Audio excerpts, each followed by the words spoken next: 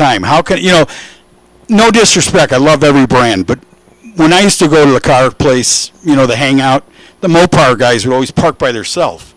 And we had a guy named Puff. He had a pipe like the bent. Yeah, the bent old school Tees were cool. Yep. He had a '69 RT Cornet and 440, all the stuff. And I think that he was just living his dream. Now that I'm older, I think he was older than all of us. But that guy, hey Puff, and he'd go in to get a burger, and we'd take the top off the McDonald's garbage can and put it on the center of his hood. I know we should have got beat for that, but those were the cool days growing up. Oh yeah, absolutely. Like how old are you? Do you mind me asking? I'm 44. Oh, so I'm 40. I've lived a minute. You're living the best part of. You know what I mean? When I watch this stuff, the old Mustang's leaking something. See that? Yep. On the way around the corner there. I hope it's all right. But you're living the best part. Like when I did this back in the '86, you had the Chicago Mafia or whatever they were, not the real Mafia. The guys put the groups together. Chicago Hitmen, the street race Hitmen, guys. Mike Alberts, Bill Reed, who had the Mammoth Monte Carlos. Anyone remember that car? I do not. The '70 blue. You remember Old Man Bill, Old Blue? He had a heart attack on the starting line. They brought him back to life. Right there in Byron. Yeah, at Byron, Illinois. Holy crap. And they pulled him out of the car. Yeah, it's a true story. And the best story about old Bill Reed, and I'm going to say this because he's not with us anymore. In Super Chevy magazine, I was there the weekend when he went to a Super Chevy event, and the starter guy, I don't know if it was Augie or whoever, but they stopped him, and they said he had 860 on the window. Uh-huh. He said, no, it's quarter mile today. It's all steel body, glass car, steel bumpers. He's like, I know. And he goes, oh, I'll be fine. 862 that came up. It's in the magazine if you ever go back and read it. You got to get rid of these bumpers, plexiglass, and he got the whole. Yeah, I'm not. I'll see you later. Right. Right. The whole thing was to take a car that was so unique and make it so fast. That's awesome. That is so cool. That is great stories, man. Absolutely. A lot of this has to do with where you cut your teeth and the people you meet, right? Oh, yeah. You understand it's all about the people you meet. I was fortunate to cut my teeth being an announcer at Great Lakes Dragway at Broadway, Bob Metzler, and if you did the history on him, he was totally insane. And he did the wildest crap, man. He'd race jack cars versus old front fuelers, and you'd see the fuel car move out of the way because he's getting the heat of the jet car coming in his face. Oh, yeah. Nitro Neil Basiglia. I'll never forget it, man. No, I'm sorry to be a dictionary. This is the greatest thing ever, and it's great because I say it's great. In March, I got canned from my job. So I'm doing this full time. I'm just making my living, running around and announcing drag racing. And living. I'm using air quotes, right? Living. This has been the absolute best time ever. I can't believe people pay me to do this. And it's all right, man. You're great for one. Thank you. No, I'm not kidding. We've been doing this for 5 minutes together, and I'm having a blast. You can feel it, right? The energy. Yeah. It's energy 100%. Is all it is. All it is. Chad will tell you the first time we met, it's energy. It's Absolutely. just you go on, and you don't worry about what happens, and, the crazy guy gets kicked out of the tower, and Chad stays. But it's all right. Chad's the crazy guy that gets kicked out of the tower most of the time in my world. So, but no, this is super cool, and really I just say it's the best job ever because I just get to talk about my friends to my friends. If you're out here and you're enjoying drag racing, you're my friend instantly. Absolutely. I don't care who you are. If you paid, whatever the entry fee is, $15 or $20 or whatever it is, to come out here to Tri-State and watch drag racing, you're instantly my friend. This guy that owns it or whoever manufactured and built the things, look at the farm tractor out there. There's a great farm tractor. On the left side is a 77 Kenworth fuel tank hanging off the side. But I could sit and look at the stuff down in that shop. It looks like the very first dragger. Did you see that today? Oh, yeah. But it's so cool. Who had the tractor, and then they built the home-built dragger. Yeah, who in their mind, we can do this? That's farm ingenuity. Isn't that something? That's Midwest awesome farming deal. Ingenuity. And you have a couple of Bush lattes, and you get a stick welder out. Bush lattes and a stick welder. That's right. And you build yourself a rotator for your racetrack. You see those young guys down there in the starting line. Those kids in the gray, they're staffers. But I'm going to tell you what, you hardly ever get to see a race. I just want you to know, it's true. When you work a track, you hardly ever get to watch what's going on. Right. Today, make sure you take a peek at everything because you're going to live history here today. You're going to see some of the stuff that made what you're watching today, like you said, the involvement, the tire changing, the pro chargers, everything, the turbos, get them into the sixes.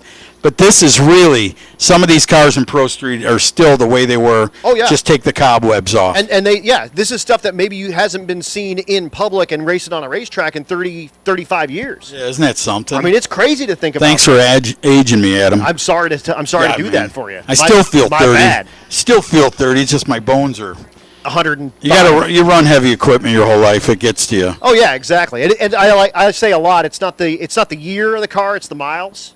So, absolutely. That's part of it. Absolutely. What did you do? I did a ton of stuff. Did you work in Colorado? I did work in Colorado. I live in South Dakota now. Oh, really? And I sold irrigation and landscape parts forever. All right. But after a 9-year stint in the Army. So thank you for your service, man. I mean that. Support. Thank you so much for your support. And went to Iraq twice and decided I was sick and tired of getting shot at. So I wanted to get back and just live a cool, chill life. And I sold irrigation and landscape parts. But now I full time running around announcing. Good for you. And good for you. Make sure. I hope your government's good to you too. My government's taking great care of me. I mean that. They're taking. I have a nephew did just what you did, and he's. Yep. No, they are taking great care of me. The VA in South Dakota is much better than the VA in the Denver area. I'll tell you that right now. Good for you. So no, they're taking. It's almost like you got to go through 3 14-foot steel doors to get him to. Sometimes. I have a friend that was in Vietnam. That's the only reason I'm saying that. It's all good. He's finally getting what. He's so proud to be an American. Yep. He'd never go to the hospital where you could I did go. The exact same He's thing. like, I'm like, but I'd have to tell him, Harry, those are some of the best doctors in the world. Right. And sorry to tell you. And you earned it. Yeah. Like get it on. But so at 72, they're paying his taxes now. So go, Harry. God bless you guys. Anybody that had to go anywhere, and I don't care if you're a cook. Right. I don't care if you wash laundry. You were there, man. Absolutely. Blessed that you're okay. No, thank you so much. And yeah, I was a paratrooper for all my years and jumped out of a bunch of airplanes. I got tattoos of me jumping out of airplanes and whatnot. No knee damage, huh? No, I got a lot of knee damage and back. My uncle did that, and then they laid him in first day over there, Vietnam. He jumps out and boom, lands on the knee. Then they lay him in a bunch of brush, and that crap was on the brush. They didn't know about it. Right. So yeah. 25, 30 years later, you get a rash, and Yep. He's still with us, but man, I'm just saying, anybody that if you're in the stands. Oh, Chad's now talking about Are you taking the pill? Hey, They just gave me a shot. Okay, perfect. Did you get that at Long John Silver's or? How about Nostalgia Pro Street? How about this El Camino getting pulled into the water here? A 67 model El Camino getting in the water here with the big tires. We legitimately break the internet if all three of us. And we are live, by the way. And let's go ahead and do attention in the pits, Outlaw 10-5, come on down lanes 7 and 8, please. Outlaw 10-5, come on down lanes 7 and 8, please. But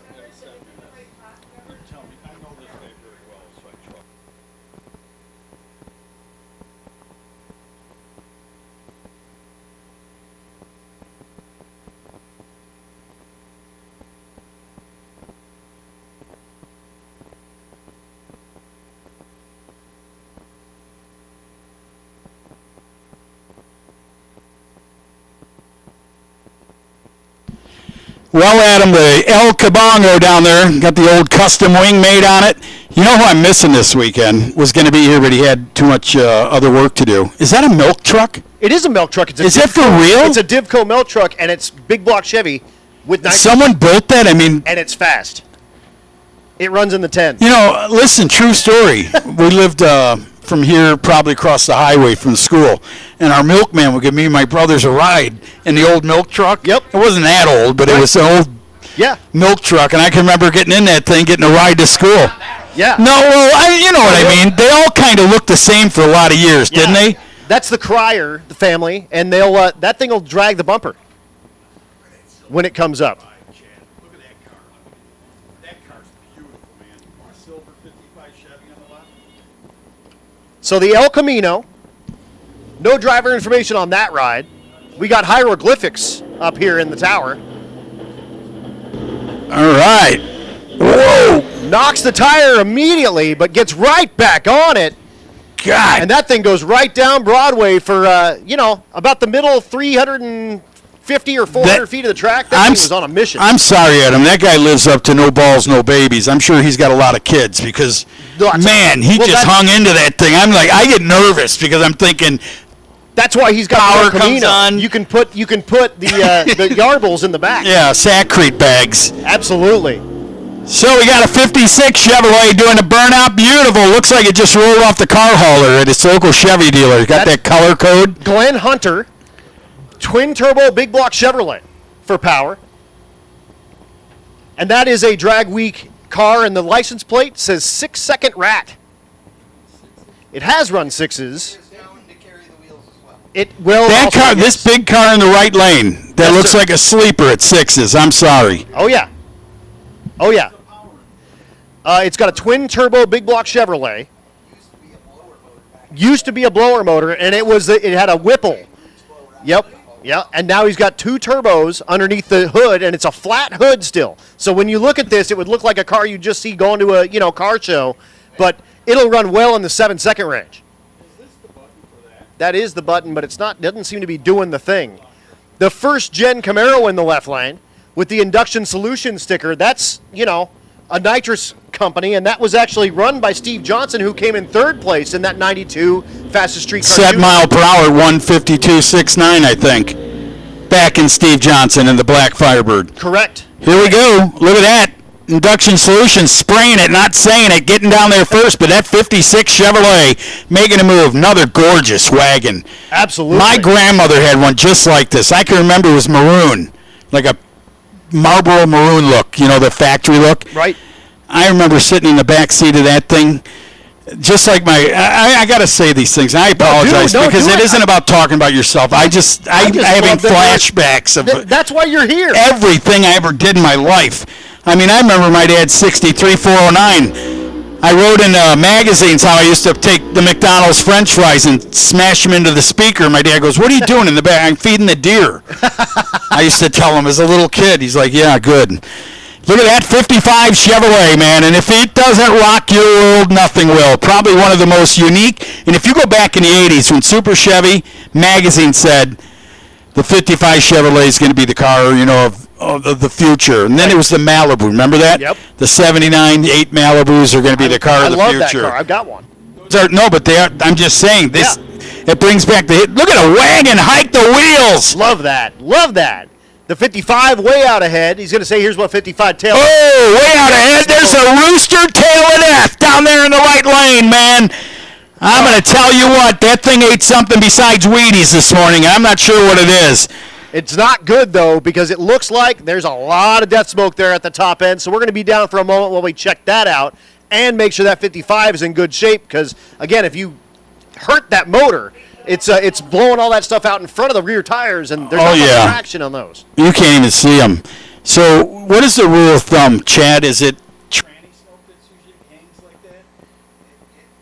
Like, see how it's smoking, how it's not bleeding? Someone always told me. It doesn't seem like piston to me. It seems like something else. Yeah, again, piston smoke would look different than a head gasket, and to me that looks like oil of some kind getting burned up on the headers. Do you see a stripe anywhere? Well, someone's bent down to see a stripe to make sure. But, man, if you look in the lanes. Is that Penrod's Camaro? Who, what, when? It is.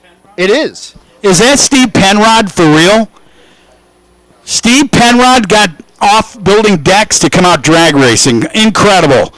There's another guy who hung wheels up in the air and smashed oil pans for years, and right behind him would be nice to not say that that's another gentleman that rocked my world back in the 90s, back when he would hang the wheels out high, and that's Mike Thompson. That beautiful car. The Chevrolet Nova is gorgeous, man. This is a rolling car show is what it is right now.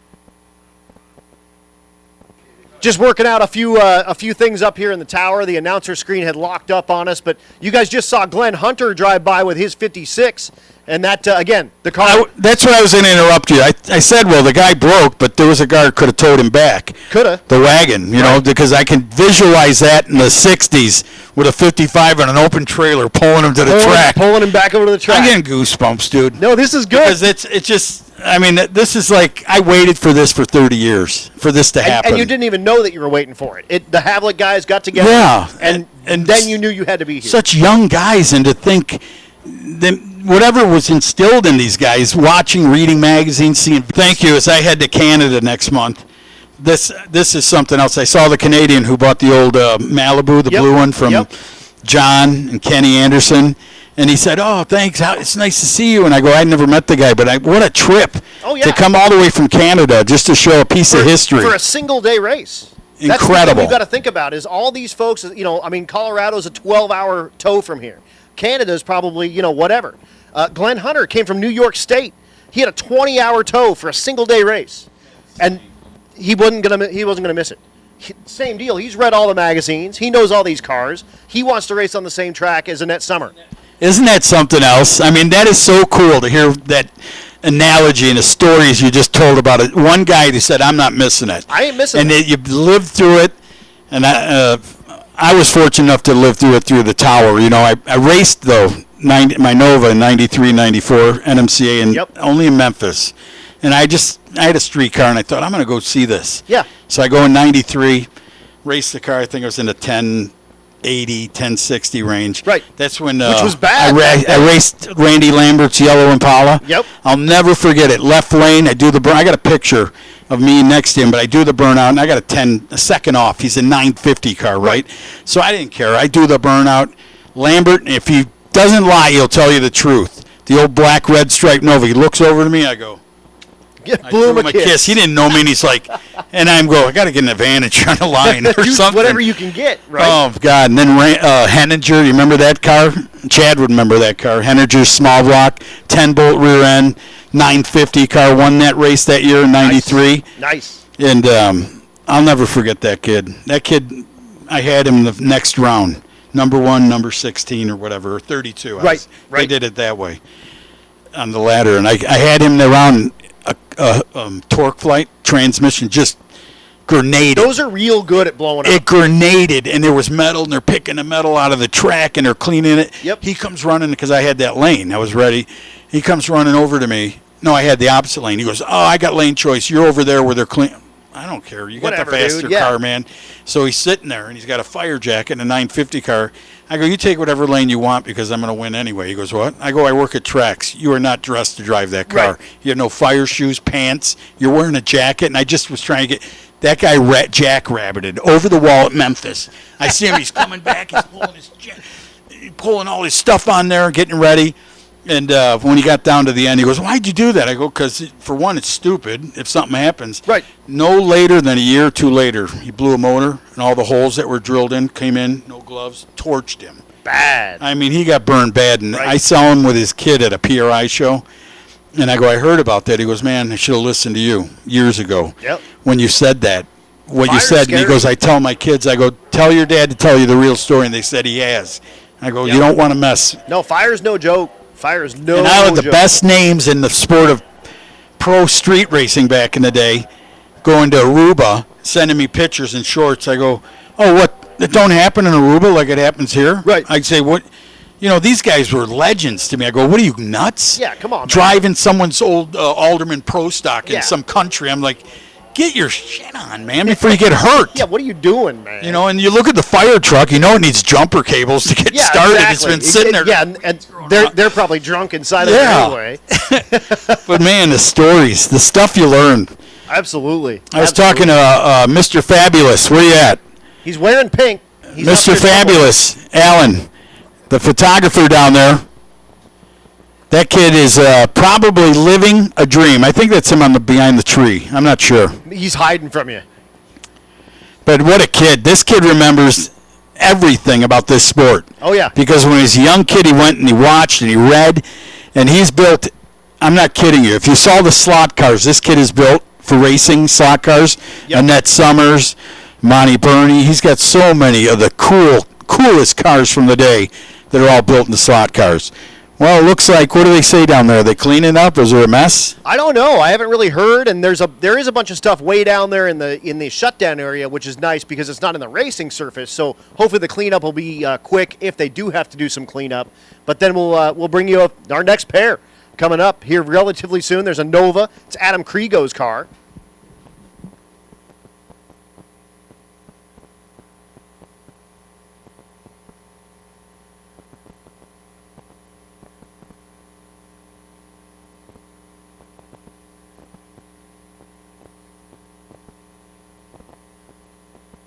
And if the spectators, here comes that 67 Camaro coming down in front of you, getting towed behind that four-wheeler. Make sure you let him know. Give him some noise and let him know how awesome it was watching him make that pass. Yeah, incredible car. That's the one, Induction Solutions, Steve Johnson doing the tune-up on. Yep. Selling of the parts. Beautiful car, man. Fast. Really fast. I mean, it brings back 80s to the 90s when you just spray the living daylights out of something. Just spray the crank right out of it, and if it does stay in it, then you're going to turn on wind lights. I'm using that one. Next time, just spray the crank right out of it. Crank right out of it. Just run over the thing about 300 feet, or if it stays in, you're going to see some low ETs. Again, while we got a little downtime, just a big thanks to all of our sponsors real quick. WFO Productions giving us a hand. Tri-State Raceway, of course. Hot Rods by Havlik. Delta Pag Fans. Fast Times Motor Works, and of course that's the nitrous, old school kind of nitrous guys. Oh yeah, those are guys. Fast Times guys. Racetronics. So what is he doing? A 10-5 Outlaw first place sponsor. So each of these classes is racing for a $5,000 wow. to win. So each of these sponsors put up all of that money for all these folks to win at the end. Very cool. Thank you to Graham Jones and the whole family down there in Chicagoland area. Absolutely. Racetronics, Super Street, they're going to give out the first place sponsor. And Trackside Media, all second place winners, sponsors, official media sponsors, and the Best Wheelie Award. Yep. How about it? You go Trackside Media. Yeah, who else? And Trackside's actually out here. They've got a tent set up in the pits, so you can go talk to them. And Racers, he will have all of the official photos. That's the guy that gave you the card. Yes, sir. Really nice kid. Absolutely. Of course, Summit Racing, all the third place winners get a $500 gift card to Summit Racing. So thanks so much to Summit for bringing that on. Quick Performance, they do all rear ends all the time, and they're out here in Iowa. They're doing the grudge class and the event banner sponsor. Thank you to Quick Performance. ESP3, apparel sponsor. Thank you to ESP3. Bank Shift, of course. Go get the mic in his mouth real fast. Go get he's got a minute. He can say thank you. Hey, Chad, thank you so much, Chad. You know what, Chad? I know that any other time you're up in a bird cage hanging over it. When I seen this crane, I asked him this morning, is Chad hanging from that? Is he going up there to get the... Hey, you know me. If that's what it took to the shot, I'd be all over I've seen this guy, Chad Reynolds. I've seen him in snowstorms up in the bird cage or freezing or rain. Bringing it to you, Bank Shift. Thank you to all the sponsors that help Bank Shift out. We thank them. Thanks to the live stream, Chad. You're a great guy. Hey, I'll tell you, it is a privilege. There's a bunch of guys in the chat right now. Everybody's excited. All of you guys in the chat bleachers, we really do appreciate you guys tuning in. And man, I got to tell you, this is an awesome event. Not only am I super thrilled about the cars that are here, but to get to hang out up here. You know, Al, you and I have been working together a long time. Many you are one of years. the finest human beings in drag racing. I I say that all the time. You are a sweetheart of a man. And I love you, dude. Seriously, Thank it's you. I so love good you to be too, up Chad. here. And to sit here with Adam and you and the three of us up here cutting it up and listening to you guys tonight. History, dude. It's great, dude. This is. I want this. I It's would like a museum that's racing. Can Bank Shift cut like a CD out of this day? Oh, dude, and the sell 'em? replay will And we be could available as soon as we are done. Everybody can watch it forever for free. Isn't that awesome? It's awesome. It's God, great. thank you to Bank Shift. All you spectators too that are out here today, dude. There's that. Like I'll pan with the camera here in a little bit. I know, like, this main shot, that's the side shot here at the starting line. Everybody can see you guys out there. There's a bunch of you with easy ups that are lining up down the racetrack. In my opinion, there's nothing cooler than a racetrack where you can either back up to the fence with your car or set up your easy up down there, barbecue and hang out and drink a few Chad just, you know what Chad just did, fans? He just set that picture Sunday in the park. Yeah. You know, where everybody's got their good gear on, they're enjoying picnic baskets. Yeah, the picnic baskets. There you go. Yeah, 100%. But thank you so much to Chad Reynolds, because no one knows, that's a tough job, man. I've watched this guy hanging out. I don't care if it's freezing, you know, we shouldn't even be racing. He's still up there bringing you the show. Yeah, because I'm not very smart, but I'm also ugly, so it's perfect. No, that don't matter. He still dresses like he's in California. I mean, you can't take the California kid out of me. Wherever I go, I'm still Chad, shorts and flip-flops. Were you ever have you been to Bonneville ever? Oh, yeah, I just got back. Really? You were there? Actually came for his first time. I've been running out I of would Bonneville. love to try that look, just to see that Dude, once. the next year, you are coming. Yes, I would love 238 mile an hour on the salt there, and it's... you went that fast on that? Yeah. It's epic. It is my favorite. We do the most coverage on Bang Shift of anywhere for Bonneville coverage. Photo galleries every day for the next week still. Wow. We were there for 4 days. Adam was there helping a friends of ours out on their car. First time he'd ever been. That is so cool, man. Yeah, Bonneville is amazing. Now, Next let me year, you're ask coming you. with us. We are doing a big trip of a bunch of guys. I would love to go out there. I've never You're been on the there list. in the... When we were good friends, Brett Kepner told me once, that's something you got to do. And it goes, then you get a realization of everything that you see, drag racing or just racing, period. It's amazing. If you want to see cool photos, go on bangshift.com. We got a ton of photos up. If you have never been, you absolutely need to go. World Finals are coming up in October, which is a smaller event, but still cool. But Speed Week next August. Did you see something so unique? Did you? I mean, is there some? There's too many things. Too many things to even count that are unique out there. I mean, there's a car out there that's called the Flying Pickle, and it looks like a pickle, and it is an old Renault. Really? Like a 50s Renault. It's this little bubble, and it's green, and it's got white stripes on it, and it looks like a pickle.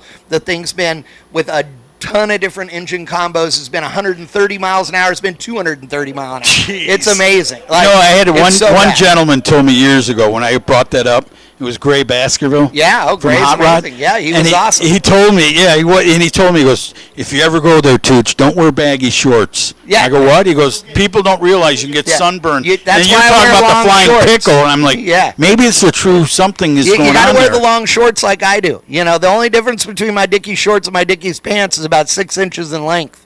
So that's why. You got to protect the family, you know.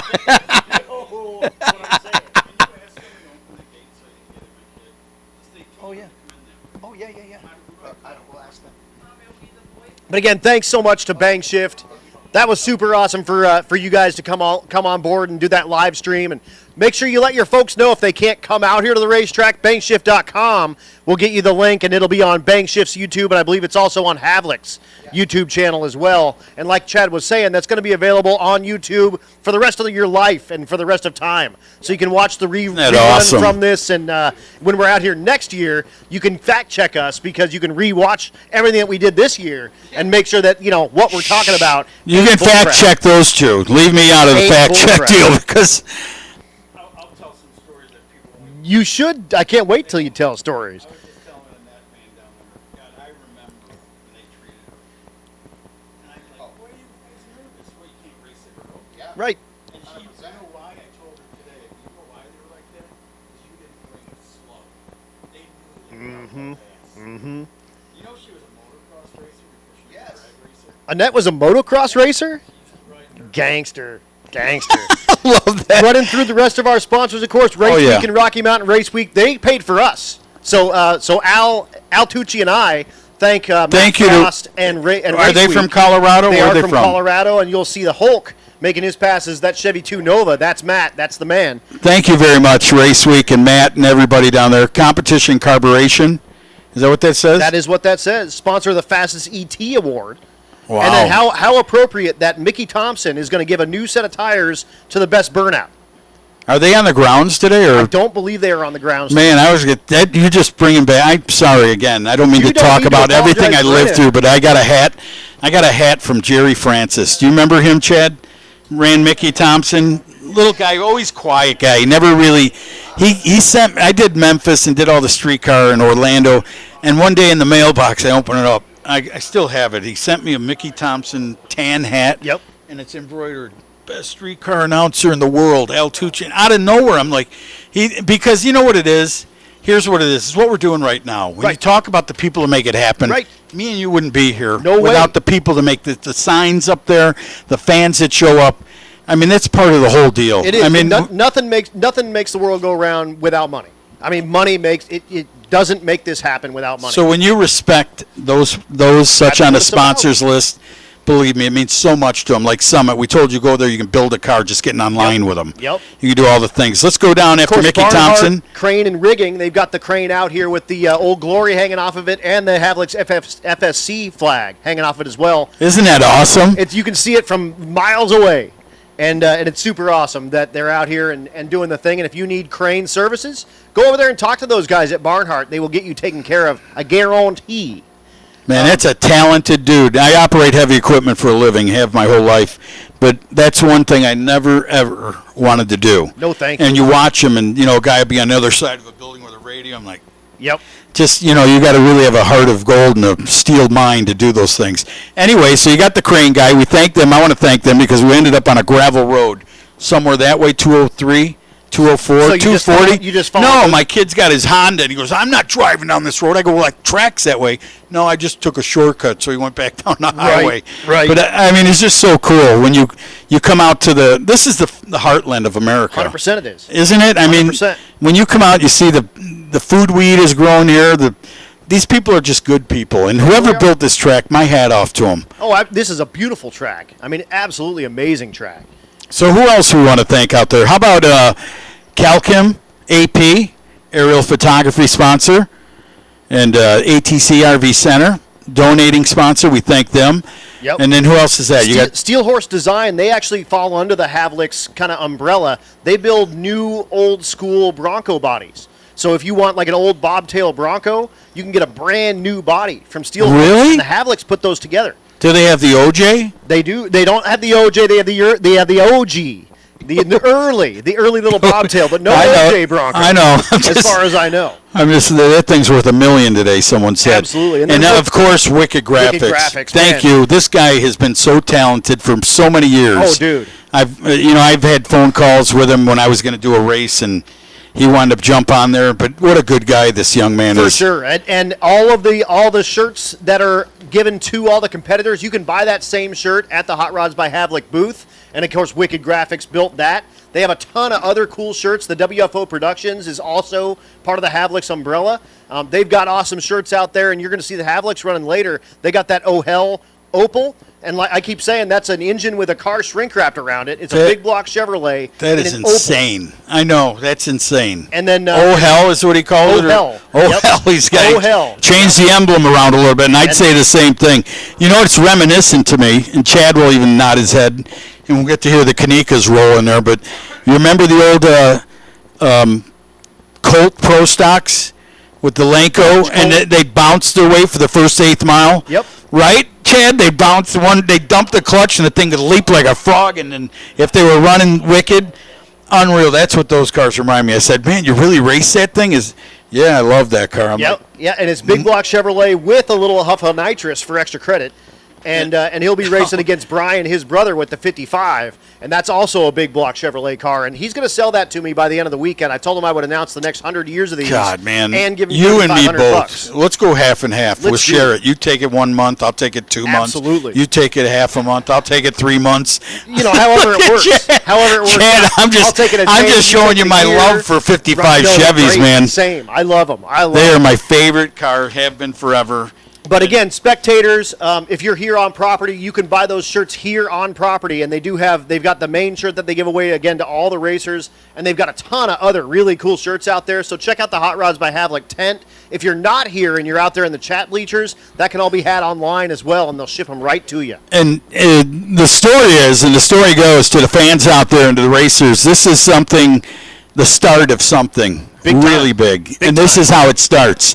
So don't forget the inaugural T-shirt, because you'll be kicking yourself next year. Yep. Why didn't I get the one when they first started it? It goes back to like the NMCA when they started doing this stuff. You wanted to have the one from every year. Absolutely. You know what I mean? And in 30 years, when you're telling your friends, you remember when they had that fastest streetcar reunion race. I got it, man. You're going to have I bought one to wear and one to care. Yep. Keep it over there. Yeah, absolutely. So make sure you pick up all your merch. And again, all the Havlik stuff is awesome. Those WFO shirts are awesome. Of course, WFO stands for wide freaking open.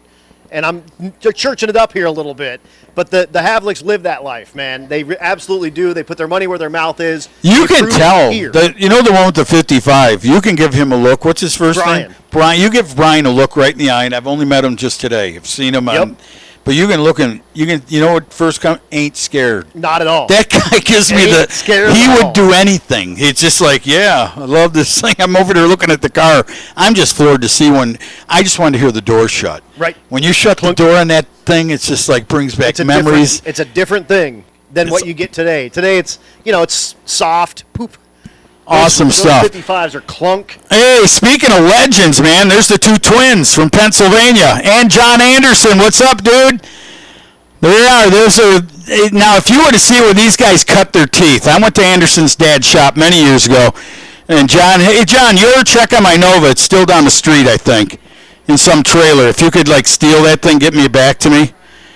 I was talking about Lutz. He's got my car. He's had it for many moons. Yeah, maybe get it back because, like I was saying, my goal is to get you to pull that car out of the garage, and bring it out and do a little bit of racing. Just started it 2 days ago just to get it running. And like I said, I can't get that one.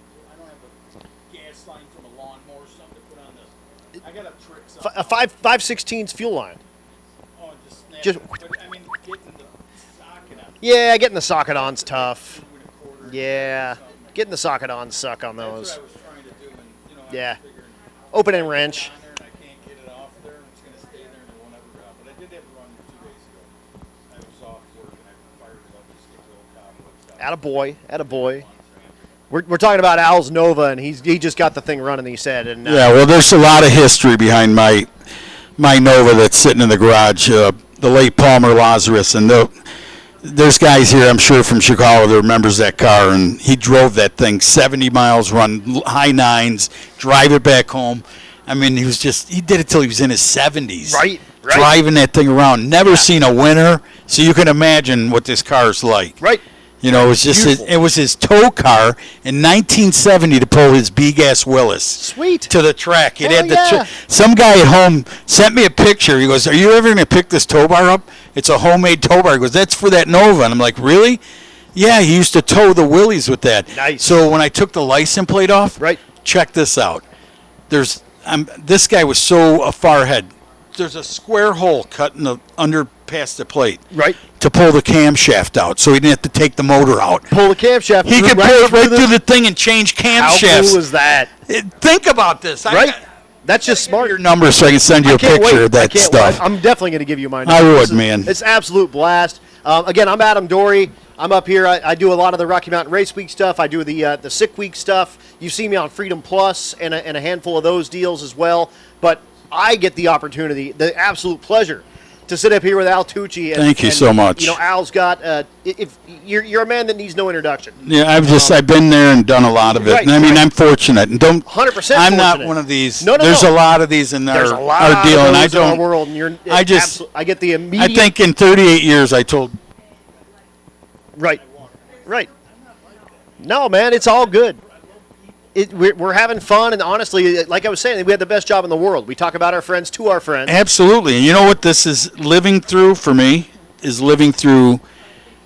Gotten married young, had kids. I had a car, but I could never do what you really wanted to do. Right. So I would live through this. That's how I started announcing I had a car broken, and a friend of mine said, I need help at a racetrack. Would you mind helping? And I said, sure.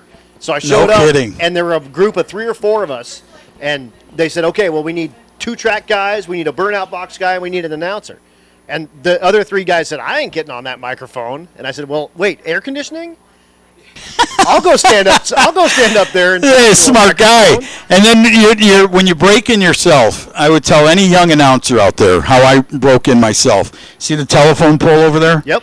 And I used to be able to walk out on the starting line, and there'd be thousands of people, and I'd look and talk to a telephone pole like I'm talking to you, because it's hard to describe. Like the two guys that didn't want to do it, it's a weird thing. Right, it is. It's like hearing yourself on a tape recorder. You're Exactly. like, that ain't me, you know? Exactly. It's the strangest thing, watching all these videos and watching the replays and hearing my voice in the background, even if it's somebody's just out there taking a video.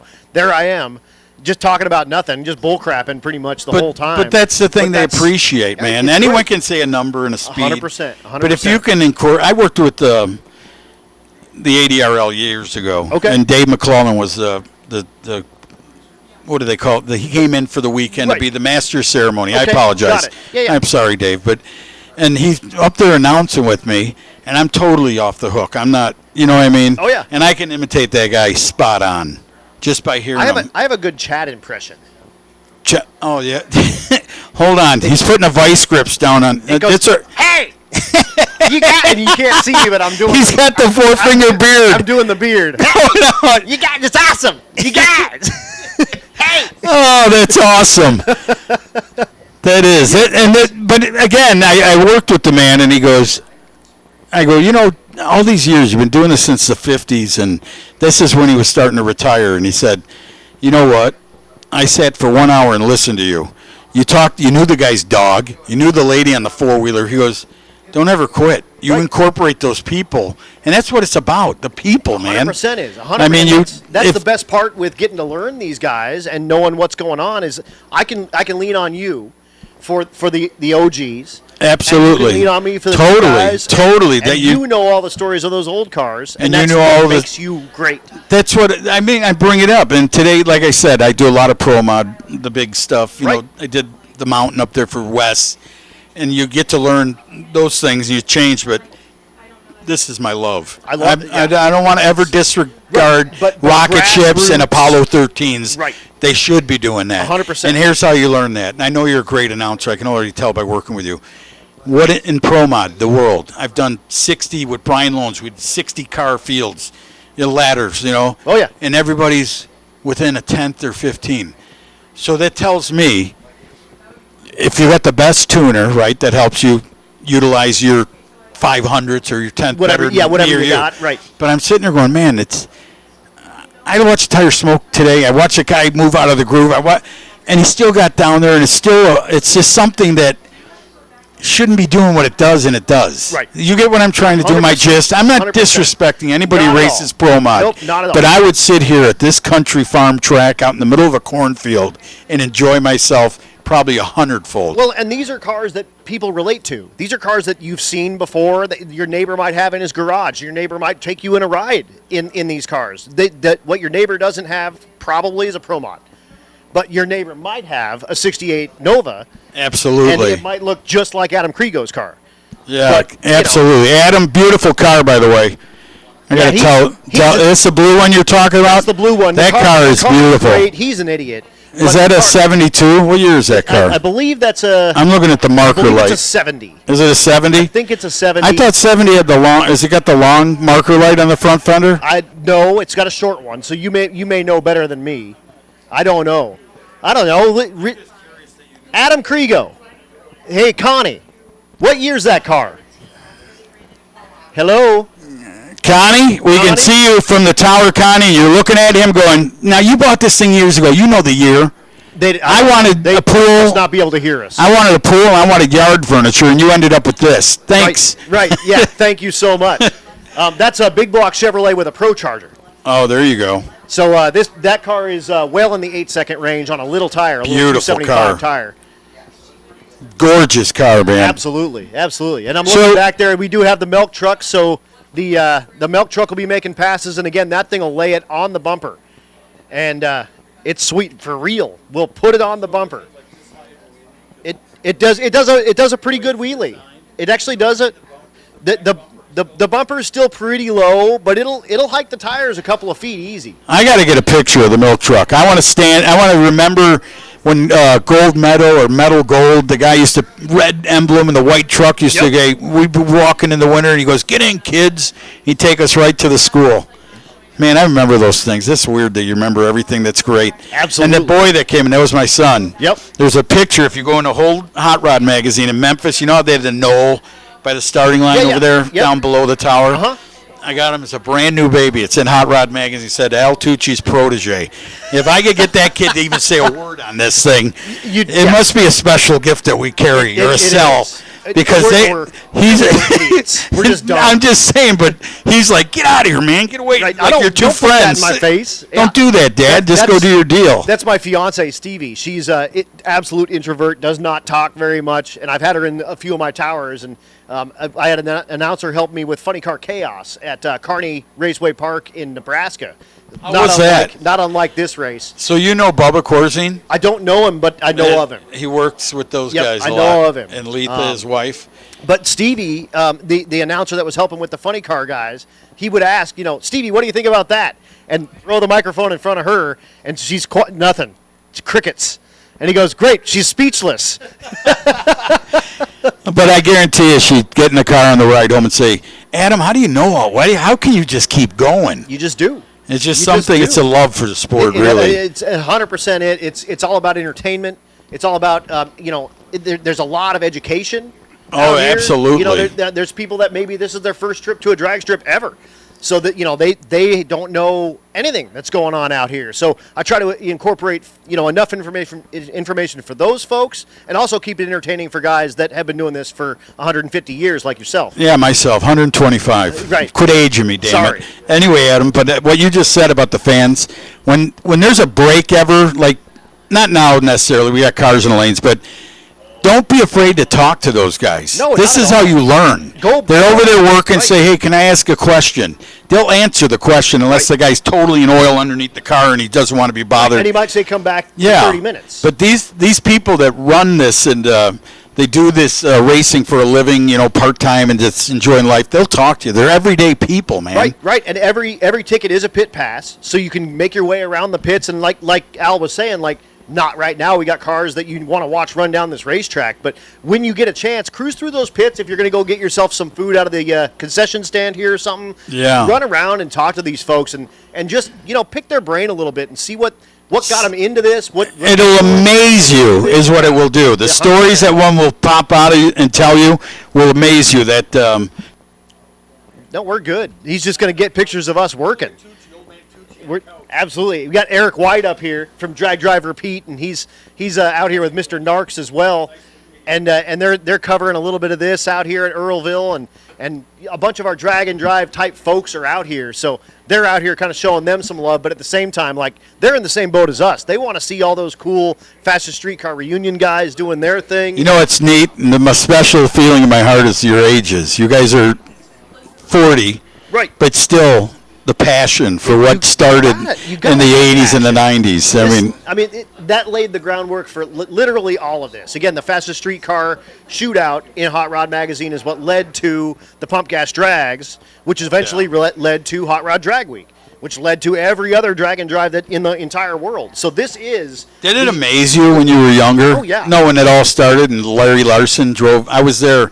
That pink, when his Nova was pink. Yeah, and in the it was beginning, blown. and then the silver one. Yep. And when he broke that record, I got the thing. He signed it. The guy was crying, man. Right. At Right. Vegas, Yep. and I'm like, Larry, man. He's like, you don't understand. Yeah. How to be here, to be able to set that record and set the number down. Oh, yeah. And it just showed all the hard work in some chassis shop. Yep. And a guy not just Yeah, out building of his Missouri, own. just Yeah, some and he's little building other people's whatever. stuff, but Exactly. he's concentrating, and he did what he set out to do. Absolutely. Amazes And me. that Nova is just absolutely amazing. Lenco car for the long... And I to think it's drive still a that thing, Lenco car. Right. And he said he said he used to change like a spray or something in there to make it not ruin the tranny. Right. He said I had spare something. He used to tell me. Yeah, I don't Because I go, even you know. can drive that on the street. He goes, well, I made it streetable. This Right. was in the beginning, Right. when he was running that. Yep. But I mean, today, look at they got overdrive. You can even do a gear vendor. Gear vendor. I mean, Yep. those guys amaze me. They could drive. Was it Bailey's car, the Camaro?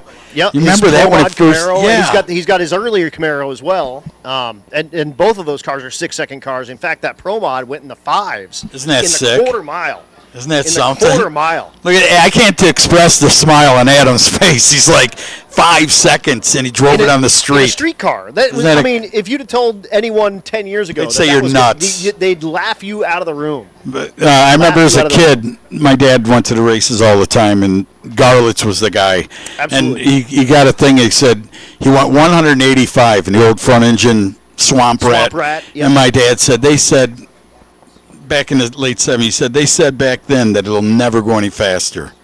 They told Garlitz and that. No, this is it. They're at their limit. Yeah, you can't do anything more than this. Isn't it? Now you look today. I mean, they're 300. 3 seconds. Yeah, 3 Right, seconds. 4 second. 1,000-foot Isn't it runs. sick? It's insane. Absolutely. I mean, if insane. they said, Sid Waterman told me once. I don't know if you know. I don't think he's. don't. He invented the fuel pumps and all those. The Okay. Watermans. Oh, Waterman fuel pumps. Yeah. Makes sense. Okay. So I met Cowboy. You wouldn't believe when you meet him or met him. I Never don't know know. if he's here, but he had cowboy boots and a big hat.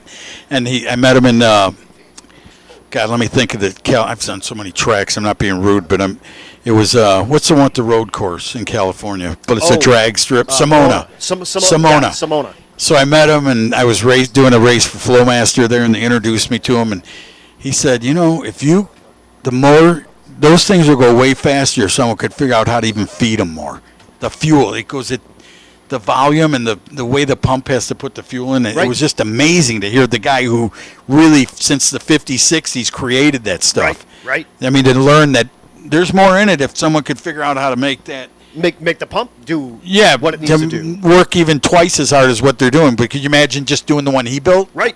Amazes you. Absolutely amazing. It's something Absolutely else, man. But amazing. this world is great. I mean, we have to be free, for one, and to be able to buy any part and buy any car you want and to enjoy life. To remember that as a young kid. Even today, even if you're like my kid driving the fastest Honda they make, I don't care. Right. Just enjoy what you do in life, especially the young ones out here today. If you got an uncle, that's how I started. My dad had the fastest car in our town, streetcar, 1930 three-window Chevy coupe. Oh, yeah. Original frame, LS6, 660s, rock crusher Muncie with a 12-bolt. Right. 1974 when 1130s at $1.21. Wow. So, and a streetcar. And naturally aspirated. Yeah, and everyone, oh, those coupes are so lightweight. This thing had so much pound, it would put the scales at 3,075 pounds. Jeez. Wow. Yeah, Wow. so you can understand. Yeah, it's moving good. Yeah. And again, no technology. You're talking cast iron heads. Yeah, just a this little is- pocket porting to match Right. your gaskets. Right. There was Right. nothing big. And you had, the latest Holly, whatever, 780 carburetor that you could put on the thing. And to know motors, right? I'm sure you know motors, but to know, it came out of a 70 Chevelle LS6. But we didn't know the pistons in there. Right. And he'd always say to me, he goes, man, this thing goes a tenth and a half almost faster at night. Small compression, cool air come in. Right. That thing wake up. And he wrote, I went to the engine guy. He goes, oh, that's why, because it's a 11 or what was it, 10 and a quarter to 1 or something. Right, weird. right. He goes, but what it's doing when it gets that air, it's putting more fuel in there, Yeah, more yeah. oxygen, and it'll go faster, which is cool. I mean, you It's learn so that cool. stuff as a kid. Yeah, and those are old school, like the old Oh, pink yeah. rod. Yeah. LS6 pink rod that they had, Yeah. the 7/16 cap screws and stuff. Oh, you remember all that was stuff. I had one. That stuff's great I had stuff. one in my Firebird. It was, and actually that's a shout out for Andre Navant, who couldn't make it here, but that dude lived. I mean, so he had snakeskin boots in the '90s. He listened to all the long hair rock. That's good. And he built his Firebird watching the fastest streetcar shootout Movement, guys doing their thing, and he built that car basically in their footsteps to go down that same exact path. God, you know how many guys there are just like your friend I mean, there? it's got to be that said that went to thousands. one of those races And said, "I'm and gonna build 10 my years later, I don't care if it took 20 years, I've seen guys bring it out. I finally got it done. I had a family, I did this. But I was going to point out when you were talking about the connecting rods. Yeah. To any young kid out there, you can get on eBay or any of those and find those old big block Chevy parts. You can build a stout streetcar. out of Out of GM parts. and here's the thing, a lot of those parts, yeah, they put a price tag on them, but a lot of people, unless you're restorating or doing something, are only buying those. But those guys are fading away. Right. That stuff's laying around out there, man. You could build yourself a nice 9-second motor and put it in your streetcar and have the blast of your life. Absolutely, and it'll all have GM part numbers on it because that's when they still made crap good.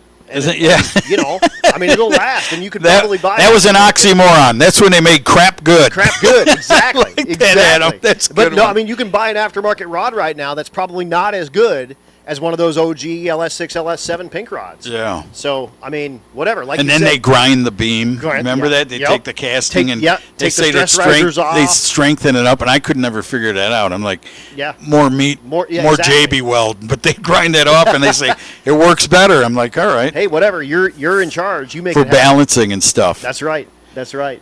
But, But looks it- like we're just got a couple more minutes. They're up there with that rotator and the sprayer actually. So we'll be down just a couple more minutes, and we'll be back into the Nostalgia Pro Street category.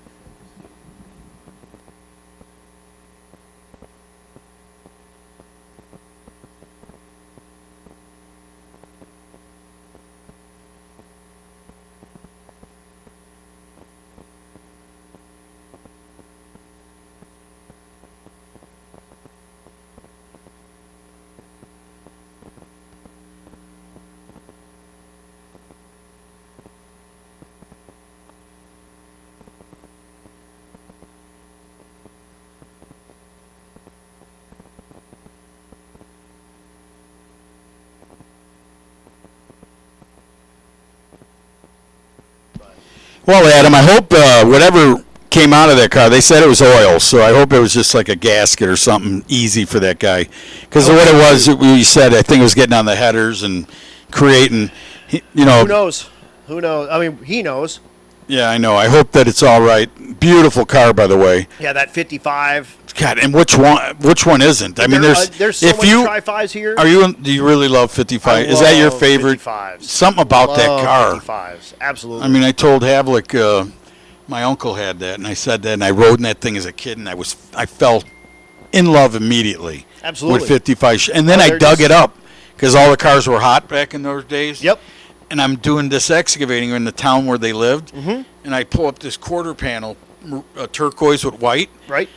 and it's got a sticker on the back window, a slapper bar sticker. And I was telling the story, so I called my uncle, who lives in Colorado, Pueblo. Right. I go, you know what color was that car you gave me a ride? And he goes, oh, it was turquoise and white. I go, you know, on Butterfield Road, we're doing a job. I just ripped this quarter panel, and there's parts around there. He goes, where? And I told him where. He goes, oh, you dug that up? I go, what did it have on the back window? He goes, oh, I had a Lakewood sticker. No I go, I way. just dug your car up, You dude. found your uncle's Yes, car? but again, hot parts. They buried it all. I'm not ashamed to say that because That's just what they did? what did it lead into from when you? I would never do it. I mean, I might took a candy bar or Jolly Rancher, slid it up my sleeve when I was a little kid, but I would never tell did you, that. I would tell you what it led into if you love this sport. Yeah. Oh, I don't even want to go into it, but somehow, some way, if you're going to do this, it don't matter how you're going to do it. Right. Your You're gonna- mindset is, I'm doing this. You're going to do it no matter what. That's why you can tell I'm a good guy because I can never afford one of these cars. Dirty hands, clean money. Yeah. Absolutely. Well, it looks good, man. Everyone's getting off the track down there, and it looks like the mess has already been cleaned up as we bring our tractor back. I don't know. That's a good question. But that's the spray rig tractor coming back. So I would guess that they probably don't need to do any dragging since all of that looks like it happened in the shutdown area. So hopefully the racing surface itself is fine. But we will know here very soon. Do you know the history of this? I don't. You know the owner?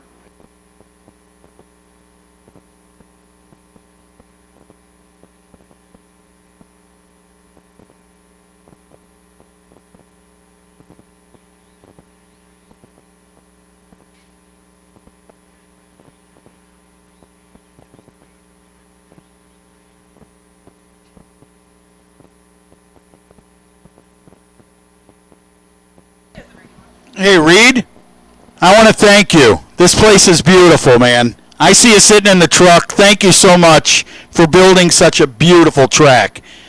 Telling you what, man, very cool to see this out in the middle of a cornfield, enjoying life. This is how I started my career. Great Lakes Dragway, Union Grove, Wisconsin. It was in the middle of a cornfield. And that means something coming from Al Tucci because how many? I mean, if you had to estimate, how many racetracks have you been to? 100. Do the ones out of the country count? Yes. I got a great story for you. I can't do. wait. They wanted me to go to guitar cutter. Qatar, yeah. And the Sheik's lawyer sends me a email. We'd like you to come here. We'll pay you this and this. So I tripled everything. Right. Because I'm not going. Not going to Qatar. Listen, for one, I was watching Egypt was killing people 200 miles away, and I'm Right. My wife's going, no. I'm like, don't worry. So I type up there, I want per diem. I want this. I'm going to fly home after there's 3 events. I'm not staying there for 2 months. Not staying there. Right. They can, get me on the Emirates jet. Right. And then I said, and I want to pee in the same gold toilet as the Sheik when I get there. I swear to you, it's somewhere on my computer. And the guy sent, Mr. Tucci, you bring a hard bargain. We're going to have to pass. Enjoy your life. Hey. Enjoy mine over here. Yeah. I always had this vision that, because I know for a fact, I know people went there. Oh, yeah. No, for sure. I'm not being mean. No, 100%. I get it. The fact that they came here and flooded the market with billions and then Exactly. took the Kentucky horse. You want to know your story? They took the horse fields of Kentucky.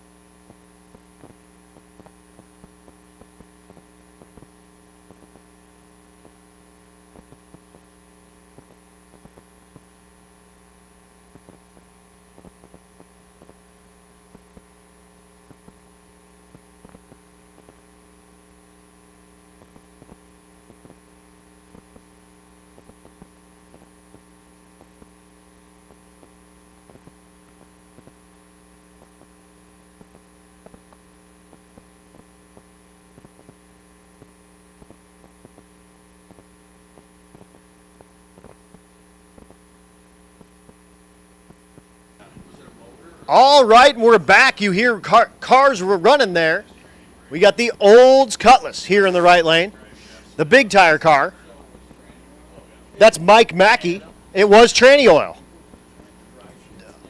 Oh, awesome. So the tail housing and the trans snapped. Trans oil. Makes sense. Right. No, it's all good. This is all new. This is all new stuff. All right, Adam, we're back, man. Ready to go here? Yeah, Havlik's fastest streetcar shootout. Oldsmobile. Check that out. Now, I'm not even going to any more stories about what I did in life. But I got to tell you this one. We took the same body car from Wild Oldsmobile in Libertyville. I was a porter at 18. My buddy Jerry Brzezinski, who could have probably been an IndyCar driver, he was so crazy and right. There's a set of railroad tracks. We go out at lunch. We get out, 4 of us to bend down. He'd come about 100, and there's us under the car with the sticker, loaner, Wild Oldsmobile, airborne. But this is all about the new stuff. Mike Mackey, 82 Olds Cutlass, 540 cubic inch. These are 10.5 still? This is Nostalgia Pro Street. Oh, Nostalgia Pro Street. Okay, so we're into Nostalgia Pro Street right here, the Chevrolet Nova. And who was that again? That's Adam Kriego, big block Chevrolet with Pro Charger. helping him out. Watch the Ols. Look at the Ols. What a hole shot, man. Kriegel, hang on to that monster. The 90-10's work on the front end. You see that thing? It don't want to settle down. They put all the weight on the back tire and down there, and it looks like a beautiful job by the guys at track crew. Letting him go through that dust down there. What a nice job they did. Here comes Nick Cryer. Nick Cryer in that milk truck. And the milk truck's coming. That's the one that you drove. And I swear it was just like that. You open that door like it'd squeeze open. They say hop in. That had to be back in the 60s. And anyway, look at the burnout. Here's Penrod lighting the Chevrolet up here in the right lane. The 69 540 wheel standing Chevrolet. And again, he's going against the 63 Divco 565 big block Chevrolet with nitrous assist. That's what it's called, a Divco? Divco. Now explain that. He told me that it spells out, I believe it is the delivery, I can't remember. I'll ask him what it is. The Delivery Industrial Vehicle Company. Yep. I'm just guessing. Something like something. But look like at that. Is that like the original pin striping on that, or did someone do that? The pin striping on. God, whoever did that's a genius. I mean, it looks like it's old school. Here we go. Oh man! Check that out! You weren't kidding, man. He just turned white milk into chocolate milk down in the back end, shaking it up. Man, I'm telling you what, there's steel crates and milk jugs everywhere in the back of the old Nick Cryer machine, rolling down there in the left lane. First time for everyone. Detroit Industrial Vehicle Company. So that's. But hey, if you do your research even further, I wonder if it was like GM or someone that helped them with money. Yeah, that thing was sweet, but not to be outdone. Steve Penrod goes out there to the quarter mile and turns on that wind light, but the Divco puts the thing on the bumper and does a awesome about 100-foot wheel stand. I'm going to start opening up milk deliveries and have a couple of those, a fleet of those. You may as well. Drive around, man. Oh, look who's coming up in the right side. Ladies and gentlemen, the 68 Crown Point, Indiana-based Chevrolet Chevelle. That car's incredible. Now, this is a true story for you, Adam. Yes, sir. This guy's bent a few frames on this car back in the day. Oh, yeah. Landing, and they had to put new frames in it. Look at that. That'll tell you why he got that thing hiked. He's going to full quarter-mile shootout down there. Was that a Malibu in the left lane or Monte Carlo 78? Yep, Monte Carlo. Yes, sir. Thank you. Boyer down there. There goes Mike. Mike runs 8. We're allowed to say that now. Go for it. It's all good. Real quick, attention in the pits. Outlaw 10-5. Outlaw 10-5, come on down 7 and 8. Outlaw 10-5, come on down 7 and 8, please.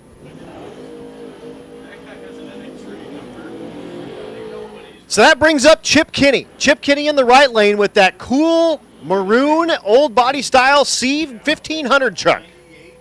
1990 model. Yep, that's the very first of that new body. Yep, long bed, standard cab truck. Left lane is Rob Seaton, the 91 Camaro, that third gen. Isn't that nice looking? So nice looking. And you can see that it's a third gen because of his mullet hanging out of the back. Doug Cook could be getting wood right now. Yes, he would. Lumber. There we go. Oh, little tire spin, but can he make it happen? Chevrolet says no way in the left lane. That thing hooked up 3 times, and the third time's a charm. Gets down there first, the 91. Rob Seaton, his 582 cubic inch power plant, brings him through. Now, this is what I want to tell you fans I love. This ain't the NMRA, and I respect them, but look what's pulling up in the far lane. Yep, the 67, what year is that thing? 68? 68, it says. Mike Sterling, what a gorgeous car. You know, the grills in that car right there, and I know Chad will tell you, are hard to find. Someone said if you have those laying around or a junk one, pull the grills out, they're worth thousands of dollars to super stock style guys. Absolutely. You can't find the A-body Mopar, so this is like the intermediate car. So this would be the competition for a Malibu or a Nova or something like that. You know, it's sort of their lowest end car that you could get a V8 in. Man, I used to say back in the day, make sure you ain't wearing anything shiny in front of this thing because Beartooth will attack. As they roll up in the left lane, gorgeous looking machine. Oh, here comes the milk truck. Give him a look at that. He's got the hood up there. That's how they cooled him off in the day. That's right. That is the coolest deal. Was not that guy? Is that the guy driving it? He is. That's the guy driving. He's just chilling. He's just out there enjoying life, man. Well, Sterling has to get on and off the throttle there in the left lane. Let's talk about the quick performance side of the racetrack. That'll be in the left side. And then you have Raceway sitting there. How about putting your thumbs up for those cars coming down the return road? Let them hear it. It only gets better throughout the day. That's right. And again, Outlaw 10-5, Outlaw 10-5. You guys should be making your way down to 7 and 8, please. Outlaw 10-5, come on down 7 and 8. And let's go ahead and get Unlimited. Unlimited cars, come on down to, Unlimited cars, come on down to 4 and 5, please. Unlimited cars, 4 and 5.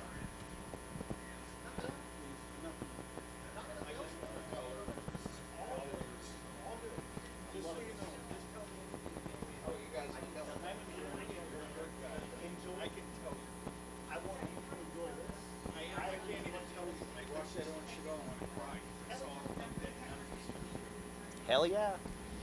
What do you got there? Does that look like So this is Rob Senker in the Grand Prix. It's Pontiac powered. 4,969 cubic inches of it. It's 496. It's Oh, not there you- actually 4969. Oh, that's 0.9 when the leaders came in. Right, and here is that naturally aspirated car. That's Ed Esner. This is the naturally Oh, aspirated really? Fox From the Mary Mustang. Tyler Moore show? No, sir. It's not. It's a different Ed Asner. He's too Different- young. He's going, what's this old guy talking Different about? Ed Esner. This has got a mountain motor, and it's naturally aspirated in the right lane.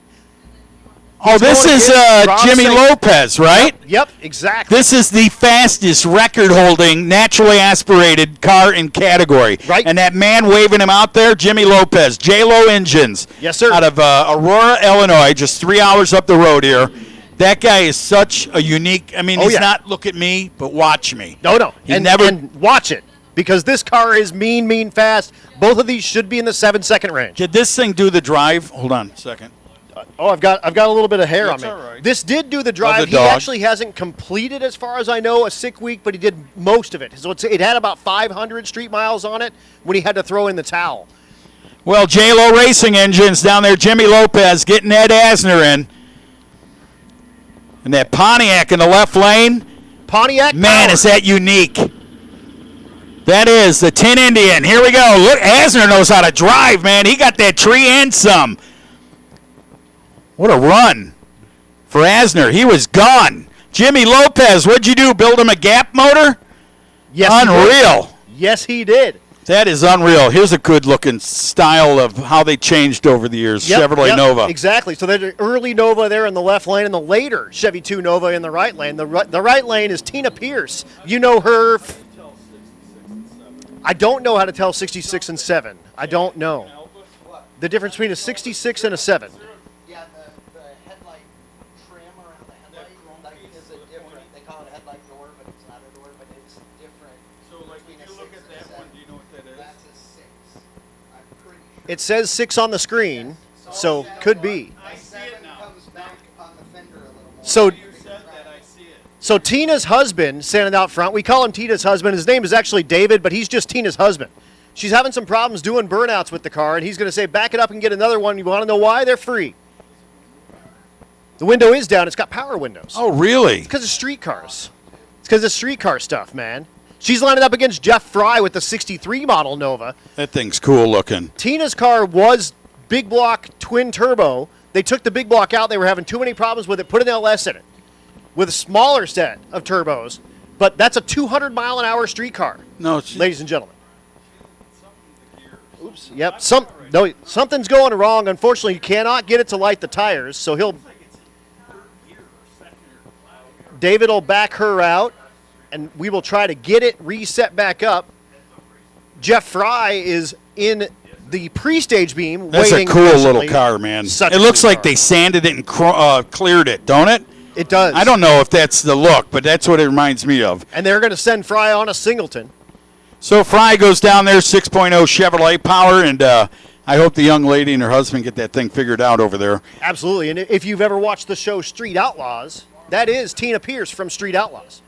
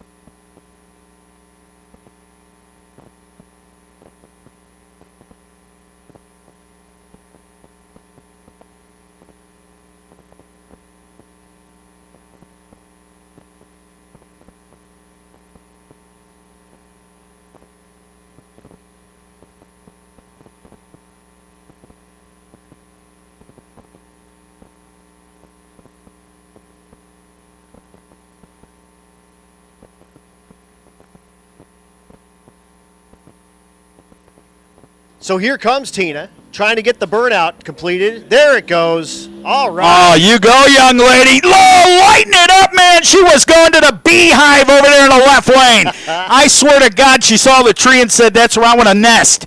Unreal. That thing started power sliding to the left. She did a great job. How about that? Absolutely. Now her husband, the guy who probably helped her build this thing, right? Absolutely. Is saying, "Natta girl." I want to know what went on. That's what I want to know. Well, he had the laptop, so he must have just piled a little quick tune in the thing. Oh, they probably had this drive to the track tune-up. Now we're going to put the tune-up in Now we got to it. put the racing Isn't tune-up that what in you it. guys do in the drag Yeah, week exactly. stuff? They drive, you just mellow change it out. a little bit, mellow it out. Yeah, take all the timing out, take a bunch of the fuel What out. about the guys with, and Chad's going to go, Tucci, shut up. But what about the guys with the triple valve springs and all that? Do they change any of that stuff? No, they don't. And actually, they figured out through Spintron stuff that if you crush those valve springs down almost to coil bind, that's when they don't break. When you crush them down halfway, they start oscillating and they break. So if you keep, So is there a development now? Is there a type of spring they they built? figured that out. They have figured that out. Incredible. So Tina Pierce, the LS powered now Nova, not the big block, looking for a 200-mile-an-hour pass here this Gee weekend. whiz, you go, girl. Unreal. That thing's true, straight and It's got a true. little bit of smoke coming out of the exhaust pipe there. I did talk to David, and he said that this car with the new motor combo has 60 laps on it. 60 laps So on that's it. just breaking oil. You're just breaking That's it. all right. No That's big all deal. right. She'll be all right. That thing didn't nose down or anything. Nope, not at So all. you said she's in the No Prep King stuff? She was in not a little bit of the No Prep Kings, but did a lot of the Street Outlaws Oh, in the on early TV days. show. Yep, Yeah. in the early days when it was on Discovery. They were involved with that a lot. So Did you go to a lot of that I did stuff? not. I watched it on TV, and I actually became a Tina Pierce fan. That's cool. And then met them on Dragon Drive stuff, that and they cool? are the coolest people you've ever met in your entire life. They got out of the Street Outlaws world. They do live in the Oklahoma City area, and they do race over there at Thunder Valley. But they pretty much now they're doing their kid Their Kenzie own- is doing doing Junior juniors. Street. That's And nice. Junior Dragsters and stuff, and they do have this car that they're racing, and they have an automotive shop as well in the Oklahoma City area. That is so cool. So cool to see that, man. Yep, absolutely. Hey, there's the Tucci boys. Where are they at? They're walking down the grassy knoll like Kennedy did. Oh, there's Mr. Fabulous out there. There he is, In the Mr. pit. Fabulous. What's up, dude? How you doing, Alan? Ladies and gentlemen, if there's anybody here that's living his childhood dream, it's Mr. Fabulous, the photographer in the pink shirt. He has watched these things all his life. As a young kid, he went to some of the events. I think the best event he ever went to was Great Lakes Dragway when they showed up. Absolutely. The NMCA. Look at him shaking his head. He got to finally meet his heroes as a young kid. But, man, what a talented photographer. This kid, I'm telling you, in the beginning, he would tell you, oh, I just want to learn. But, man, did he learn. The last, what has it been, 10 years? How many years? 15, 10 years you've been shooting? 20? More than that. That's More all than right. that. I'm not trying to age you, Alan. I mean, you don't look a day over 20. Yeah, he's been shooting for 85 years, and he's only 40. So good to see Nani out there. Tucci boys. Ryan, how you doing? Now, let me tell you a story about my two kids. The one in the white T-shirt, bottom bleachers on the left. Yep. Right above the Summit sign. Yeah, I sitting see down him. there. His name's Ryan Allen Tucci. Okay. It's Rat. Rat. The Got other it. one was born at 4:54 in the morning. Ah. So I got the name and the number out of those two boys. So you don't tell me things don't happen. And they like Hondas. Remember, my initials are car on purpose. See? Real quick, I real wasn't quick. even, my wife just wanted Ryan. I'm like, all right, give him my middle name. And I wasn't thinking. Then I got the name and the number now. Attention in the pits. Attention in the pits. Exhibition cars. Exhibition cars. It's your turn. Let's get you to the top of 4 and 5, please. Again, exhibition cars. It's your turn. Come on down to the top of 4 and 5, and then once that comes around, I'm gonna hand that over to Al Tucci, and he is gonna make it happen. I'm gonna listen to you. Well, this spit is spit all the facts. You know what? on There's those going to be a rides. lot of facts, but I would tell you what, there's going to be a lot of like finger crossing because this makes me. Everybody got their crap running yeah. yesterday. Yep. So just bear with them. I mean, this ain't an easy sport. No, and You the can way see- and the way you're going to see them make their passes, this first pass, everyone's going to run singles, and they're going to run 8th mile. So you're going to get a real good look at each and every one of these cars making their way down the 8th mile. They may or may not be under power. Really, the idea is we want to give them a chance to shake them down because, like you said, they got this crap running like this morning. Yeah, no, you know what it is. I mean, when yeah. you build something at the beginning of the year. It takes almost the end of the year to just totally figure everything until out. you feel good behind the thing. And a bunch of these folks haven't driven these cars for 30 decades. years. I think Annette's car's been sitting around for 30 years under the cobwebs. And that summer is here, and pink is the color. And I would tell you, and I told her this morning down by the wall at the driver's meeting, you know, simply love her, and her husband is so smart. Oh, yeah. I'm not kidding you. He's not one of those loud guys, but he's one of those very smart guys. He knows how to do Those are those dudes you need to watch out for. And I, who just talk and talk and talk, you know when we're full of crap. No, exactly. They'll give you that. They'll say, hey, there's the shit talkers. That's all right. That's right. But anyway, Vern down there, who raced pro stock back in the 70s and stuff with Dino Don, I mean, they can tell you stories of stuff that those were the greatest times ever. Oh, yeah. For me in pro stock to watch as a kid. Absolutely. I mean, I used to be. And that was Warren Johnson's, like, dude, that was when he was wiping it up.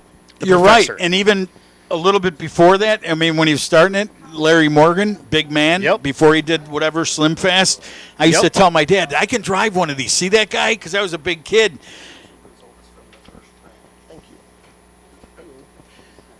Yeah, no, it's this is going to give me goosebumps because again, like I read these hot rod magazines. This was a big deal for me watching this as a youngster. In '92, I was 12 years old. 92, God. So that was for me. That was right when I started getting into Hot Rod Magazine and started getting into cars real good. And I started telling people that like my pornography growing up was Hot Rod Magazine.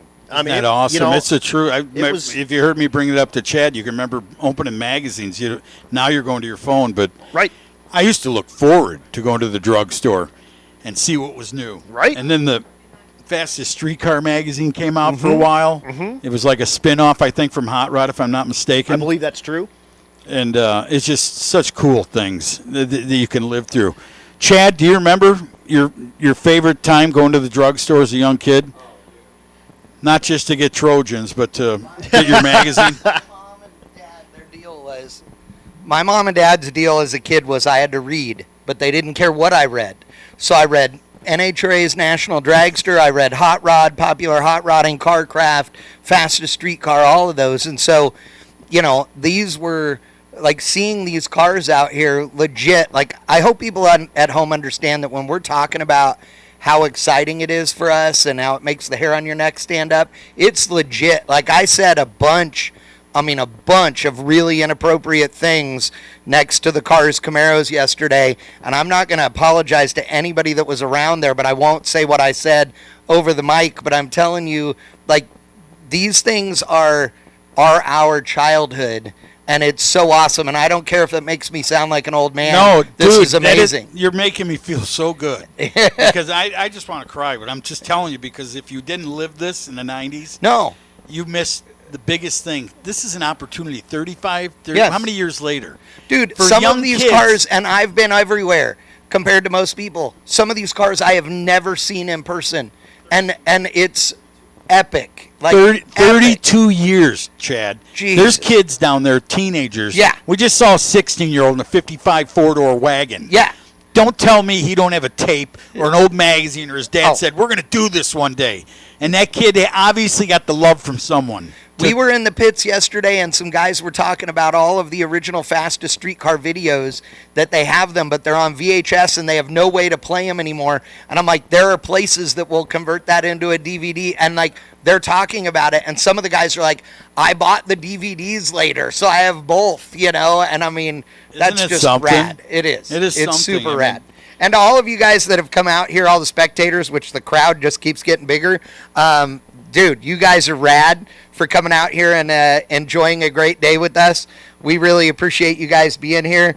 The crowd on Bang Shift, they can see you guys all up there in the grandstands. And what cool grandstands here! They're like miniature version of Bandamere. Oh yeah. It's concrete bleachers. It's super awesome. Everybody that's down there in Easy Ups as well. Anybody that is enjoying a cold snack at this hour, amen, brother. It's 11:13. It's perfect cold snack time. Our friend Derek Beery would appreciate it and approve wholeheartedly. So, again, thank you, everybody, for joining in. I want to thank everybody that's joining us on bangshift.com. You guys that are watching the live stream, thank you so much for joining in. I know a bunch of you guys have had questions. We're going to answer them throughout the day. And so definitely appreciate you guys being here, for sure. It's a good time, and I know that the racers that are out here are so excited as well. If you have not wandered around through the pits to take pictures of these cars and see these guys, please go do it, because they are like really happy to be putting these cars on display. Mr. Reynolds Rap. Anyway, Yeah. I was I got going it. to tell. Did you? I got it. Are you on to It's me? not not the first time, Tooch. I love that in you, Chad. I always tell people, they go, how do you spell your name? I'm like, Reynolds, like the aluminum empire. Unfortunately, no relation. Because if I was related to Reynolds Aluminum and Reynolds Wrap, sorry, dude. No. I'd be racing really expensive I don't junk, know and you if wouldn't I know he me. would. I know he loves racing, but I have a vision of him with like one of those lava lamps and the Reynolds Wrap over the windows in his room. Just him and Brian Olsen or Brian Wilson, the Beach Boy, not the late Brian Olsen. yeah. He might have Dude, done that too. He would have. Our He had boy. his man purse with Dude, oh my every God. bottle. If you had an illness, he had something for He you. did. All of them. Yeah. God, what a great guy. He The guy was. loved this stuff. Oh, I that's mean, awesome. You talk about so, that. how did you get started announcing in the whole fastest streetcar world? I mean, was it accidental? Like, did they just hire you to come in and then it turned into this crazy thing? No. I raced. I told him 93, 94. I had a 72 with a 68 front end Nova, and I go, I'm going to that race. I'm done racing street stuff and messing around. It wasn't real serious, but I towed down there, bought an enclosed trailer because I thought, I don't know where I'm going. Well, you got to lock something up. You know how shit disappears, and out of hotels with barbed wire it disappears. Right. So I did that because everything I ever did to build that car saved my money. It was a 10-second car. Yeah. I thought I'll go down there and have a car, and there's Randy Lambert and Henniger are running 950s. I'm like, well, brought a fork with 2 broken prongs off of it to a gunfight. But I'm like, I didn't care. I had so much fun. So I walked up there, and this is a true story to announcers. Because, I do have respect. There's times we all get in each other's. It's normal. Yeah. That's normal. You don't know how you woke up this morning. Right. Obviously, like you had California time because you told me, Yeah. love you too, Chad. My kids are in the car. They go, do you know him? I mean, he's a good guy. Oh, of course. We He's love all him. right, man. If we don't fucking twist up a little bit. We're not busting each other's chops. We're in trouble. So I was there racing, and Alan Scrimmager ran with Russ Smeltniks and his brother Ivan, or they owned Racerhead Service. Yeah. So they were the ones who bought that from the first guy, Green. What was his name? Green something? The 92. If you look it up, he did the first one. Right. So they bought it. They made it happen. I said, hey, someone up, Al Tucci, the announcer from Chicago's down there. Why don't you let him get up there? And they came over to my pits because I was out. Yeah. Hey, do you know these? I go, yeah, I know half the guys from Chicago, but I know can make up anything. So I go up in there, and no lie to you announcers, there was a guy from Maple Grove, black hair and glasses. If you say his name, I have a problem. I love you, man. If I treat you with it, give me at least a high or something. Oh, yeah, if you treat me like that, I don't. My brain won't calculate. Right. It won't put your name in there. So he goes, I'm walking in, and he says, oh, they got some guy named Al Tucci coming up here. And I'm walking in, I hear him. He goes, this is just BS. I'm supposed to be announcing this. I don't even know who this guy is.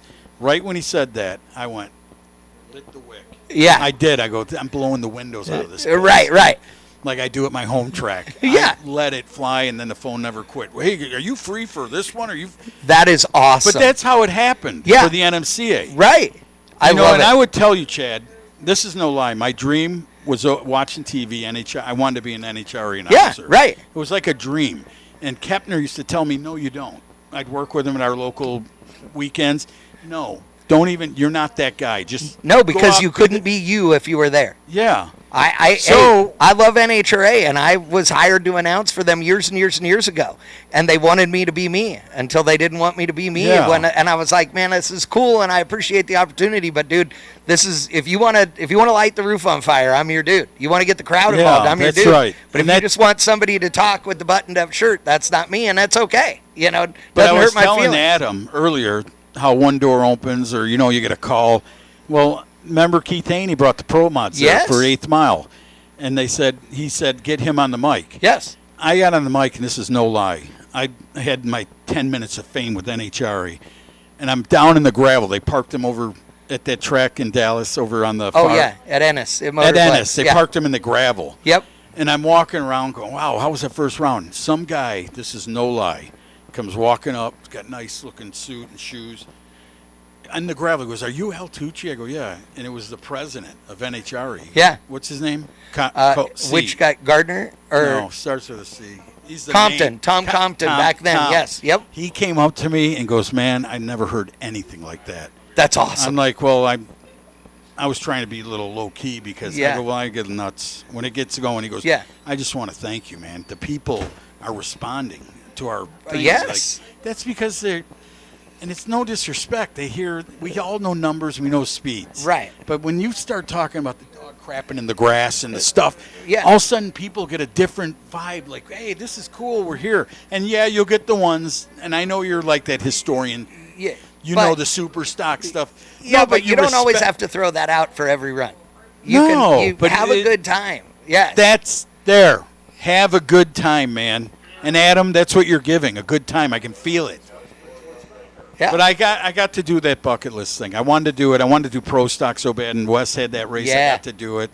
Which is awesome. But and I would have wished you were there because it was a whole different pro stock experience for the world because of the fact that you were there, giving them the excitement they deserve and do not get in their normal racing. You know what? That's weird. That coming from you means a lot to me because I got letters from England. Yeah.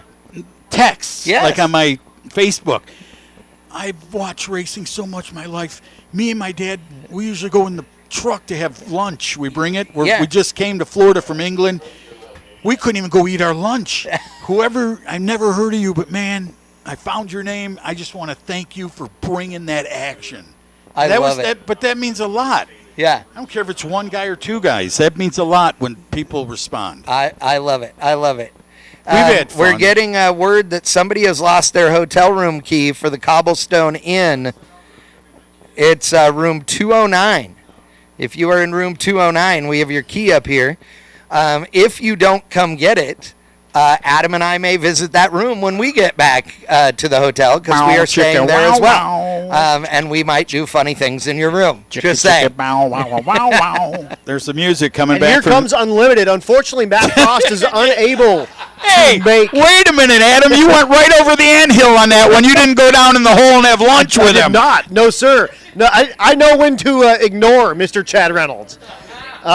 But Matt Frost, unable to make the call. He unfortunately had a bunch of fuel in the oil, so they had to push it back to go change the oil. So we will not see Matt Frost's Hulk car, but that will bring up Royce Payton, the supercharged Nightmare Mustang. He's going to line up against Bryant Goldstone. Goldstone with the 74 Javelin. Both of these are 6-second capable rides. Is that a California model on the left lane? It is not a California model, no sir. What is that? Just a GT? It's a GT. It's got a GT 350 front end on it, so it's got sort of the Shelby looking like kind of scoop front end and junk.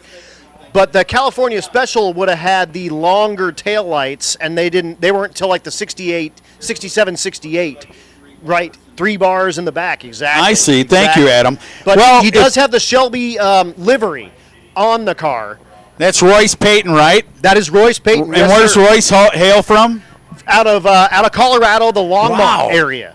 Where have these guys always been hiding out? In Colorado. We've been partying in Colorado doing it. They go to Pueblo Motors Track and Bandimere, and Bandimere's closed now, but yeah, and he is again lined up against Bryant Goldstone, the 74 Javelin. This car's been as quick as 640 in drag and drive trim. So 1,000 street miles, and it will run in the 6-second range. What's the power under Goldstone's car nowadays? It's a big block Chevrolet twin turbo. There you go. So, probably in the 3,000 kind of range, 2,500 to 3,000 horsepower. Goldstone and Rob Emmons back in the day. Right.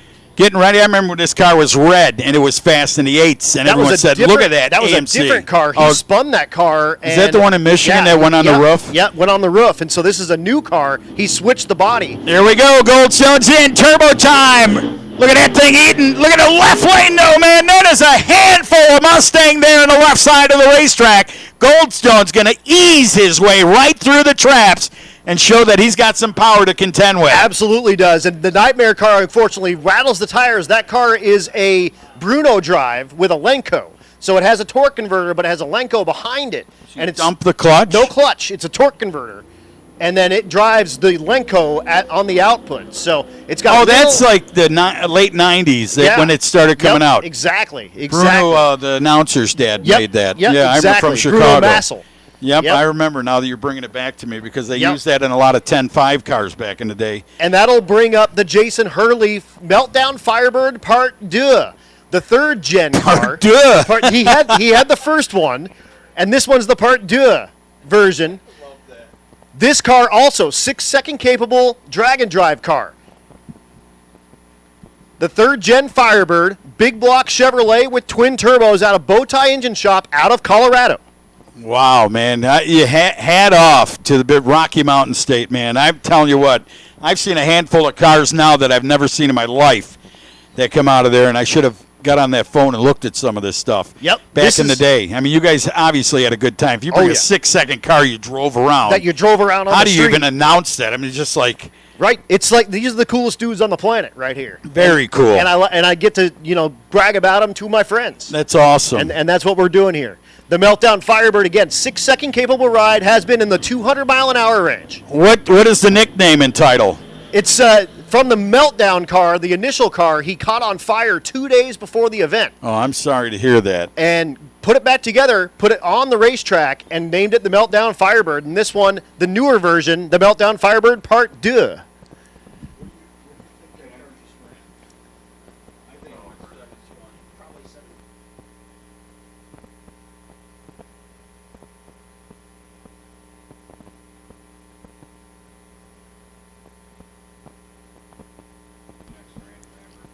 Hey, listen up. Steve Penrod needs someone that can weld aluminum. If you have a TIG welder, the weld aluminum, Steve Penrod, the purple, green, white flame Chevrolet Camaro, needs one immediately. Please. He's over there by Lambert and Mike Thompson, the Indiana crew. But anybody with a MIG TIG welder, please go over there and see him, or someone that knows where one is, go tell him so he can get his pan welded. Thank you, sir. How about that's going to bring us up into our exhibition category. You see them all lined up back there. And this is going to be, I see the smile on your face right now. Just exactly reliving your early 90s kind of world. And just the first time to see those cars and read about them in the magazine. Right? And then to be able, like you said, you get to meet those people. It was greater than anything. It was like when Chad met Big Chief, Right. Yeah, he just got stars in his eyes, just loved that guy. All about it.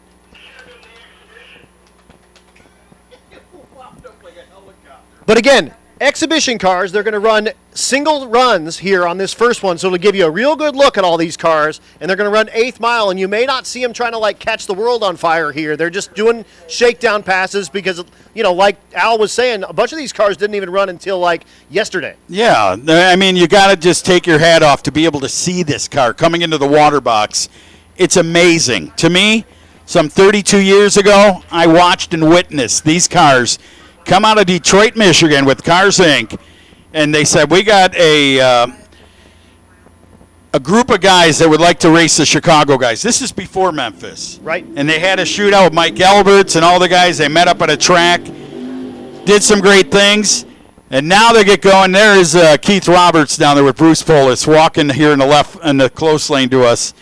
And that's the man that owns every legendary car that you can talk about in the Tri-5 area. Awesome, awesome stuff. So they're going to take single pass here. Tell us, this guy knew you. And he goes, Adam knows all about my car. I do it on Drive Week, I think, the yellow one. Yep, so this is John Wishman driving. Wishman's the hired gun to drive the car. Yeah, he's the hired gun. He's driving the car. Please tell that phenomenal story about 69, 8, and 7. Yep, so the Cars Incorporated guys wanted a 67, a 68, and a 69 Camaro. Someone came up with this car and said, hey, what do you think about adding this car to the stable? And they said, nope, we're out. It's a 67. We already have one. Well, he came back a couple of weeks later, and it was a 68. He had 68 doors and all sorts of stuff in this car. And so he said, yeah, you can go ahead and come in. So they made the trio of the Cars Inc. cars. So that was Bruce Kimmon's car back in the day. Bruce Kimmon, who owned a little company that made products for GM, little plastic pieces and such of. And Bruce was quite the guy. That was the first car he brought out, and he's so colorful for the sport, Bruce was. Oh, absolutely. That guy was just, that's the John Force, really. I mean, Rick tried to take that deal, but when you get Bruce over there and he'd start smiling at you and tell you this and that, and then he went on to build a flaming blown car that Robbins helped him build. But right here, who's driving again? This is the guy knew you really well. So he said, Adam knows all about this car. Yeah, he drives it on Drag Week. I don't know about the car all that much. It's been on Drag Week. So Jeff Atkinson. That's all good. No, it's all good. It's 100% good. So but Rick Dyer's car, I mean. This is a street car, by the way. Right. What you're looking at is a guy who took a 8-second car back in the day, turned it into a legitimate street car, goes on your races with you guys around the world and Drag Week around the states and does his deal. Now, ladies and gentlemen, I'm going to tell you what, I'm getting a little pumped up here because this is bringing back some memories for me. Here comes Pink, and this car just got running a week or two ago, and look at the exhaust. Everything is the way you seen it back in the day. Annette Summer, for the ladies who love the sport of drag racing, this is one you should salute as they did Shirley Muldowney in Top Fuel. Absolutely. This lady is the first lady of pro street drag racing. And how about it? There's a Lenko in that machine that's a clutch-pedaled car, and Annette Summer has not missed a beat. Adam? Put your hands together for that orange Cars Incorporated car coming right in front of you. How about that? The first time that you've seen that car in 30 years. Both the Tucci boys on the phone as the car goes by. Yeah, look at those kids. They're like, oh, yeah, whatever. We've seen them before. Yeah, whatever. Dad's got a room with pictures all over it. Real quick, attention in the pits, Grudge cars, come on down lane 3. Grudge cars, come on down lane 3. What a deal, man. I don't know. Look at the 57 of Bob Rieger's old car coming to the water box.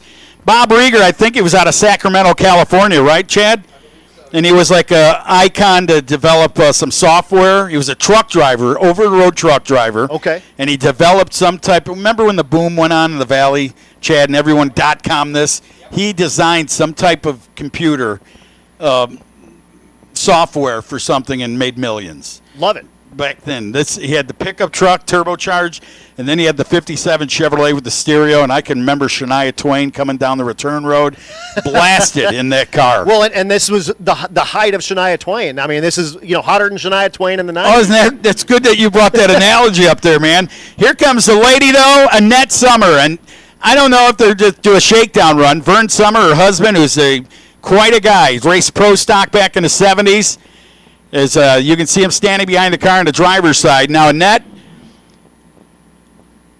purging sitting in there, purging that nitrous oxide. And they asked her, why don't you make a horsepower? She goes, what? Well, here we go. Nitrous motors like it when you put nitrous through them. They get grumpy. They wake up is what they do. We'll see how she does here. She pulls up to the starting line. We're doing single passes here. It's like a grudge deal going on. So you won't see their times, and it's just out of respect for someone that took a car 32 years old and put 2020 products into it. Yeah, exactly. Try to get the edge. You know how they are. All racers want that edge. They want to go home with their picture on the board saying I was number one.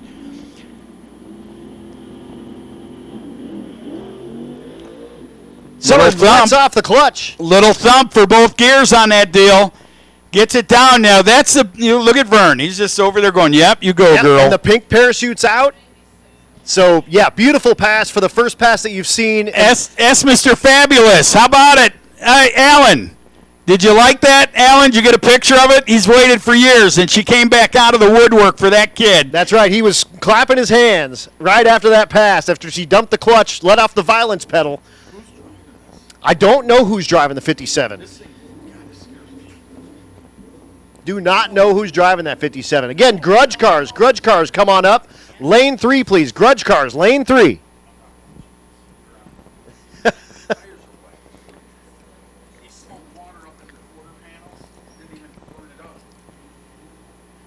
So this beautiful 57, tell us about this when it was in its heyday. Well, in its heyday, this is one of the most threatened guy to pull into any NMCA race, and that would be the words of the late Tony Christian, Pat Musey, Annette Summer. They'll all tell you This guy pulled in when the top kicks, whatever they're called, the trailers, the stackers were just coming out. This guy pulled in with the legitimate NHRA Stacker. top fuel style, semi. And then he had his own semi like Force did for people to just go in and watch videos and walk through. I mean, he really went all the way out on all the bells and whistles when Bob Rieger came into drag racing. And I can remember he had the pickup truck. If you guys remember the little black truck, small block twin turbo truck that Miller bought it. That was the guy's name. He bought it and raced it in Orlando for many years. And they're going to just take it down. Now, let me tell these fans, that car just got put together, that last week, right? I think less than 4 or 5 days ago. Yeah, isn't that incredible? I mean, this thing made the long haul. Mike brought this thing from California, drove nonstop to get it here to the Havlik shop, and said, here's the parts and pieces. I don't have the time, and they said, we'll get it running. Yeah, and to the be a Havlik part of the boys deal. did get that car running and put it here at the racetrack, and it just made its first pass in probably 2 decades minimum. I knew Larry was a gangster. He didn't put his last name up. He's out of Canada, but I could tell when I met him. This guy would probably put you out when you were sleeping. He's the only guy I know that can take a ring off your wife's finger while she's asleep. But he's down there ready to go. The 78 Malibu. Now there's some history about Fast as a Shark, the Anderson family. Yep, this car finished number 6 in the first top 10 shootout. Ran as quick as 890, 152 in 92. It was incredible to watch this car race. I mean, these boys from Pittsburgh area, Pennsylvania, probably Calgary, Pennsylvania, very close to that town, put this together. They travel. Now, Ken Anderson was the driver. His brother, who is a airplane mechanic at Delta, John Anderson. Well, hang on. Good pass. Yeah, great pass if you're cringing. That's okay. That's all right. Turned 600 feet into 770 feet. No problem. No big Adam deal. ain't scared. Not scared at all. Again, grudge cars, come on down lane 3, please. Grudge cars, come on down lane 3. And let's get Super Street. Super Street, come on down to 7 and 8. Super Street, come on back down to 7 and 8.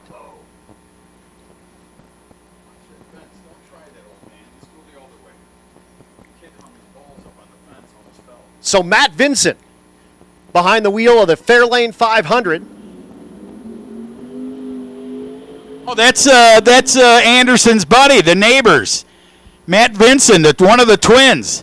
Valencia, Pennsylvania, the 66 Fairlane. Man, this car is so cool. I mean, cool. See the tall guy standing behind it, backing it up? John Anderson. That's the dude. That's Ken Anderson's brother. Nice. He turned into a great drag racer, and you can see as they back that thing up, this thing has been around for many, many moons right here.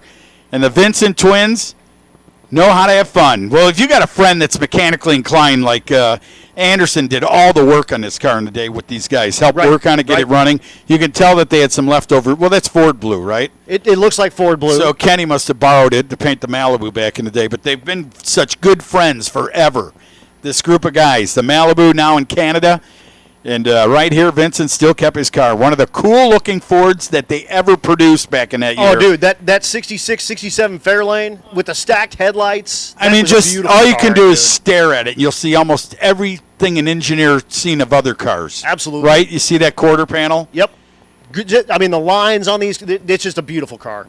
Really, like I really said, nice car. I've been born and raised a Chevy guy, but I love everything. I mean, Mopars, it doesn't matter. If you want to build it, bring it. Right. I'll bust your balls for it a little bit, and I'm a Chevrolet guy myself, but I don't care, man. Bring it out here. Take it out of the mothballs. Bring it out here to Tri-State.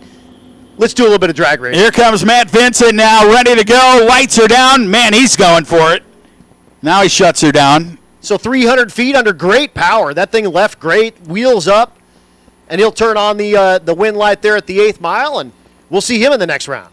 John Anderson and Fido and all the boys and Dino love it, man. They're back in action again. Something brought them out of the house, and it has to do with these types of cars. Awesome deal. Absolutely. Again, Super Street. Super Street, you guys should be making your way down to 7 and 8, please. Super Street, come on down to 7 and 8, please. Oh, this is Anderson's friend. This guy, Fidel. Used to ride this car. Does it have a name on it? It does not have a name on it. That's Matt's twin brother. Okay. This was Fidel's old car. This guy was like 60 years old back in the 90s. And he brought it to Orlando. Raced this thing. It does have giant wheelie bars, like really long, awesome, giant, wide wheelie bars, like old school wheelie bars. Oh, check that out. On the 69 Chevelle. Best year Chevelle, by the way. According to Chad, that's the best year Chevelle, by the way, in case you're curious. I like 70s. That's my move. Okay, you can. I'm allowed to like 70s. It's all right. But you know what, though? My kid, the oldest one here, he likes, was it 7 with the round tail? Oh, like that's a 71 too with the round tail lights. So it just shows you how Everybody loves them all. The Vincent's car does have a for sale sign on the back, so if you are in the market for a 69 Chevelle, you can buy this car, Chad. I can. It has a for sale sign on the back. How much is it? I don't know. Offer him $3,500. Yeah, I'm about 44 shy. I'll give all the cash in my wallet. It's perfect. Might be $5 maybe. 1750. So the Chevelle will make its way down and will complete the 8th mile pass, and again, its first pass in many, many moons, and that'll bring up, I believe, our final exhibition car, another Fairlane. Sitting back there, and again, Super Street cars, you should be making your way down to 7 and 8, please. Super Street can make your way down to 7 and 8, please.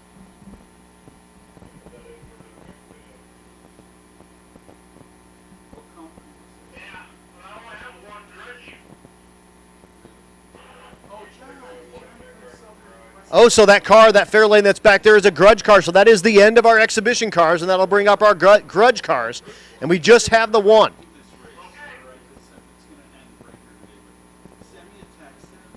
Oh, here comes a couple more. So again, some grudge cars will get ready to make their passes, and then that's going to be a class that'll fill up later. As cars get eliminated, they are able to enter that grudge category.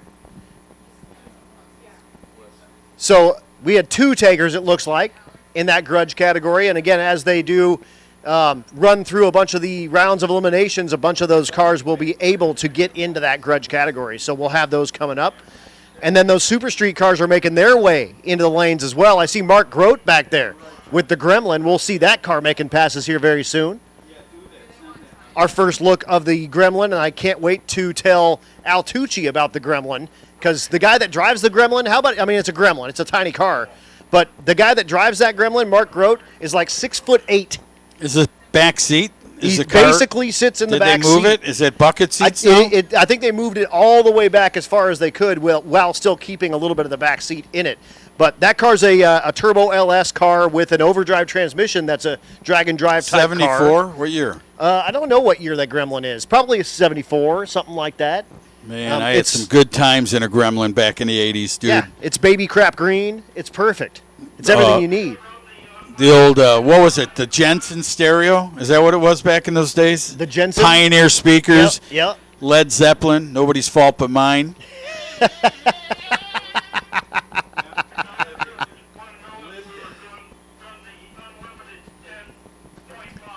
Oh, good times. Get a hold of that Gremlin picture for me. Definitely. Yeah, stop that scooter. Take that picture.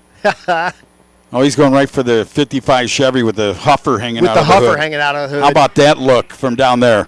How about those cars, the nostalgia cars? They'll be back. They're going to give them some runs down here, and then we're going to go after who's going to get the hold of that $5,000 here that's in each category, which will be cool to see. But, man, bring them all. Bring it again. I could sit here all day and watch these old cars. Oh, yeah. Coming back out here and putting yeah. on a show for these fans. No, it's amazing, man. And like again, a bunch of these cars weren't running until middle of the week last week, and they've really been thrashing on these things because again, these cars have been kind of mothballed. And although they race, they don't race these cars. Like a bunch of the folks that are driving them race other cars, and they've just had these in mothballs. But man, they pulled them out of the mothballs. Thanks to the Havliks for putting on this race and calling all those guys and saying, hey, you want to bring that car back out? I've got a race for you. Let's do it. Hey, Chad, is that Dr. Bonner? Oh, with the summit sign on the left? Come on, I get my glasses. I'm like,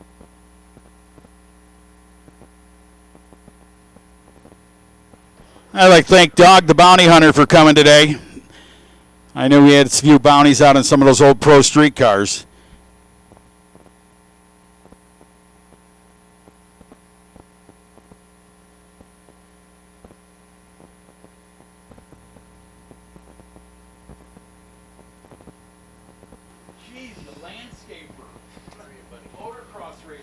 But again, we do look like we have a couple of takers in the grudge category, so we're going to bring those cars down.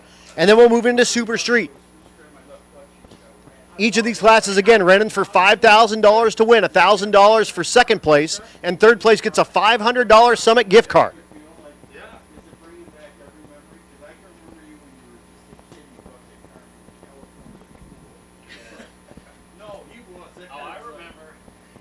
Here comes another Fairlane.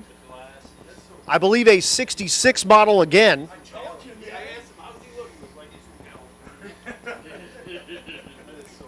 Yes, it is. The 67 model had the turn signal indicator up on the front fender. The 66, none of that.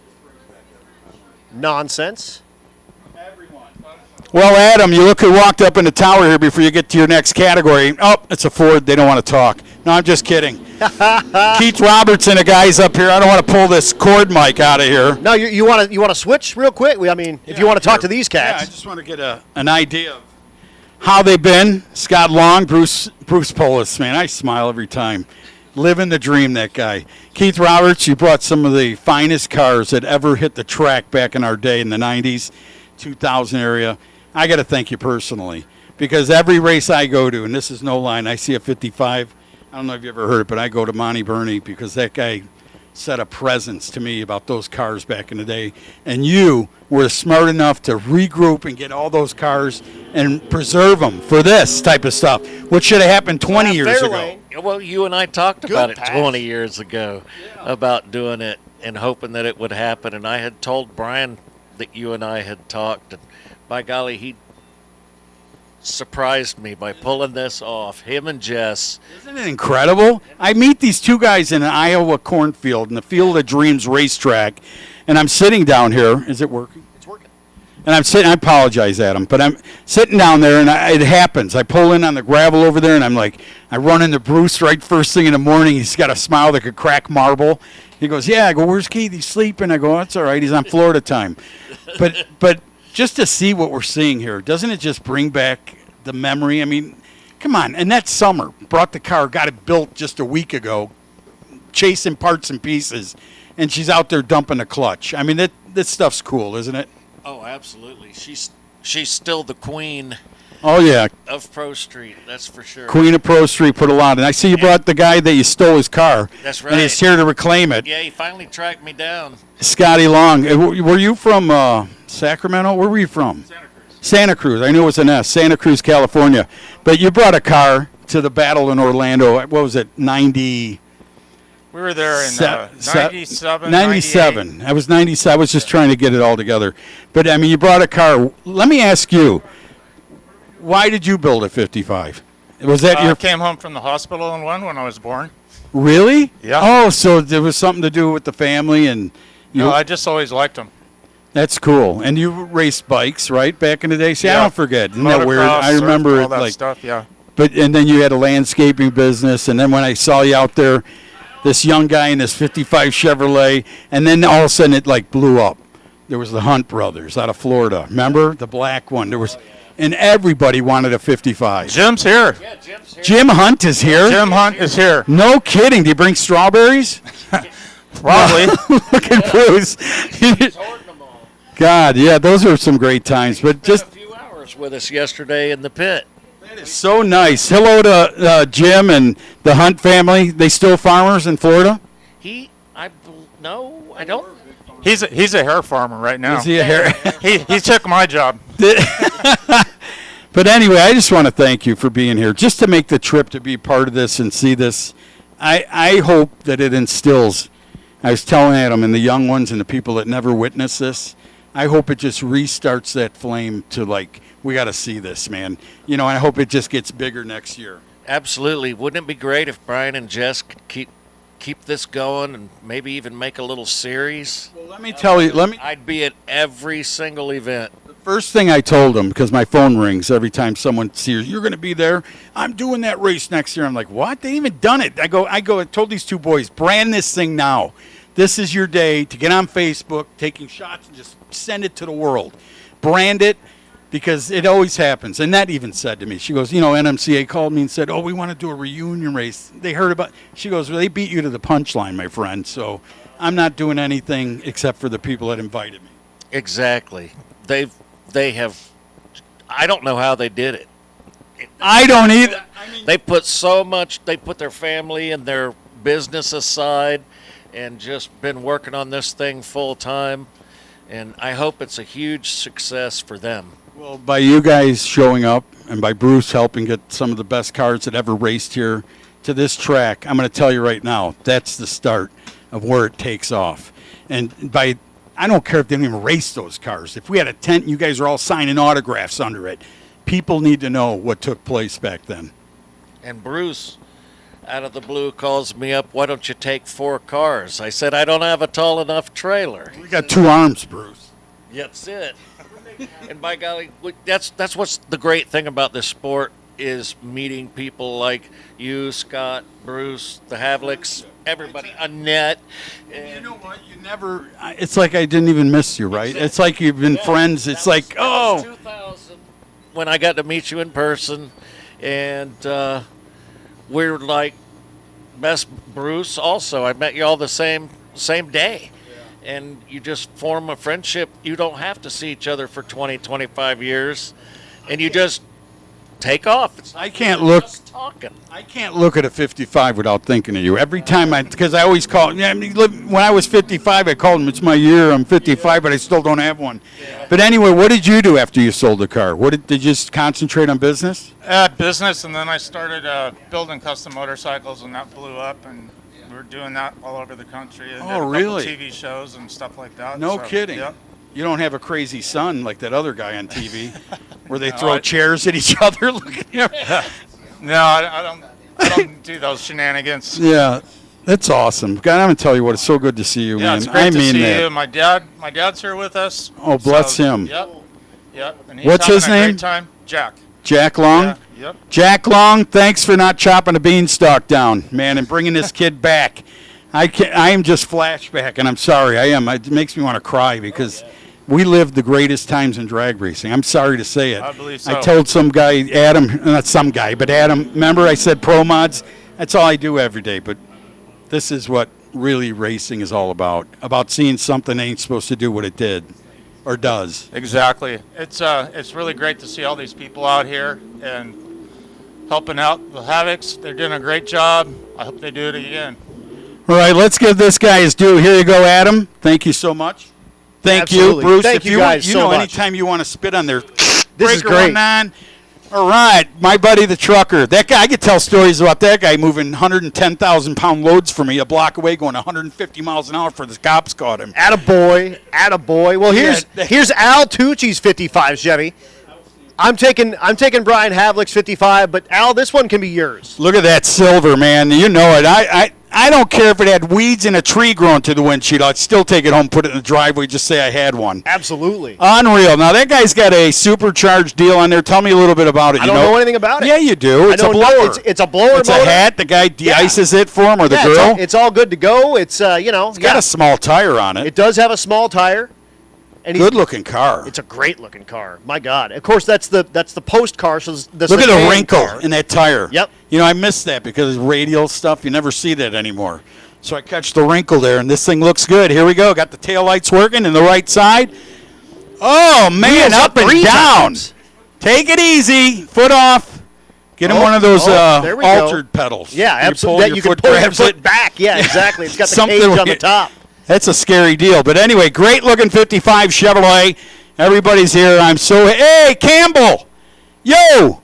That guy right there. That guy. See that guy in the blue shirt? The guy in this motion shirt right here. Followed every race.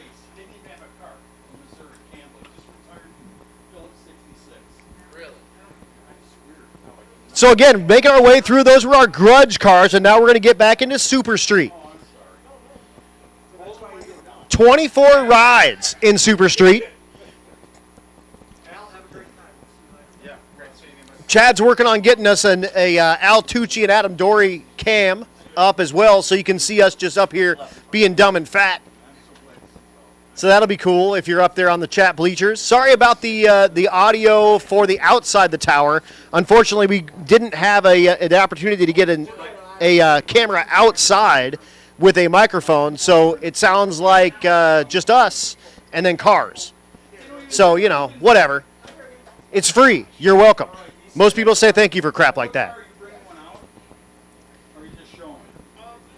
But that'll move us into the Super Street category. I don't mean that, but I mean like Again, 24 rides in this category. make my day.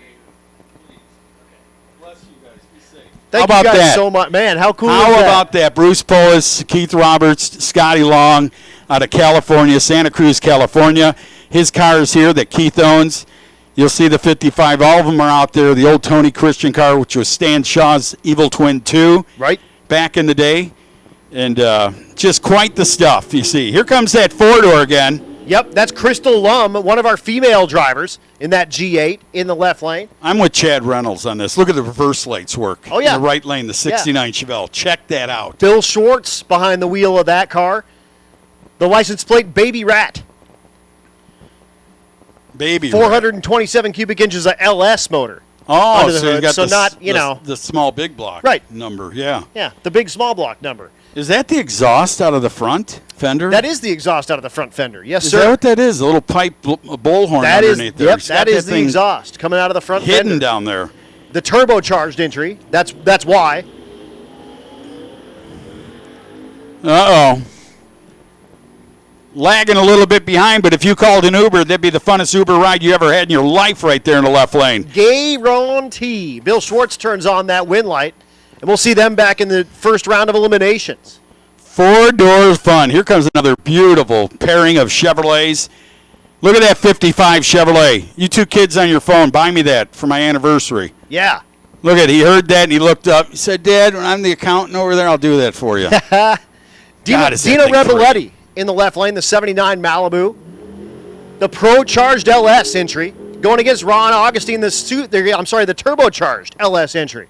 The 72 Chevelle going against the 79 Malibu. What did those Malibus weigh in at? 35, 34? They're about 3,500 This stock. was like 36, right? Probably something like that. Mine with an aluminum motor is about 3,300. So all aluminum? All aluminum. Wow. The LSs, man. That's You could something just get, I know. You could just get an aluminum block, aluminum heads. It's pretty stout stuff. Wow, you ain't kidding. Look at that thing. Hike the wheels up, and that Malibu is gone. Singing a song, getting out of here, going downtown, said, come get some. Gets down there first at a stripe of a quarter of a mile, and that brings up that Chevrolet and Medicis. Mike Medicis down there, his son down here driving the pickup truck. Yeah, how cool is that? And you look at the exhaust on that, it's got all four primary tubes, so basically there you go. zoomies that hang out of the front of So it. the header must go that It way, goes right? forward and then back, and then no collector, so just zoomies on that ride, but not like a traditional zoomie. It's got all four stacked right there at the front bumper. He's lined up against Tony Latimer. Tony Latimer, the new LT Pro Charge version of that C6 Camaro. Look at the thing. Cameras all over the roof, getting the runs, right? Is that what that is, a Absolutely, GoPro? yeah. Yeah, you got Isn't that to cool? take video of all this stuff going on because, you're not, again, don't know when you're going to be able to do this again. Plus, you can lie to people and, tell them, hey, that car ran sixes and I beat him.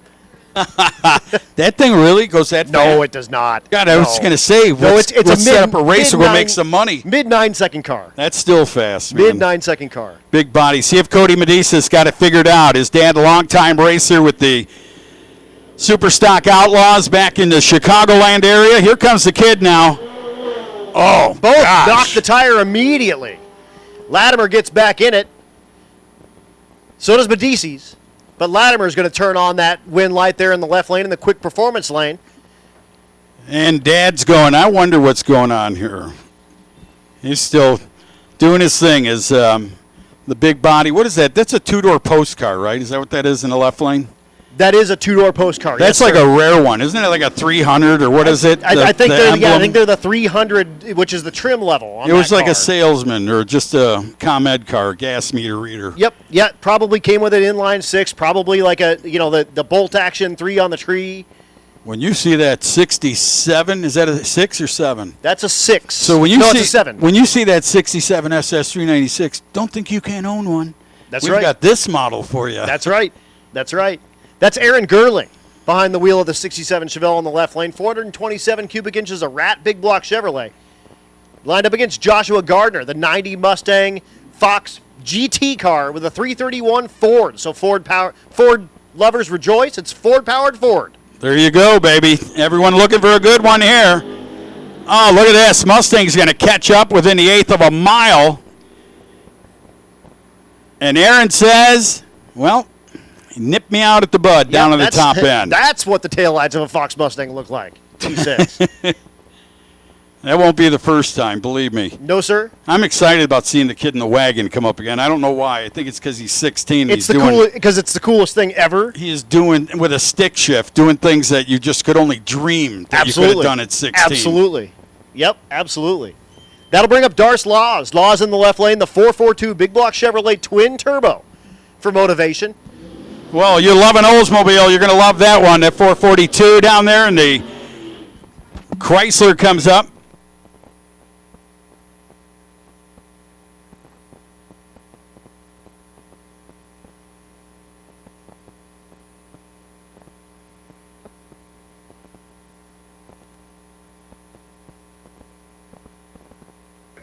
Tony Wiseman, the dart in the right lane, out of the Hot Rods by Havlik camp.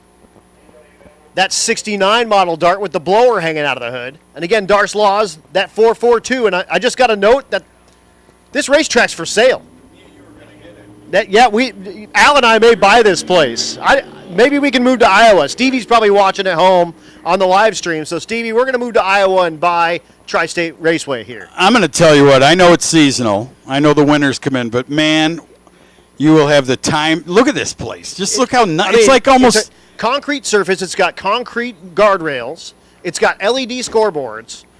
It's got the CompuLink system here already installed. I mean, turnkey racetrack. For sale. If you got a pen, write it down. 563-513-88.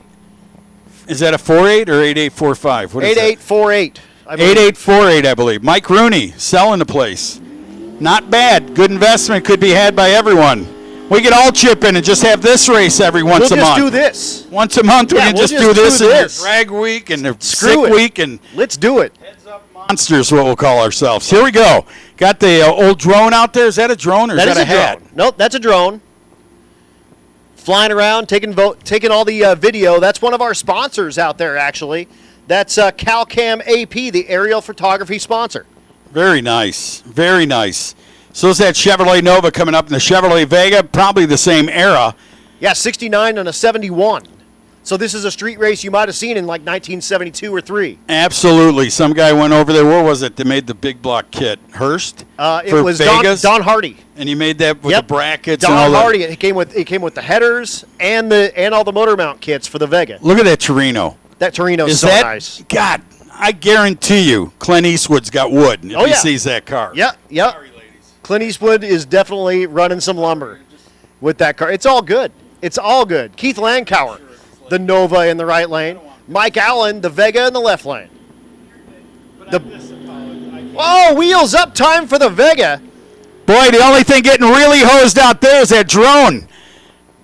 He's way back there. And there's the wind light there on the right side for the Chevrolet Nova. But that Vega is gorgeous, man. Absolutely. And wheels up, it was about wheels up to about 80 foot or so.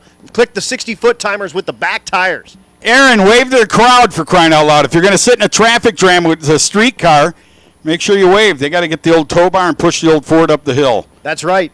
That'll bring up Matt Paris, the 57 Chevrolet in the right lane. Nitrous-assisted big block Chevrolet.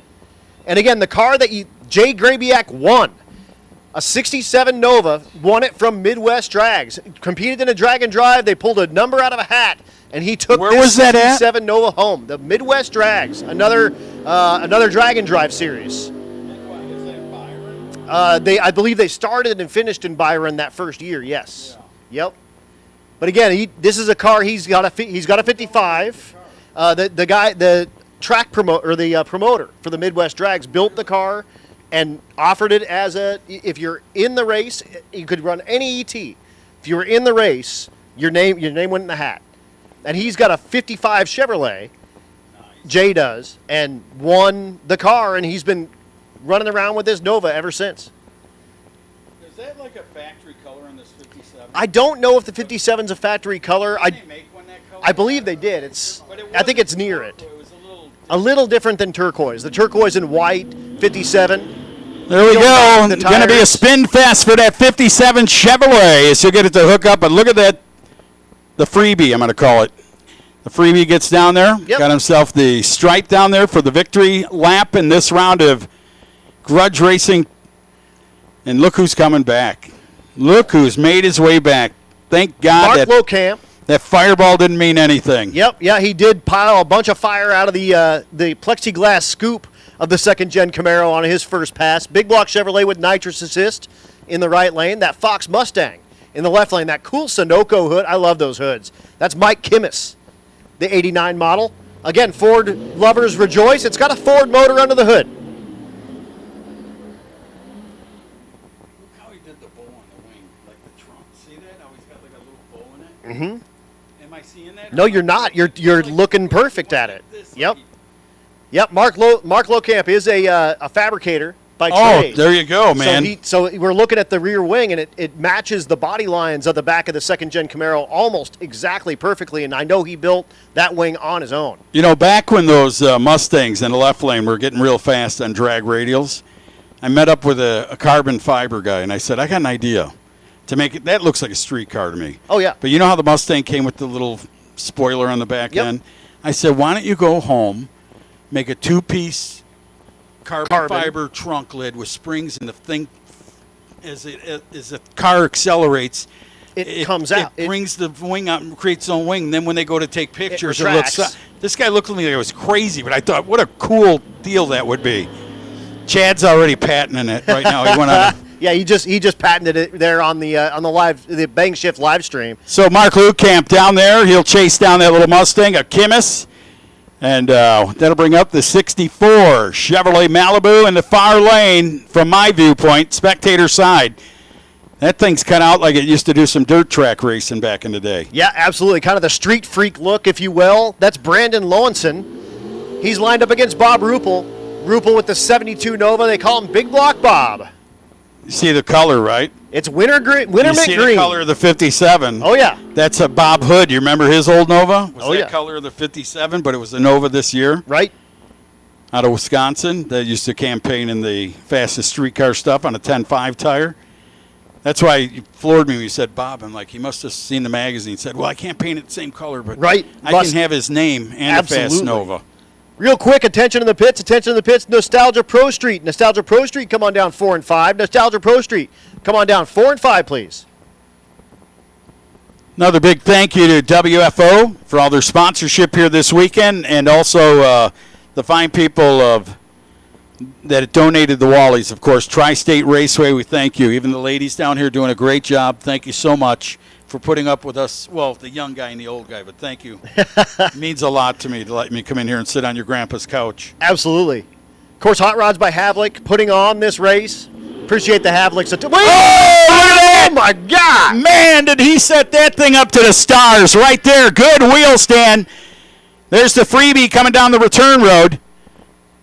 That's right, and he does turn on the wind light after that big wheel stand too. So And it was- not only do you get the great photo of the bottom end of your car, like I don't that know if Chad Roadmaster- caught that. That was almost like a super stock Oh, wheelie. it was That thing great, just dude. carried the wheels. It was great, and then goes out to turn on the wind light. You got to love that. Set down soft right there as they're going to get ready for some more.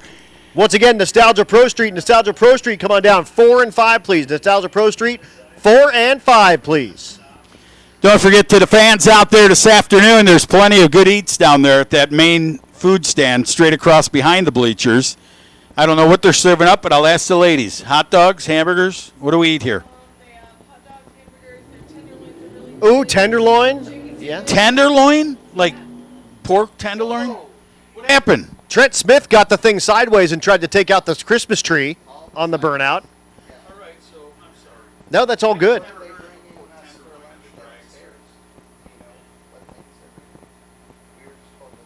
Doug Nigel in the left lane, the orange Fox body. That's melt your retinas orange.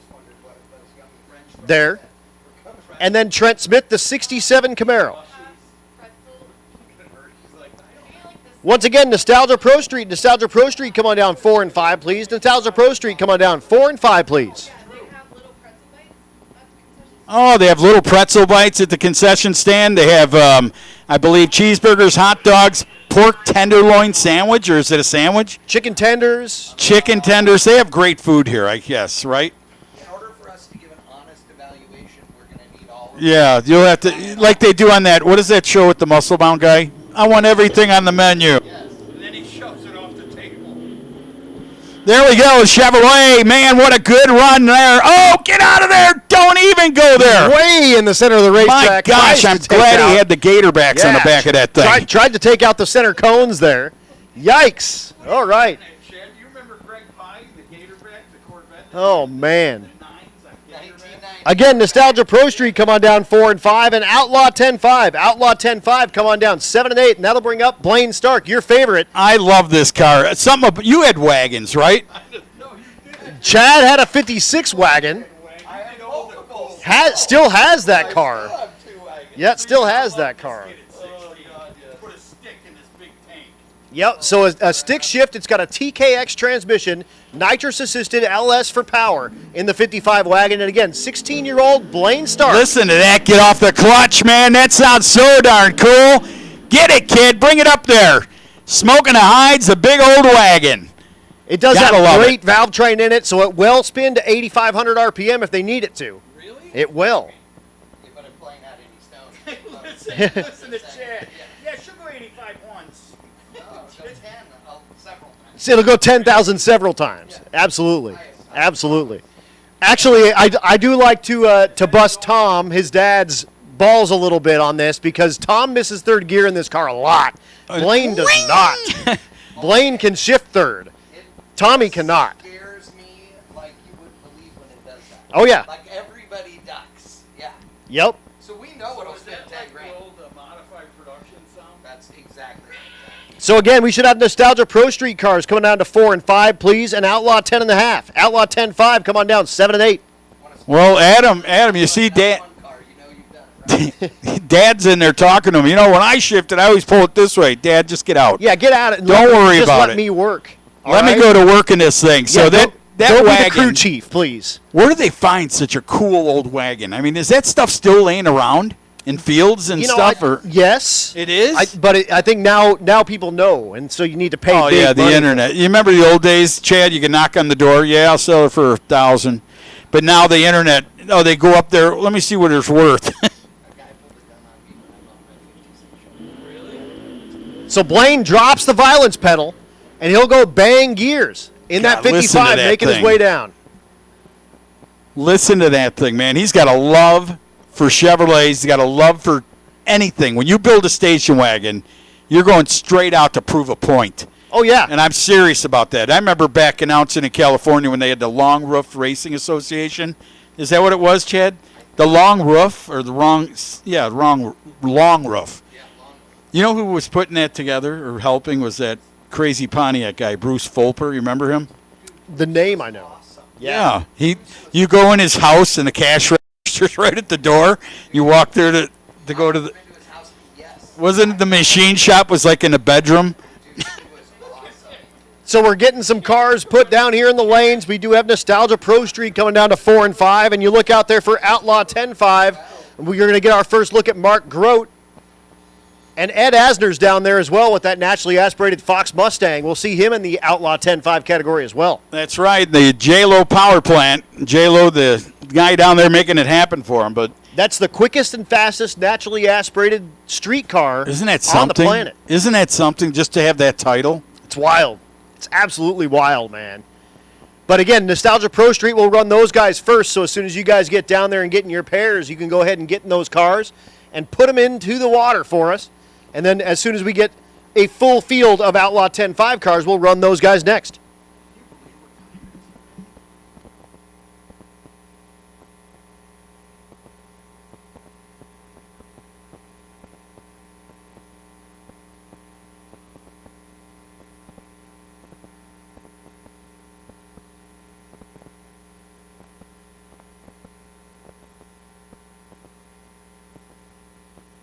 Market this right. Those old men, before they go away, we're all getting a fine box.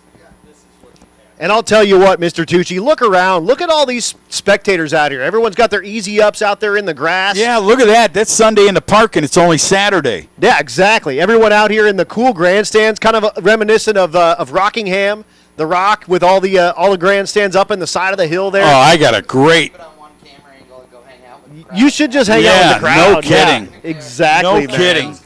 Enjoy it. Just tell us what button to push. Yeah, I'll just number 1, number 2. It'll be like Wayne's World. Camera 1, camera 2. My Camera greatest, my camera greatest moment at Rockingham wasn't 2 cars going on the track. It was at the end of the event, and they had the ADRL. Remember, they had all the banners on that hill on your left. 2. Yep. And it was the end of the night, and Bubba Corzine, the track, the race director, I go, all right, we're going to go. I go, wait a minute. Look at this guy. This guy was at the very top, and he wanted to get one of those banners. And when he did, he hit and he slipped one. This guy did like the deer strut all the way down. All the way down? Hit the wall, went through the cow corral thing, those cages. Yep. Landed, I said, the first thing I said, the ambulance on the grounds, do not leave. Please. Right. I thought, that dude's going to be hurt for sure. he gets up, didn't even spill his beer. Wow. Stands up. I go, man, I never seen nothing like it, man. You're my hero. You're the fastest dude on the planet. And he- or the and it was, luckiest you dude know, on the planet. Right. Just attempting not to break his head open. How about letting Mark hear it, man? Mark, thank you for bringing that car out. That thing is awesome. Hell yes. One of my favorites, the old Chevrolet Camaro out of Colorado. 600 cubic inches of nitrous-fed big block Chevrolet. You could see how hungry it was in the first round of his test run. As Chad says as he's clapping, like God intended. 600 inches of nitrous-infused big block Chevrolet, like God intended. There's Trent Smith with his awesome first-gen 67 Camaro. Put your hands together for him. That is a gorgeous-looking car, too, man. There's Absolutely. some good-looking pieces down here, like I said. And you know who used to bring it up was B.O. himself. He said, man, welcome to the rolling car show. That's all it is. It's a rolling car And show, you see- and it's show and go. All yeah. this crap can Isn't that actually cool, though? You put see it a all car down. that you think would be just bells and whistles, Right. and here's your trophy. But no, the guy goes down and blasts out Yeah, seven. go sevens Isn't or it whatever, sick? eights, nine, I mean- whatever. Anything. It's super awesome. It's super awesome. I am going to real quick go see a man about a horse. So That's all right. I'm gonna Make leave sure it he's to got. you. Make sure he's got a donkey for Chad. That's right. Yep. Chad was telling me something about a donkey show later today. I don't know what that. I don't even know what that means. Does anyone know what that means? Can anyone? They don't because they're young. Can anyone in the chat bleachers tell us maybe what that means? I don't even know. I don't Apparently know. We're doing I that don't know, after the but I race got today. this video I right don't here know. on my phone. That's the neat thing about these phones. I'll Google it when I get back from the restroom. But guys, thank you so much for coming out here. All you spectators, give it up for yourselves, man. You guys are awesome. Coming out here to Earlville, watching some fastest streetcar racing. Y'all are the real heroes. That's it. The Havliks putting it together. We thank them. I want to thank WFO Productions, Tri-State Raceway for donating the Fort Wally Awards here this weekend. One for each first place winner in each class. Thank you to the racetrack and to Hot Rods by Havliks. Nostalgia Pro Street, they'll give out that award. These guys are quite the guys, man. You can see Gearhead written all over them. They don't even have a tattoo of it on their forehead. But they love racing. They love the old school cars. They love the drag week, the sick week, the Rocky Mountain week. They love all that stuff. And that's why it'll work. When you have the passion like these guys do, races of such will work. Here comes that wagon. Not the same one, but almost the same color. Well, kind of different color, but what is that, a 63? So a 1963 station wagon, Chevrolet in the left lane.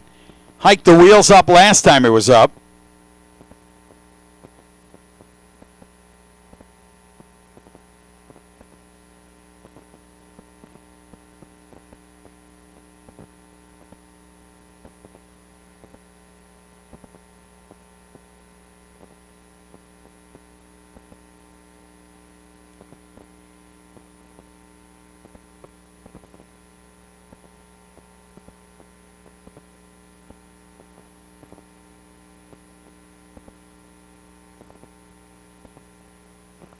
All right, we're back. Chip Kinney, that OBS truck in the right lane. Matt Allen, the 63 Impala in the left lane, and this thing did a really big wheel stand on his first pass. Let's see if he can do it again. He can. Wheels up in that big long roof ride. And he's going to show Chip Kinney what the taillights of a 63 Impala look like.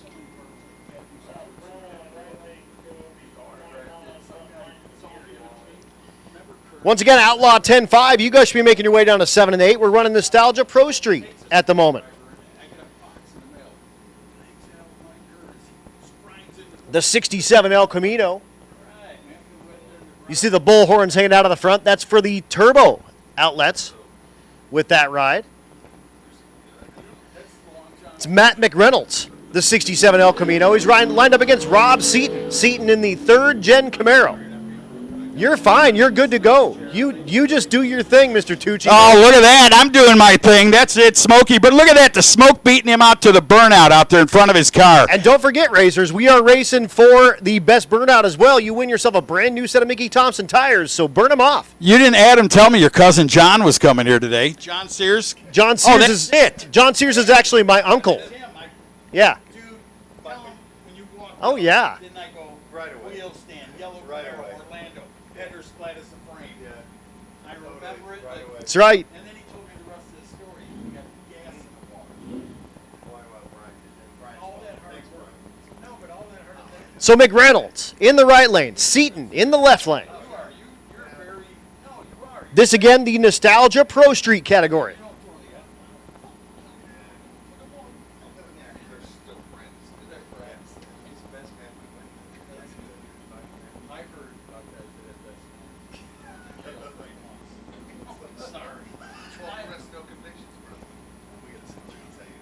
I can't wait.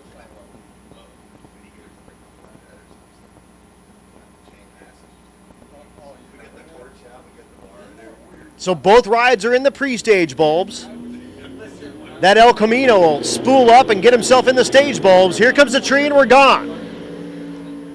Ooh, the 3rd Gen is right toward the center line. He does smartly get out of it. The El Camino drives out of his life. He'll turn on that wind light. And old Adam giving it down there for Matt McReynolds. How about that 67 El Camino? And how about the kid? Look at that. What a picture.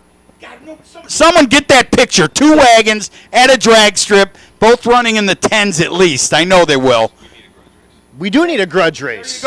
See, John Sears. Well, I should say Laura John Sears, because that's how he goes by on the Facebook. And I'm telling you, oh, you took it off? Yeah. It's ever John since I got my now. own trailer Laura for RPM, I got the nice Laura got it out shirts. of his It's Facebook John Sears. God bless him. He's a great guy, man. John Sears, who techs a lot of cars. Right here, he left his wallet home when he teched these things. Glenn Hunter comes up in the right lane. Big block Chevrolet with twin turbos. The license plate says 6-second rat. Lined up against Mark Mackey. Mackey, the 82 model Olds Cutlass with the gigantic tires in the back. Love me some G-body. That's awesome. And, not far. G-body or nobody. You're right. Not far from here. Doesn't the Sorceress live around here? I think he's from around this hood. The world's that's fastest. That's a Hearst Olds. Oldsmobile on the street. Yep. God, is he eccentric? You ever talk to him? So eccentric. Very, unique. Unique up on him. You're going to go. Both rides making their way down. Can Hunter run him down? He cannot. Win light for Mackey in the left lane. And we'll see Mackey and Hunter when they come back around for eliminations. I'm just trying to get Al a little more cable. John, thank you. It's so good to see you again. I know I'm an old man now, but I'm going to tell you what, I knew you when you were a young kid, too. I was young once, and that was a long time ago. But does this bring it back? Just seeing these cars, does it bring? I know you see cars every weekend now. You and your friend who dumped on you went to NHRA, but I'll tell you what. No, that's all right. That's all right. No, I Tell it like it is. I like that here. Michigan native guy. In Iowa. Anyway, but doesn't it bring back memories? Yeah, I actually got to sit in the yellow Camaro from Cars Inc. yesterday, and I felt like I was a kid. I felt like I went back in time. Just the nostalgia of everything. It all comes back, and it kind of renews your passion for what we're doing out They here. say that's like an acid trip. You can do it once, but later on in life you might. You'll get it later. We don't need the PTSD for all that. Oh, that is so cool. You even fit in the thing, huh? I mean, you're a tall dude. I didn't. No, you Wow. I'm spelt out. That brings up Mike Sterling with the Barracuda and Tony LaCrone with the 68 Camaro. Who you with? I in Georgia, when it's street race, who you with? That's how they say it. I got LaCrone in the Camaro. You guys are just Steve Johnson fans. Look at a hole shot from that Barracuda, but he's got to set it down. Got stuck in a fishing net. Down in the left lane, though.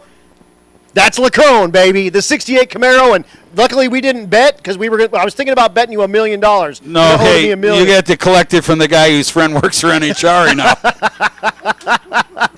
You're making the big bucks over there. Making the big bucks. Here's the milk truck back, the Divco. The first time that Al Tucci got to see the Divco, it put it on the bumper for him. I promised him it would do it, and it sure as hell did. Look at this. Remember he made chocolate milk out of the left lane. Well, he's in the right lane this time. And I was telling stories, and I do tell a lot, and they are true.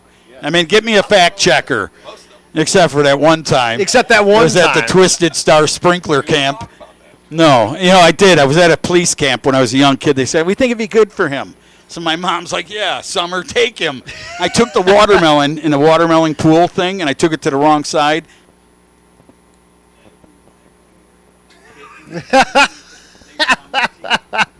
That's Drake Boyer in the left lane, the 78 G-Body Monte Carlo, and Nick Cryer driving the Divco, looking to put it on the bumper again. Can he do it?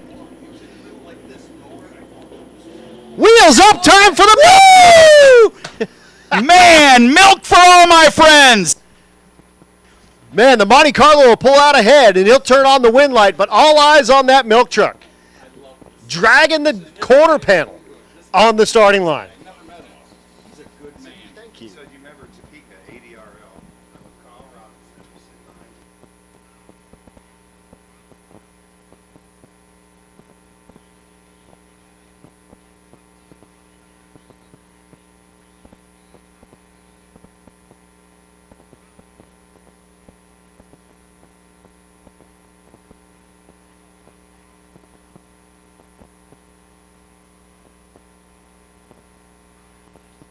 So that's the end of our Nostalgia Pro Street category. Then we're going to bring you Outlaw 10.5. So Outlaw 10.5 cars, you guys should be in the lanes right now. I have 4 takers at the moment.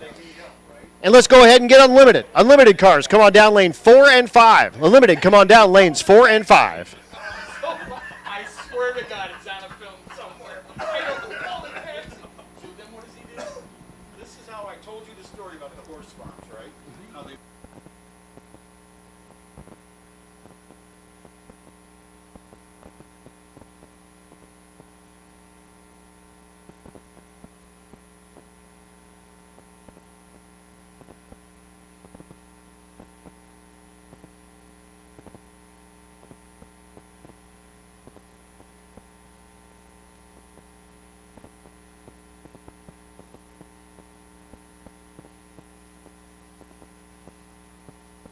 said, hey, who called a taxi?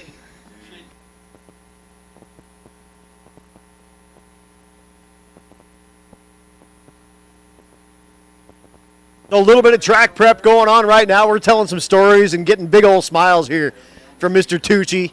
This is awesome, guys. But again, thanks to all of our sponsors. Wicked Graphics with that event shirt. Steel Horse Design, a donating sponsor. ATC RV Center, a donating sponsor as well. CalCam AP, the aerial photography sponsor. Barnhart Crane and Rigging, the event sponsor for that crane for the American flag. I'm up here with Jess Havlik. You need some sunscreen, Mr. Jess. You are getting red.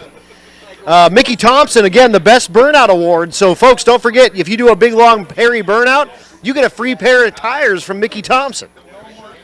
Competition Carburation, the sponsor of the Fastest ET Award. Of course, Race Week and Rocky Mountain Race Week, the announcer sponsor. Thank you so much to Matt and June for paying for me and for Mr. Tucci.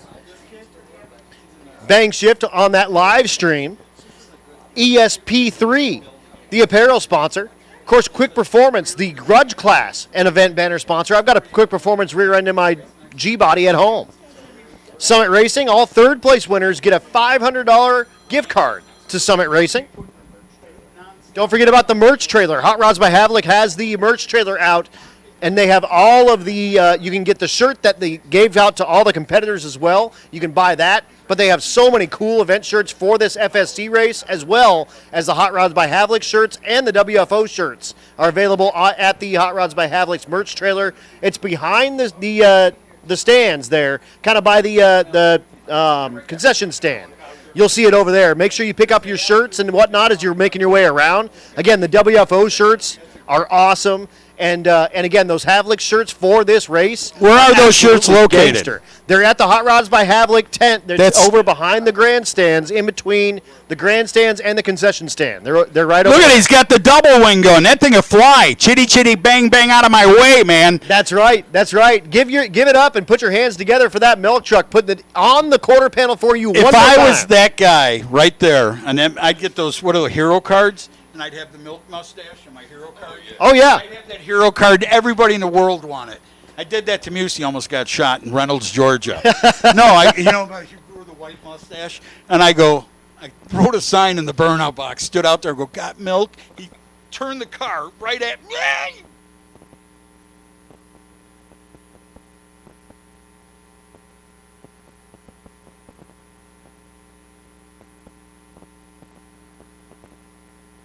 Once again, unlimited cars, make your way down to 4 and 5. Please, unlimited, make your way down to 4 and 5. And I look down there and I do see Matt Frost.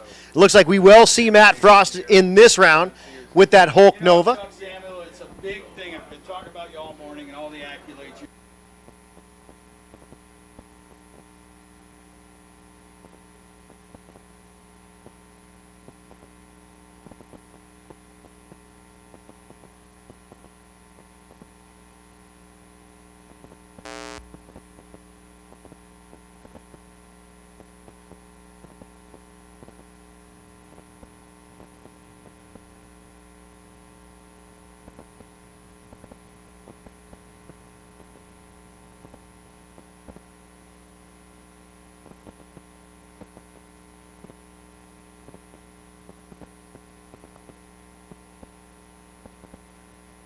It was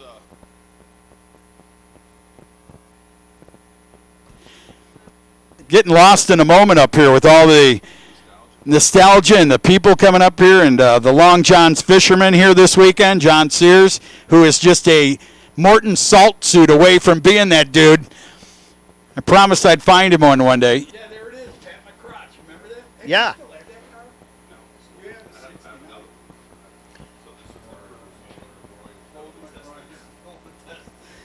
a 69. This was real shit. Oh, man. Of course, John, the proprietor of the X275 category is up here partying. Yeah, that's good. Yeah, could you imagine, now that Adam brings it up, could you imagine being John Sears? Let's go back to when 275 was kosher, easy going. John said, dude, this would be a piece of cake. And John hasn't slept a night since.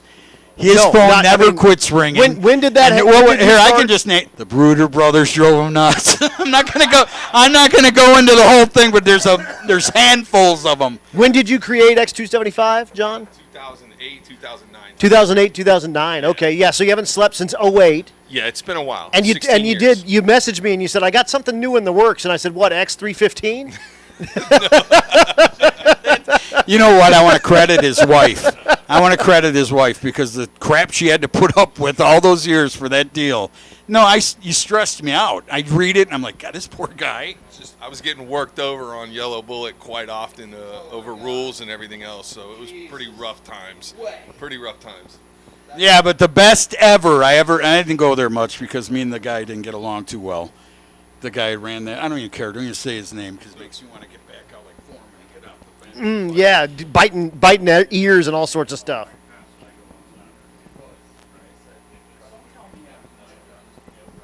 But again, Outlaw 10.5 cars are out there. They're getting ready to make their pass. And then again, the unlimited cars, and that puts exhibition cars on deck. Exhibition cars, you guys are on deck. Go ahead and get them ready and get ready to pull them down here for us.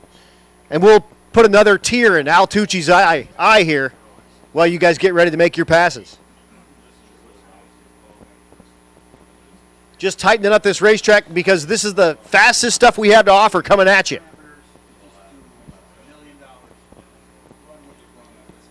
Each of these classes running for $5,000 to win, $1,000 to runner-up. And they also get the winners all a Wally. So all four classes with a Wally on the line as well. And don't forget, we got the best wheelie contest. We got the best burnout contest going. So lots of cool stuff. And that'll bring up our first pair, Mark Grote with the Gremlin. going against Ed Asner, the naturally aspirated Fox Mustang. Again, That the is. quickest, I'm naturally sorry. aspirated It makes me want to street think about car. J-Lo. You- Not the one that absolutely. built it, the other one that's having problems with Ben right now. I'm sorry. I apologize. But I'm sitting in your grandfather's chair here thinking about that right now. Ben Affleck, you'd be in trouble because if she came over here, I'd say play, what is it? Freebird for this lap dance.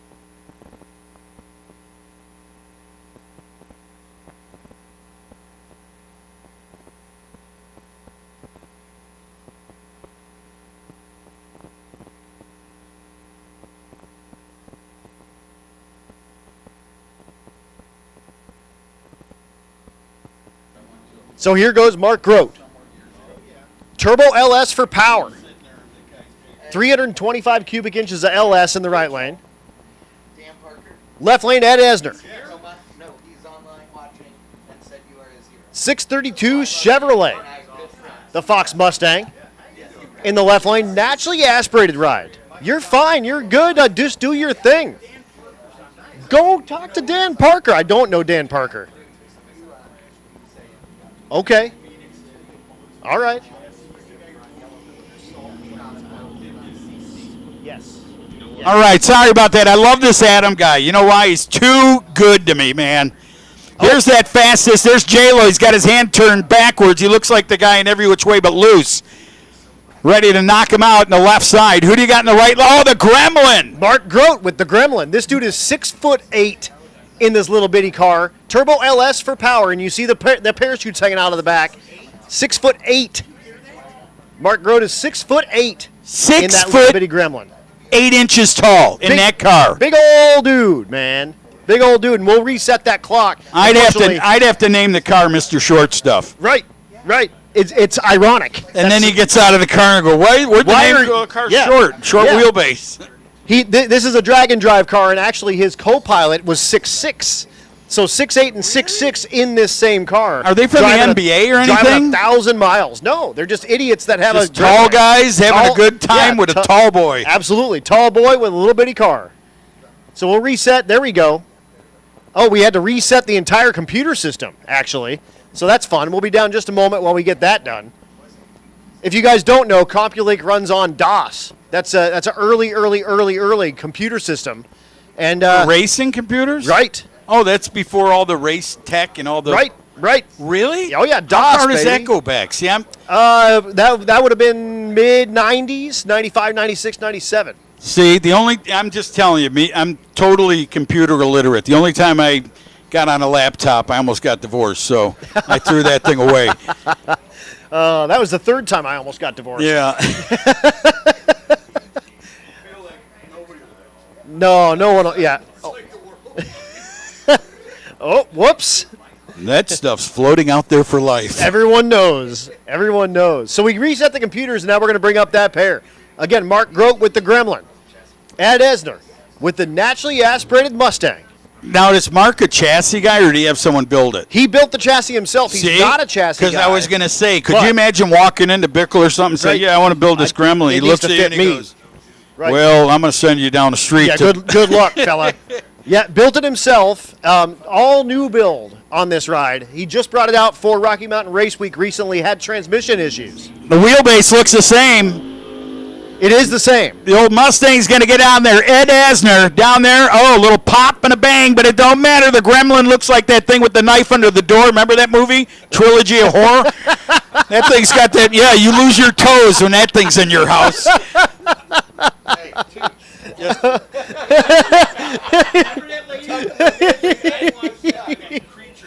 So Mark Grote we'll see back later with the Gremlin. And let's go ahead and do it. Exhibition cars, come on down to 4 and 5. Exhibition cars, come on down to 4 and 5, please. Here's Rob Sanker in the left lane, the Pontiac Powered Grand Prix in the water. Lined up against Jeff Fry. Jeff Fry in the 63 Nova.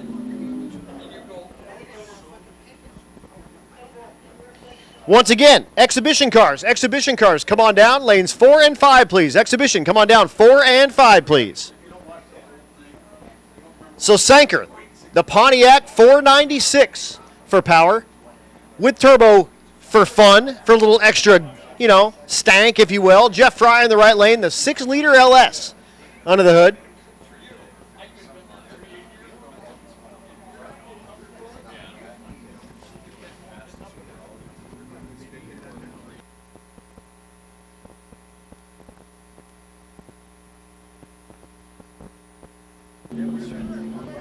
Both rides are away, looking good. Senker lays on the coals at about an 1/8 mile, and he'll turn on that wind light with that Pontiac-powered Pontiac.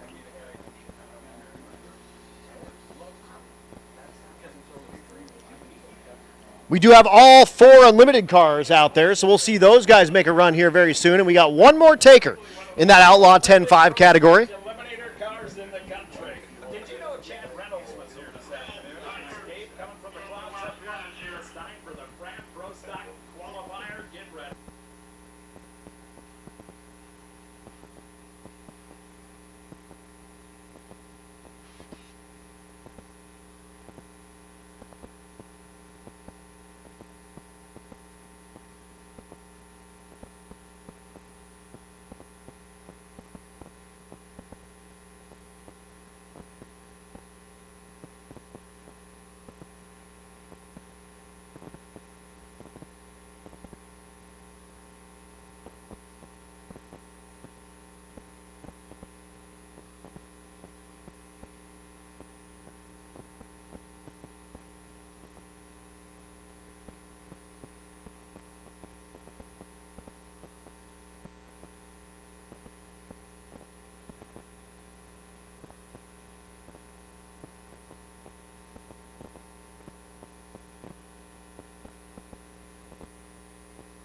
And again, don't forget burgers, hot dogs. They got they got chicken fingers. They got all sorts of stuff out there back at the concession stand. Make sure you get yourself something nice over there. I do see a flag for some barbecue. Make sure you go over there and check that out. And while you're wandering around, check out that Hot Rods by Havlik merch tent. You can get the exact same shirt that they give away to all of the racers out here. You can buy that shirt here today. They also have a bunch of the WFO Productions shirts over there, and so many cool shirts. Again, Wicked Graphics set up the shirt here for the event. Thanks so much to Wicked Graphics. Appreciate them a ton. And again, don't forget about all of our sponsors, guys. As we read these, as we go through, remember, you got to support the folks that support the racing that you like. And when you go to buy those parts, make sure you tell them that you heard about it here at the first annual Hot Rods by Havlik's Fastest Streetcar Shootout Reunion here at Tri-State Raceway in Earlville, Iowa. Let them know that, you heard about it there. That'll give them a little return on their investment, and they'll be back for next year. And then they can afford me, and me, raising my price maybe.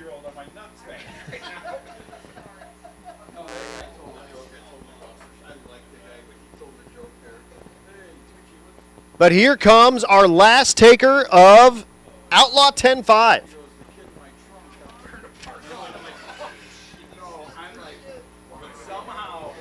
The Chevy 2 Nova with Iowa plates on it. That's Jerry Niesel, the 62 model Nova. 427 cubic inches of Chevrolet underneath the hood.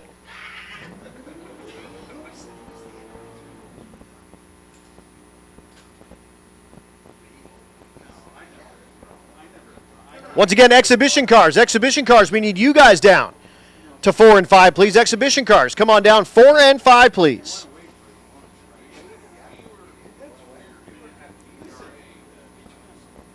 Adam, you're in on this too, because you were in the circle.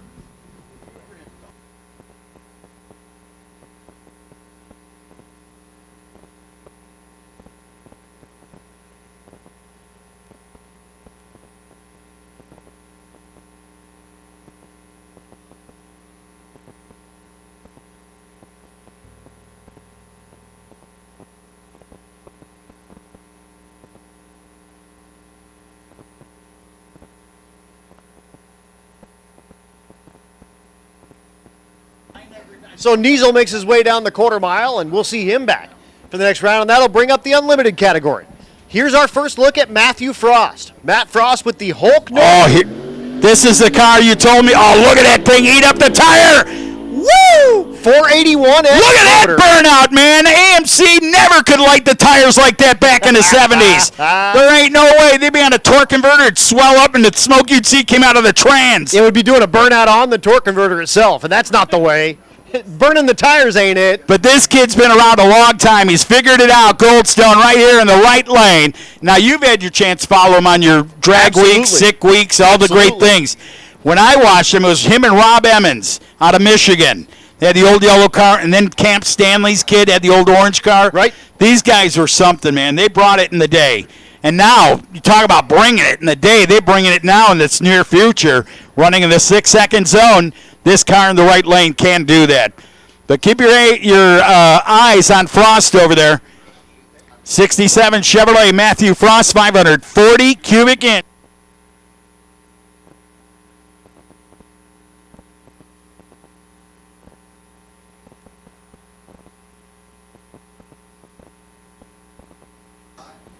So Matt Frost, the car they call the Hulk in the left lane, and Goldstone, the Javelin in the right lane. I call the Javelin the Javgasm. Hey, look at that. You can only say that in certain parts of the country. God, the hedgehog must have loved you. Here we go. Look at that run. 6-second capable cars side by side at the 8th mile.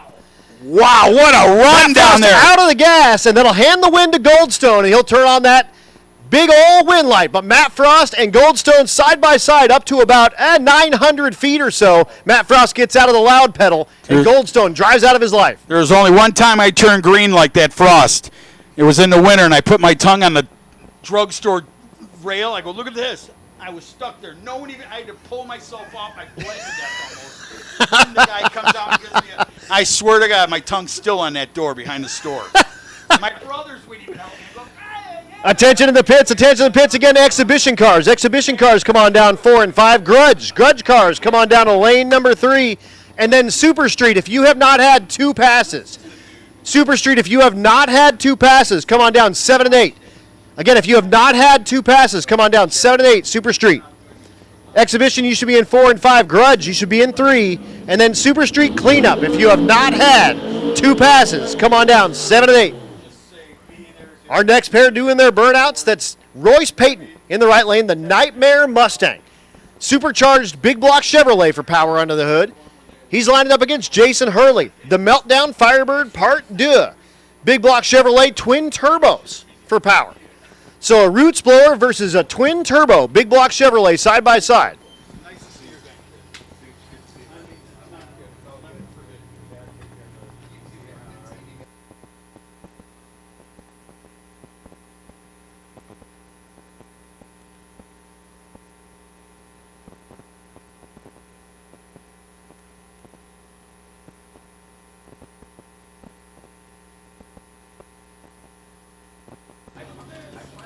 So Royce, the Nightmare Mustang, out of Fort Collins, Colorado. Again, 598 cubic inches of big block Chevrolet with the gigantic huffer on the top. He's got Jason Pickett. There's Ed Asner. Put your hands together for Ed, making his way back, that naturally aspirated Mustang. And Jason Hurley, the Meltdown Firebird Part 2. Big tires, big power, going for it. Whoa! Peyton knocks Hang the on to tire that horse. immediately. Give that thing some wheat or some straw, man. Calm it down a little bit. How about a sugar cube? Yeah, give us some oats. He dropped more than something. They're going to check his fire suit in a minute. Yeah, he definitely needs a new fire suit and some new underwear. Because you saw the entire side of that Nightmare car. Unreal. Unreal stuff, man. But you know what? You built it. You got to be able to handle it, right? Absolutely. It's a saying. And some of those guys that I tell a great Bob Rieger story, and it's true.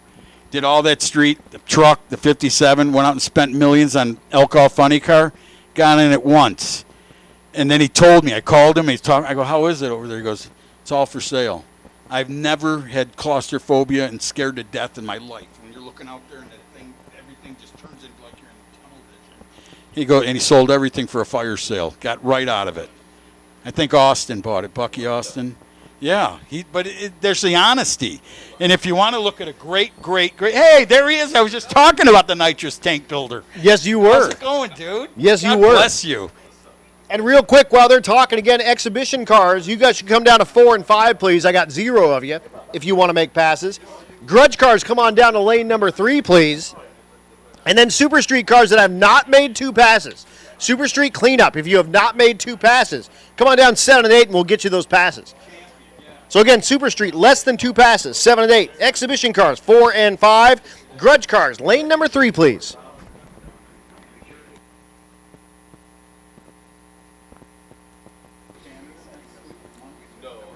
Speaking of Trackside Media, there he is, Bill Elkins down there.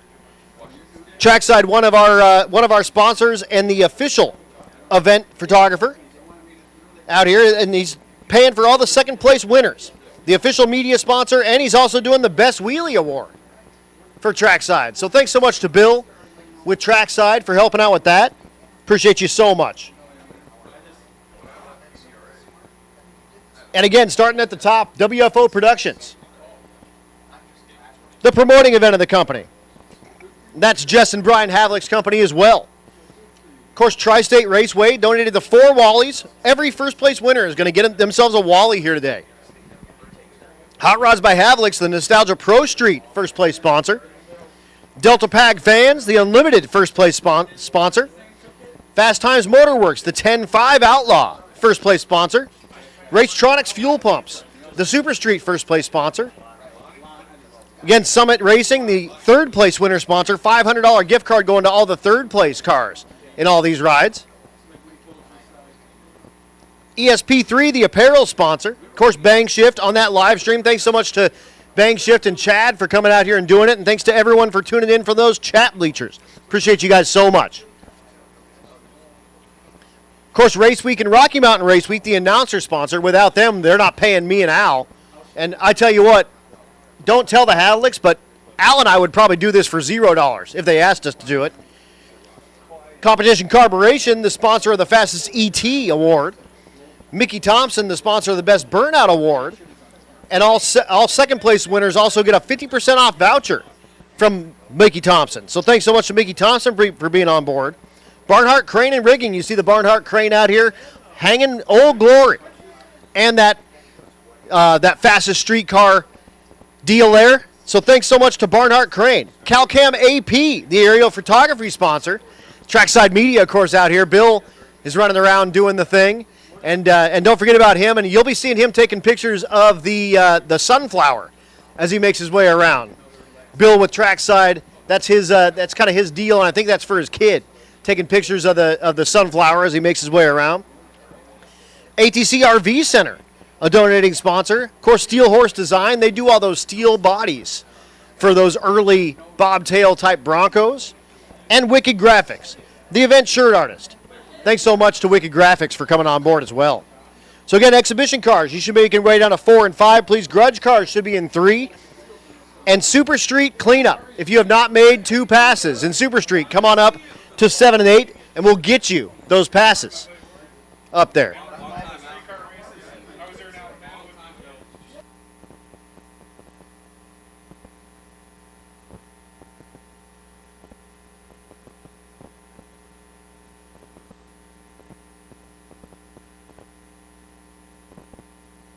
Coming down that return road, you just saw Bryant Goldstone with his 6-second javelin.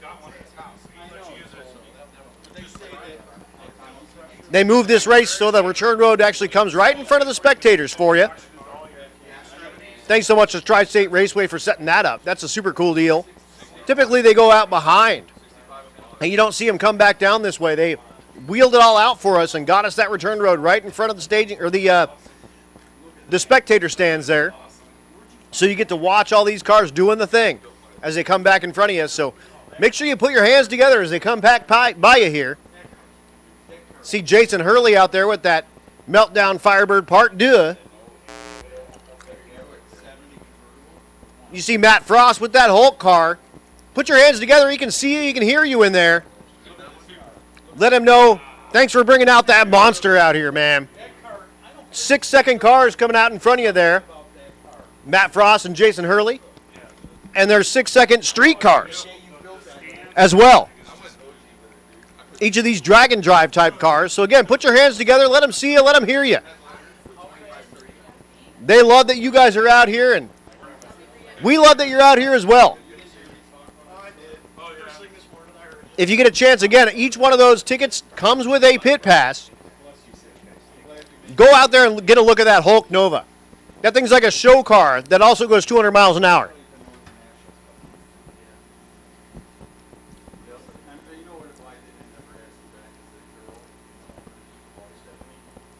So thanks so much to Matt and to Jason for bringing their rides out. You guys are awesome.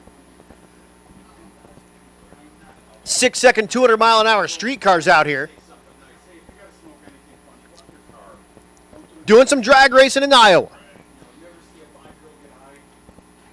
Again, exhibition cars, come on down 4 and 5. I see Annette Summer making her way down with Pinky. Currently our only taker in the exhibition class. Grudge cars, come on down to lane 3, please, for your next pass. If you want to make a pass, Grudge cars, come on down lane 3. And then Super Street cleanup. If you have not made 2 passes in Super Street, come on down 7 and 8, and we'll get you those passes.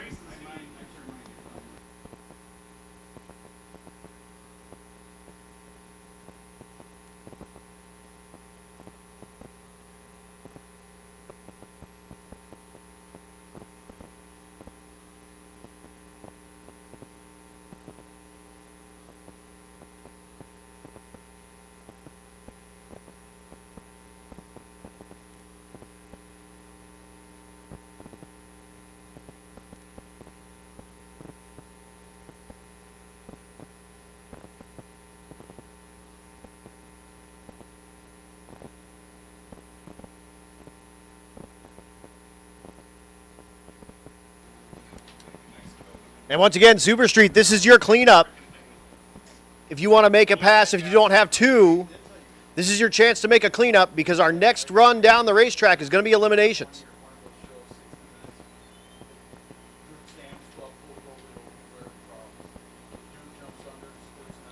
So if you have not made those 2 passes and you want to get those passes in, make sure you get down here or forever hold your peace.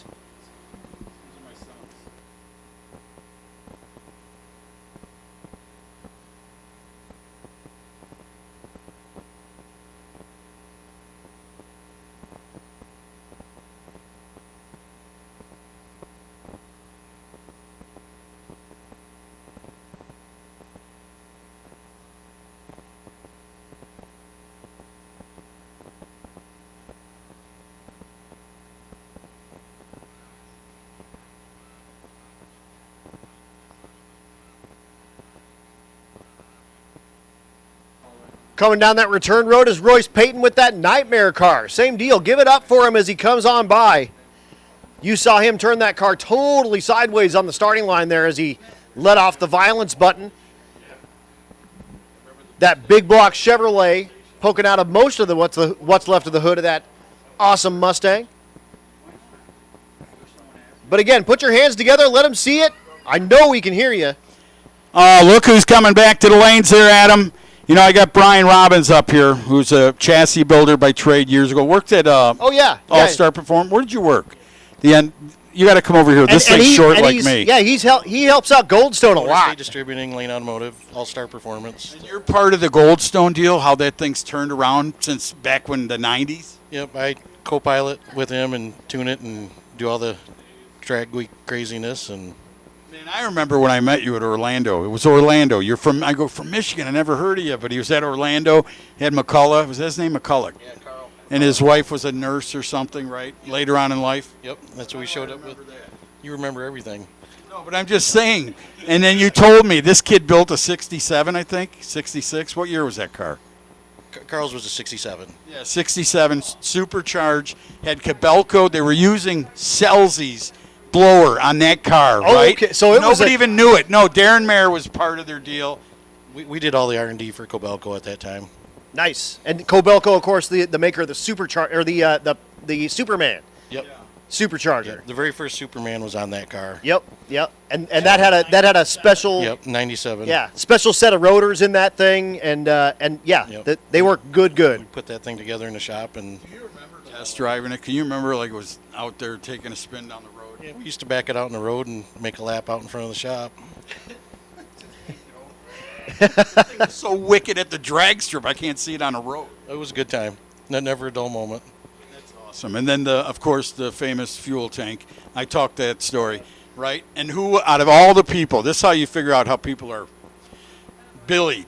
Remember, he drops the mop handle. Billy Glidden sitting in front of the car and goes, and I'm looking out the tower and I go, what's he pointing at? He's going, like, why? And then all of a sudden, it was never even being utilized. I talked to you after. He said, no, he just put it in the car. If he ever was going to ever do anything, it was there. He built that car to do match racing with, and Is he still around, Bruce? as far as I know, I haven't seen him in quite some time. I'm just saying because he did a lot of parts for GM and his factory, but then when COVID came, a lot of that stuff closed. Yeah, I have no idea there. But it was nice to see you, kid. What Good guy, was Brian pretty Robbins, cool, man. Al, is Bryant and Brian. Brian, they knocked a hole in the oil pan. Yep, on 6 Summer. Or no, it was Rocky Mountain Race Week. Rocky Mountain Race Week. So we were driving up, and we nearly tore off our entire suspension on the same deal that tore their oil pan off. And we pulled in, and they were just finishing cleaning the thing up. And I was that like, on the road? It was Just on the road. hit They were just something driving on the road and Yeah, knocked a hole in the oil hugest pan. pothole you've ever seen. You thought Michigan and Illinois had potholes.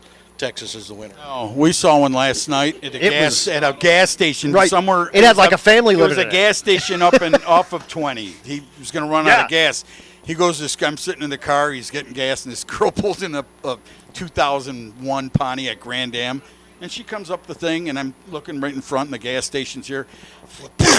The front end, the headlight almost went into the hole. I'm like, and she drives right out of it.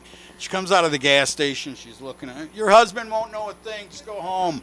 But, man, it was a huge pothole. But yeah, so they got the oil pan welded back up. We pulled up just as they were finishing, and Brian walked up, and we were in my fiance's Volkswagen with the windows up. It was nice and AC. It was 1,000,000 degrees on Rocky Mountain Race Week, and he came over and knocked on the window, and he said, "Hey, you got to at least roll the window down while you're in my proximity so that you get a little bit of this suck," because they were out there just fixing that oil pan on the side of the road. But they went on to win the event.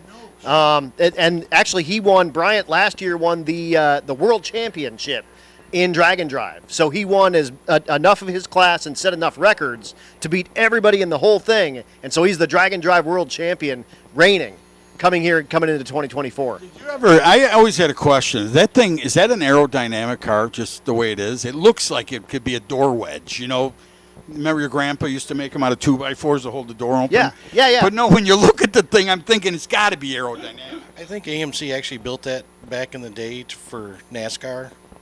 Or the Jetsons. Yeah, one. Yep. But here we It's go that with vision of Elmo exhibition and peanut cars. butter. And this is anyway, our first, Brian Robbins. This is our first side-by-side passes of the exhibition cars, and I'm gonna hand it over to Al Tucci. I'm gonna let him do the thing. But our first look at side-by-side exhibition cars coming at you here from that fastest streetcar reunion. Look at that matchup, man. The 57 Chevrolet, one time driven and owned and built by Bob Rieger, and a burnout from the queen of Pro Street, Annette Vern Summer down there. Her husband, a crew chief, was down in the clutch can early this morning, and after that first little test pass that she made, I would think they went back to the clutch can. That thing seemed like it was really tight. It was super duper tight. And again, this is a clutch car, so it's got a clutch pedal, but it has an adjustable type clutch in it, so you can turns a wedge out of it, and you can turn in different weights to make it act different when you let the clutch out. You know, a great story of Mike Hayden down there is that you can tell the rest of the story, but I'll tell you, he drove nonstop from California to get that 57 Chevrolet to the Havlik shop here and have them put it back together. He said, I can't really do much, and I can see it at he's 69 years old or 67, but, you know, it gets tougher when you get older. If you want to change plugs, do it now. Right. Unless you got kids that know how to do it. Absolutely. If you want to change plugs next week, start today. There you go. Now they're turning on the juice down there for Annette Summer.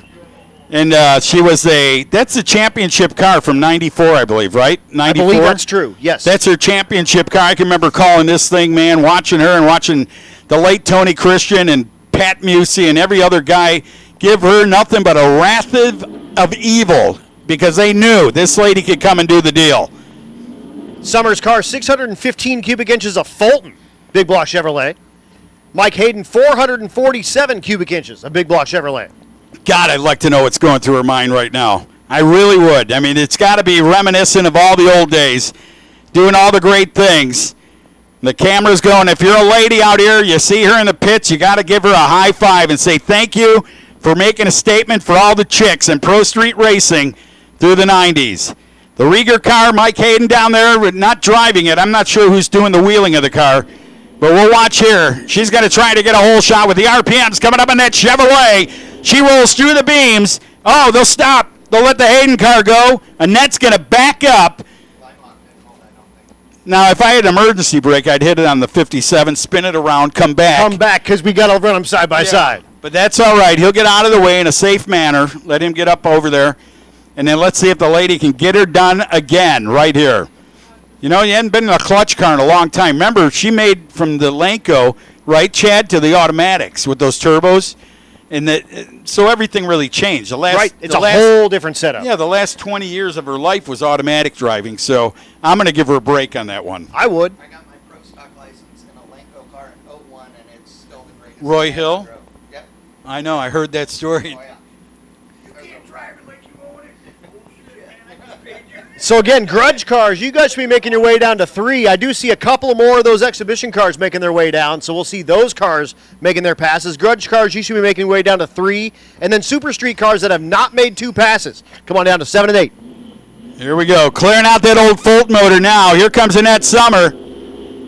She didn't want to hold back. She'll go through the gear zone, roll through them. She just pulled through the red light on that one. She's just having problems on the starting line, but it's all about testing. And look at Vern. Vern is already on it. He's already talking to the guy. I know what we got to do. Her husband is just genius when it comes to working on these cars. And he raced pro stock back in the 70s, I said, with Dino Don Nicholson and all the great things. And what you said earlier, Adam, these things, a lot of these cars just got done this week to make this deal. They've known for a few months, but they had a lot of thrashing going on. Yeah, that car's been sitting for decades. 32 years. Right. They literally threw it together in the last in the last 2 months, and they were waiting on parts, and it was like a big to-do, and they got that car running, I believe, the beginning of last week for the first time. Look at the 57. There it is. Mike Hayden's car out of California rolling down. I mean, that car, Bob Rieger, Mike Hayden, and Eddie Thornton won a bunch of PSCA championships in that car. Todd Tutterow drove that car at the Orlando race. I didn't know that. Car went, yes, it said Todd on the huge letters. Todd. I went there one day. I go, Rieger's car, Todd. But anyway, the original owner of that car, not Hayden. I can't remember his name either. I have no idea. Right, casinos, right?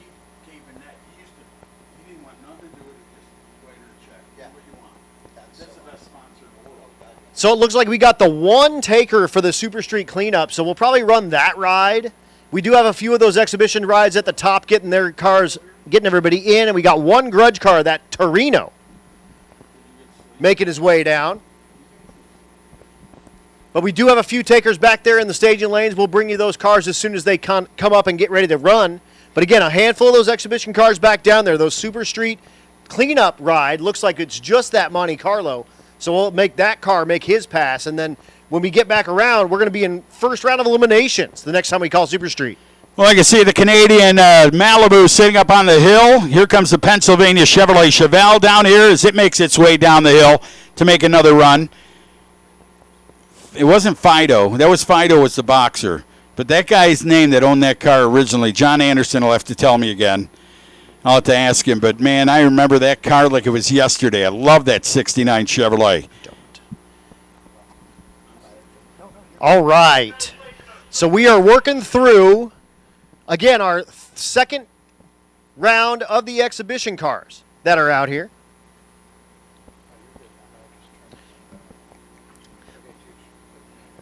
All right, so like I said, there's some more exhibition racers coming up off the hill. You can see the old H on that Chevelle for Heavy Street Eliminator back in Orlando days. That was the cars, they were 3,500 and heavier, I think. I believe that's there was true. A rule on those deal, but there's John Anderson right there pulling the car to the beams, man. Too Tall John, I used to call him. I remember when he raced someone's Viper, no kidding. He raced a small block Viper, had to change head gaskets after every run. Wow. He was in Wow. Memphis just ripping it apart. I said, you're going to be the world's fastest head gasket changer.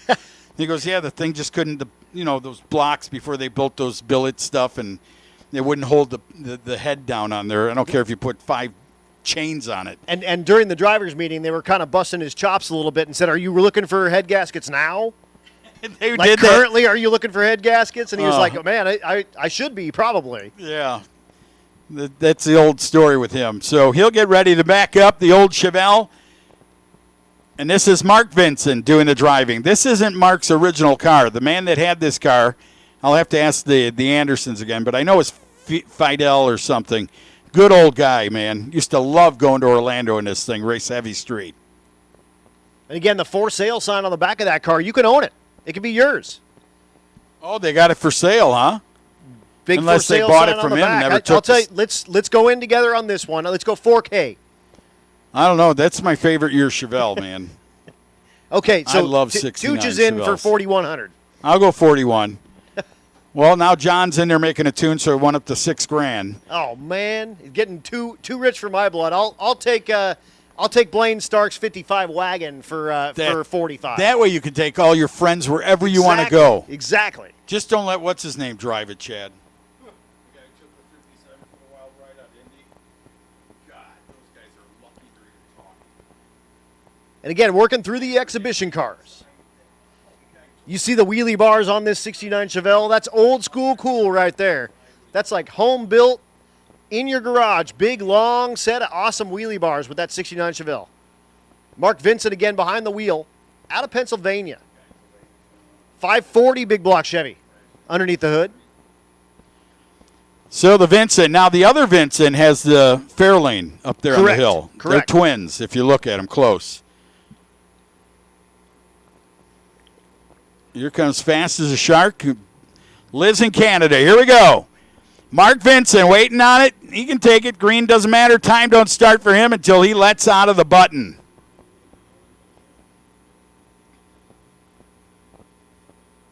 Light on power. John Anderson got his hands crossed just like he did back in the days. Always thinking. And if you ever, I don't know if he's still there, but if you ever fly Delta Airlines, that guy's one of the best mechanics over there. So fly the friendly skies. Here comes the other Vincent ready to go. Larry bringing it up, lighting the hides over there in the Canadian-based Malibu. That was one time Ken Anderson's machine. And what did Larry said? You know, and Larry don't put his last name on there because he probably swam over here for all I know.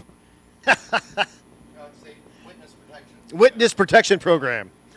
That's right. It's still got like a G-body dash and everything in it.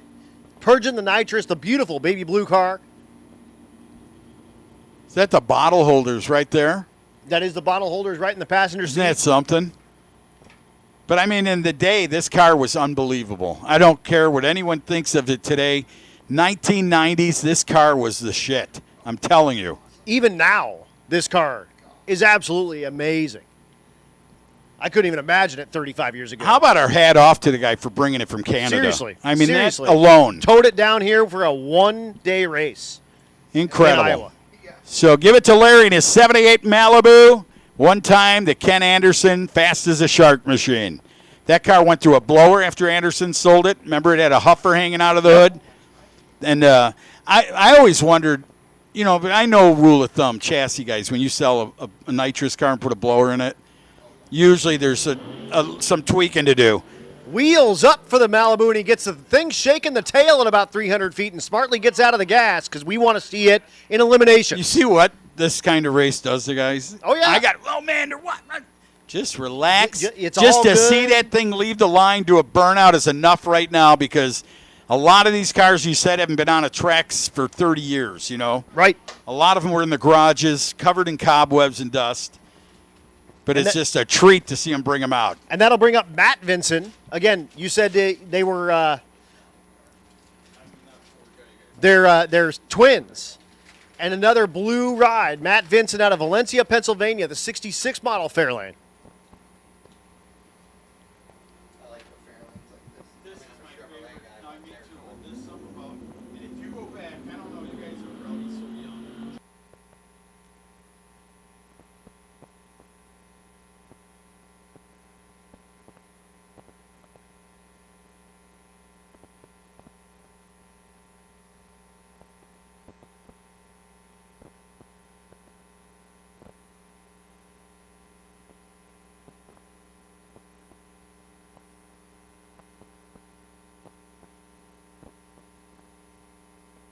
See the reverse lights coming on the Fairlane. Isn't that cool? That is cool. Sometimes in category, everything was mandatory, you remember? And sometimes it was just to be cool. I'm getting everything to work, making it look good. A little bit of a tailwind here. You can tell by the staff member there chasing Hey, that's down all right. the box That's 500ths of a running second. around. Yeah, absolutely. We'll That's- take that. Everybody to police their trash. Yeah, everyone make sure you do police your trash because that stuff will get on the racetrack and it'll give you like a 600-mile-an-hour time slip, which is not what we're looking for. It's good for bragging rights at the car show. I've got one. I went like a 28-second quarter mile at 630 miles an hour. That's awesome. It back halves like a mofo. So Matt Vincent going to get in there into the top lights ever so gently, fully staged, lights are down. Vincent goes out and has his share of problems, goes through the gears anyway, trying to keep it running. Yeah, huffing and puffing. He's back under power there at the stripe, and he does turn on the wind light in the singleton, which is that's a good move.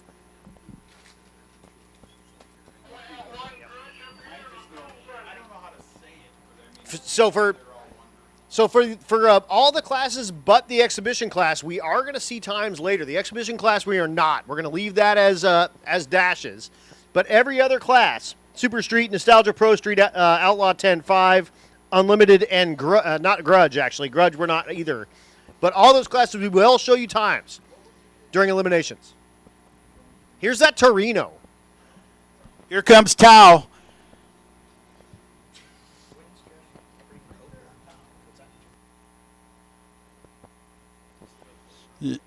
Oh, man, this thing is awesome, man. If you like Torinos, you like Gran Torino, well, Tao inherited this thing. Was told if you ever put a wing on it, my kid's coming after you. Isn't that cool, man? How about Absolutely. that? And back in the day, those were kind of throwaway cars, like those early 70s kind of Gran Torinos. Like, no one wanted these cars. 6 cylinders, some of them had Yeah. the straight Yeah, 6, exactly. a small V8. But now look at them. Like, that thing's cool on the other side of the they're pillow. So, there was one running up in Wisconsin, a red one. Remember how they had the yellow-orange stripe on the side Right, of the Torino right. factory? This kid wasn't like us. When you got it, you had the fast car. I want to go snowmobile racing. Sold the car, pulled the motor out. Dr. Ford helped him with it. Remember him? Dr. Ford in Wisconsin, who is probably one of the better Ford guys that come out of that area. He's probably here today somewhere. But I'll tell you what, Jim Plimpton is who I was talking about. That man loves Ford. You ever have a Ford question, that's the man you want to call. And I want to call John Anderson and ask what's going on with the Ford. That thing's still got cobwebs in it, man. Hey, John, do you remember when you could run up that hill?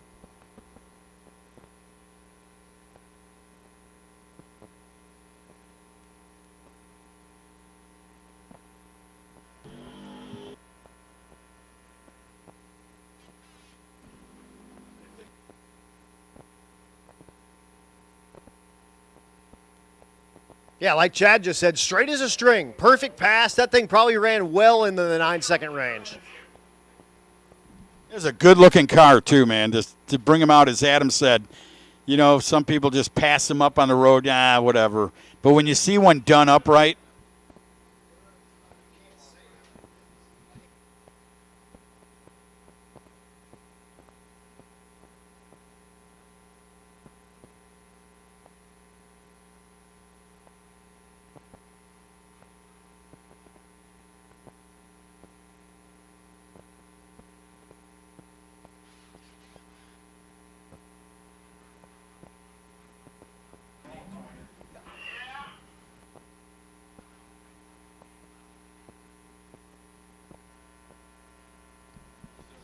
So with that, the Torino gets on. Now we open the doors up to another contender here in this category of racing.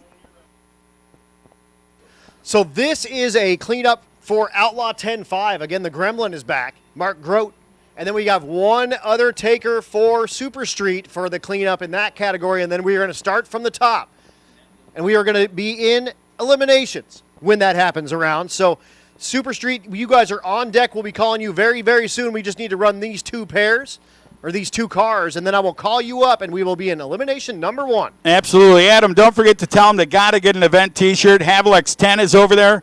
Make sure you get an event T-shirt for the first inaugural Fastest Streetcar Havlik Shootout. And look at that Gremlin. How about a Gremlin? And like we were saying, this is the one that you want to get the shirt for. That is yes. Right. So here we go. Mark Road coming up, the 76 Gremlin. Look at that thing. Knocks the tire at the first hit there, but gets it back under control. And he'll take it down the quarter mile and turn on that wind light. And yes, that is the guy that rides passenger with him. He's only 6'4". That car should be in the at Rocky Mountain Race Week. He runs it in the 8th mile. So I'll tell you some 8th mile times, but it's about a 495 teens sort of 8th mile car. So, yes, it should be in the very, very well into the 8s, maybe tickling in the 7s on that ride with a little bitty tire. It runs probably in the 495 teens on a 235 radial, by the way. And here's Jason Bergeson, the 81 Monte Carlo, our last taker in Super Street.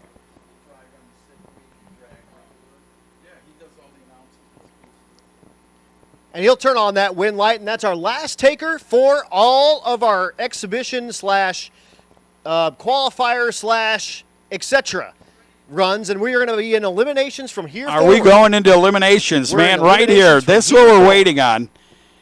So don't forget, I'm going to only say it and highlight this all weekend. I know there's a lot of T-shirts on sale here, but you have to have this one. The first inaugural one, if you don't have this one, when they come back the next year and the next year and the next year, and then we look at this in 30 years, you're going to really wish you had the first one. There was a guy right here from Arizona just pulled out his shirt. He goes, I got a shirt from the 93. He had every shirt.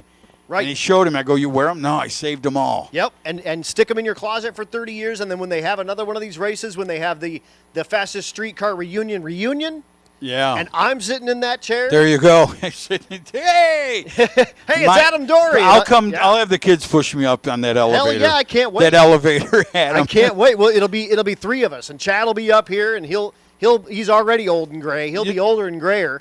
But if you haven't seen the event shirt, just look at behind the water box. That is the shirt right there with the poster behind the water box. Yep. That is on the back of the shirt. The banner is super. The winner circle banner is absolutely badass. A pair of Tri-5s on there. Every one of the sponsors is on the side of that thing. Is it made out of material It's like plastic or it's a like vinyl? It's like a vinyl, right? Yeah, like a vinyl.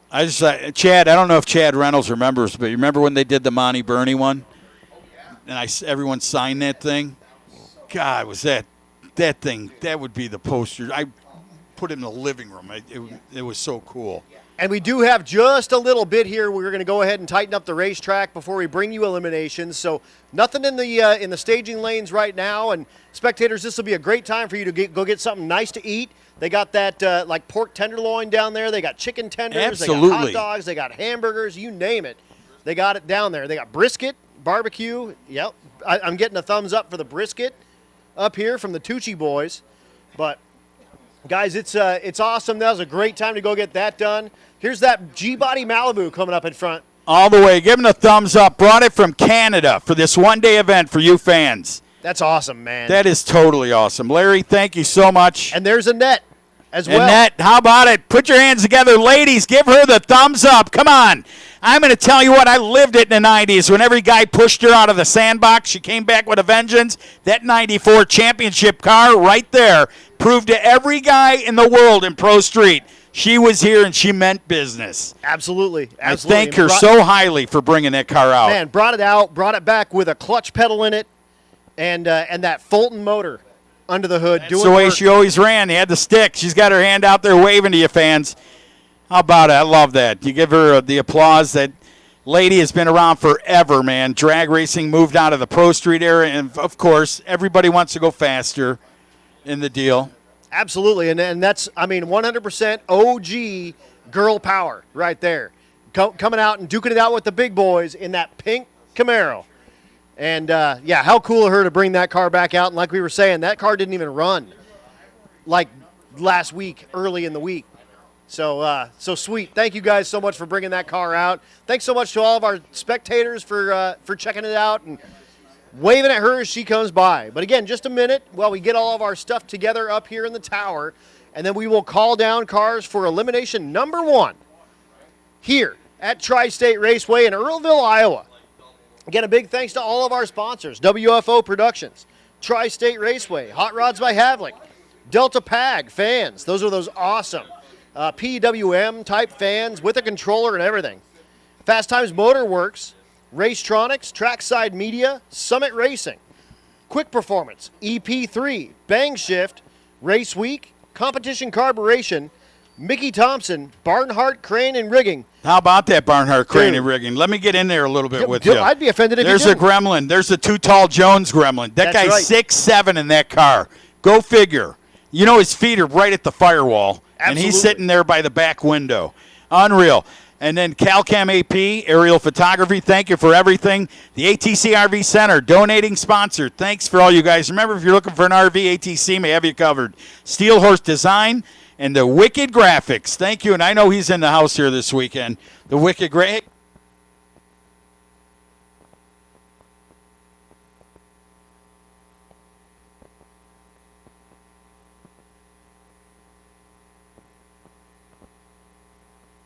And then you talk about some legends of the sport. Grab that, Kenny. Don't be afraid. I won't embarrass you. How you doing, young lady? Nice to meet you. This guy was like one of my heroes back in the day. Remember those days? You remember? Ken Anderson up here, John's brother, but Ken is the one who owned the Blue Malibu. And that car went to 2 people so far, right? 2 or 3? Nope, just Larry. Oh, Larry. Who had the blower in it? Me. Oh, you did the blower? We had all of it in there. Did you have to change? This is my question then. So when you were a nitrous guy in the beginning, right? That's correct. And then you went to a blower. Now, did you have to change the chassis at all for the blower? Did it torque different or? We changed some things. Not That's a all. whole lot, though. But you did make an adjustment on the car. Yes. So what have you been doing with yourself? I should say that. Hi, welcome, John Anderson. I haven't seen you in 25 years, Or Ken. 30 years. Or Ken Anderson. John was a head gasket changer. I'll never forget that either. When he ripped the Viper apart. That was a Corvette most of the time. Was it really? Yeah, it was a Corvette with a Chrysler motor in it. The B1 motor or something in Yes. there? It was like, stay away. He told me, he goes, man, if you want to work on that thing, you'll never have fingers at the end of the day. No, Taking the that heads car was off. terrible. Awesome stuff. So what have you been up to, man? You still work at the shop? Working the shop, having kids. You know, That's all right. kids Mine grew are up. grown up, so I can. Yeah, mine They grew get. up I have them too. drive me around now, so. You know. So that first fastest streetcar shootout, you won yourself a jacket. I did. And you finished, I believe, 6th? I think so. I think 6th in that ride. Do you still have the jacket? I do. I have all 3 of them. Was that 92, the first year, It right? was 93. 93 was the second year. 92, some guy named Green started that race.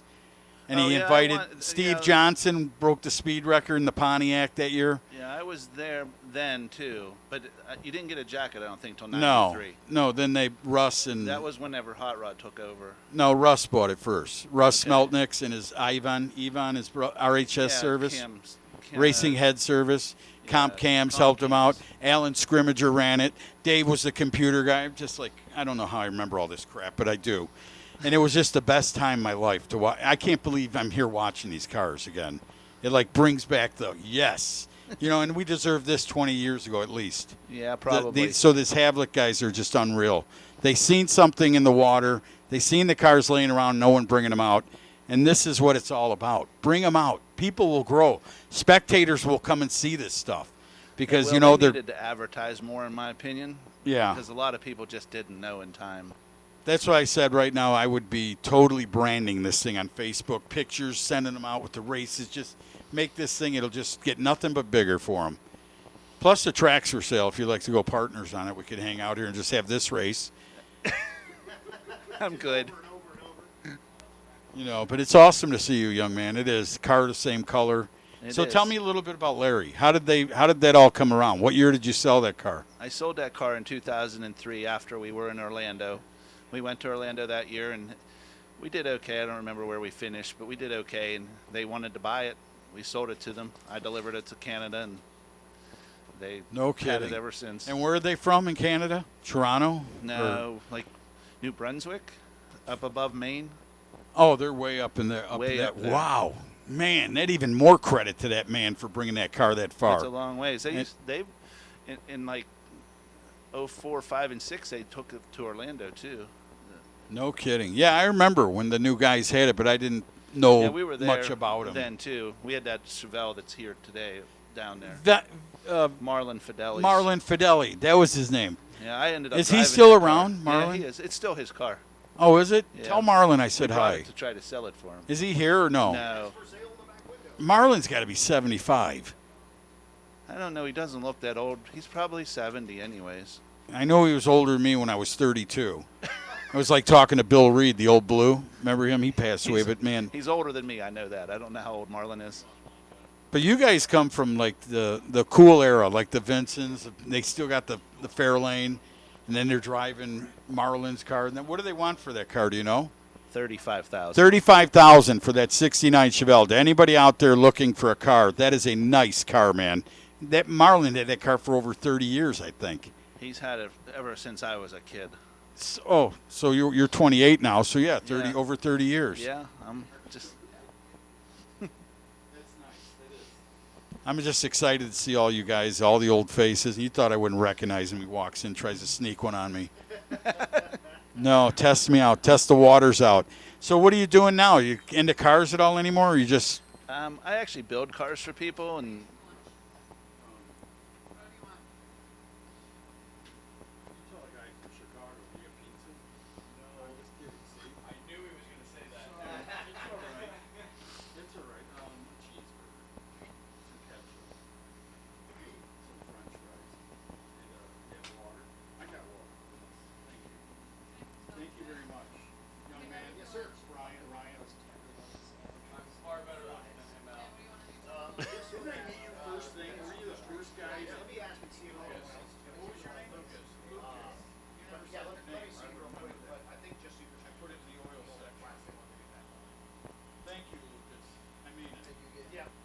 So back to Ken Anderson. Kenny, I apologize.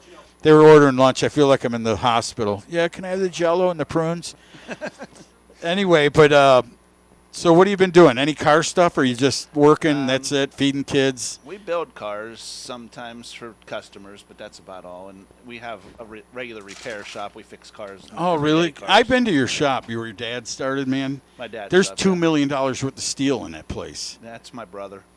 No, it's like save that rear end, save this, save. My dad was the same way. He goes, don't throw anything out. He had like Mac connecting rods after we rebuilt on the shop. I go, why did you buy new ones? Well, you might need one of reconditioned one day. Yeah, they go 500,000 miles. So, you know, that's a good 10 years, Dad.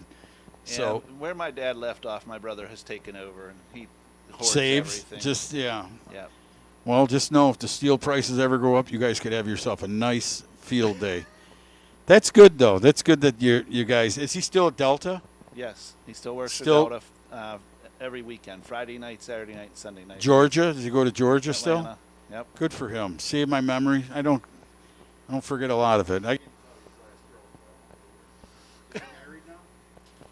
Oh, John? I don't know the answer to that question. We won't get into it. You know what I mean? We're going to turn it into the Havlik Fastest Streetcar Jerry Springer show. So John over there doing his deal.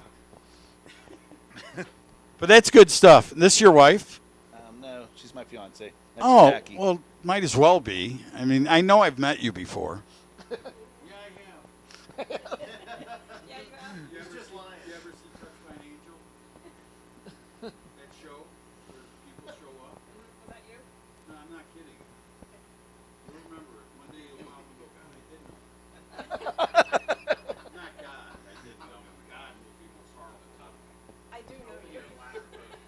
I've had so much fun. I can something amazing that I bring to the table. But, John, I want to thank you for everything, all the years, for making me happy to watch a Chevrolet stomp on guys' heads back in the day.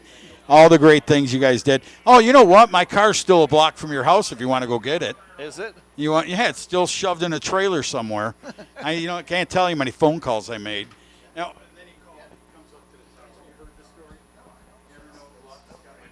No.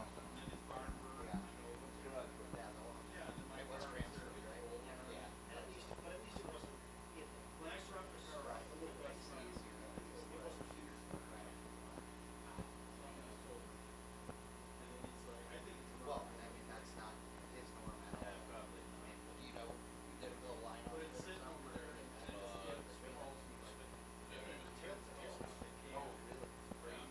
Broken drive shaft. Oh, and ripped it off, okay.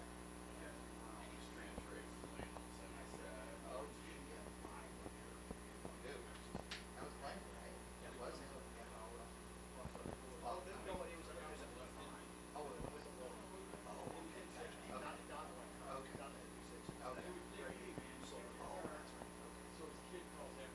Well, I'm glad that I was okay, because that's, trans is always, you know, because. Well, how cool is that? Just a little bit of talking going on up here. That's Ken Anderson. Ken with 3 of the fastest streetcar jackets. And again, there's 30 of those that exist in the whole world, and that dude has 10% of them. That's awesome.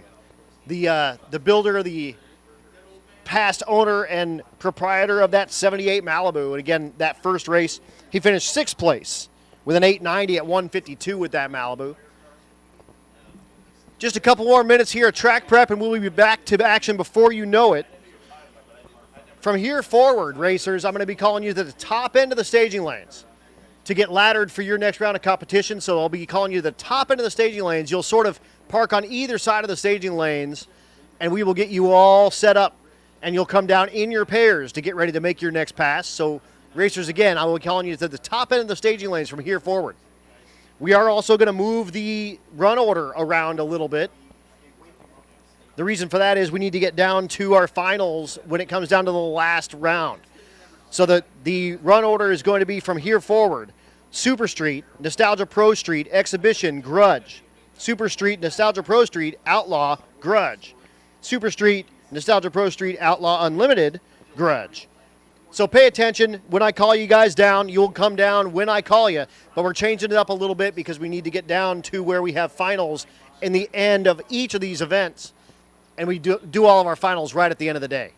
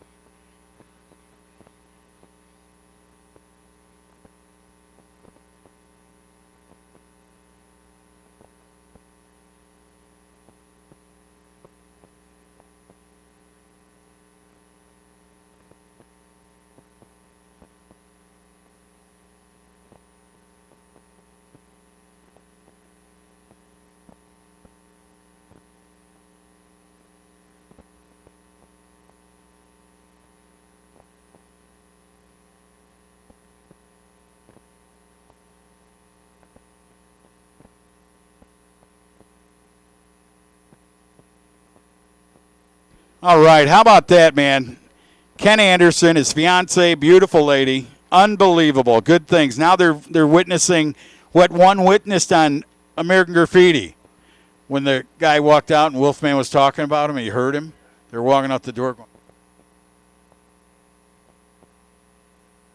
All right, so yeah, just working with the track staff here. We're going to call cars very, very soon. They're just getting everyone set in place. The track is good to go. The track's for sale, by the way. Track is for sale. We're going to go in a third and a third. Wouldn't it be nice? Me and Chad and now. You know, I just put like a bomb shelter just in case out there in the field. And then I'd have just like a beautiful triple decker. Yeah, just huge. Home. Yeah, huge Just RV. yeah, and just hang out here. and then have your 17 cars that you could race anytime you want. Exactly. Like, why not? You know what I mean? Yeah. Are you guys open Wednesday? Yeah, just for me. For me and my buddies, we're definitely open on Wednesday. That is But a great everybody deal. else, no, we're not open. Well, there's a original tractor that Arnie Beswick plowed the fields with just a mile up the road, as they will prep the track a bit, make things happen. Right. Yeah, exactly. Exactly. But no, guys, like he said, we're just doing a little bit of track prep. The track is looking good. The next call we're going to make is going to be elimination. So first round. And again, we're changing up the run order a little bit. Just pay attention when I call you in. You will come up to the top of the staging lanes and we will get you squared up for your first round of competition.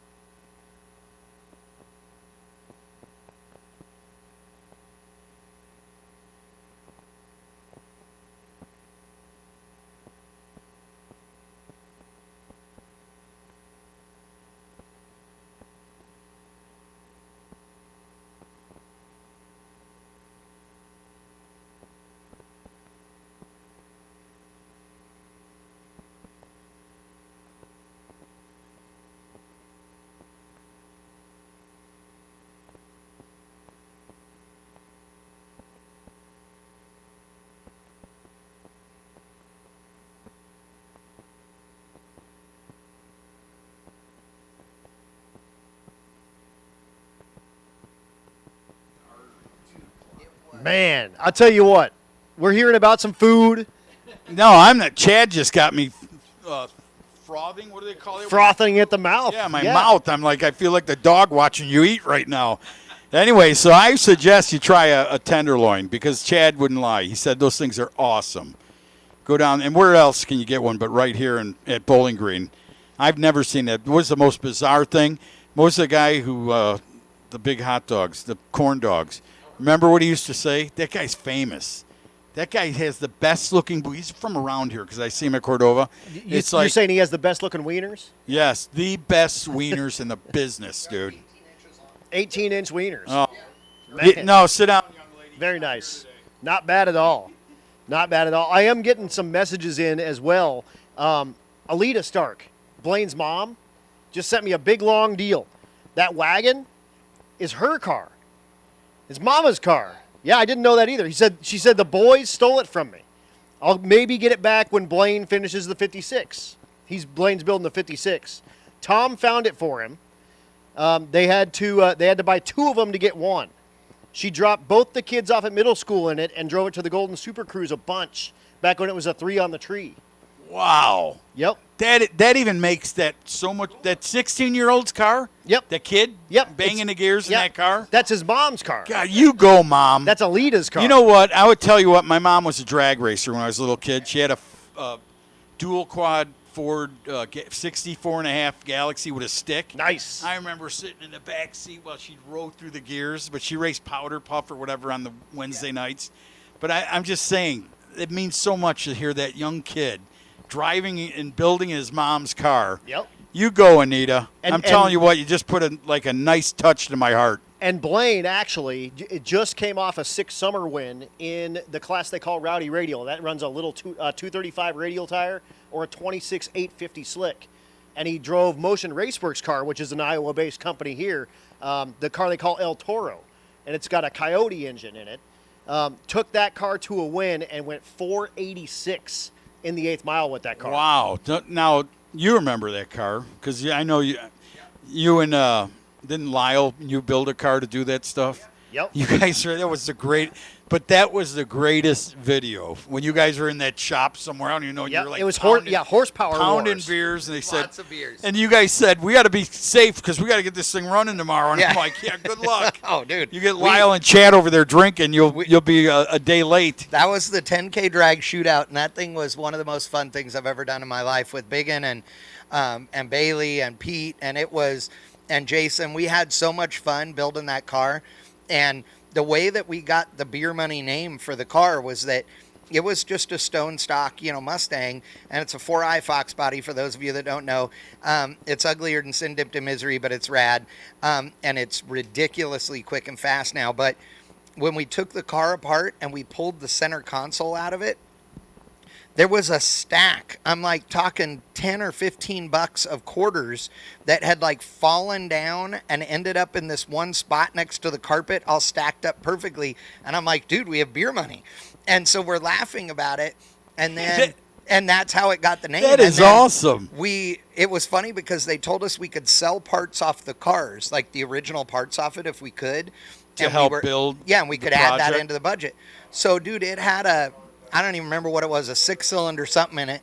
And whatever it was in there, like I put it up on Facebook Marketplace and we sold it in like 6 hours. And a dude shows up with a minivan, a Ford Windstar minivan. And we put the engine and trans in that thing. And the guy paid us like $100 or whatever it was. But we got so well known for the fact that we were really, really good at drinking beer that we ended up having people having beer delivered to the shop. Oh, so you never We had ran a out pallet of beer delivered to the shop. Isn't that amazing? Not the kidding. Power of the. But that was I told you this before. That was the greatest show. Oh, it was so much fun.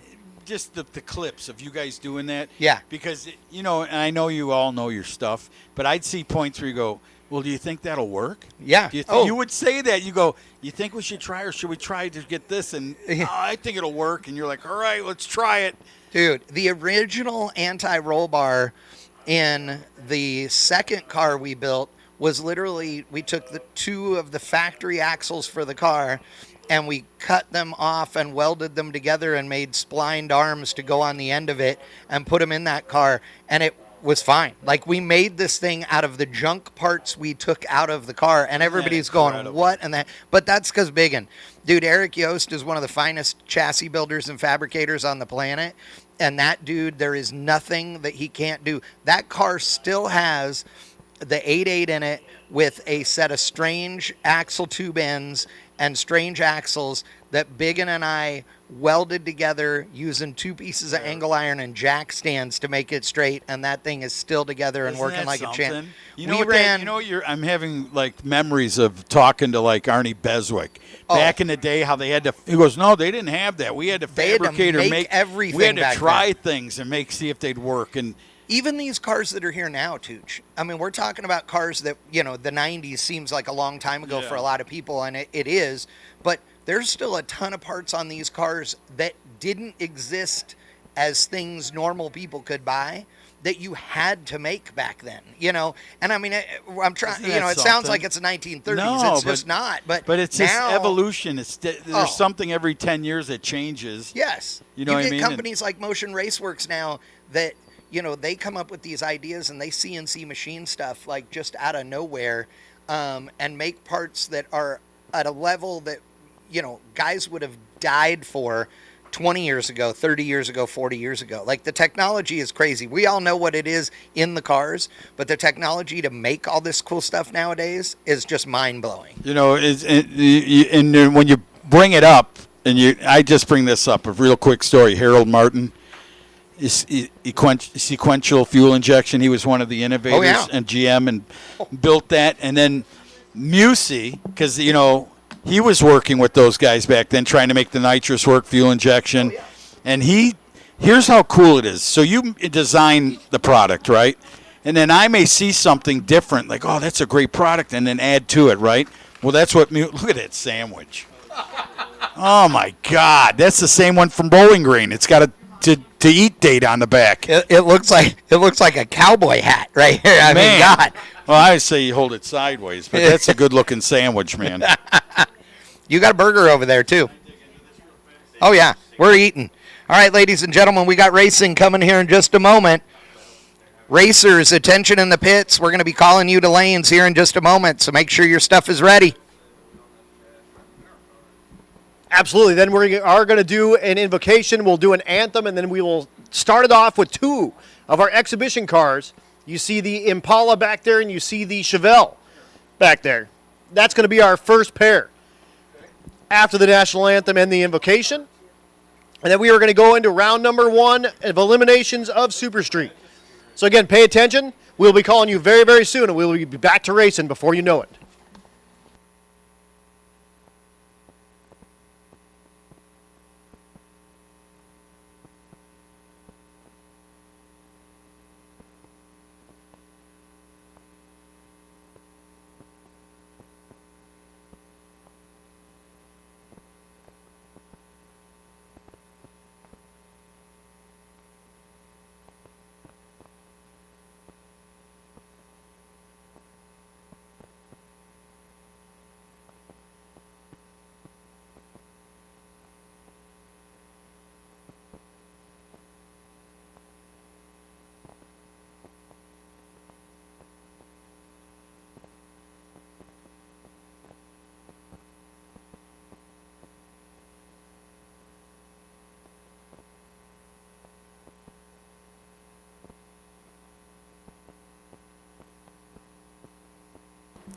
And Mike Hayden, if you can come to the tower, you're actually going to be doing the invocation. We're about ready for you. So Mike Hayden, the owner of the Bob Rieger's old 57 Chevy, if you guys can make it up here, Mike Hayden, if you can make it up to the tower here, we will have you do the invocation, then we'll have that anthem. But it's going to be about time for you to do it.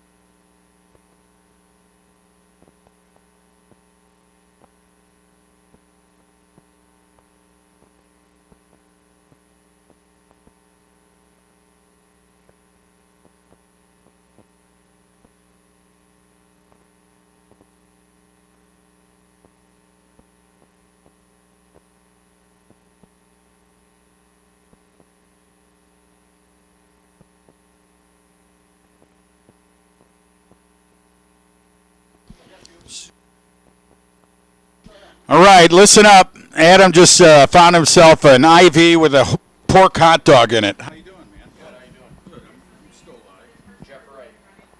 Absolutely. And what we need to do is get Super Street. Super Street. It's time. Elimination number 1, Super Street. We need you to the top of the staging lanes, please. Super Street to the top of the staging lanes, please, to get laddered up for your first round of competition. Once again, Super Street. Super Street, this is your call to the top of the staging lanes to get laddered for your first round of competition, please.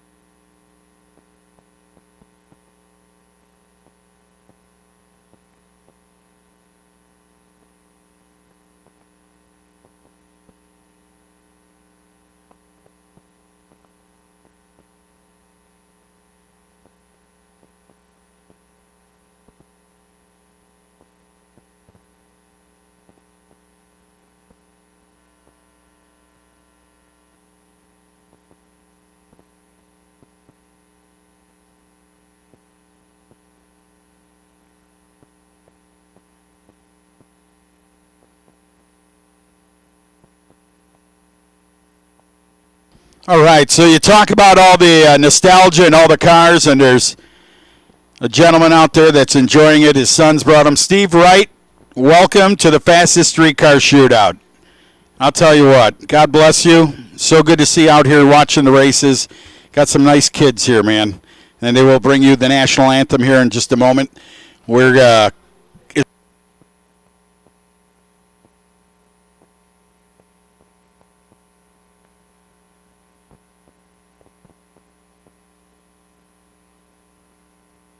Super Street, to the lanes, please.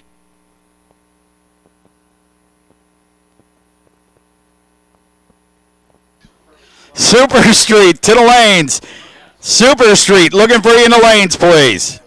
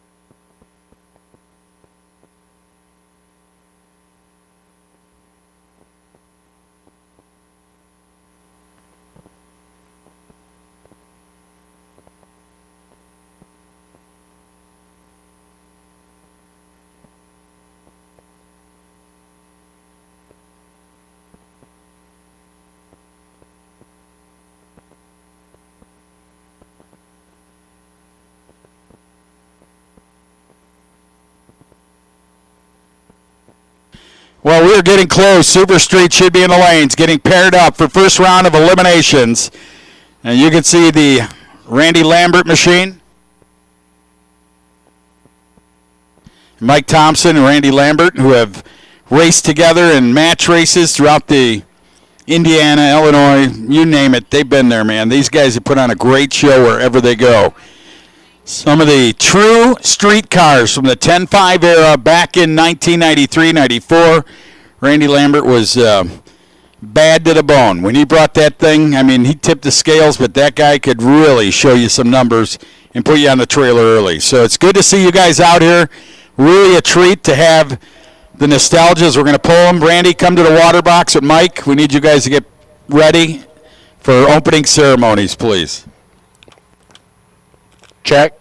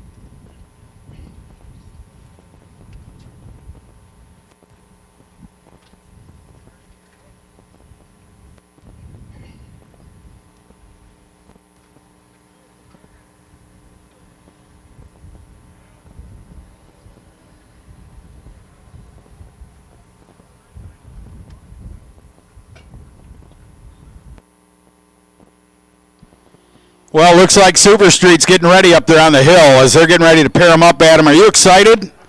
I know you are. You just had, what did you have there? Was that a bratwurst? Really? Man, that thing looked like vanilla flavor.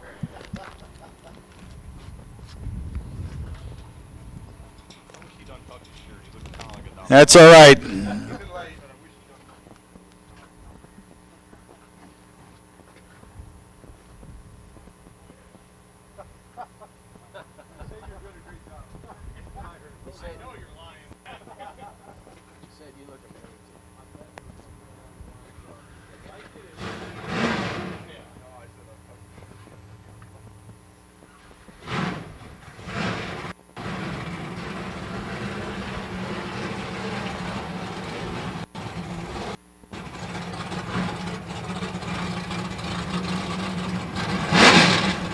Oh, well, they're going to pull them into the box. We're going to get ready for opening ceremonies here in just a moment.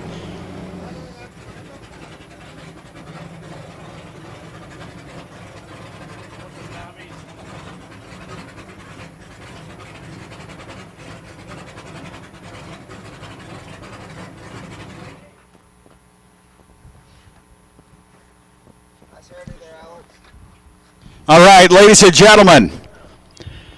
We are getting ready for the first inaugural Havlik Fastest Streetcar Shootout.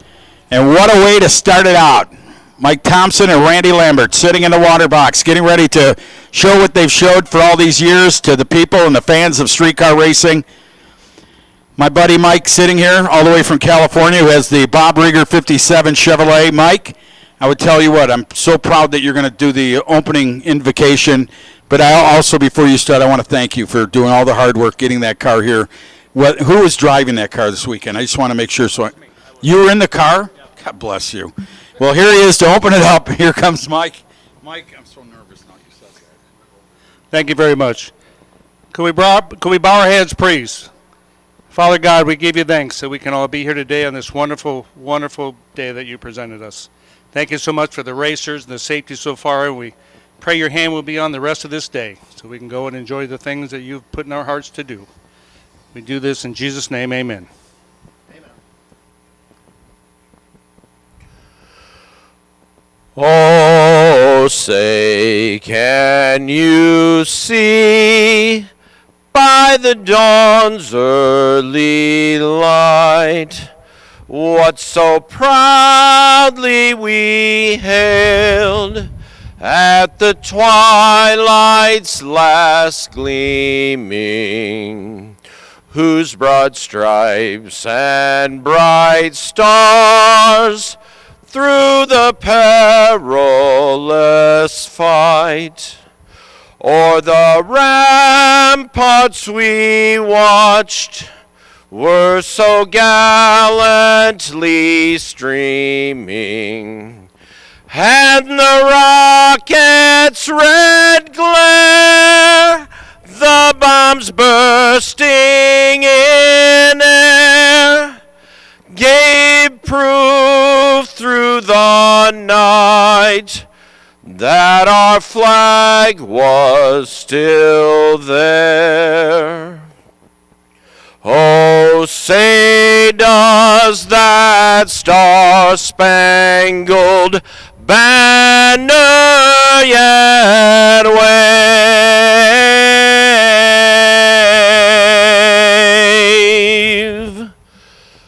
o'er the land of the free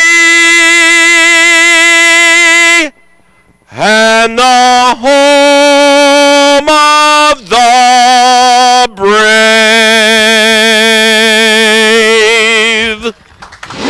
Ladies and gentlemen, Jeff Wright. Thank you, Jeff Wright, and his father down there today. And my prayers go out to that whole family. Jeff Wright's family, thank you so much. And to his dad and Joy, as we started out with a couple of bow tie bangers.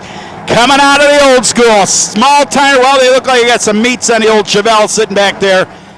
It used to be in the 10.5 area, and I know Randy Lambert's still campaigning those small tires on the back end of that 1967, correct me if I'm wrong, Nuclear Banana. Here they come out of the water box. Beautiful!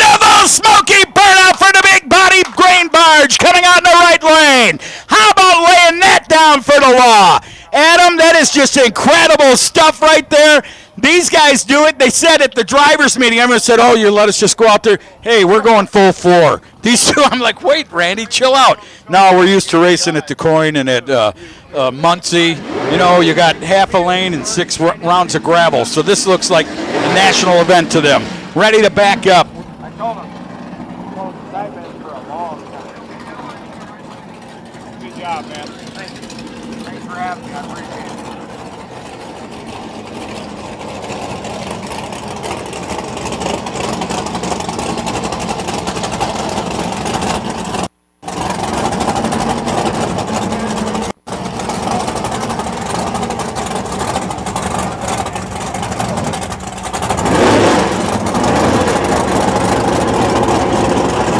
Thank you to Chad Reynolds, who is loving this. Look at the trunk. How about it? When's the last time you seen a trunk open up to turn a bottle on?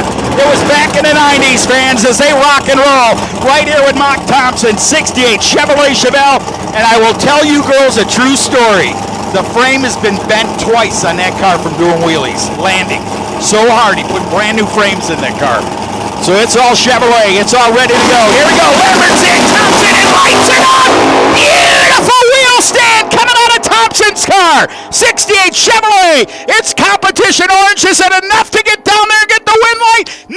9.11 seconds and 151 miles per hour. You talk about a bumper banger. 937 for that big-bodied 67 Impala. Randy Lambert doing his thing, doing it the best he can.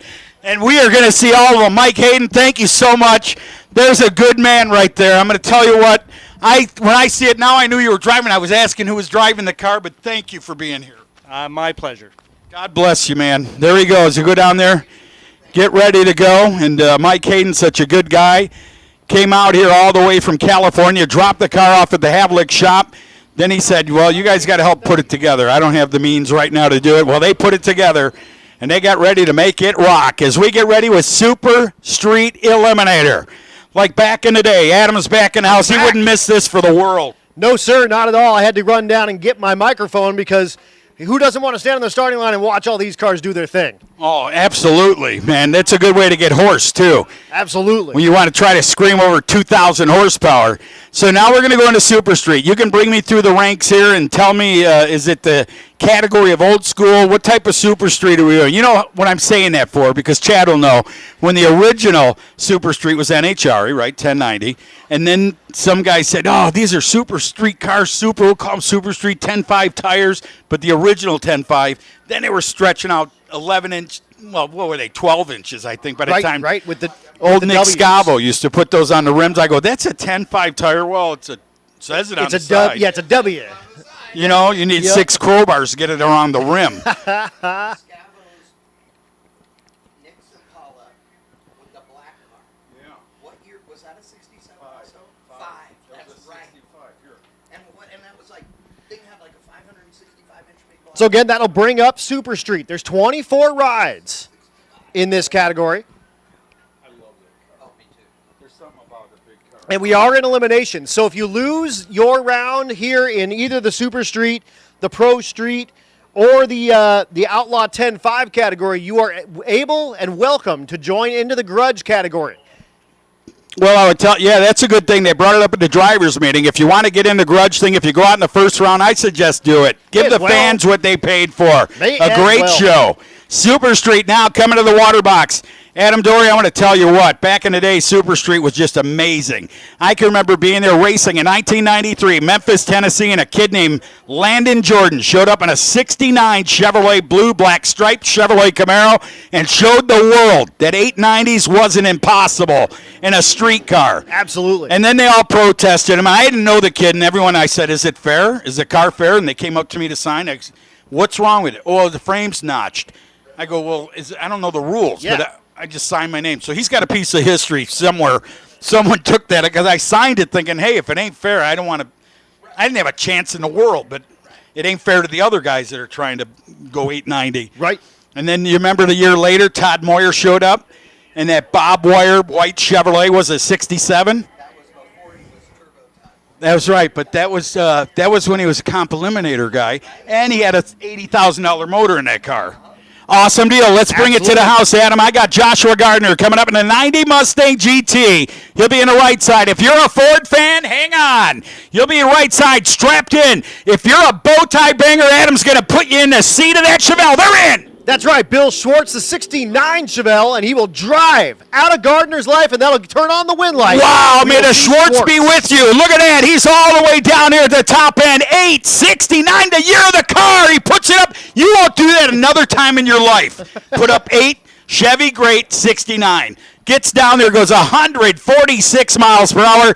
How about the Mustang? He coasts down there 20s, but yeah, if you got a calendar out, you'll know that Mustang ran a 2018 at 57 miles an hour. That is you. It's okay. It's all good. We just run it. Don't worry about what we're going to do. We're going to rock it out. But that's going to bring up our next pair, and we'll see Bill Schwartz back in round number 2 of Super Street. And that'll bring up Bob Ruppel. Big Block Bob in the right lane, the Nova.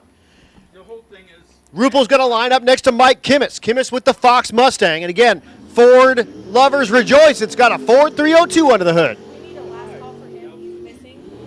Need a last call for Dino Robeletti. Hey, tutto chucci in Italian. You see that? Pro Street to the top of the lanes for pairing, please. Pro Street to the top of the lanes for pairing.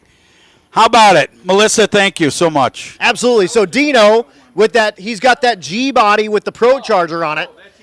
Dino, if you are on property, we need you like right now. This is your last call. And again, Nostalgia Pro Street to the top of the staging lanes to get paired for your next round. Well, here comes that Chevrolet Nova, 1972 model year. I would tell you what, sure looks like a 68 fender on the front of that car, but I'm not going to say that. Maybe they came with the long rectangular one that year. I had a 72. It might have had fenders put on it. That's yeah. I'm not. I love the car and everything. I'm just like looking. I'm just looking at those weld wheels. Those are weld drag lights. Man, that's the old school stuff right there. Ford versus Chevrolet. Rappel. Who's he taking on? He's taking on Mike Kimmis. Again, the Ford-powered Mustang. Adam, they are in. Lights are down. Ford versus Chevrolet. Goosebumps awry. Man, they're going to Ford's going to get the better half. Going to the stripe down at the top end. Mike Kimmis.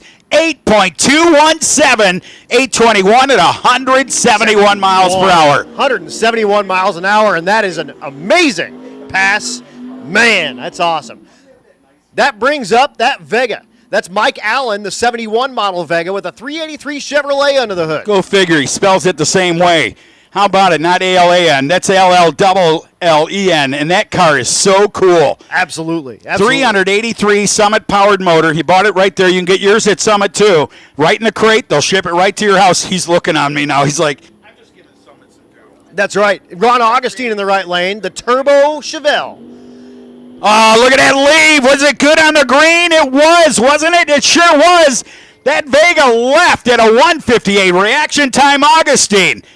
He's going to go on vacation to St. Augustine after that run. 973 Chevrolet Vega taking him out of the house. Give me some pictures, please. Absolutely. Ron Augustine goes 11:56 in the losing effort, and we'll see him at the in the grudge race coming up later in the day here. Oldsmobile. It's not your father's, but I'll tell you what, it's Darcy's machine.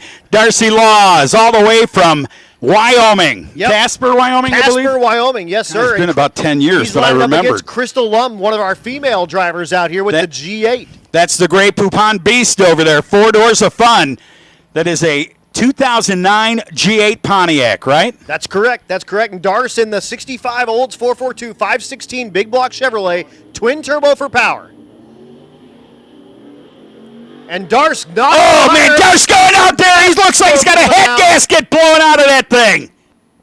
And can Crystal run around? She cannot. So Darce Laws will get the win with an 887 at a slowing 121 miles an hour. And hopefully that thing's not too hurt because he got to come back for round number 2. Well, they're going to have to wait down there in the top end when he makes the turnoff and check it out and make sure everything's okay and kosher with that thing. That was a lot of smoke breathing out of that thing. You can see it's a little bit of blue as it goes through the field. Absolutely. And kills every locust that was alive here this year. Yeah, and Andrea standing down here at the starting line going, man, do we have to thrash on that thing? And I look down and I see Mike Mead. Mike Mead down here on the starting line. Mike Mead, one of our drag and drive type dudes out of the Zane Bobo racing team. Awesome deal. So here goes our man down there to check it out. The Vegas coming back down the return road. Make sure you give him a reaction time thumbs up. He drilled his competitor. He was gone. Oh, yeah, he had 4 tenths before the light even came down. Hey, I'm looking at him, and all of a sudden I have this vision. He's like Slash from Guns N' Roses, Told but you. younger. He's like young Slash. Told him that like in a last couple night of in the years, car. Go, hey, dude. Slash. He In a goes, couple "What?" of years, yes, like, dude. Next pair. Bad thing, dude. While we wait to get the thumbs up from the racetrack, sitting back in the water is Blaine Stark with that 55 wagon, the stick shift car in the right lane. And he's going to be lining up against Cody Medicis. A pair of LS motors going head to head out here as soon as we get the okay from the racetrack.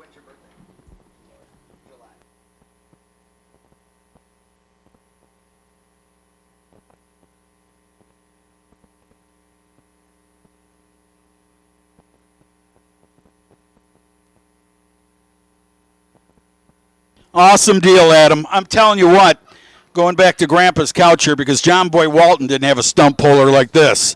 I'm having a good time. I just got to get a little off those neuropathy feet. No, I because get it. This I'll is the- go off like a tree in the woods. No, this is the best time ever, man. We're up here. Are you having fun? Oh, this, dude. I'm telling you, and this is the start of something that's going to be so great for Oh, this, yeah. this facility, these people, these racers.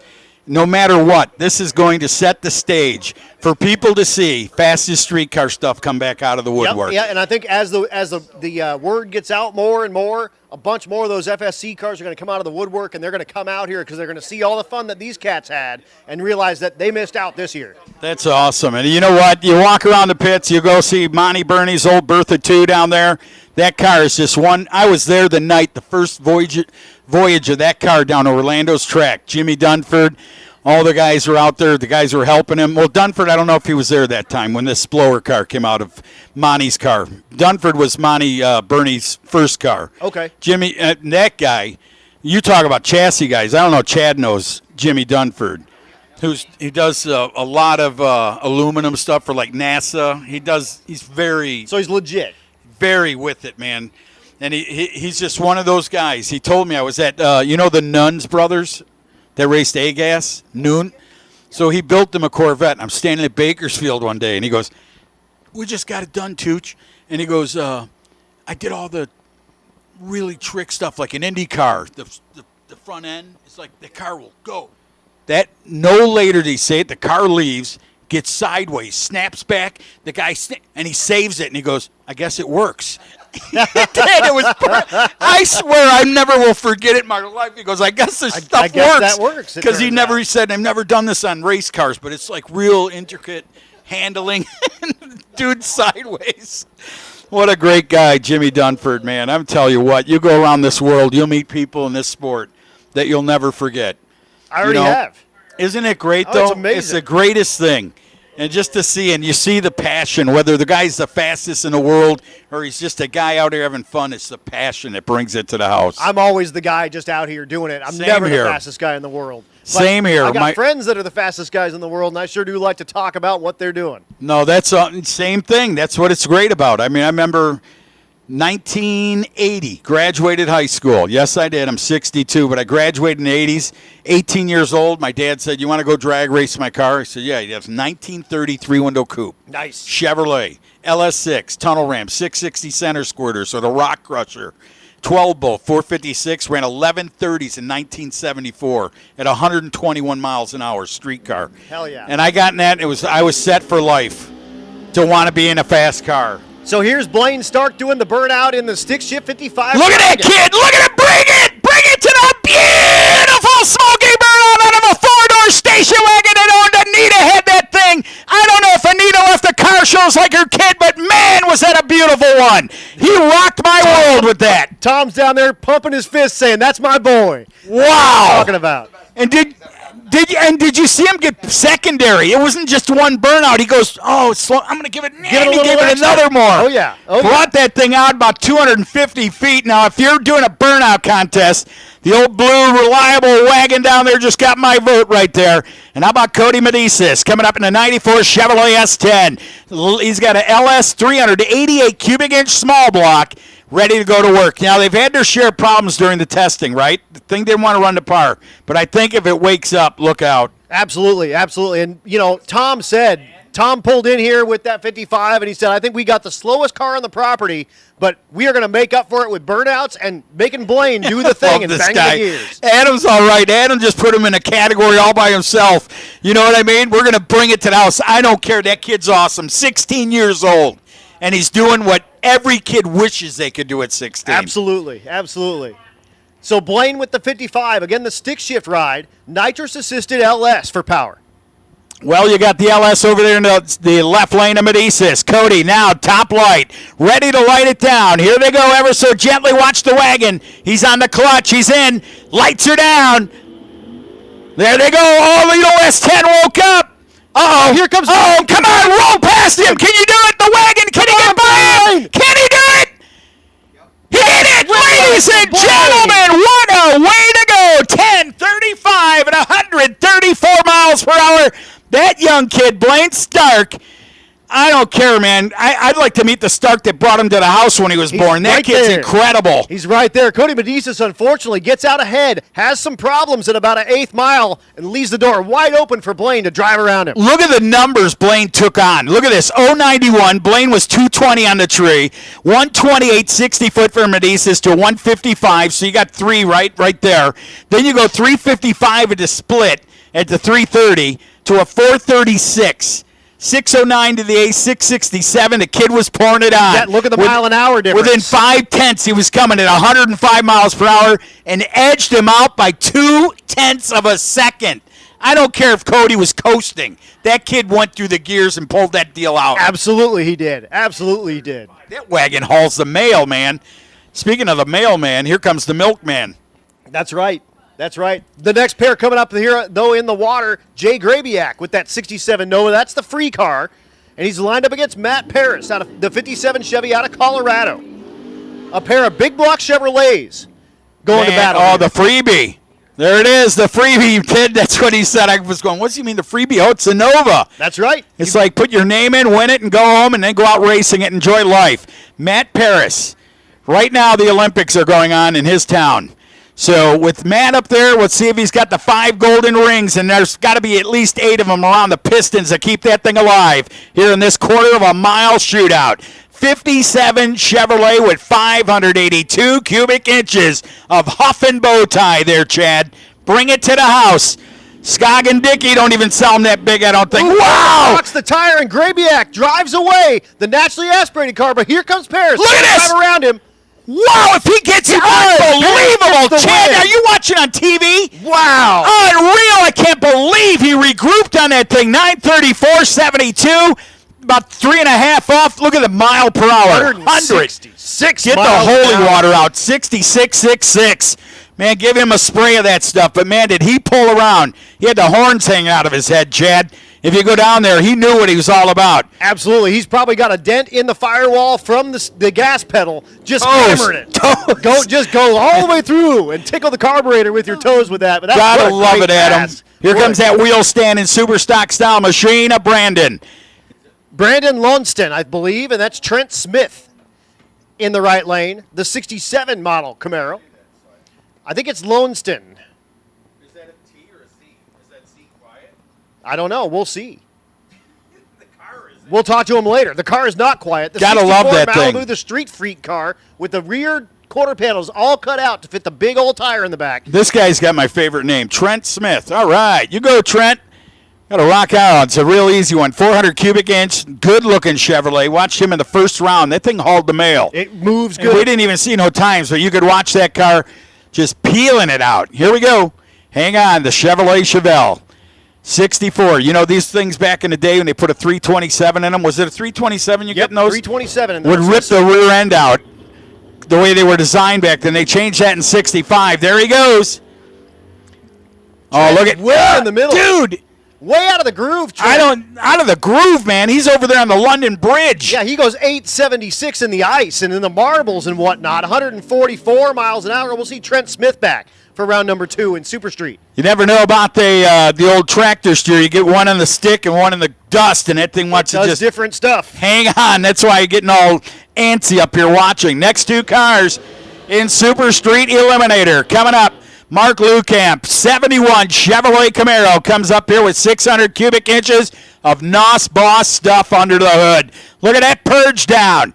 There's a $500 bottle, bringing it down to pressures. Who do you have in the right lane, Adam? Right lane is Tony Weissman out of the Hot Rods by Havlik Camp, the 69 model Dodge Dart with the blower hanging out of what's left of the hood there, and you can see the top of the injector hanging out and whatnot. But big block Mopar per power, so all of you Mopar people, rejoice. We got a Mopar in the right lane, we got a Chevy in the left lane. Who you got? And Tucci, stay away from the garbage can lids in the McDonald's. I put this on this guy who's like in his 60s, and they all parked. They said in the corner. I took the McDonald's and put it on his RT. He came out and had a shit fit. But I was just 18. Yeah, whatever. We're just having fun. So Dart without Mark Lokamp getting himself into the beams, and that'll hand the automatic win over to Tony Weissman. Tells me, I wonder if Mark had problems. He just came up here to try to maybe fake get himself. out. Yeah, you know what I mean? Sometimes you can do that. Man, it's a shame. That guy busted his rear to get that car ready. Yeah, and from Colorado as well, so brought it out on a 12-hour tow to come out here for 1 day of racing. And, of course, you saw it in the first round. It had that big fireball that came out of that plexiglass scoop, and maybe it's just, unfortunately, a little bit hurt as they push the awesome, beautiful second-gen Camaro. Well, I would say with the wind conditions that we had earlier this morning, I would say when I got here it was like 7:05. But I would tell you it was probably a little chilly. You know what I mean? Probably had just a... Oh yeah, and he's from 5,000 feet of elevation, so there's a lot of tune-up stuff that you need to get on that nitrous side of that car figured out before it makes its pass. Absolutely. So we'll see Tony Weissman back.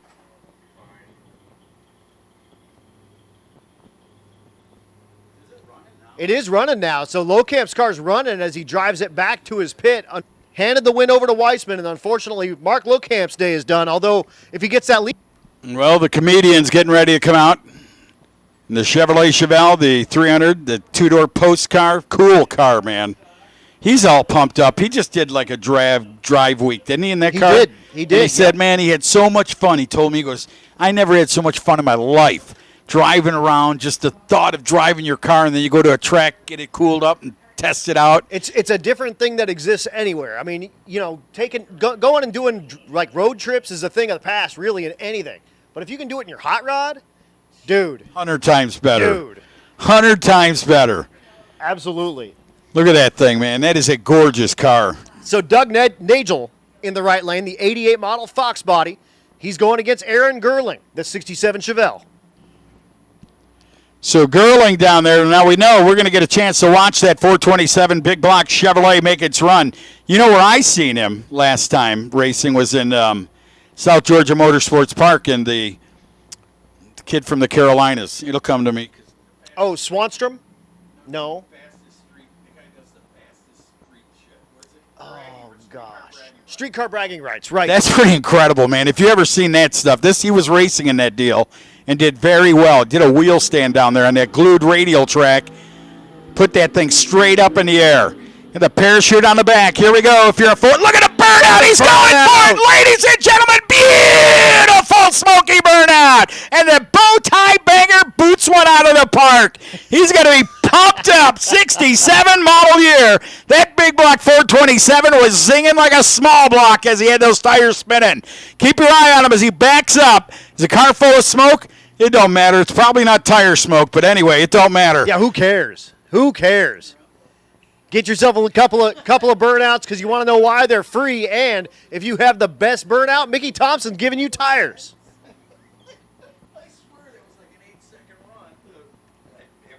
So Doug Nagel in the right lane. Aaron Gerling in the left lane. So Aaron, a good kid, man. Good kid. Straightened out his deal in life, and I'm so proud of him.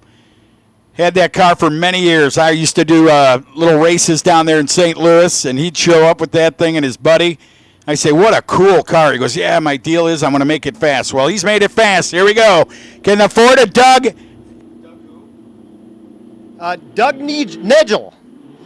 Both cars knocked the tires immediately, and the Fox Mustang staying out ahead and pouring on the coals, and we'll see Doug back for round number Boy, 3. that Mustang getting pulled on a kite string like Ben Franklin was in front of it. He pulled that guy right past him. There's the kid. Blaine. How about it, Blaine? Awesome deal, man. I wish they had a speaker right there so you could see the smile on his face. Absolutely. Blaine, of course, drove around at the top end there, and we'll see that wagon back in round number 2. That is so cool. Thank you to Anita, his mom, for giving up her car. So that young kid who just got his license at 16, right? He did. Unless he did a Jeff Gordon at 14. No, he got his license at 16. He just got his license. Unreal. Tony Latimer pulling in the right lane. That 6th Gen Camaro, Pro Charger with a 416 cubic inch LT type motor under the hood. Left lane is Keith Landauer, the Nova 69 model.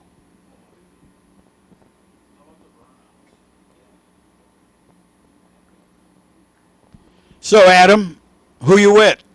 We'll see. Tony's got the hood up and maybe having some issues with the 16 model Camaro. Landauer with the 540 big block Chevrolet under the hood of the Nova. I think I'm gonna ride, unfortunately, with Landauer. I like Tony a lot. Tony's one of my dudes, but it looks like he's having some issues. And he is going to go ahead and take the helmet off, and that's going to give the win to Keith Landauer. I got to tell you, Keith's a gentleman. He didn't burn the tires. He waited on his opponent. Then he'll do his burnout, and he'll take a single victory lap right here. Tough break for Tony. He's been fighting that car. Brand new motor combination in that thing. It went from like in the high 10-second range to the mid-9s with one change in that car. Went from a D Series Pro Charger to an F Series Pro Charger, and it picked up a lot of power. And unfortunately, again, not able to make the call. Hand the automatic win over to Keith Landauer. We'll see that Nova back. Man, hate to see that. Sorry about that. I didn't mean to walk on that tongue of yours. But that Chevrolet Nova is going to get a single pass right here to go to the next round of Super Street Eliminator. Here we go. See, that's like me. I see the white stuff coming up in the center of the track. I'm like, I'm out. And we're I'm going to backpedal this thing. It's better to bring it back for the next round of competition. Absolutely. Still working through Super Street.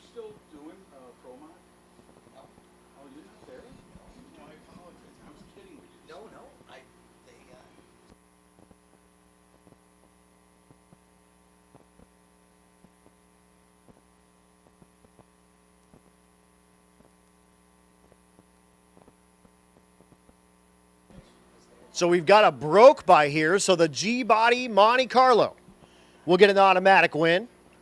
Unfortunately, his competitor unable to make the call.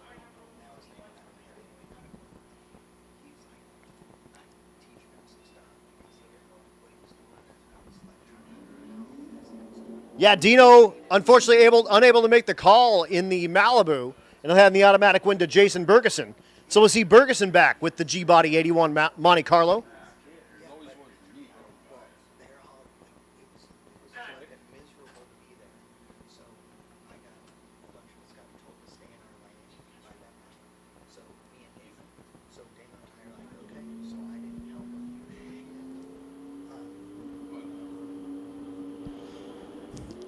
So the Monte Carlo, so reminiscent of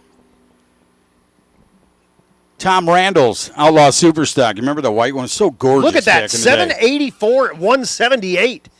God, 784. I would have never, ever in a million years said that car's going to run a 780.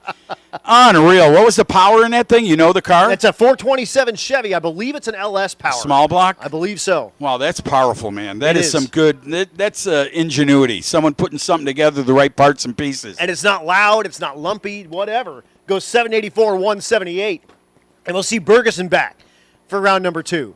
Now is the first time that you're seeing times on all these cars as well. So this is a cool deal for a bunch of you folks that have been watching all day that are out here. Look at all the spectators out here. Give yourselves a round of applause. You guys are awesome, man. You're the real winners out here. Y'all are, we appreciate you coming out here to Tri-State and checking out this Havlik's Fastest Streetcar Reunion Race. The first annual, because we're going to tell them that we're coming back for a lot more. And again, all these cars making their way up the return road that's right in front of the grandstands here. So let them hear it as they come by. Put your hands together for all these cars. They're out here putting on a show for you. And again, we appreciate all you coming out here. We appreciate all you racers coming out here. We appreciate all the track staff and everybody. And again, that hot dog from that concession stand is amazing. Chad had that pork tenderloin. He loved it. It was awesome. It looks like a cowboy hat, he said. Pretty awesome.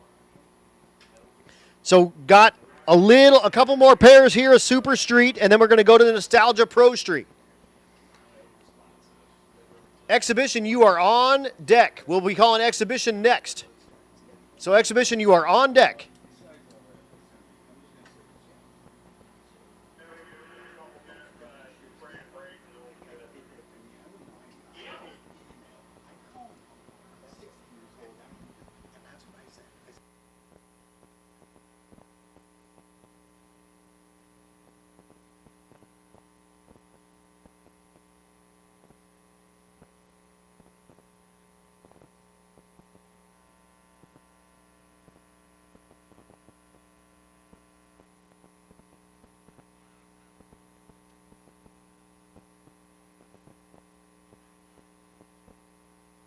All right, let's go ahead and do it. Attention to the pits. Attention to the pits. Exhibition. Exhibition, come on up to the top of the lanes, please, to get paired for your first round of competition. Again, Exhibition. Come on up to the top of the lanes to get paired for your first round of competition, please.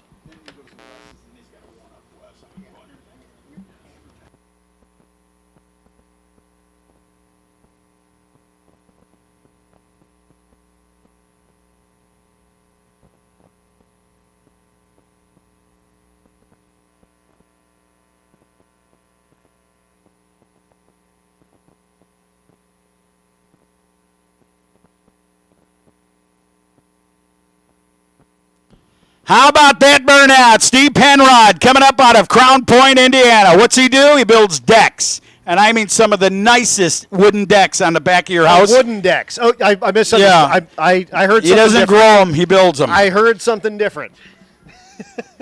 Lucas, sorry, man. It's all right. All right, Lucas just gave me that look like we're going to have to drag him out of here. You guys can't talk like that. We're Sorry, talking about Lucas. decks. What are you talking about? Old man What'd you- Lucas what'd you had a do? lot of mucus. He picked and he picked. Sorry, you don't know that song either. So here we go. Steve Penrod, been around a long time. Watch the wheelie. Nope, didn't happen. He had the bars all the way up under the chrome bumper on that beast. Penrod's going to go down. I believe this is Nostalgia Pro Street. Goes 827 at 168. That's exactly Nostalgia Pro Street. 827, 162. And then when you get a little more into the years, then they ran in the high sevens. You remember that? And then they went 750. There's Annette Summer down there, just getting a look at everything. Here comes the milk truck. That's right. No, you can stand anywhere you want, my friend. It's Mark Cryer driving the dairy milk truck. The right lane, the G body. That's that Monte Carlo in the right lane, the big tire G-body car with Iowa license plates on it. Again, everything you're going to see here has license plates on it because it's a street car race. We make it That's prove awesome. Where's that truck from? Do you know? I don't know where the Cryers are from. I can find out. Time? Or, no. All right, I just make sure. No, it'll be time. The computer's screwed up. Watch the milk truck. Look at that thing hanging him high. Just turned a gallon into cottage cheese. Goes to the right side. Now he's trying to hang with him. Can he get him? Come on, milk truck. No.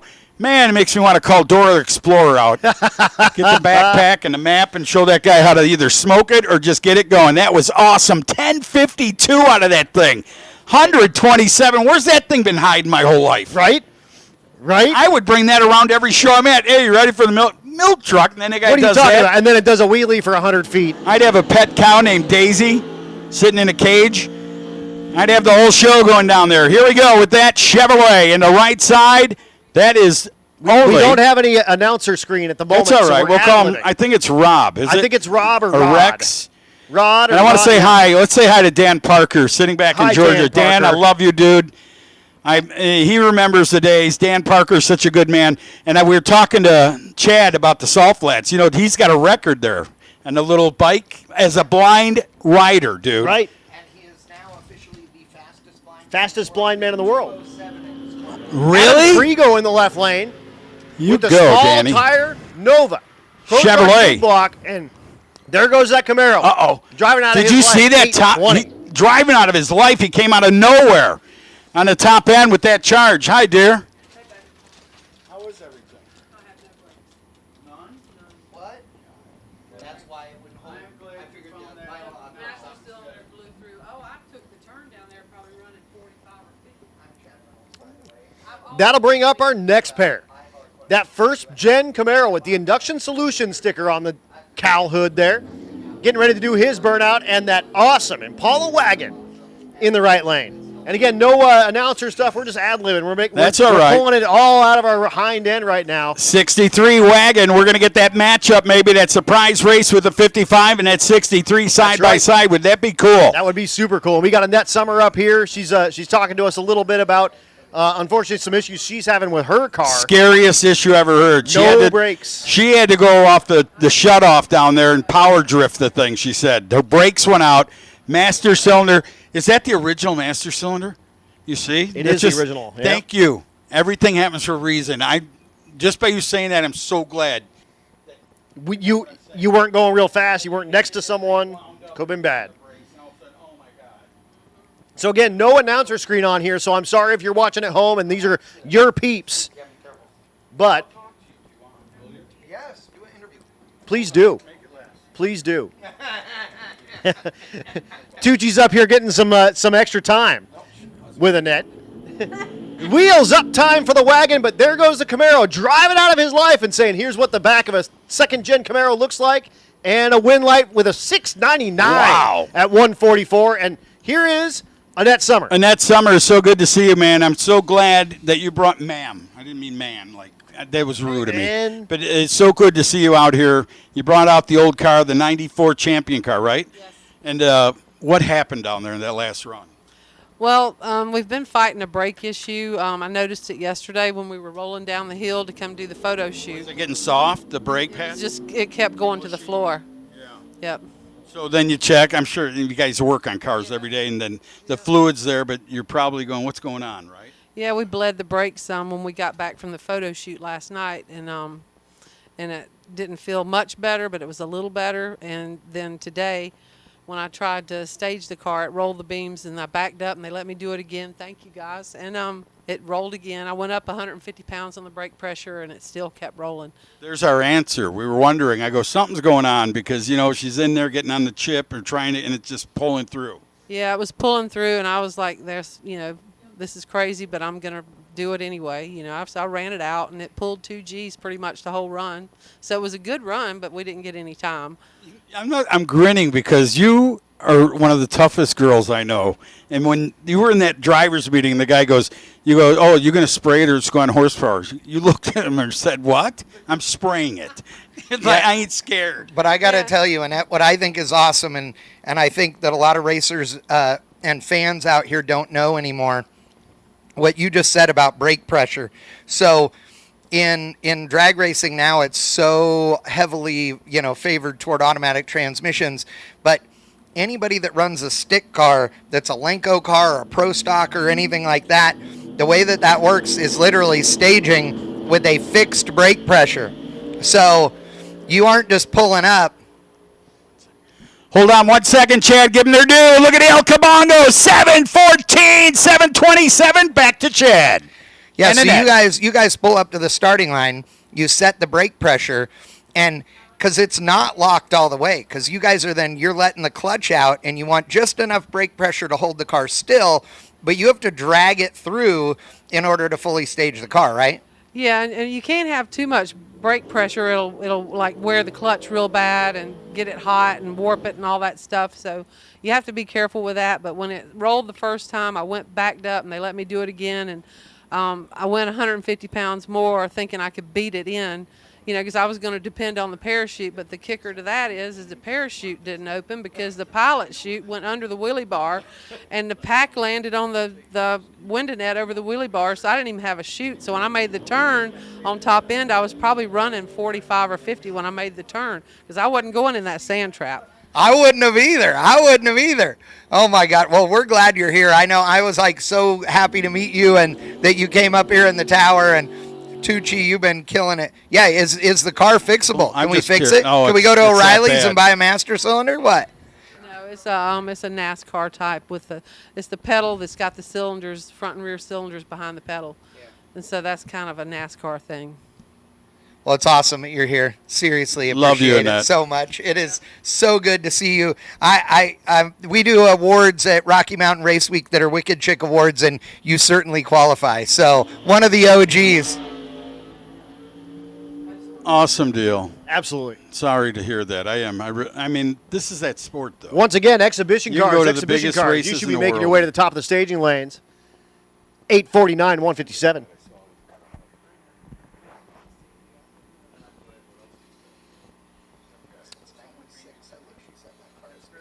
Yeah, so that's sitting since '96. Annette Summers' car. That's pretty incredible, guys. Since '96, I was a sophomore in high school, junior in high school. Right.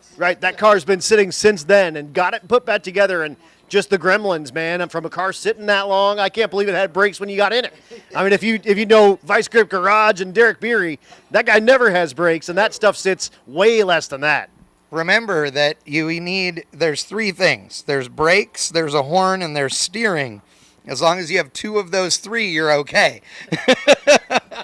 Choose wisely. But again, exhibition cars, you should be at the top of the staging lanes getting paired for your next round. Exhibition cars, you should be at the top of the staging lanes getting paired for your next round.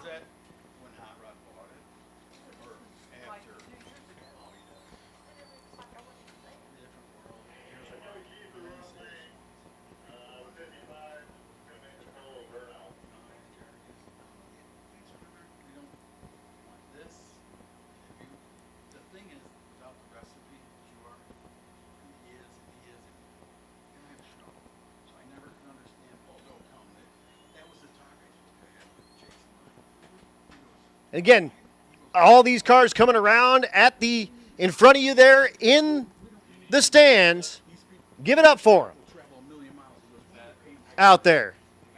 All these racers out here in Iowa. Laying it down for you guys. And once again, exhibition cars. You should be at the top of the staging lanes. Exhibition cars. You should be at the top of the staging lanes.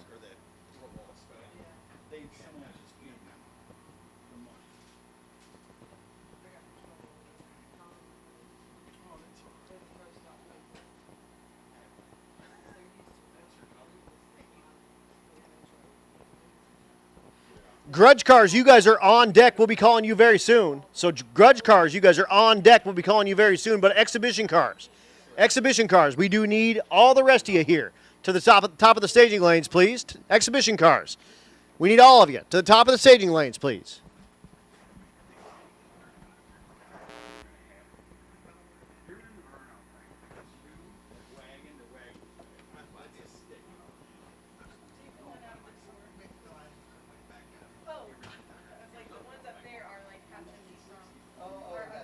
But again, working our way through the first annual Havlik's Fastest Streetcar Shootout Reunion. Again, a big thanks to all of our sponsors. Wicked Graphics with that awesome event t-shirt. Super duper cool. And again, you can buy that shirt at the Havlik's event trailer. That's up there behind the grandstands there. And you'll see the Hot Rods by Havlik tent set up there, and they'd be happy to sell you that shirt. You can, again, buy that shirt. Same shirt that all the drivers get, and they have a bunch of other cool stuff up there. They have the WFO production shirts up there as well. They're also one of our sponsors, and that's a Havlik's company as well, and it stands for Wide Freaking Open. Beep. Tri-State Raceway, of course, donating the 4 Wallies, each for our first place winner. So thanks to Tri-State. Hot Rods by Havlik, the Nostalgia Pro Street sponsor. Delta Pag fans. Those are those awesome fans that have the variable speed, and they have the speed controller built into them. Tons and tons of CFM with little amp draw on those rides. So thanks to Delta Pag, they're helping with Unlimited. Fast Times Motorworks, the 10-5 Outlaw sponsor. Thanks so much to Fast Times. Racetronics, they do awesome fuel pumps and wiring and all sorts of cool stuff. They're helping us with Super Street. Of course, Trackside Media is out there. All the second place winners are getting help from Trackside Media. They're also the official media sponsor and sponsor of the Best Wheelie Award as well. Summit Racing, all third-place winners get a $500 gift card to Summit Racing. Thanks so much to Summit for their help with that. Of course, Quick Performance, the rear end company here based out of Iowa. They're the Grudge Class and event banner sponsor, and they're also the sponsor of the left lane here at Tri-State. Thanks again to ESP3, the apparel sponsor here of the Havlik's Fastest Streetcar Shootout. Bank Shift, of course, doing that live stream, and Chad's out here doing it. And thanks to all you folks for tuning in on that live stream and contributing into that chat bleacher stream and stuff going on out there. I guarantee that Charles Wickham is in that because he's at home on bed rest because he's a Texan and he rolled his car 700 times the second he moved to Colorado. So, good job, Wickham. You are the man. He's got his car over at Juggernaut Fab, and it's his truck. Super excited. Yes, and he's really excited about that. Juggernaut Fab, a Rocky Mountain Race Week supporter as well. Grudge racing cars, Grudge race cars. Let's get you guys up to the top of the staging lanes, please. Grudge race cars. Let's get you guys to the top of the staging lanes. So again, thanks to everyone on Bank Shift watching the live stream out here from Earlville, Iowa at Tri-States Raceway.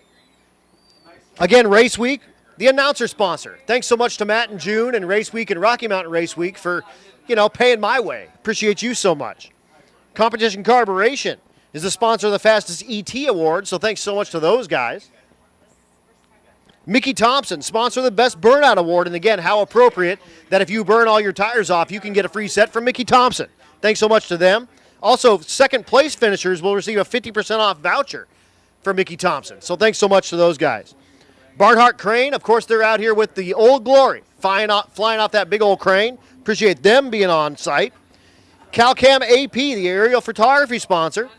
ATC RV Center, the donating sponsor. Yeah. Oh, hold on 1 second. Hold on 1 second. Ladies and gentlemen, that is, take a picture, Anthony. That is the most incredible car of my life. I want to cry a little bit, but you understand why. Ladies and gentlemen, look at the burnout. Beautiful, smoky. Look at him going all the way. Burn him up, Bernie. Back in 1996. Keith Roberts, the 55 Chevrolet. Bruce Paulus, the world has to know. I'm sorry, because you know what? The whole quarter-mile burnout. Man, I am telling you, Annette Polis down there, Bruce Polis down there, I want to cry because I loved Monty Burney. He was a great man. Look at that. Unreal. If she wrote that on there, can you get me her number? That's all they were doing. They just did the whole burnout, and that's it. Wow. Back out and do a pass. They just wanted to put Altucci rules on the window for you. Quarter-mile burnout. Unreal. I'm floored, man. He did that in Reynolds, Georgia, when he bought that car, because he knew my love for the car, man. And we're going to run the two cars Camaros against each other now. That was awesome. That was awesome.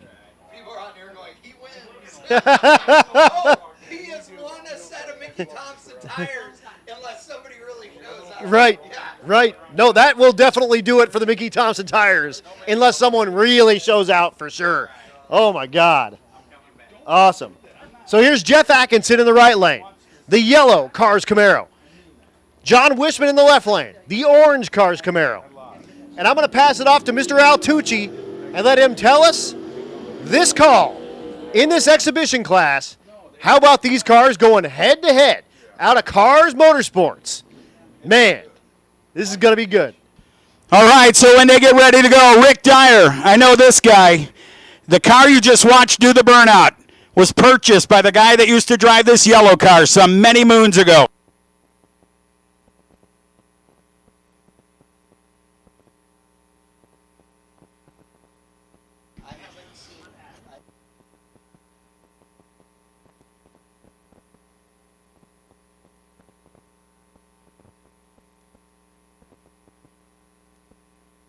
All right, here we go. The old Cars Inc. cars.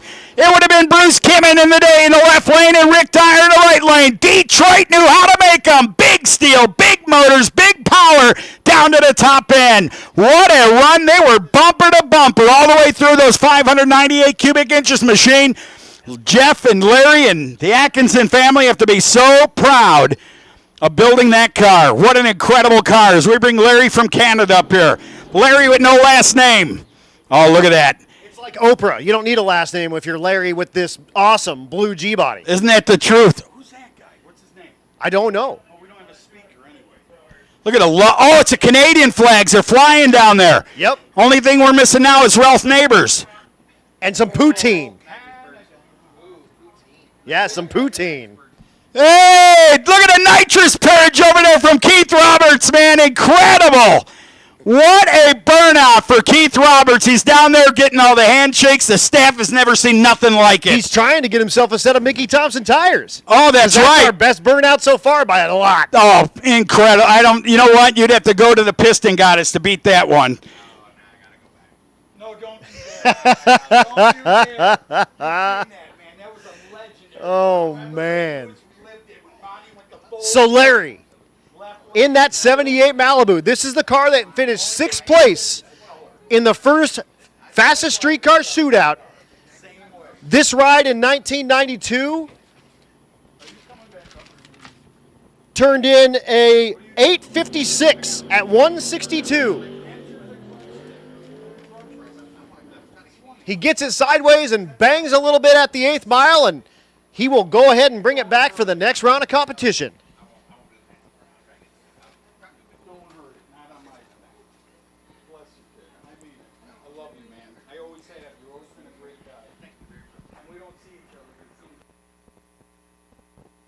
Thank you. All right, so Aaron's on his way out. The big Chevrolet Chevelle that got stomped on by the little pony car. I don't know what they fed that. They fed that thing oats or something. Oh, it happens. They have to do a fuel test, right? Right. See how much oats. Someone's faking something out there. Awesome deal. But that burn, I'm still fun. Look at this. Bruce Kimmon's old car coming back down. And John Wishman behind the wheel. Yeah, Let look him at hear that. it, guys. Put your hands together for these Cars Inc. cars. And these are, I mean, as iconic of a car that exists in the entire world, both of these rides. I wanted to tell you and Chad something real fast. Please Chad, do. this race, the way it's taking place, this is the perfect place to do this. No, and I mean this because at a big national event track, you know what I mean? They don't come in front of you. They don't go, and you see it, and then you're like, I got to walk 20 miles to go see what happened. I always said that about smaller tracks. Even in the Pro Mod world, you could have like a 30-car field at a night like this, and, you know, you got to glue wall to wall, but still, you know how many people you could pack in a place like this? Dude, yeah. Unbelievable. Well, it means more to them, and you can leave the stands, turn right around, walk probably 100 feet, and get a really close look at these awesome, iconic cars. That orange car has not been repainted. That's the same paint from what it wore. Let me tell you a in the story early real 90s. fast, all right? Please do. Don't get mad. You're not. I'm never no, mad. I'm never mad. But I would tell you, I could have bought the car for $25,000. Bruce called me when he was going to build the black one. He goes, and I got the kids and I'm like, right, man, Bruce, why would you do this? I would love to have that car. He goes, 25 for you, rolling. I don't have the motor in it. And I'm like, I got to pass, man. And then the rest is history. And this guy found that car. Yep. He said he went round. It was in a garage in Detroit somewhere sitting. Yep. Which is an incredible story. I mean, when you see something like that, it's like finding a Van Gogh, right? Yep. They open a garage, and there it is. And now they both live in Nebraska. The same guy owns both rides. Isn't that cool? Yeah, it's super cool. So are you in the middle of your series right now, your drag week stuff? Or? We do race week here at the in the 3rd week of September. So we're going to be in Texas and Louisiana for race week. Hot, man. As can be. Hot It'll as be good. can Now, be. do you find competitors like this that travel from Canada and everywhere to be a part? Everywhere. Isn't that incredible? It's incredible. We have a cat that drives his GTO. It's a 65 GTO. The black one? Black one. That car's beautiful. With a Pontiac motor and a 6-speed manual transmission. Drives it from Red Deer, Alberta, Canada, to come down to all these races. I know the car. That car's beautiful. Rich Guido is the guy's name. They call him the Canadian Chuck Norris because he could take Chuck Norris in a fight because he's a stick shift dude and he drives that crap like crazy. He put 30,000 miles in that car. Wait a minute. in 2 years. Hold on. He's a black belt in Brazilian Jiu-Jitsu. Really? And he will tie you into a pretzel. He's a black belt, so obviously he gets the Brazilian no charge. No, absolutely. It's there's always a Brazilian for him. It's good. Awesome You know deal. what I'm saying? Attention to the pits. Attention to the pits. Super Street round 2. Super Street round 2. This is your call to the top of the staging lanes, please. Super Street round 2. So round 1 winners. There should be 12 of you. We need you guys at the top of the staging lanes to get laddered for your next round of competition, please. Hey, John Anderson, I hope it's another 20 years that we can do this. Hell yeah. I would love to be here in my 80s. I'll Doubt be here it. in my 60s. God bless you. Absolutely. Make sure you throw one in there for me. Chad will be 70. We'll be partying. Chad's only 52. Yeah. Yeah, he's Chad's a youngin'. He's just a buck. Yeah. Just a young buck. Hell yeah. He doesn't. Over the hill, I know why now. So it's the whole family in Texas. So here's Matt Vincent, the Fairlane 500, doing the burnout. Not going to get him some Mickey Thompson tires with that because it wasn't a quarter-mile burnout, and it didn't say "I love Altucci" on the back. Oh gosh, I didn't pay him to do that. I don't believe you for a second. How much did that cost you? No, that's been on there since '98, I think. On the back. You know what? I really like to see the Motion Raceworks shirts with the Nova on it. Yep.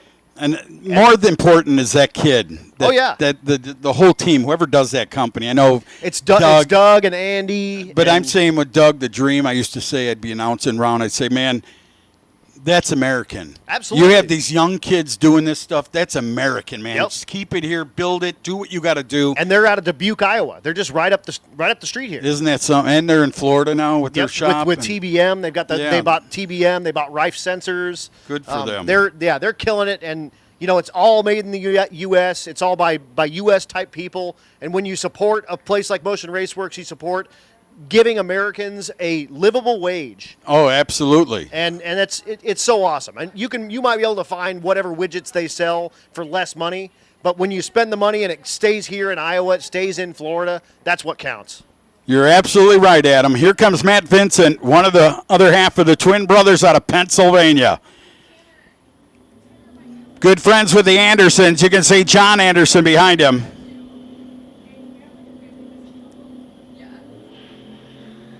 He got a good leave. He did. Oh, It you know put what? on It's isn't it? No, it's almost like the fuel. Something like it something, just right. it hesitates for fuel. Put Young it on ladies, the wheelie bars. It did really well, and then got to about 200 feet. what do you think is going on with the Ford Fairlane? Be honest. That's the Yeah, car that you just see how it went. leaves really strong and all of a sudden it lays down? Not enough fuel. Look at that. Yeah. Yeah. You go, girl. Yeah. See, just remember, you'll smart learn it. We'll ladies ask up you here that- in the tower at Earlville, Iowa. That's what I'm talking about. That is awesome. Here's Here's a that car, Chevelle. This is for sale. 36, 35,000. Where are you going to find a car like that, turnkey? For that kind For of money. 35,000. You can't brought build in- it for that. I mean, the center lines on the back are worth 20.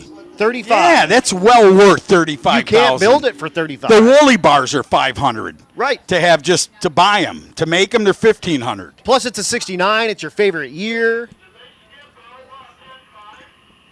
What? We're doing out.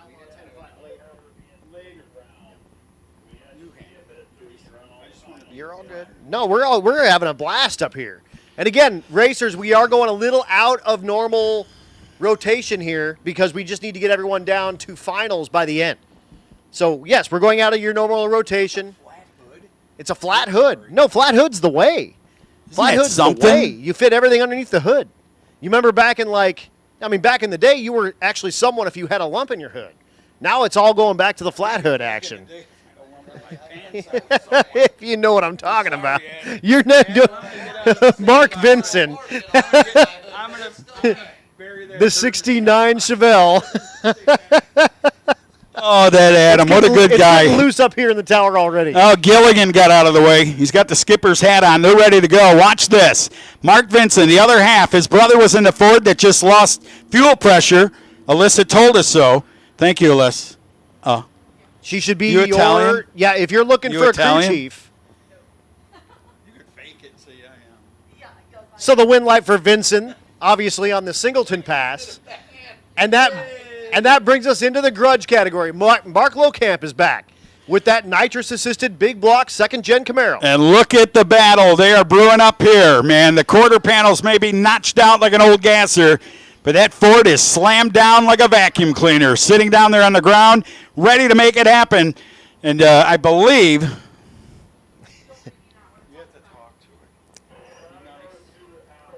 Are you in, miss? So that Fairlane in the right lane, a 66 model Fairlane on the tube chassis, and that was a point of contention in those early days of the fastest streetcar races. Is do we let tube chassis cars in, or is it just back half cars? They did decide that. Adam, I don't know how old you were back in '94 or '5, but maybe you were 12, 13. Yeah, but you know what? After that, I was probably in 30s or whatever. But after that, it got crazy. Everything. Right. 10.5. You can't. You got to have the stock frame rails on there, and right. I mean, what does that matter? You're just trying. You think people walk around? Oh, it is factory. Look at the frame rails are on it, and then it's got chrome moly from there all the way back. It looks Which like an doesn't. astronaut exactly. cage. Exactly. I was just saying, and I'm not ripping on it. Racing's racing. Racing, but exactly. But there was so many categories that bloomed from what we're watching today. Look at that. Chevy, Ford. Come on, Mark. Mark's got one going. Can he? Oh, man, is he going to let him get around him? He did. 946. How about Mark Chevrolet? Mark goes 980 at 147. Really light to 60 foot for both of these cars. Only 170 60 foots on both of these rides. But mid 9-second performance and wind light in the right lane for that Ford. And we'll see him back. Here is that 55 Chevrolet, with the blower hanging out of where the hood would be. And like you were saying earlier, you see all the wrinkles on the back of the tire. You don't get that with those radial cars. That beautiful 55 Chevrolet, the huffer hanging out. And that's the big one. That's the big old 1471. And you can see here it covers where the distributor would be on a Chevrolet motor. And that's like a 2-stage burnout. He got the thing nearly hooked up right outside of the water and then laid on the coals to do about another 300 foot of burnout. Adam, that's where those racing radios come in handy. Is that all you got? Dude, come on, put the floor down. Right. His buddy on the secondary. Actually push the thing down. Okay, there we go. Hit the pedal, man.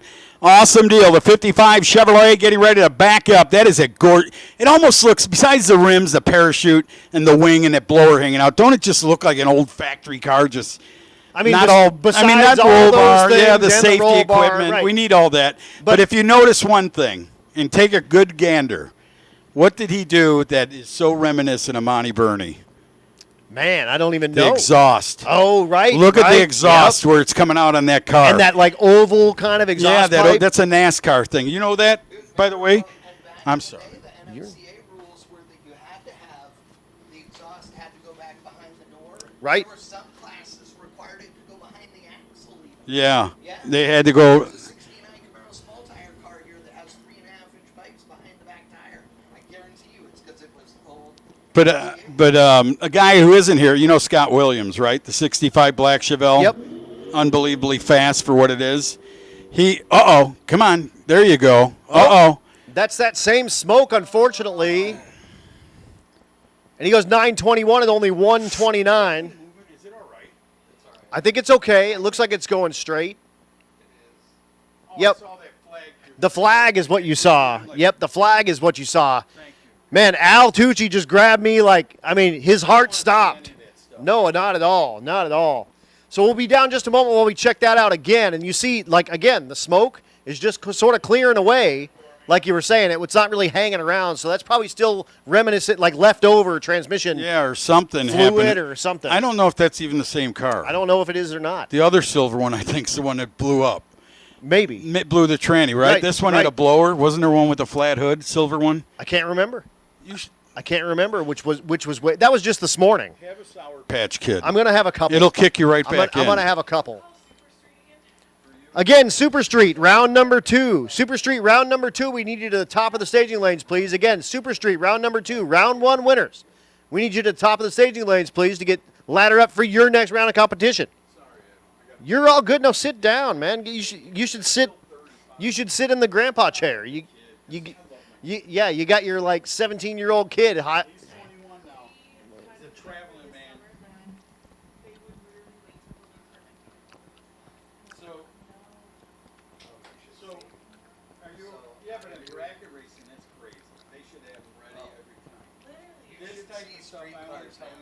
What's that? Once again, Super Street, round 1 winners. We need you guys to the top of the staging lanes to get laddered for your next round of competition. And again, we are running a little outside of normal running range here in eliminations. So, Outlaw 10-5, guys, don't freak out. We'll be calling you up here very soon. Promise you.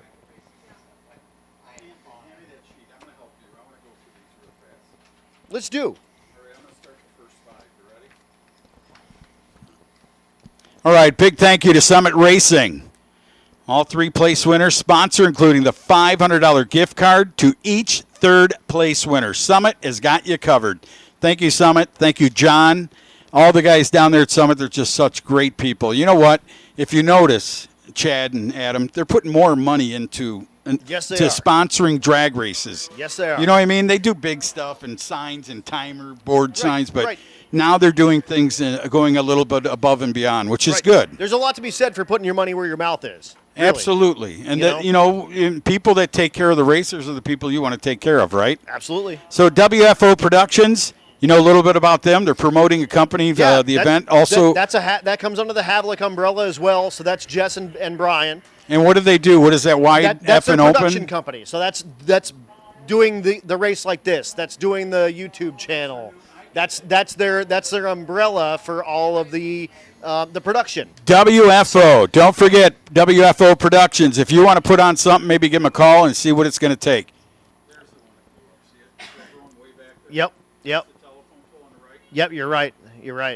So I think you're right. So I think that's the second silver 55 that's put down a big smoke show. I at just the top end guess. for I us. could be wrong. That guy could have put a blower on it in 20 minutes and came back. I don't think so. It doesn't look like there's any oil on the racetrack. They are down there still diligently checking that out and getting the look, but, whatever. But how about Hot Rods by Havlik? How about those guys, again, under the Havlik sort of umbrella? Is there a staple point car? Is there something that they did that we all remember? Is there? It's is honestly that like Resto Rods? It's a all-encompassing fab shop. So they do chassis work, they do rear end work, they do, you name it, they do it. Race car stuff, street car stuff, hot rod type stuff. They do the whole mess. If he built the 55 you love, he did a wonderful job. And the Ohel. They built both of those. I mean, that's just showing that these two guys, cousin and yeah, I think they're cousins, right? I believe so. And Or just to brothers. watch what they've done. And then underneath that same umbrella is Steel Horse Design. They're one of our donating sponsors as well, and that's the all steel early bobtail Broncos that they do out of Hot Rods by Havlik as well. So if you want yourself like a Resto Mod, awesome old school bobtail Bronco, but like with a new school Coyote motor and an 8-speed or 10-speed automatic, Something. Can you they do imagine that. cruising that around? And it has all new sheet metal. So it's not rusty junk that you're starting with. It's a brand new tub. So how in the investigational of that, have you seen? Do they sell a lot of people want one of A those? ton of people. Isn't that That is unreal? the hottest thing right now. That and International Scouts. The Scout Yeah, 2. the old Scouts. Yeah, I the remember Scout that. 2 is the early Broncos and the Scout 2 are the hottest thing right now in Resto Mod trucks. Just to bring back. Yep. Isn't that something? Yep. Very cool stuff. So a big thank you to them. Thank you to the Havlocks, Jess and Brian and all the fine people. Thank you to Tri-State Raceway for donating the Wally Awards and Hot Rods by Havlik and the Delta PAG. Delta PAG, yeah, they do awesome fans, like fan modules. So they'll fit onto your radiator. It'll mount to the radiator, and they have they've got adjustable fan like solutions built into one deal. You provide it power and ground. You tell it when the fans should turn on and turn off, and they do the thing. And it's all on pulse width modulation, so you don't need to run the fan at 100%. You can run the fan at 70%, at 50%, and not take the entire electrical load at one time, and make sure that it just keeps the car as cool as it needs to keep. Yeah, Delta PAG is gangster, and right, it is not cheap, as in is yeah. It's very high quality stuff. Exactly. Like honestly, too nice for anything. Right, 100%. It's awesome. They have the awesome cooling modules. They'll bolt right onto your radiator. Where are they located? I You don't just know catch them where- on the internet? I'm not sure Look where for they're it? from, but you can check them out. Delta PAG, Delta PAG. And they have all of that stuff out there. It's amazing. Unlimited class, the first place sponsor, Fast Time Motorworks, Graham Jones, thank you. And that, as we said earlier, a name that you can go back to remembering when these cars of such were hitting the tracks with the NMCA back in 93, 94, 95, 6. I can't tell you. You know, I told them at one time they were racing and winning all the races.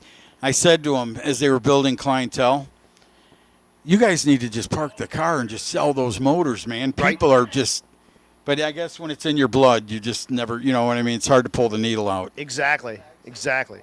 New York is Delta Pag.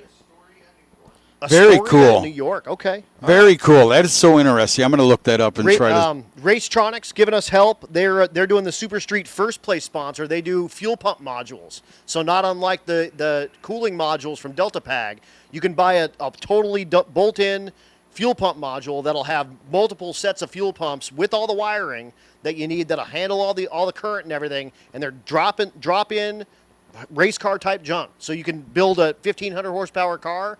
They'll have a 3-pump system that'll drop right in with a billet hat and everything. It's got all O-ring type fittings on the top. So you can just plumb the whole.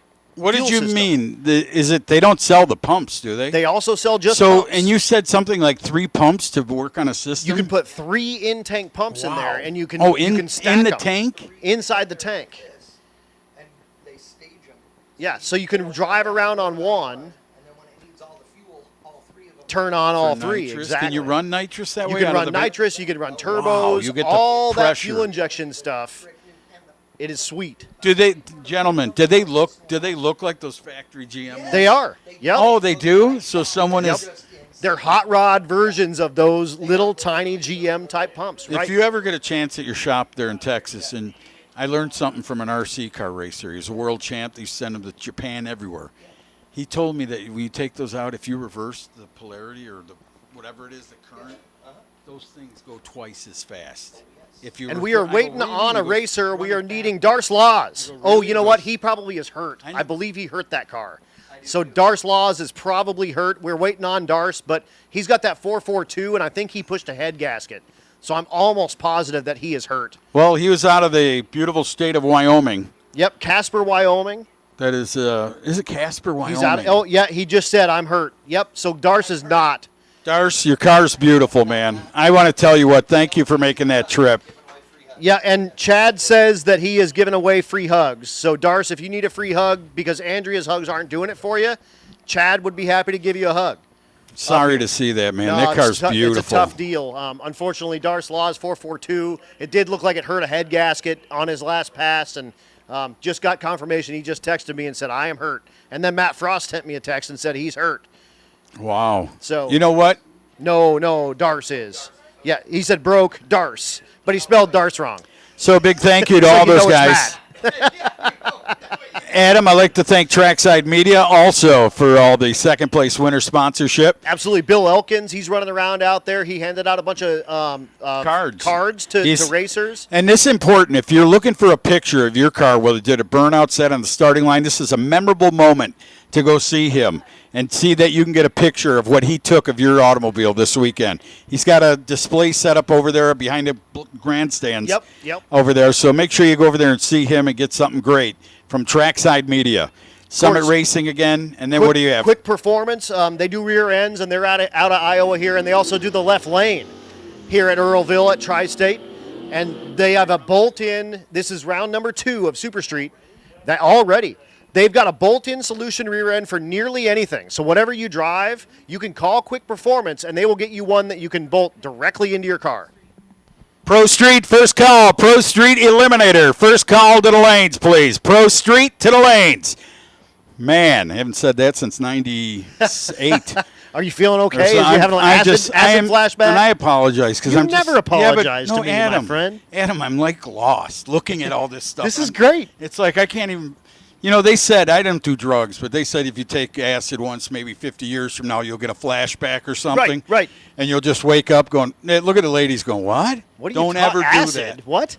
That brings up Keith Landauer. Landauer, the 69 Nova, is going against Tony Weissman. Weissman knocks the tree down. Oh, look at the dart. The dart trying to chase down that Chevrolet down to the top end. Will it happen? No. Oh, man, look at that. 905 from that Nova. 148 miles per hour. And then the dart, 947. But here comes that beautiful green Chevrolet Vega. Right. Yeah. And look what it's got hanging out of the hood. It's got the air cleaner with the carburetor. That's one of the K&N specials, Chad Reynolds. At the garage, I sold them for half price. That's Mike Allen with that 71 Vega. He's lining up against Trent Smith. Smith with that 67 Camaro.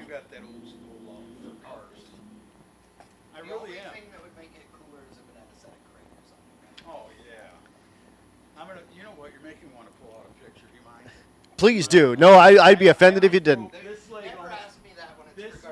So Smith and Allen.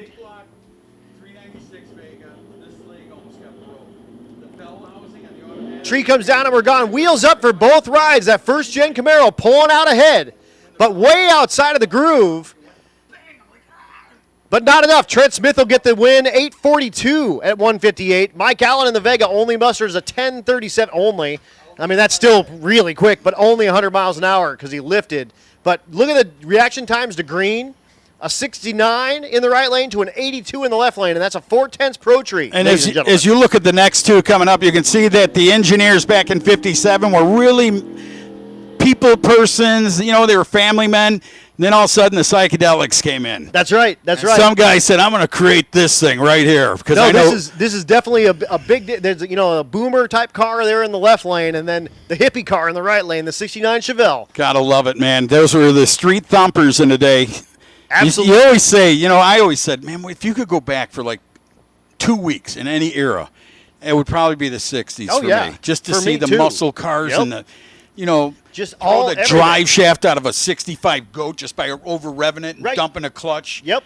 389 tri-power car. Yeah, the neatest stuff ever seemed to be created. Not take anything away from the Tri-5s, but, man, I love them. My favorite 55, but let's get it on. Absolutely. Matt Paris, the 57 Chevy in the left lane, 582. He's flying a drone. The right lane is Bill Schwartz, the 69 Chevelle. No, Al thinks that there's an eclipse. No, he's flying the drone. He's just looking at the camera in the drone through the head, the face thing. He can just see what it's doing. He can see what it's seeing. That's incredible. No, it's a thing for sure. Here we go, 69 big-bodied Chevrolet. Look at a 57. Whoa, hang on to it, my friend. And he does. Gets out of there, got all loose, all kind of loose. I mean, I could read Bel Air on the other quarter panel, and it was facing the other direction. Unreal. 918 for the wind light, 119 miles per hour.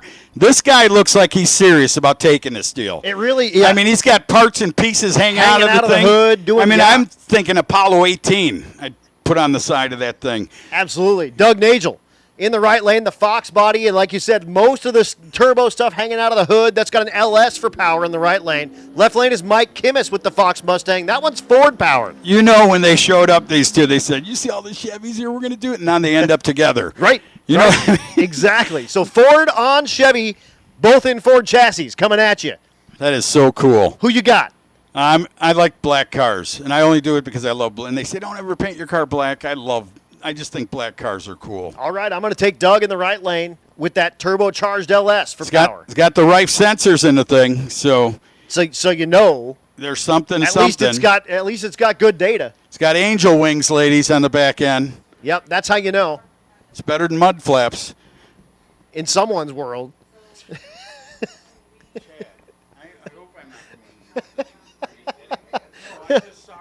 Al just keeps apologizing for everything. It's fantastic. We're having a blast. I was thinking when you did, Yeah, this is great. Just keep doing what you're doing. Absolutely.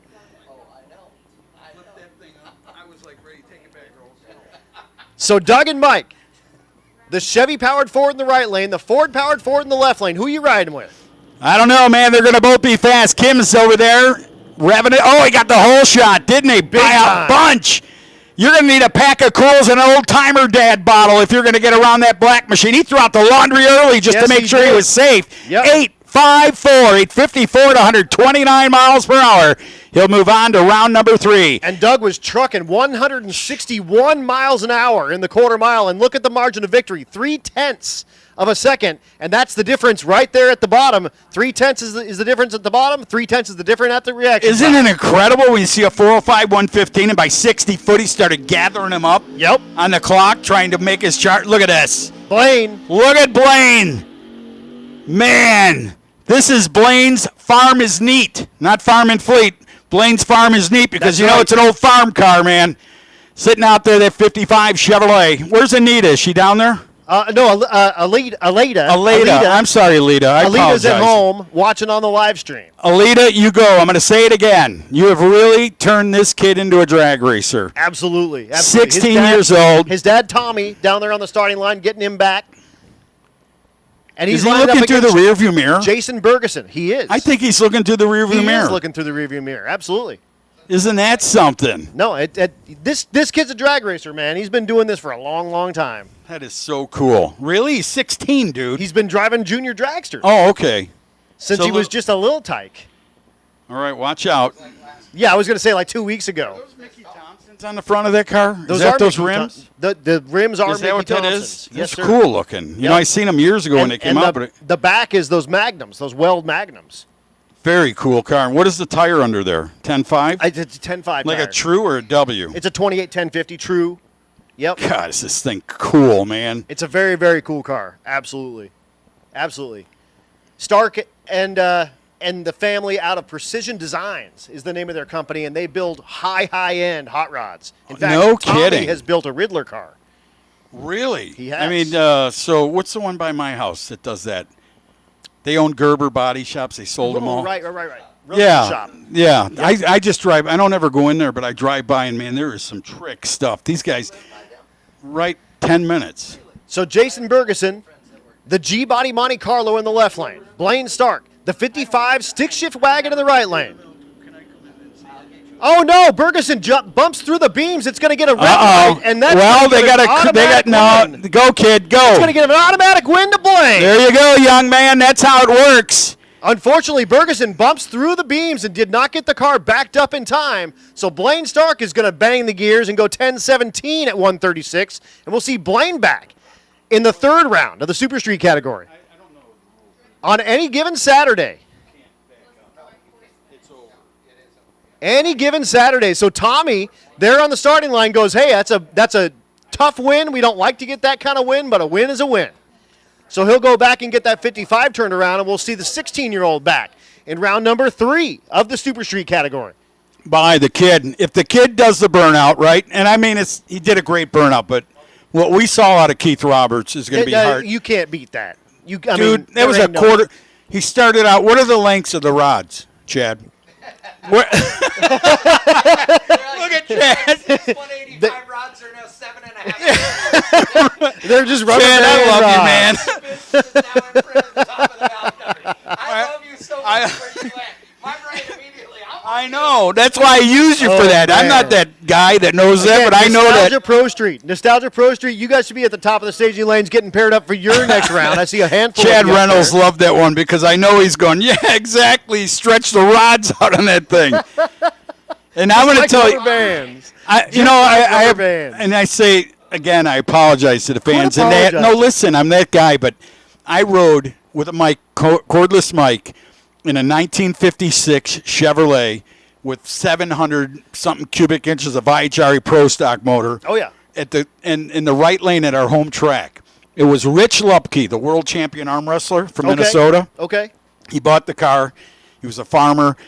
He goes, you want to go for a ride? And I said, yeah, but I really, you know what it is when you ride shotgun? Right. And I'm like, just do a little something, but don't. He did exactly what you watched Monty Burney's car do.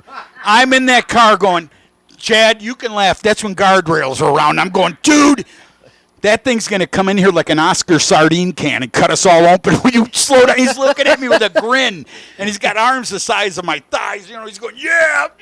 We get down there, and here's where I want to go with the story. The next round, what do you think happened? No.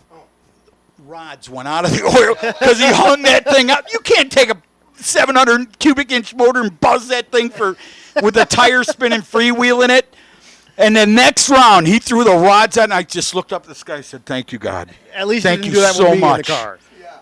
Did you need new underwear after that? Twice. Twice. Ever since I've been wearing Depends. Don't tell anyone, girls. Don't tell anyone. They're great for like little leaks like that. You know what I mean? Oh, you guys can laugh. Any of you have babies? Any of you? No, but one day if you do, you'll know what I'm saying. You'll cough and, oh, God. It just depends. It just depends. Oh, I love this Adam guy. Oh, man. my He is God. good. So Nostalgia Pro Street, you guys should be I'm up at the top. encouraging him. You go, Adam. Outlaw 10.5, you guys are on deck. We'll have you up very soon. So Outlaw 10.5, I know you thought we forgot you. We didn't. I promise you. You'll be up next as soon as we get Nostalgia Pro Street all set up and down here in their pairs. We will call you up next. Adam, thank you so much. No, thank and you. no, I want to tell you thank you for your service. Because when I was eating like a T-bone or something, you had this ration can sitting out there protecting our country. And I thank you.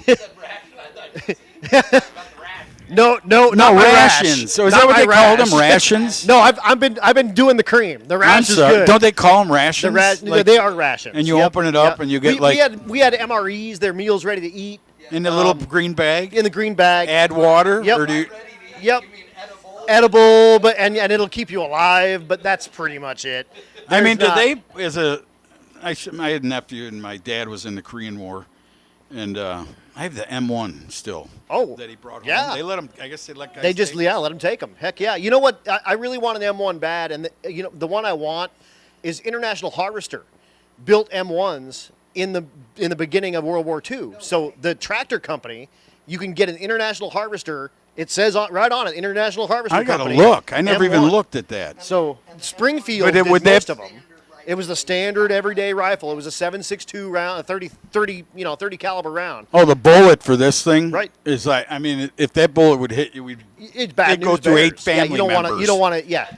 Yeah, you want to be on the correct side of that bullet as it. I shoots got to out. look at that. I got to call my nephew because Yeah, they International wiped out the house, Harvester. took all the guns, everything. I'm going to ask him what it says. Is the one that I'm looking for. Springfield made most of them, and Colt did some, and things like that. But International Harvester, the tractor company, built M1s for the government. Ran many before of them. World War II. I used to run the crawlers, International Harvesters, the Yep. 4-in-1 buckets. Yep. Ran a corn binder truck, International. Oh Did yeah, it all when I was a that's kid. my jam. I want one of those bad. At some point, I I'm have to gonna get look one at it. of I'll those. have to ask Jeffrey to look, see if I won't say why. I go, what's the brand on that thing? But then if you say that, then they go to the Yeah, and then they figure it out. Yeah, yeah, exactly. And it might be something real cool. It's real cool anyway, no matter what. It's your dad's. I mean, whatever. It was a cool deal. Whatever. But Very cool stuff, well, man. thank You learn. you. And honestly, this has been a pleasure for me because if you're an announcer, you know a handful of guys that are, announcers, the top end of the announcer kind of world, and you're in that, sort of top 5 kind of when you start talking about announcers that have been around, since the forever. beginning of drag racing, and your name is in that world. And I'm having an absolute blast up here cutting it up with you and Thank you so listening much. to you do the thing and call all these awesome pairs and reminisce with your old friends. It's real. This has been This fun. is so real. This whole deal is like, can I wake up now? I Right. feel like I'm in a cloud going, Yep. a Net Summer, Keith Roberts, Monty Burney's car. Right. I mean, you got, and then to see that the Havliks had the 55 Chevrolet and the Opel, I'm like, God, these guys are the real deal, Oh man. yeah, and they're gonna grudge race those later against each other. And I asked Jess, "Are you gonna spray the Opel?" And he said, "You bet your ass, I'm gonna spray the Opel." What do you mean?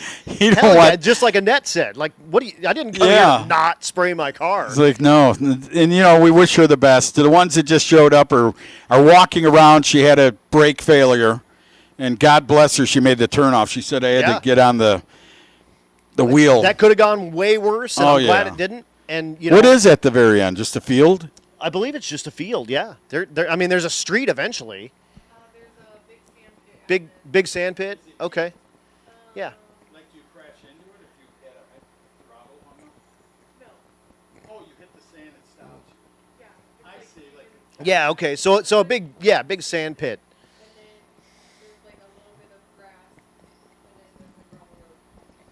We.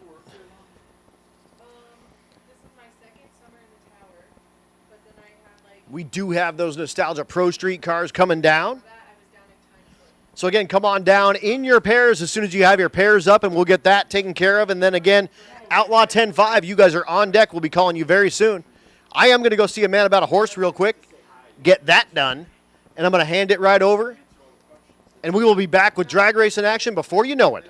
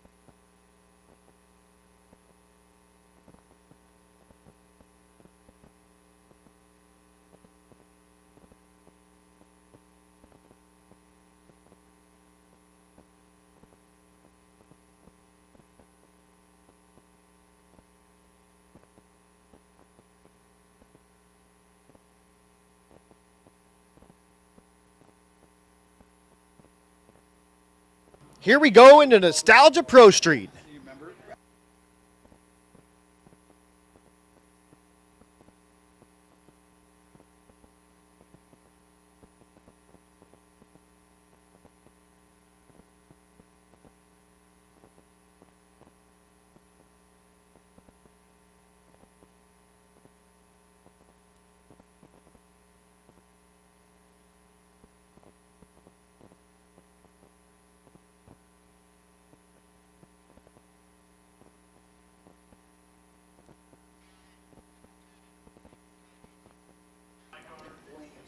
Here's Drake Boyer in the left lane and Rob Seaton in the right lane. Boyer with the 78 model Monte Carlo with the big tires.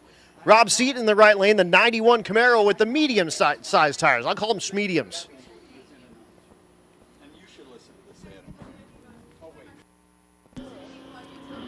Oh, yeah, look at that hole shot.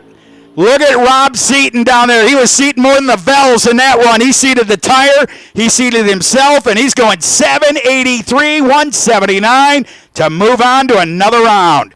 All right, here it is.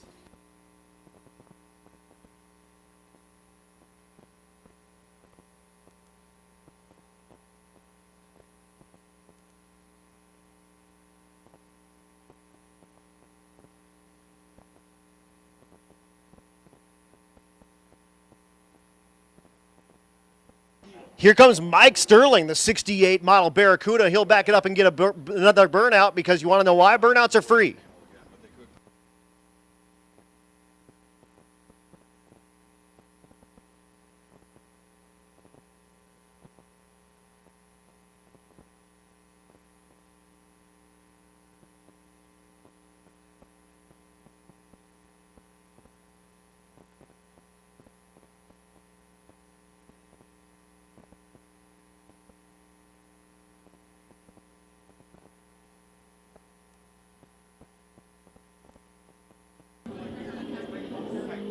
Sterling wheels up in that Barracuda. 27 reaction time to green.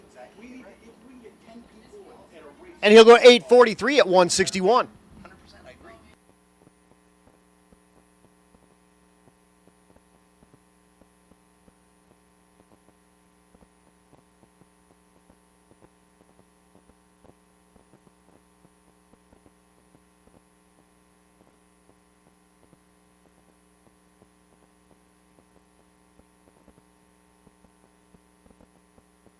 Next pair in the burnout box, that's Mike Mackey. The 82 model G-body Cutlass in the right lane. He's lined up against Tony Lacrone. The 68 model Camaro in the left lane with the induction solutions on the hood there with that plexiglass hood scoop. Yeah, you know where those came in. Remember those? In Georgia? Yeah. Yep. The Carolinas? You know what I mean? I want to see those butterflies open. Guy be up there on a Yellow Pages book.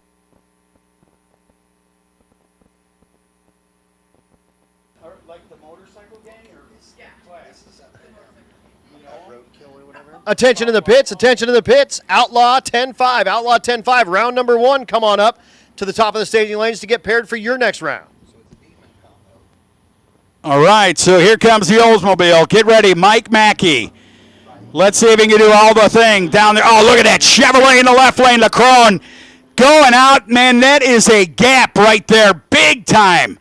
Goes down, gets in the front at 730, 747 miles per hour. 147 miles an hour. That means he used the rearview mirror and said, I got him covered. No, but look at the reaction time. 001, he's one tick away from winning that free frozen pizza. Try to get it next round.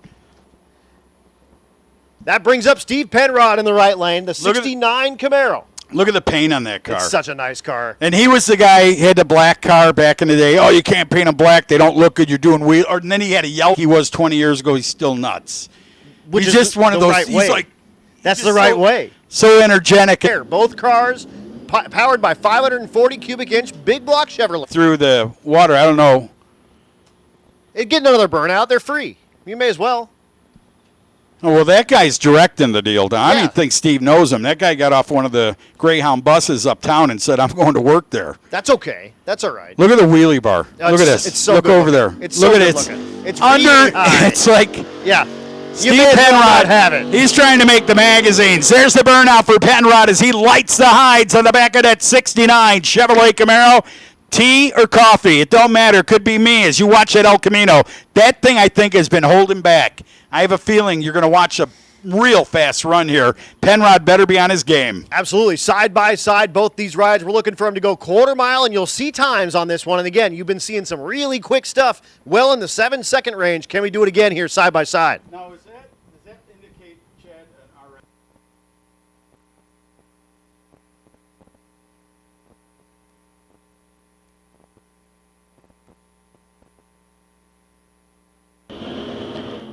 All right, they're waiting on a tree. There it comes. Penrod says, oh, it's about time.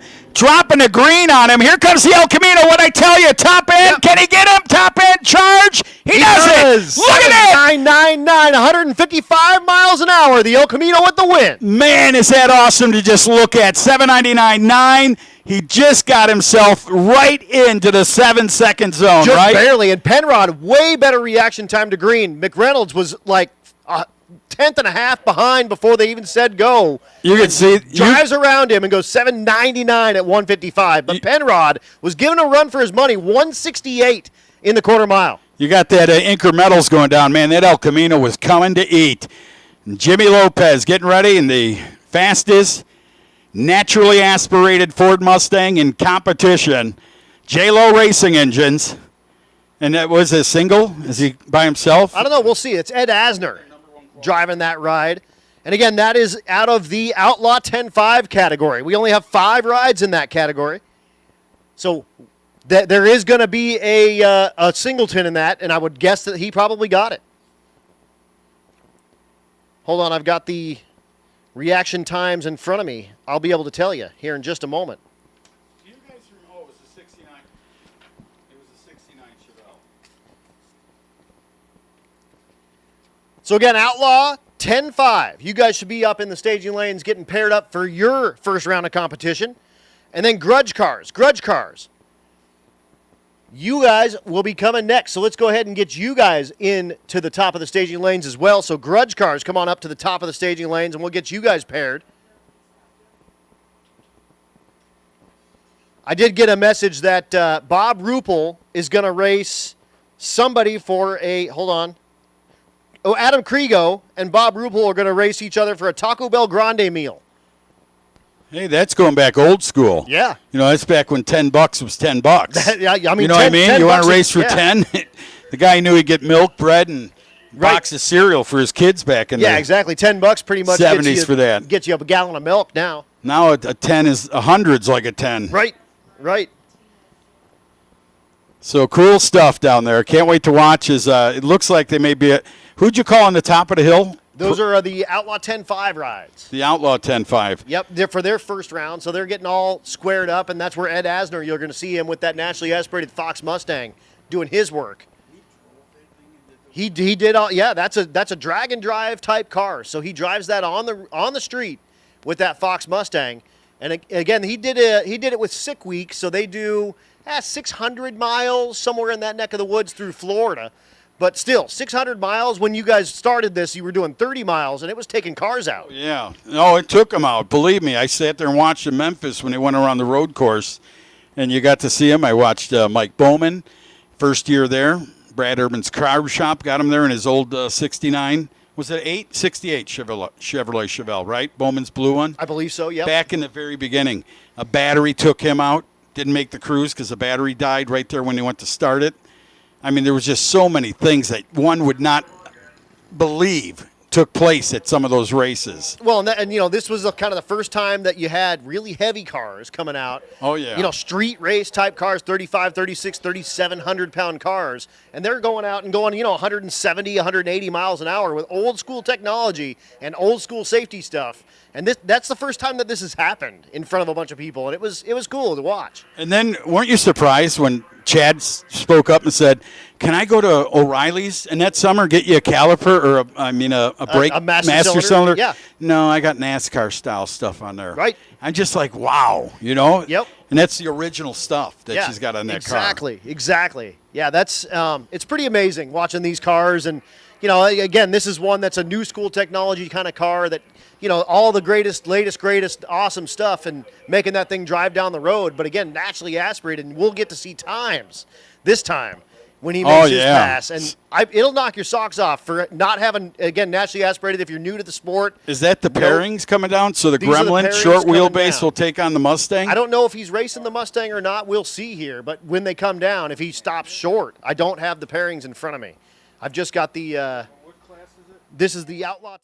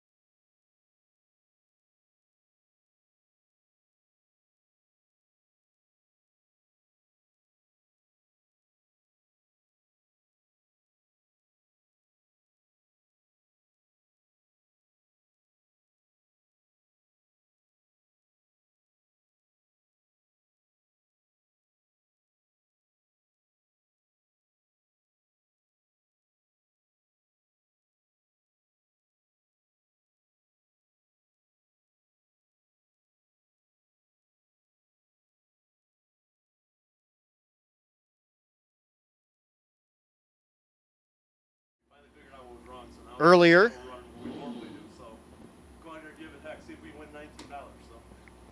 Yep, the Pierces are out. So the Pierces are. Tina Pierce is not going to be making the call. So Niesel, we still need. Well, Steve Penrod made his shot in the Chevrolet. Now it's time for the 6'7" driver in the Gremlin to make his way to the starting line to take on the very fast, naturally aspirated Mustang built by the guy standing there in front. J-Lo out of the Chicagoland area. J-Lo Racing Engines. Very, very methodical man. That isn't Jennifer Lopez. No, but that's his last name's Jimmy Lopez. Right. So turbo versus naturally. Oh, look at that. Look at that. Look at that wheel stand out of the Gremlin, man. I thought he was going to shake sparks with a bullhorn on the wall. Kept it down there, and look at that number. Man, 731, 189 miles per hour. J-Lo, where you go with all that junk in your trunk? Unreal. 731, naturally aspirated. Look at the mile an hour, nearly 190. Out of that Fox Mustang. That is incredible. And you know another one is that green one that just won that deal. Yep. That car is sick fast. Absolutely. When the sixes, right? Yep. But if you look at it, it looks just like a regular old Mustang. Oh yeah, absolutely. Yeah, you're talking about Brett LaSala. Oh, that car is incredible. And that car is absolutely incredible. incredible. Is that the fastest drag and drive car ever recorded? Oh no. That's the fastest small tire. Small tire. That's what I meant. Fastest small tire and radial tire. But no, Larry Larson has been in the 5 second range. First 5. Right. 585. Yep. You were there. He cried. Yeah. I could not. Absolutely. But no, LaSala's car is the quickest radial tire and small tire car in the 6s. What's cool with that car, it has a Ford factory block. It does have sleeves in it, but the block says Fomoco on it, and it has it used to. It is a Coyote. Yep. They just put a billet crank in it, but it had a stock crank when it ran 690s. Unreal. And it has almost totally untouched heads on that car. Unreal. It's absolutely unbelievable. That's incredible. Doesn't that just Absolutely make you want to unbelievable. drive it just once? The car they call Snot Rocket 2.0. I'm a Chevy guy, but that car's sick fast. Absolutely. It's like dumb fast. But we are waiting on Niesel. Niesel's broke as well. So unfortunately 2. So next 2 are going to be broke by. So Rob Senker is going to get an automatic win with that turbo Pontiac powered Pontiac. Unfortunately, when is the how did we set the table up for like the pro street cars? Are they going to come out and give us some grudge racing exhibition again? Oh yeah, no, for sure. And you know what I just saw was Jess with the Opel, the Ohel, just drove around. He's getting it warmed up. So I think that he is going to be grudge racing. Oh, you're right. The 55's gone. The 55 is also gone. So we're going to see the Havliks Wow. do a little bit of a damage to each other with that Ohel car and with that 55. Bless those kids, man, and the family they come from. That's all I can say. They got some cool stuff. This dream and this program that they put together can do nothing but go right up the ladder. I'm telling you. Straight up. I mean, you got a great crowd out there on the grassy knoll. You got people out here just enjoying it. And I'll guarantee if you went around and did a survey, which a lot of people would do, you know, hey, do you remember these cars? Right. You'll get, right. No, but they're awesome. Then you'll get, yeah, I was here, I was there. You know, that's the cool thing about doing these races. It doesn't matter if you were at the race in 92 or if you knew about the race in 92 or if you're just at this race for the first time ever. If you're not having a good time here, you can't have a good time anywhere. That's absolutely right. I said that I'm on that cloud, and I'm like, God, man, it's just unreal. You look at the sign behind there of the cars sitting in the water box back there. I mean, it's just so unreal. Absolutely the unreal, thought, man. How did the thought come? What did they do? I don't know how they came up with it. You're related to them. This is what they did years ago when they traveled to Memphis. Like, When they were young, jamming in their mom's car, like driving to Memphis. And they remember it. And see, they want to do this.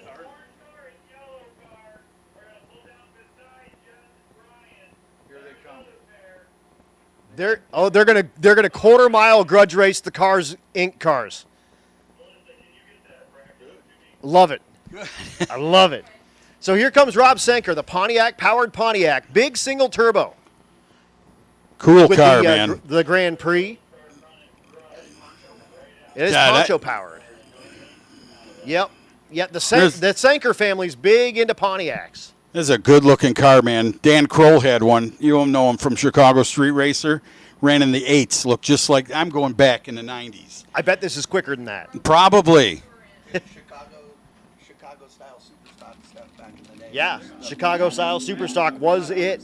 Uh-huh. Like, the baddest cars in the country for a while. Like, dude, those guys. Super stock cars on steroids. They were, because all those guys were super stockers. They then got tired of racing just NH race, and then they started. So Rob Senker with the broke by, so we'll see him in round number 2 of the Outlaw 10-5 category. This is round 1.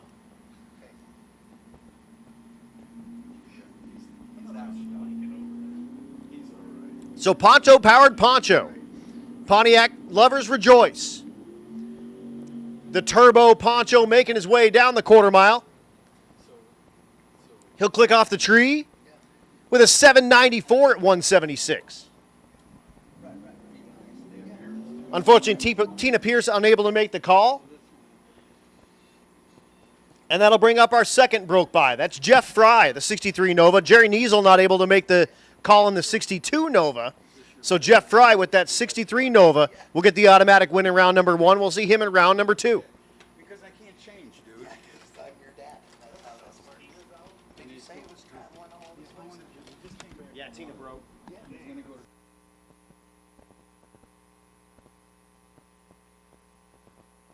That's so awesome. That's what he wants to do. Yeah, he took his best. So again, Grudge Cars, you guys should be making your way to the top end to get paired up for your next pair.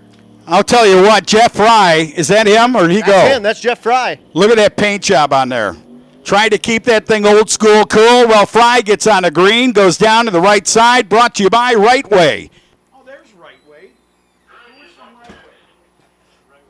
He goes 8'11 at 167, and that brings up the milk truck and the 63 Impala wagon. These guys are racing for $19.63. Look at this race. Fans, get your camera out. I'm telling you what.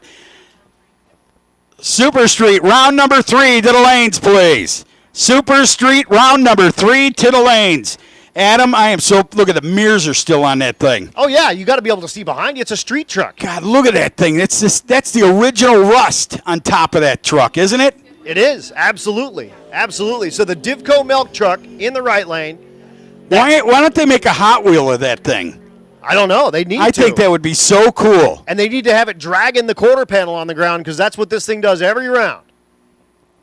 Man, I get that. What's that guy's name? Warren Buffett? Yep. If he just put a little queen under that dairy, get some of his money out there. Little something, something. Little ice cream serving down That's there. right. I'm telling you what, that thing is incredible. First time I've ever seen such an old truck. I mean, I've seen old things, but that I've never seen a different milk thing. It's just a different thing that exists anywhere else. And we're racing for nearly $20. So I'm going to take a picture. If I have your phone number, I don't know. I'd be offended when if I you get didn't. back. I'm going to take a picture. There's an old truck sitting in. This thing's got a hot dog on it. Yeah. It must have been an old, but it's old like this. Yeah. And it's just been sitting for Oh, years. wheels wow, on side both of by them. side. 1963 on the line, and that will be the change.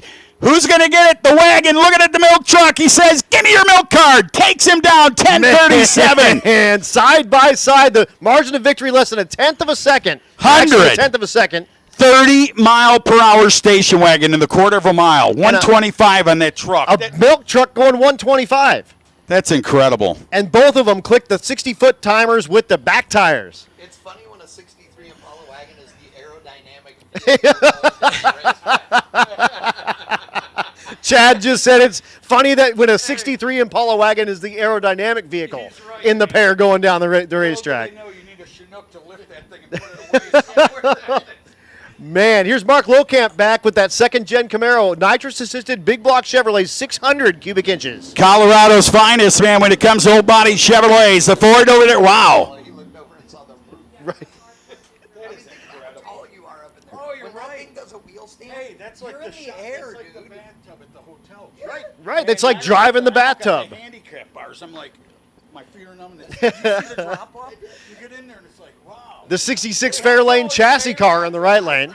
I'm going, I got in there and I'm like, 6'9". the shower rod is here. I'm like, I'm wow. looking out. That's just to see any, you know why they designed them like that? Because of that movie. Remember that movie when they went to the hotel in Psycho? Psycho. Yeah, Yep, like, Psycho's that they're movie. coming in. 880 in the right lane for that chassis car. Fairlane, 990 for Mark Lowcamp. Gotta love that, man. He'll go down there. the Havliks. Here they come. Oh, this is the one I'm waiting for. The 55 Chevrolet and the Oh Hell. Rolling up here, ready to go. That car is, I know why you love that car. See? You see why I'm I know why he loves 100? Look at, are you? The Opal's striking the tire. The Oh Hell. The Opal's hitting the tire, and that old 55 Chevrolet's going to go. What was it? What was the saying? What was the saying in the movie? Oh, they go through cow field running over cow shit. Remember that in the American Graffiti? Time for their cousins, right? I believe and you're so. the nephew of one of them? Your brother. Oh, I'm Okay. sorry. I apologize, man. I all keep good. forgetting. Look at this thing. But Brian. Now, I know who's and got Jess. bigger balls. That's all I can say. One's got himself a lead sled over there, and the other one's got himself something that is so aerodynamic that he created. Look at this. Look at that burnout, man. Lighten up the Oh Hell Opal. Here comes the 55 Chevrolet out of the water box. Bel Air to you, man. That thing is gorgeous as he rolls it up across the line with the 55 and probably. Oh, and Brian's got something on the back of the window for you as well. I can't read it, but it says Tucci something. WFO. Tucci rules WFO. Rock that car, man. Thank you so much. Look at the perfect tint on the glass on that car. See that? Absolutely. Right, you can't write Tucci on the back window. You could put Adam. Come on, man. Where you at, Jess? Both big block Chevrolet for power, both nitrous assisted rides. You could put. Yeah, you one could big put, tire, one little. You could put Was ist das? Beat some German over there. And I don't know. There's still this no is the more debater. space. It is what it is. But the Havliks, these are the guys you have to thank for this race. When they come down the return road, if you guys are not on your feet and clapping, then I'm going to come out there and make it happen. I promise you. No kidding. These are the main squeeze right here. Get ready. Is the spray on that 55? Both Oh, with nitrous. so it is. The 55 Chevrolet's got Both a with nitrous oxide kit. And look at the scoop. Look at the carbs out of the air in that Opal, man. They call it the Oh Hell, and like I say, it's like a big block Chevrolet with a car shrink wrapped around it.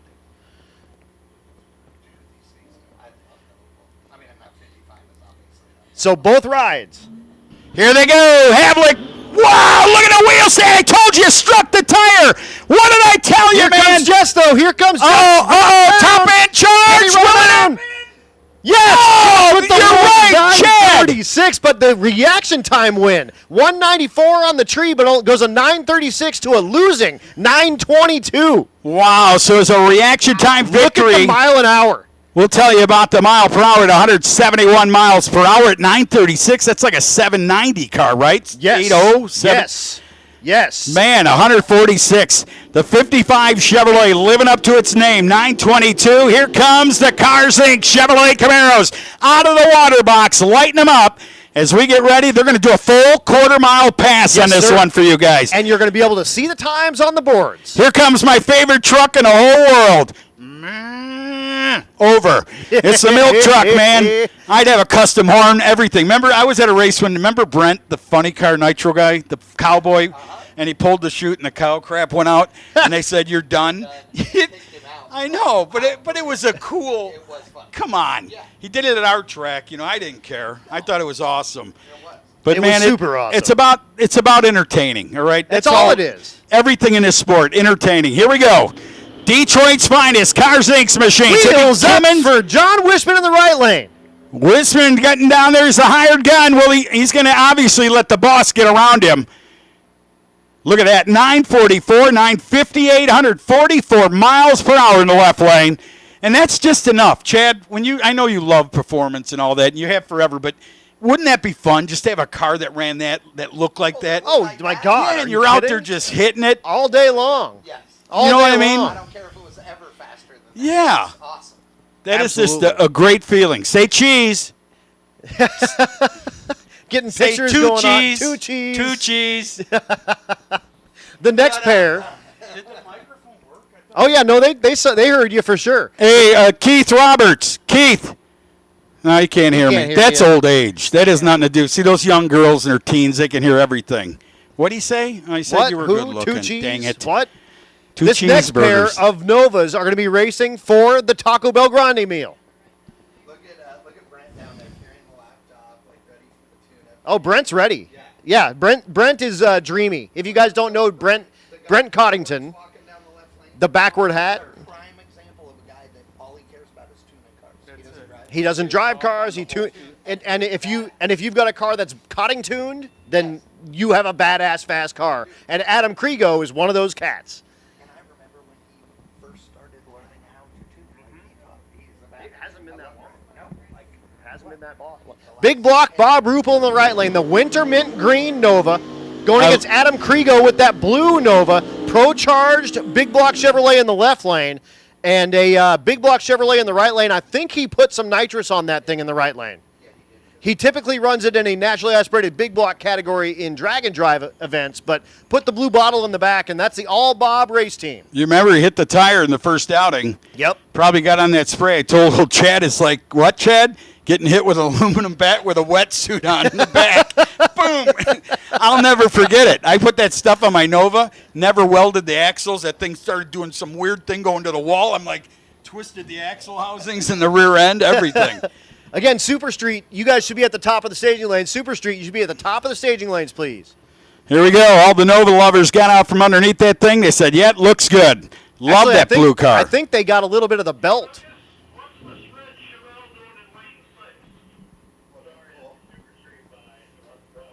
Yeah, I think a little bit of the Pro Charger belt maybe came off of that Nova in the left lane. Big block Bob waiting his turn. Oh, you're right. That guy's got himself a souvenir over there. I think he's got a little piece, a little sliver of that belt, and it may have, There's no possible way you can floor that car with half the belt yeah, missing. Unfortunately, they're going to shut him down, and they're going to go ahead and get that Nova out of the way. And big block Bob Ruppel is going to be get on your feet and look at those cars coming down. How about it, man? Detroit's finest. Look at the hand clap. I love those fans that clap for those cars, man. Absolutely. When they come by. Absolutely. So big block Bob Ruppel will be the winner of a Taco Bell Grande meal.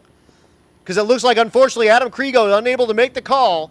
So Bob Ruppel, with the nitrous-assisted big block Nova, drives himself into God, some that is so Taco 90s. Supremes. So 90s with the spray, the hit, and the hesitation. Like, do I stay in it? Yeah, get my thumb back on the shifter button. Go. Bob goes 930 at 148 with that ride. That's fast, man. 148 miles per hour in a Chevy Nova with a skinny tire. That'll bring up our next pair. That's going to be Crystal Lum and Tony Latimer. So an LS-powered ride in the G8 and an LT-powered ride with the Camaro. That LT is the new direct injected. I'd really like to know what happened to that Chevrolet. Remember the last time Yeah. he slammed the hood? Yep. It's so bizarre because he's right back. It had to be something stupid. Just a little switch or something. Sometimes there's a million ways to lose a drag race. Yep.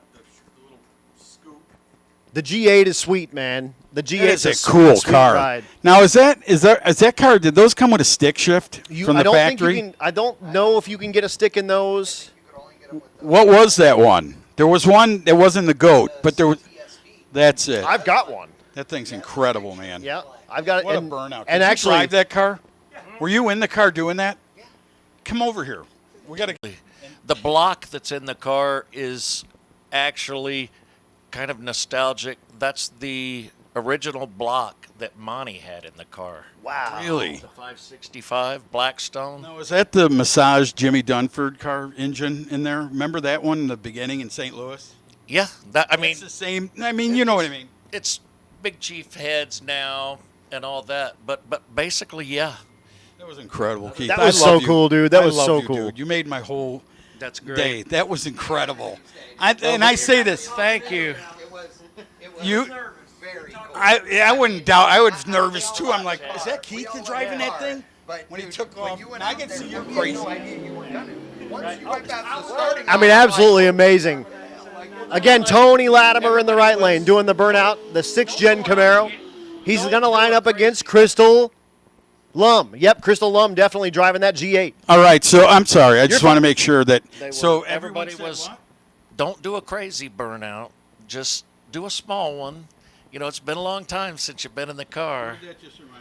Brian Olson. It's okay to do a burnout. It's not okay to be one. Yeah, there you go. As soon as I pulled up, it was like, no, not going to happen. It gets good to you. No, it You was just so can't much. help It was so awesome. It was at least 800 or 900 feet before you lifted. It was perfect. Totally. Perfect. Wait till you see that on One film. set of tires. You know that, Mickey Thompson. There is a Mickey Best Thompson burnout award for contest. best burnouts. Oh, I didn't know that. Yeah. I didn't even know there was a contest. That's awesome. is. 10,000 in fuel. You won $500 worth of tires. We love you, dude. So Tony Latimer goes 8.96. I think that's his first 8-second pass ever. Is that his first 8-second pass? Yes, it is. Tony Latimer's first 8-second pass. And there's the 55. Look at a purge for Havlik. I love that car, Hell man. yes. Hell Something yes. about that car. I right, don't know I'll if it's go- the way it sits. Or I'll go 5,500. ready to go to church on Sunday. 5,500.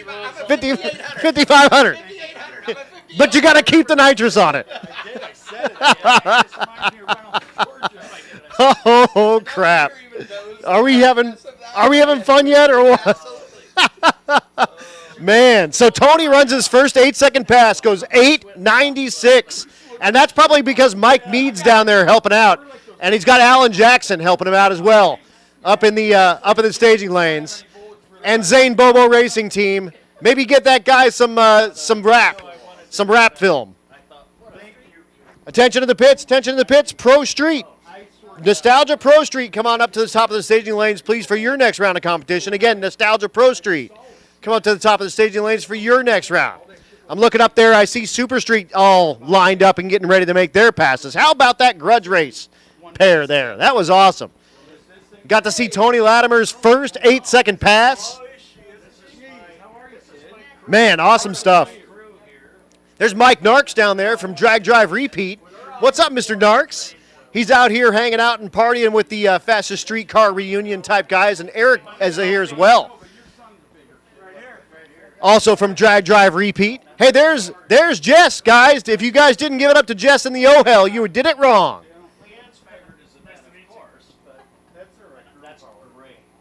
Absolutely awesome. So here is round number 3 of Super Street.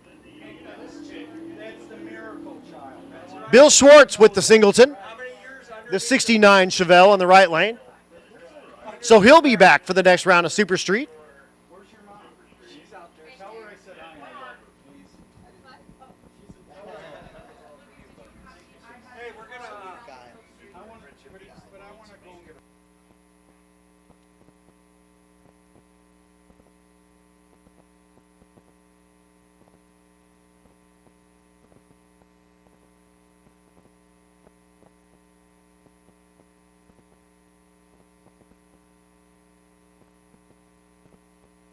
$9.16 for Schwartz. And we'll again see him in round number. Look at Tony Latimer.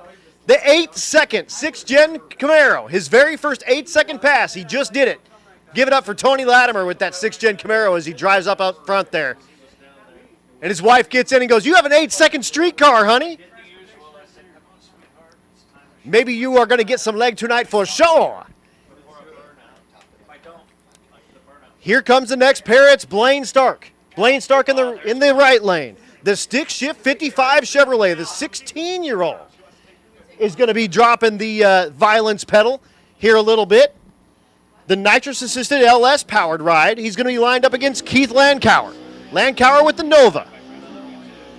540 cubic inches of big block Chevrolet in the left lane. And 6-liter LS in the right lane with nitrous assist.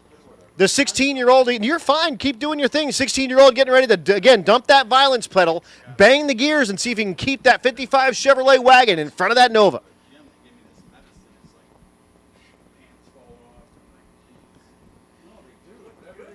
Al's back here talking about his pants falling off. I don't know exactly what kind of party we got going behind me over here.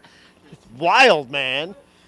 Tucci's pants are falling off. There's about 700 people back here getting pictures and autographs, and he's shaking babies and kissing hands back here.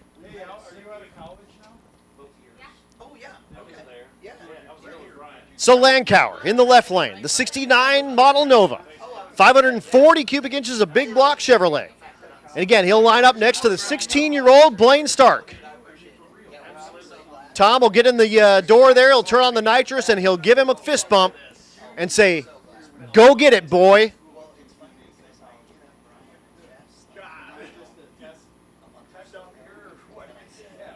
Again, Nostalgia Pro Street. And now, Nostalgia Pro Street, you guys should be making your way to the top of the staging lanes, please. Nostalgia Pro Street.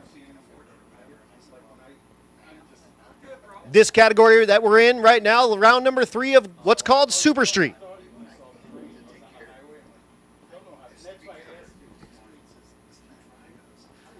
So Tommy gets out in front of the 55, and he'll get him in the beams. Again, the 16-year-old behind the wheel of that 55 Chevrolet.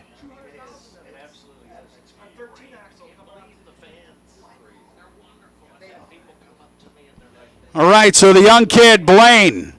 Blaine's, what did I say? Not Farm and Fleet. Blaine's the Farm, right way. Blaine's Farm and Neat. That's right. You know what I'm saying? Here we go. The 55 Chevrolet wagon banging to the gears. Look at the Nova.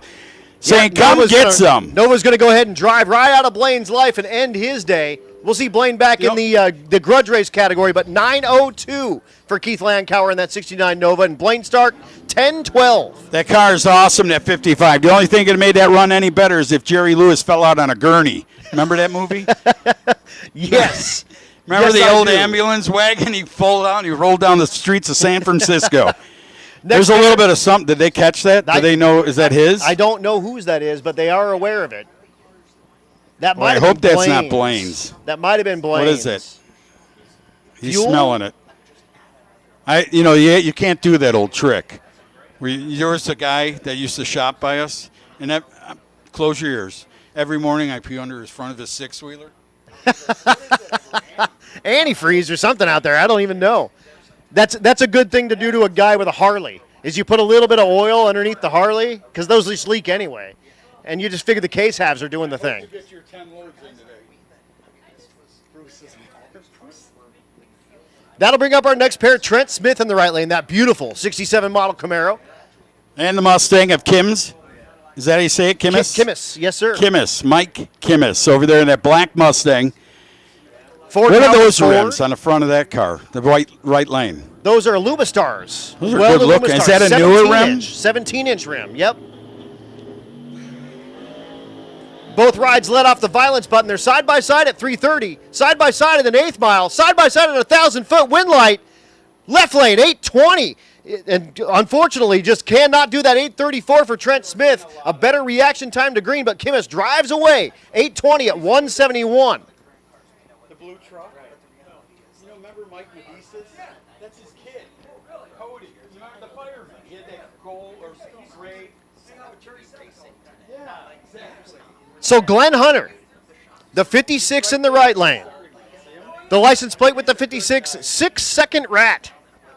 That guy, hey, if I wish there was a speaker there, I'd tell you a story. Mike Rodicis went to Indy one year. Car flipped over. He's a fireman in the ditch. A lady in there. He climbs in. She seatbelted in. And he's like, I've got to get you. She was hurt. He goes, I got to get you out of this. He undoes the seatbelt, snaps his arm right in half. She lands on his arm. So if that guy don't get an award for trying to save someone's life, but he's such a good person. And he's just sitting out there on the starting line. It's awesome. It's so awesome.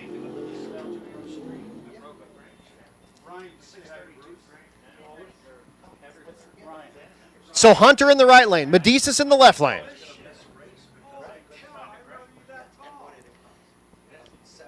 Hunter twin turbo big block Chevrolet for power.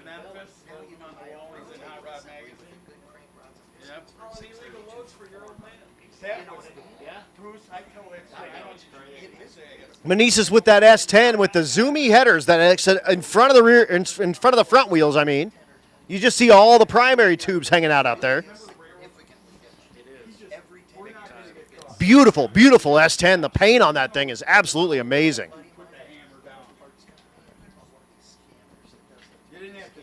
Again, Nostalgia Pro Street. Nostalgia Pro Street, you should be at the top of the staging lanes getting paired for your next round. How fast the 56 again? Did we see it on time? They're not going to show any I don't think times? we've seen times with yet, but it should be a low 7-second ride. It has run in the 6s with a much bigger engine and really laying on the thing, but should run in the 720 range, something like that. And that's a drag week car, so he drives it on the street.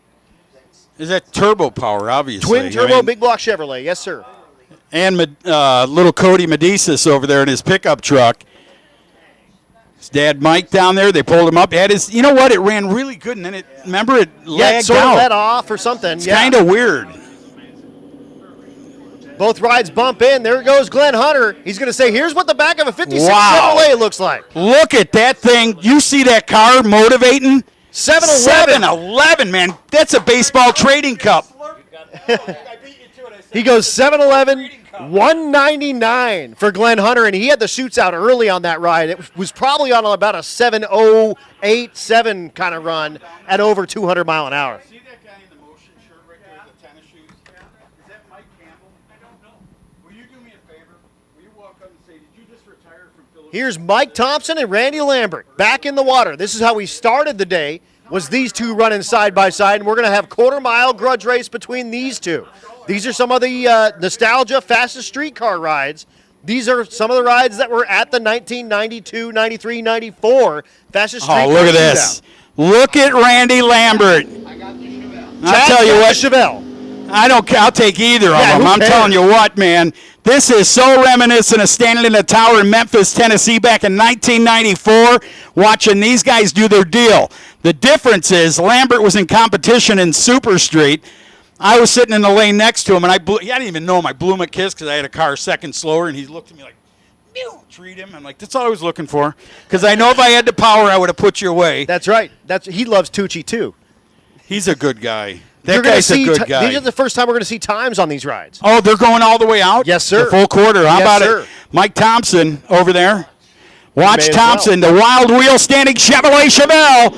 He waits for him to take off. These two go side by side out of Morocco, Indiana on any given weekend, showing off their stuff. Lambert, look at that. 939.7, 927. 145 for the Chevrolet Chevelle. Two legends.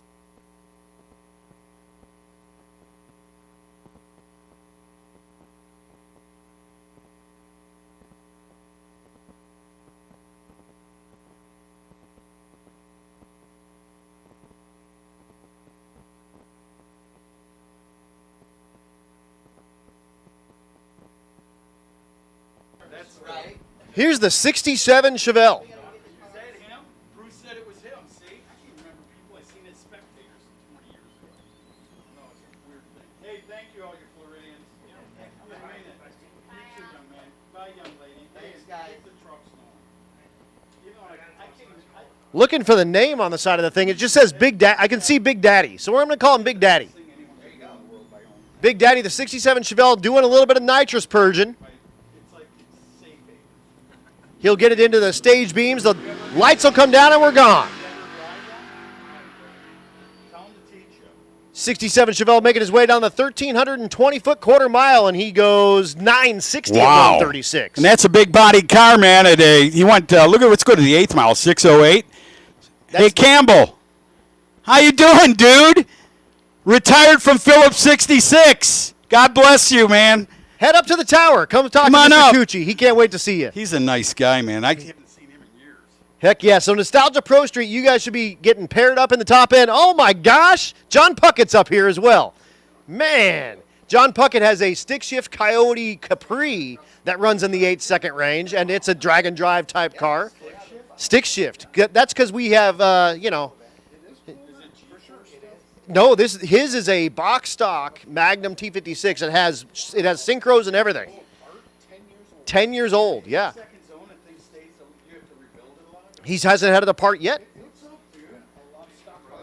It's awesome, man. So John from Iowa, man, thanks so much for coming out for the fastest streetcar reunion. 3 hours for him. John, I've got a great story about John at Sick Week. I should. I've had him on my thing, but John at Sick Week. Yeah, here. I'll switch you with me. Yeah, absolutely. So John, man, at Sick Week, you were at Bradenton. Yep. And I was riding with a stick shift dude with a truck, and we pulled into the wrong entrance. And you were standing over there, and you were like, man, I need to get into Bradenton so I can watch my homies do Sick Week, and they won't let me in yet. For sure. And I was kind of in a pickle, and we found a way to get out of that pickle. Right. So we had a trailer, a little U-Haul trailer. So you crawled into that trailer. Yep. And we smuggled you into Bradenton Motorsports Park. Early, a couple hours early. That way I was able to hang out with all the guys and see the before. Oh, Frank antics. Romano's here too. Holy Oh, yeah. crap. I told him to come up Now there we're if he just wanted letting to say everyone hi. in this place, dude. Frank Romano's got the 55 Chevrolet with a stick shift as well. Dude, Blaine is out here with the 55 wagon, stick shifting that thing, and unfortunately just lost, but he won 2 rounds with that thing against, monster beaters with that deal. But Frank's here from New York. He's helping out with Frank, or with Glenn Hunter, right, out of New York as well. And you didn't bring your car for some reason. I don't know why. I mean, maybe they just don't, maybe they're not quite as cool as you out I broke it into here. little pieces. Oh, no. Oh, no. But these are my drag and drive folks. I got Al Tucci up here showing me all the fastest streetcar type dudes, and I've got my drag and drive type dudes here at Earlville checking out the fastest streetcar reunion. Frank, have you gotten around to see some of these cars? Yeah, I went to see one of my heroes from a long time ago. Rick Dyer actually asked me to park next to him. Hell yes. At the Street Machine Nationals in Campfield, Ohio. I think that was 95, June of 95. I got to see that purple 55 up close. Beautiful car. Brought back a lot of good memories. There's not enough stick shift cars here, I'll tell you that. So, folks, if you're in the grandstands and you got a stick shift car, you only got about 20 summers left before you die. Get it out here. Let's go. Let's go, Not getting baby. any younger. Yeah, let's make it happen. And the ladies are going to tell me I need to call some cars. Thanks so much for rapping with me real quick there, Mr. Romano.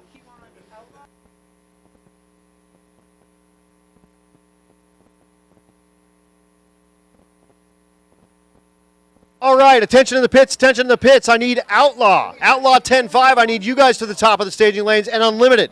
Unlimited cars, I need you to the top of the staging lanes as well.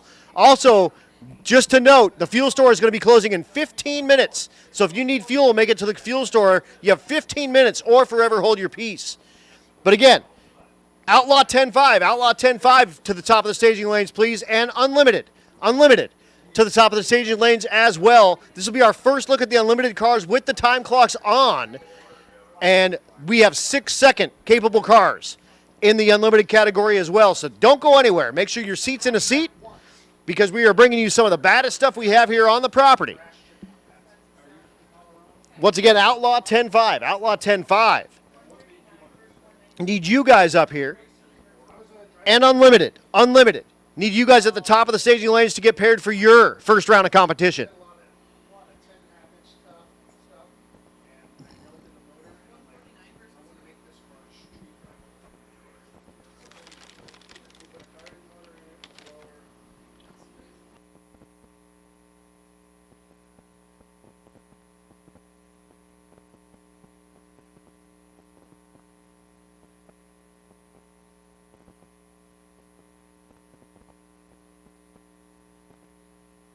Mike Narks needs himself some sunscreen.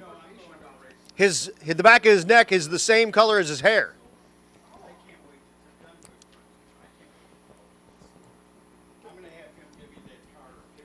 Here's Troy LaCrone, the 68 Camaro, in the right lane. He's lining up against Mike Sterling, the 68 Barracuda.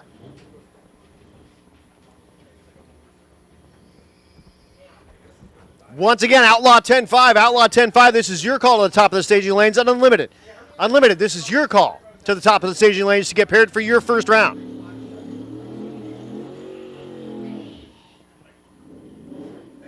So LaCrone with the Induction Solutions livery on the hood of the 68 Camaro. Sterling, the 68 Barracuda, the beautiful, beautiful Mopar A body.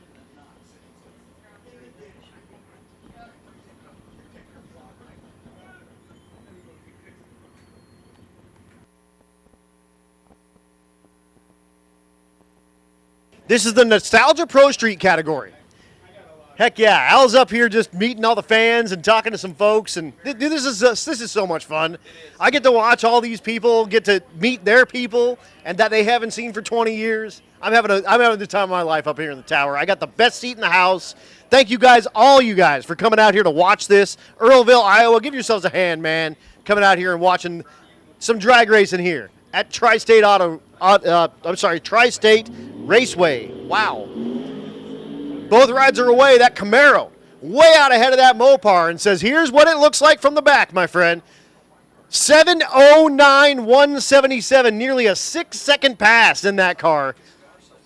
that thing is moving. I think that is the quickest car so far. I don't think we've actually seen on the scoreboard anything in the 6s, but I did find out that Bryant Goldstone and Matt Frost are racing each other first round in Unlimited, and I just called them up. That's going to be really good. 2 6-second. They will have timers on, and 2 6-second capable street cars are going to be doing battle here at Tri-State Raceway. It's going to be sweet. But first, Rob Seaton, the 91 Camaro, the 3rd gen. You can tell because of the way that it is. The left lane, the El Camino, Matt McReynolds, the 67 model with the big block Chevrolet, under where the hood would be if it had a hood. But he's showing it all off. I like that rule. So Chad just came up with a rule, and Jess, maybe you can hear me. This is a rule for next year that we're thinking about. You must do a burnout past the starting line. What do you think about that? Every car. Jess is like, I'm in. Let's go. Whatever. Burnouts are awesome. I don't think he heard me. Now he's walking up to the tower. What are you doing? You're making rules? Yes, we are. Yeah. If you hire me and Chad back, then we're making that rule. We'll be at the drivers' meeting, and we'll tell you, you must do a burnout past the starting line, period. Yeah, and if he doesn't invite us back, we're just going to show up anyway and show up at the drivers' meeting and just say it like we know something. It's all good. I've got my badge from this year. Easy peasy. It says here, announcer. That's how I got in this place. I did like Wayne's World, just showing people the badge. They just let us go, no problem.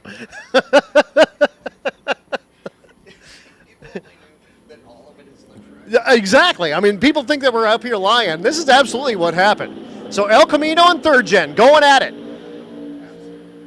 Man, here comes the El Camino side by side of the 8th mile. El Camino ahead of 1,000 feet and does get the win. 7:56 at 176. Rob Seaton a losing 7:76 at 179. But look at the reaction time. 005 reaction time to green in the right lane for Rob Seaton on a 4/10 Pro Tree. That is spicy. That's getting it.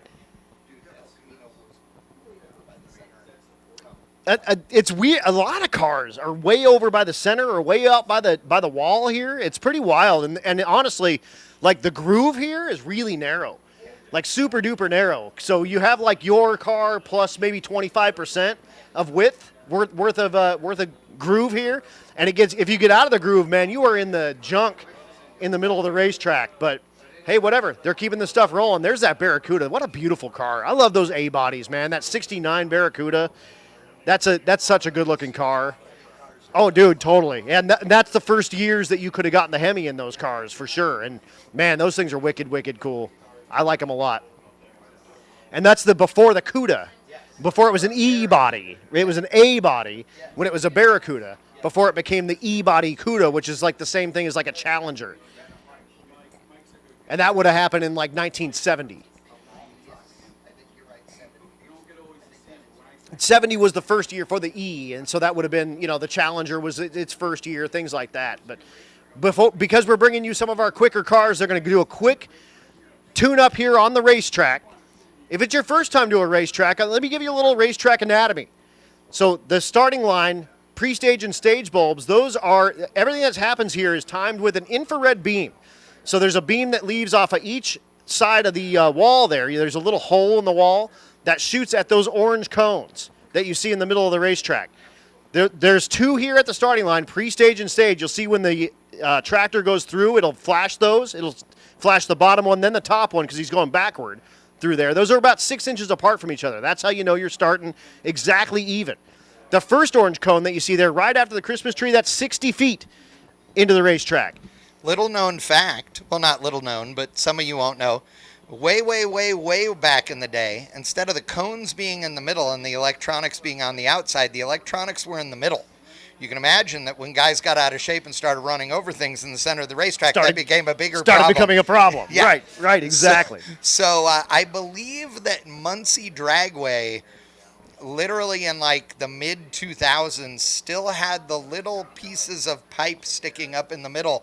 It was in the grass, so you didn't have to worry about it as much. Right. Yeah, still not good. Not good. Not at all. But again, infrared beams, so if they could use regular light that you could actually see, but why? Right. No big deal. But 60 foot's that first cone. The second cone that's down there is the 330-foot cone. And then there's 2 cones right in the middle. And you see kind of the orange on the side of the whatever wall on the right side there. That's the 8th mile. So that's 660 feet. The reason there's 2 is that there's a known distance between the 2, so you can actually measure mile an hour between those 2. Yeah, so, and that's it's 66 feet there. Yep. And that measures, like you said, speed. It takes the time between the 2 to determine a speed.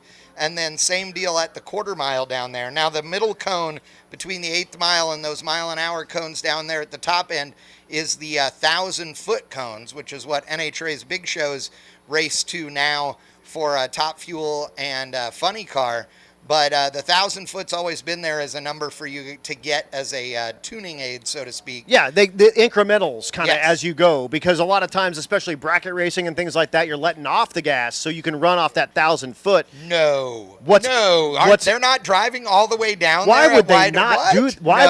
What's interesting is a plate like Mocan has mile an hour at the 1,000-foot. That's true. So what's kind of interesting to watch, especially for a bracket race guy, is you can tell mile an hour difference between the 8th mile, the 1,000-foot, and the quarter. Correct. And it gives you a lot more fun as an announcer to see what people are doing. Absolutely, because you can see the games that are being played. And what's funny is any of you guys that are out here that don't normally come out to a bracket race to watch, the truth of the matter is it's some really good drag racing. And what is interesting is that, especially in the big money bracket race world, a lot of these guys will have a bunch of nitrous on these cars. They typically do not use it until the last 100 feet or less. Right. And they're grabbing the button if they want to take back the finish line, if they've given up the stripe. Yeah, or they'll push the guy out and break him out. If you know you have a bad reaction time, then you can push the guy out of the top end. There's a lot of games that get played on bracket racing, for sure. And it's fun, and it's really a good time. And for those of you that go, oh, well, bracket racing's easy because it's all electronics, let me explain 2 things to you. So the 2 things that are the electronics that are used, one is a delay box. Well, the delay box does not make you have a perfect reaction time. It delays your reaction time. So you still have to set the thing for how much delay it is. And if you let go of the button late, there is a bump they have an OS button. Right. and they will, and so you bump down. And so you let go of the button when the top bulb comes on and the delay is in and you're like, oh my God, I was late. You just tap the button one more time. And it'll take 10 or 15 numbers out. Right. And you hope that you're right. And to go red after bumping down sucks. Bad news. Ask me how I know. But then the other one is the throttle stop, which can be used to cut the throttle partway down the racetrack, etc. Those are the things that nobody likes to watch because they're boring. But these are the things to watch, Adam. Absolutely. Right now, I am so excited about Here this it is, right the here. unlimited category coming at you. It's Matt Frost in the left lane, the car they call the Hulk, and Bryant Goldstone in the right lane with the Javgasm. Hey, if that didn't give you goosebumps, I don't know what will. 6-second capable street cars. 6-second capable street cars coming at you right now. That's Matt Frost, the Hulk. That's a 481X powered ride with a big single F3 supercharger. It's an F4 now. That's right. He put an F4 on it. The twin You got turbo. an F7 on your Yugo, right? Yeah, an F4 is big enough to put your head in. Exactly. He had an F3 that he exploded on Hot Rod Drag Week. He bought another one, and then the F4 came out, and so, hey, why not throw the F4 in it? Giddy up. Goldstone, the twin-turbo big block Chevrolet under the hood of the Javelin in the right lane. Again, he's gone as quick as 640 in drag and drive form.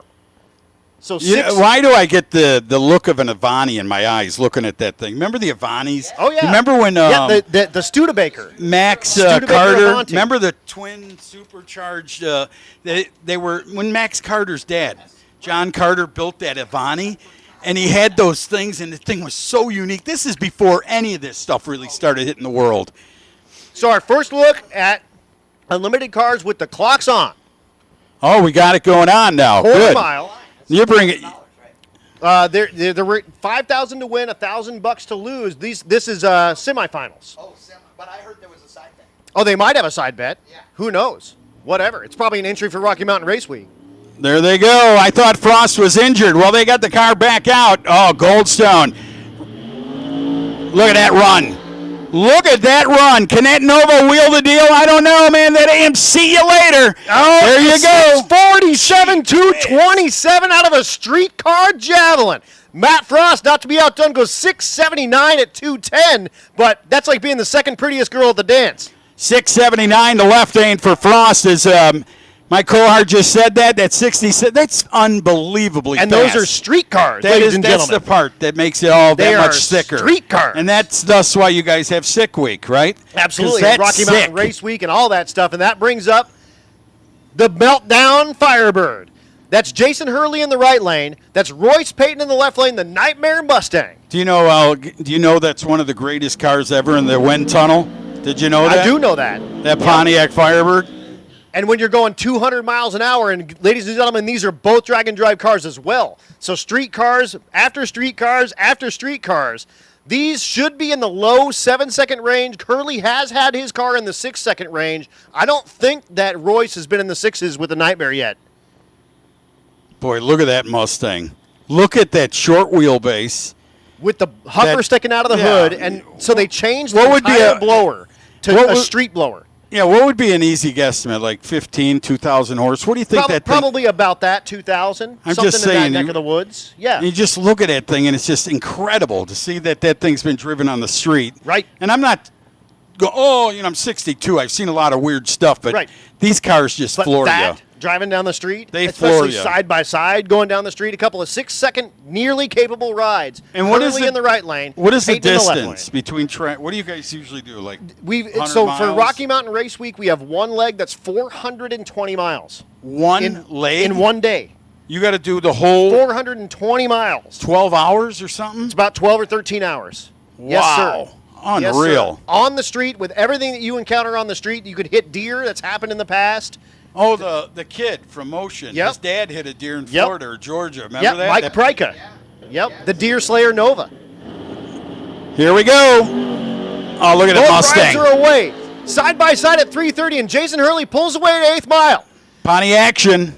Jason Hurley 7 Wow. flat with a 4 at 198, 766 for the Mustang.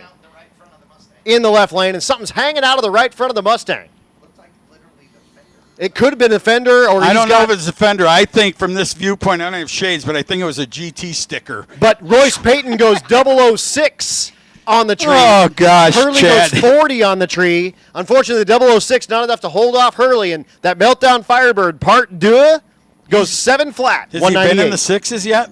He has been in the sixes. so there wasn't no excitement to build He up. has been in the sixes. And that brings us into the Outlaw 10-5 category. That's right. The Outlaw 10-5 in the Pontiac in the left lane. It's all Pontiac powered because I learned from Adam, the 84 Grand Prix with a 496 cubic inch Pontiac. Jeff Fry in the right lane, the 63 Nova with the 6-liter LS under the hood.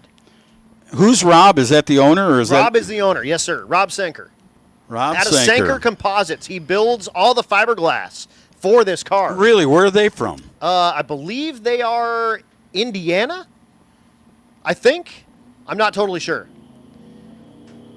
But if you've got a weird G-body Grand Prix. Jeff Fry, on the other hand, I was just watching that light. That thing is just hulking in there. 083, 089 in reaction time. Watch the right lane. Does get the job done. 809 to a slower 8. I don't want to say slower because that's pretty impressive. No, it is. 175 is a 7-second run. Yeah, and Senker's car typically runs in the 780-ish range. Yeah, I and was gonna unfortunately say- just didn't get the handle on the first part of the track. You see the 131 60-foot. That car normally in about the 120 range, and that's probably the difference in the ET. Incredible, man. They are fighting for not just a paycheck, but a Wally here this weekend. Hell yeah. Here comes Ed Asner. That naturally aspirated Fox Mustang, and this thing was in the 7-second range, all motor, 632 cubic inches, a big block Chevrolet. Single pass. He looks like he's got himself a single pass. Jimmy will like that. He is a buy. Yep. So a competition buy. I'm going to go get a picture. Please do. I'd be offended if you did. asked me to go down when they pull up. Please do. It's a one-in-a-lifetime thing. Go do it. Go do it. Ed Asner, looking for another 7. No, not going to do a 7-second pass. I'm fine. Don't even worry. I got it. Don't even worry. So Ed's going to go ahead and meander on down the 1320.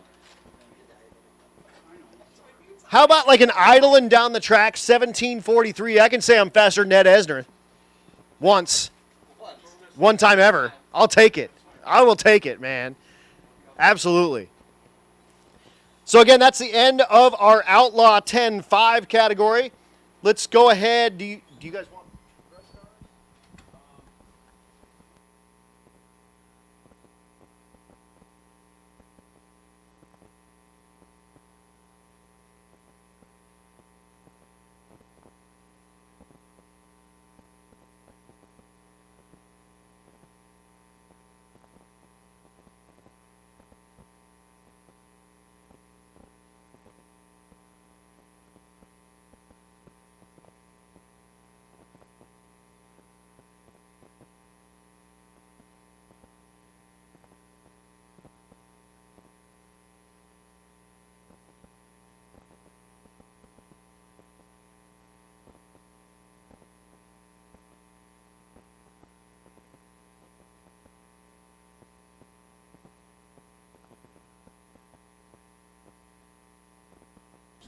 I'm looking down there on the starting line, and there's Blaine.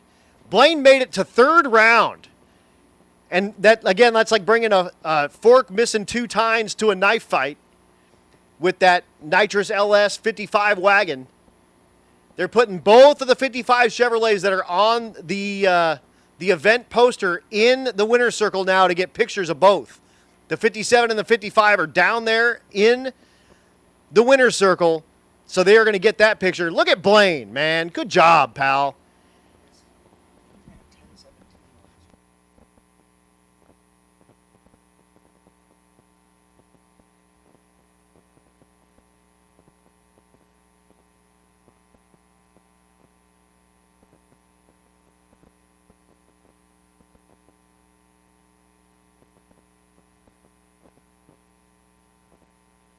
So again, down just a moment while we get this couple of photos taken care of. We do have all of our finals are set at the moment. We have every class is in finals right now. So every pair you're going to see run from here forward is going to be racing for $5,000 to win, $1,000 to runner up.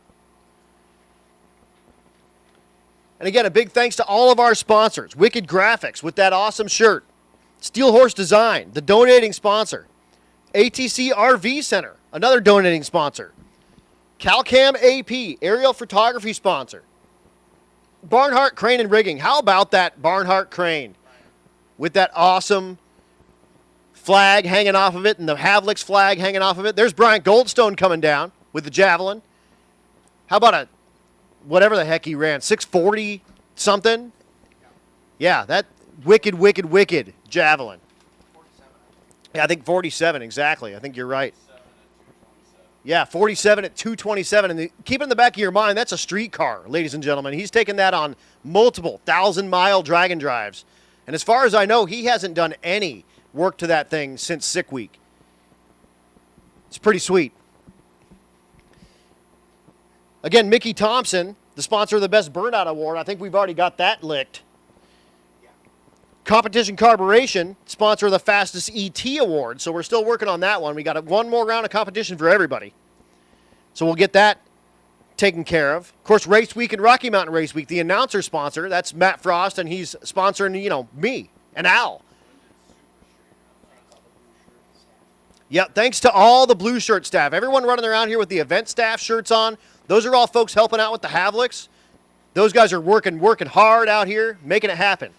And then Tri-State guys, all those guys, thank you so much to all of the staff out here at Tri-State.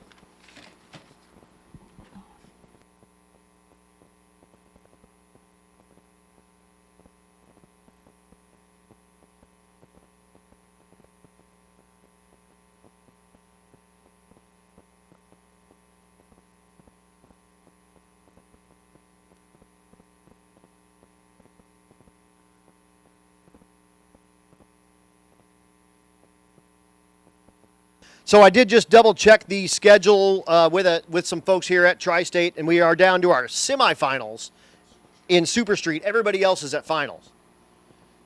There's Matt Frost coming down. There's Jason Hurley in that Meltdown Firebird Part 2. He gets a kick out of when I say that.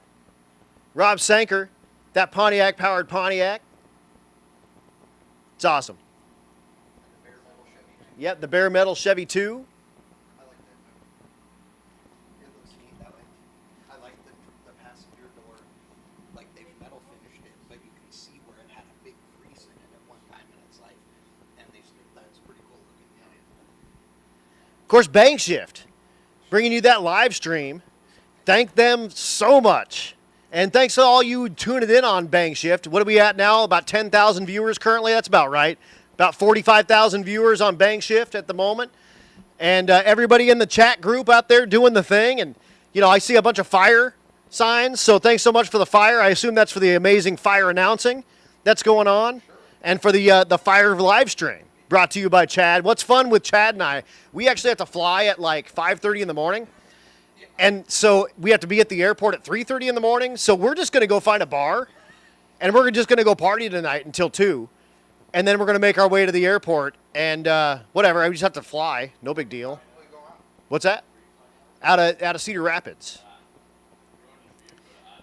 Yeah, we are going out of Cedar Rapids. We got a good recommendation if we're going out of Dubuque, but we're not.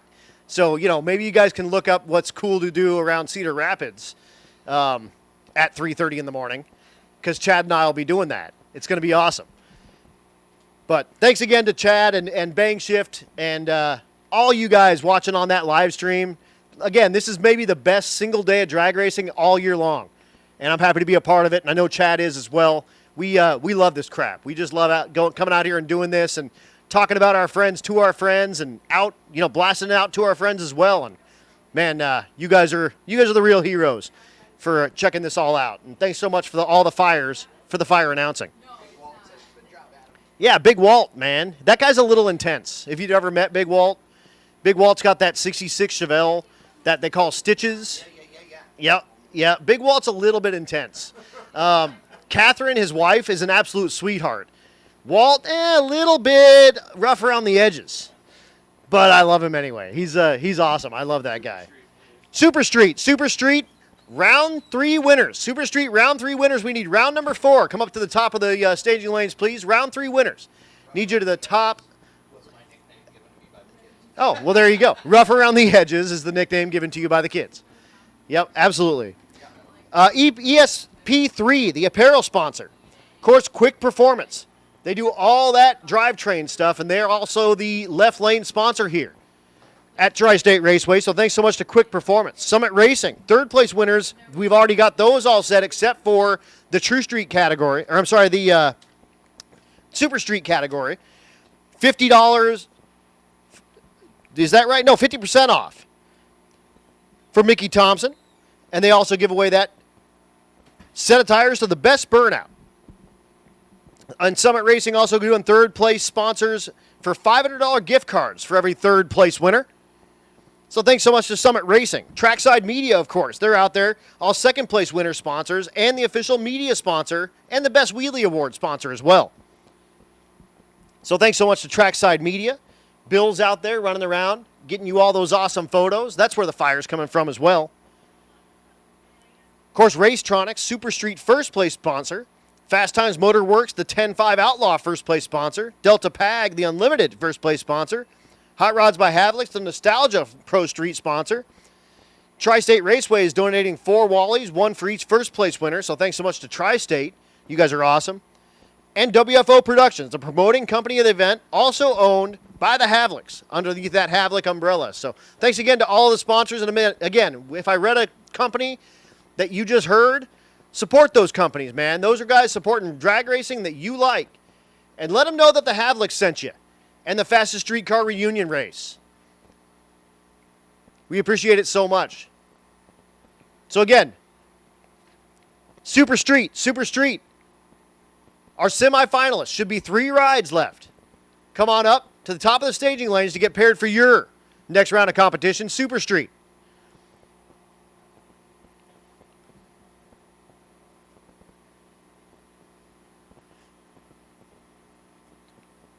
And again, looking down there, Tommy Stark's down there. What's up, Tommy?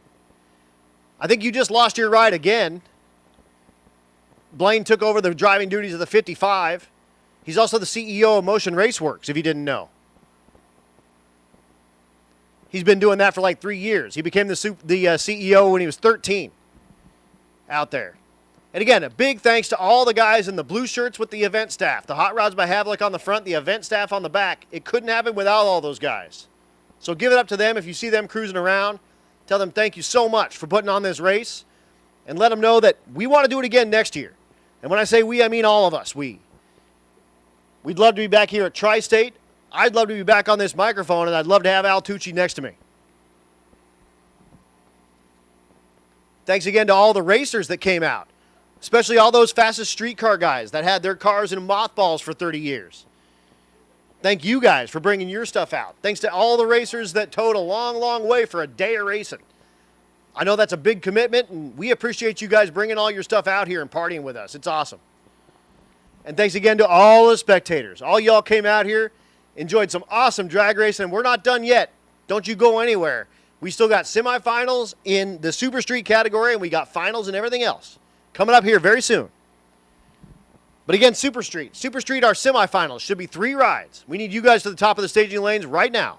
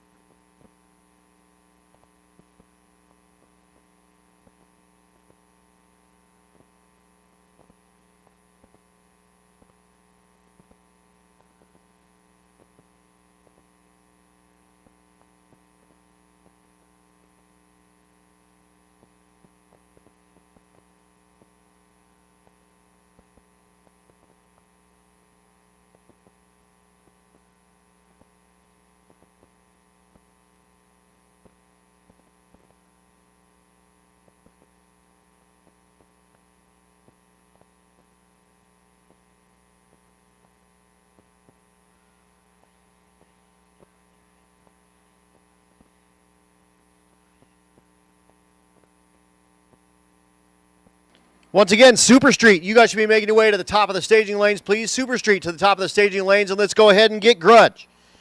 The Grudge class. Come on up to the top of the staging lanes to get paired up for your next pass. So again, Super Street semifinal, 3 rides. And then Grudge cars.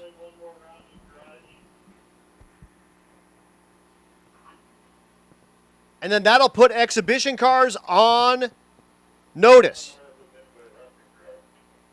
Exhibition cars, you guys are on deck if you want to make your final pass here.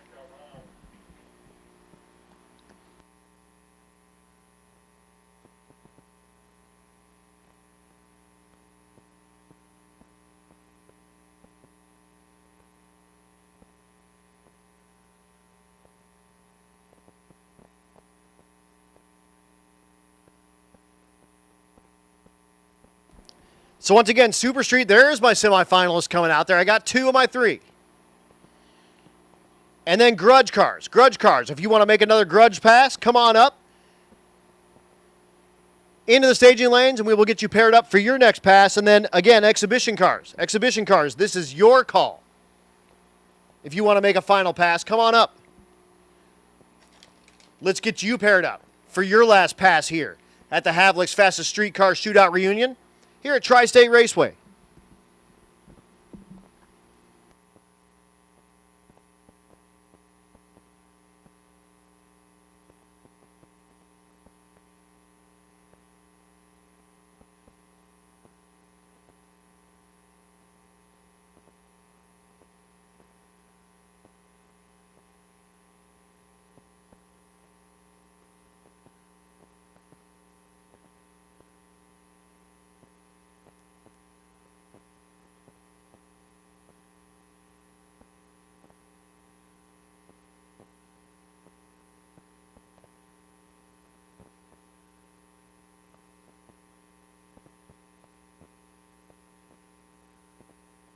Oh, man, and I just got a look at a video from Darce Laws with that 442.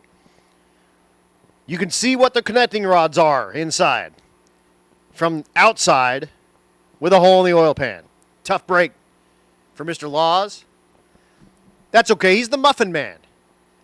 Do you know the Muffin Man? The Muffin Man? The Muffin Man. It's Darce Laws.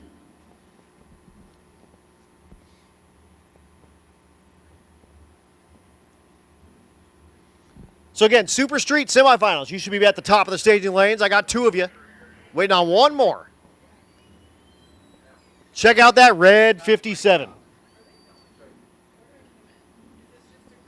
They're just going to line up and do nothing. They're not actually racing. They got passengers and the windows down and stuff. They're going to do some pictures and they're going to do a little parade lap. This won't be an actual race, but here's a good picture of what it would have looked like in 1992. A pair of Tri-5 Chevys.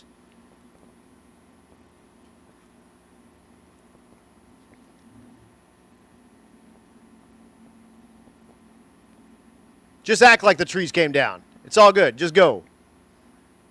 Somebody wave them forward. There you go. Oh, maybe they do want to race. Maybe. Not race, but get a tree at least. There they go. Whatever. But give it up for them, ladies and gentlemen. Clap for them as they go down the quarter mile. A pair of the awesome OG Fastest Streetcar Contender cars here on site at Tri-State Raceway. How sweet is that? Little parade lap. That is about where he quit doing the burnout. Right about there. About 950 feet of burnout. I see my third taker in the Super Street category. And I see some grudge cars coming up.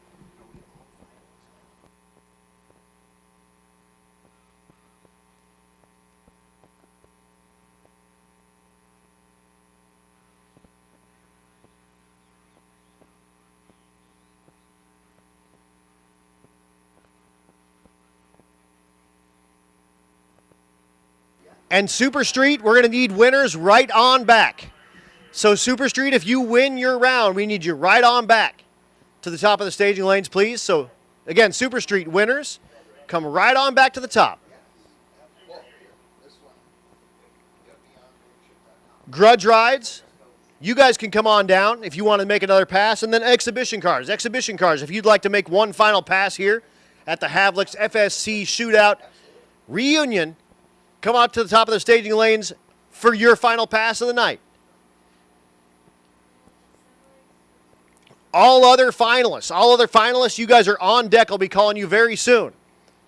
So all other finalists, you guys are on deck. I'll be calling you very soon. And again, Super Street finalists, we need you to come right on back. You'll be the final pair we run because we're running you right now. But come on back as soon as you make your pass, please.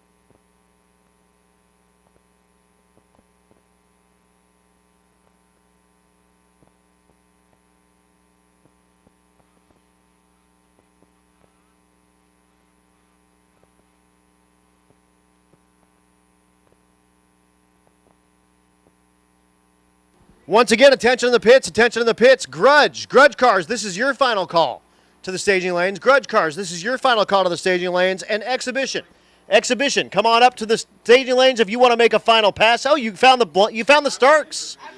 You found the Stark. You should definitely interview this kid. This is the rising star right here. Heck yeah! But again, we are going to run our Super Street semifinal real quick. And again, winners of Super Street, we need you back right away. You'll be our final pair. So we'll have you a little bit of time to get you turned back around and not burn your stuff down. But again, winners, come on right back, please. And Exhibition, we need you guys to the lane if you want to make a final pass. And Grudge, this is your final call. And I'll tell you what, Al Tucci found himself Blaine Stark. And Al was like, I want to talk to Blaine, man. And so Tommy, Blaine's dad, brought him up here, and we are going to talk to Blaine. Well, I couldn't believe when he walked up. I already know everything about this kid. I mean, I grew up with this kid. I watched him from when he was about 12 years old, driving that same 55 in a class called Junior Street, and his dad was driving it in regular. So he, crew chief for his old man, crew chief. Are you kidding me? At 12, he was driving that car? 13, I believe, he was driving that car. Really? 13, he was driving that car. No. Yeah, no really? bottle, 8th mile. Yep. Wow. But Blaine, come talk to Mr. Al Tucci. All right. So everybody, this is Blaine. He's the CEO of Motion Raceworks, if you guys don't know. Oh, is that the Blaine that Doug puts up? That's the Blaine. Doug loves this kid, man. Doug, let me. You know why? I will tell you why. Because I'm jealous of him just like Doug is. This kid's something else. This kid has got a career. I don't care what you get in. Because of him and his wife. I just. Mom and dad are epic human beings. That's awesome. Because it's not just him. Not just him. His sister is also a badass. Awesome deal. So, Blaine, man, I'm going to tell you what, fans, I found the kid that had the wagon, the blue one, the patina, 4-door with the stick in it, and you would not believe this young man. I'm telling you what, 16 years old, but I found out he drove at 13. Is this our finals right here? Oh, the semifinals. Let me get through this so we give them their due, so they'll come back next week, right? Can you believe this kid drives that car? So this pair coming up, Mike Kimmis and Bill Schwartz. Kimmis in the left lane, the Fox Mustang with the Ford motor under the hood. So Ford lovers rejoice. The right lane is Bill Schwartz, the 69 Chevelle with an LS motor. Look at the old Mickey Thompson 10.5 tire on the back end. I swear it looks like it's got a trailer hitch on it, does it? It does. It's a drag and drive car. That's a trailer hitch on the back? You got to be able to take your trailer with you. Can't have a camper follow you? No, sir. That's against the rules. Oh, to bring your equipment? Yeah, no. Wow. No chase so vehicles, now you're even no making helpers. it more interesting. You have to work on it with what you bring with it. Well, Schwartz, let's see if the Schwartz will be with him right here as they roll in the 1969 Chevrolet. The Mustang's bad, though. Watch this. Here it comes, 8th mile. Turbo power, is it? What do we got there in the left lane, I believe Adam? it is turbo 820 in the left lane, and we'll see the Fox Mustang back, and he will take on the Nova here that's pulling in that gets the Singleton. It's got a single pass or a single pass. So the Competition by. Nova's fast, man. Nova is fast. I've watched it. That's Keith Landauer, the 69 model, with a 540 big block Chevrolet.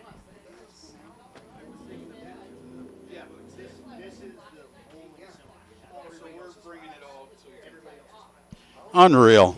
So here's Mr. Blaine. Mike Kimmis will turn on Keith Landauer will turn on the wind light, and he'll face Mike Kimmis with that Mustang. And now I'm going to hand it back over to Al Tucci and Blaine Stark.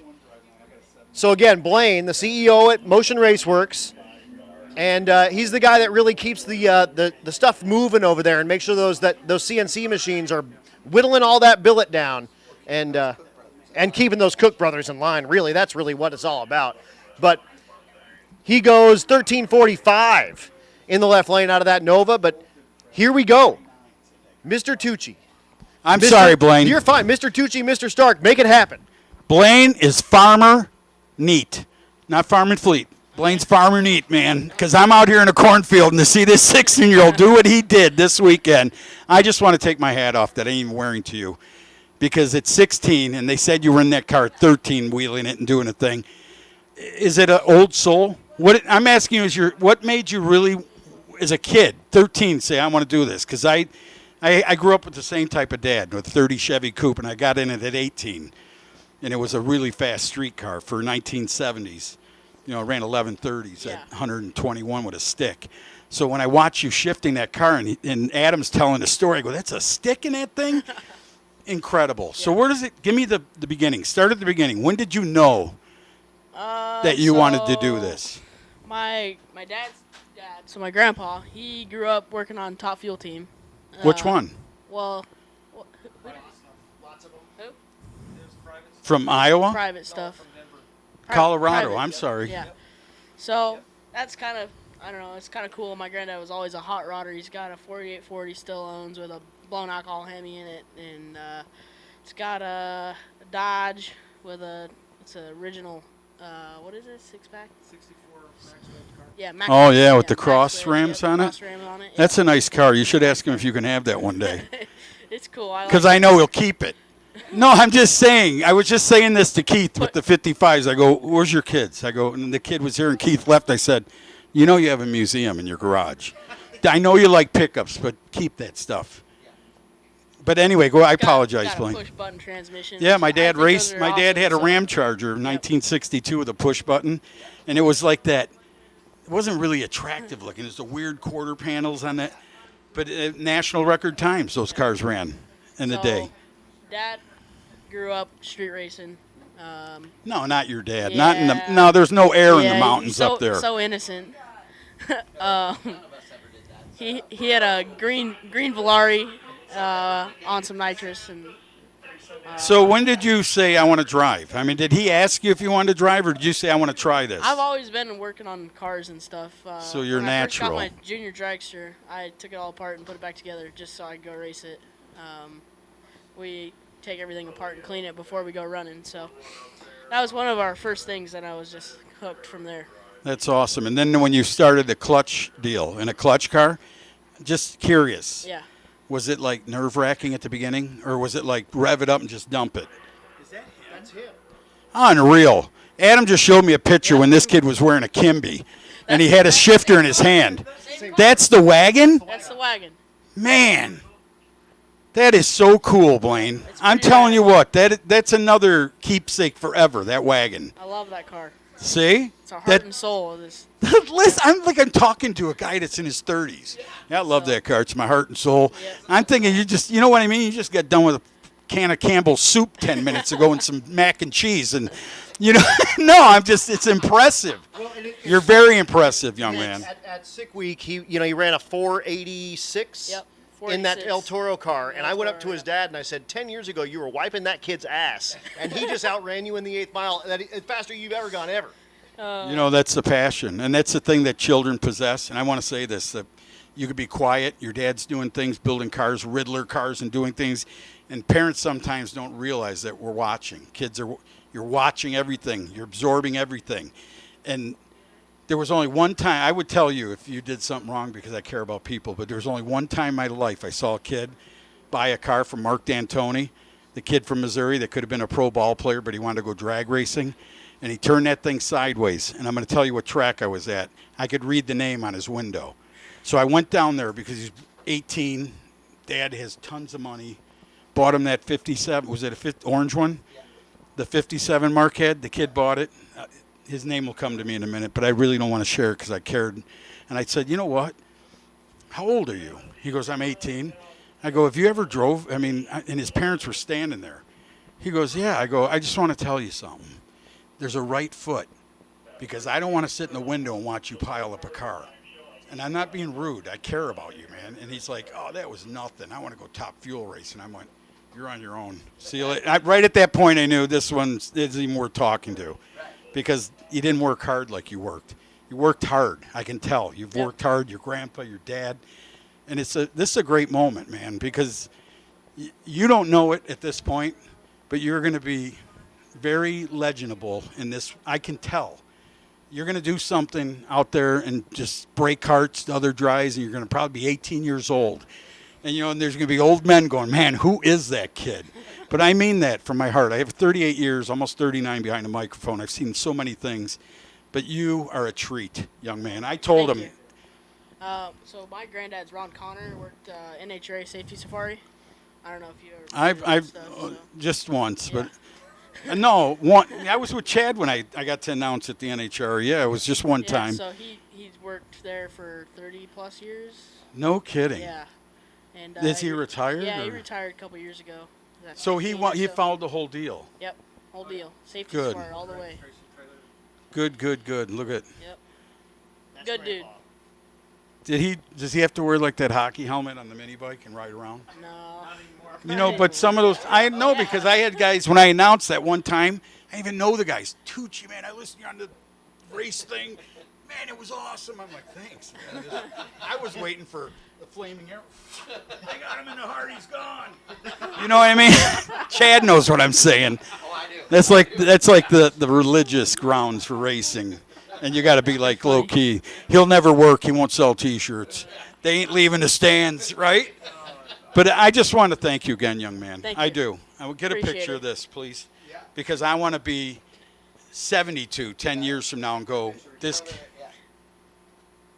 Everyone act like you like each other. Leave the old man in there. Awesome. Great stuff. Thank you. That's again. awesome. No, thank you. Ladies and gentlemen, Blaine is the kid. Remember the name.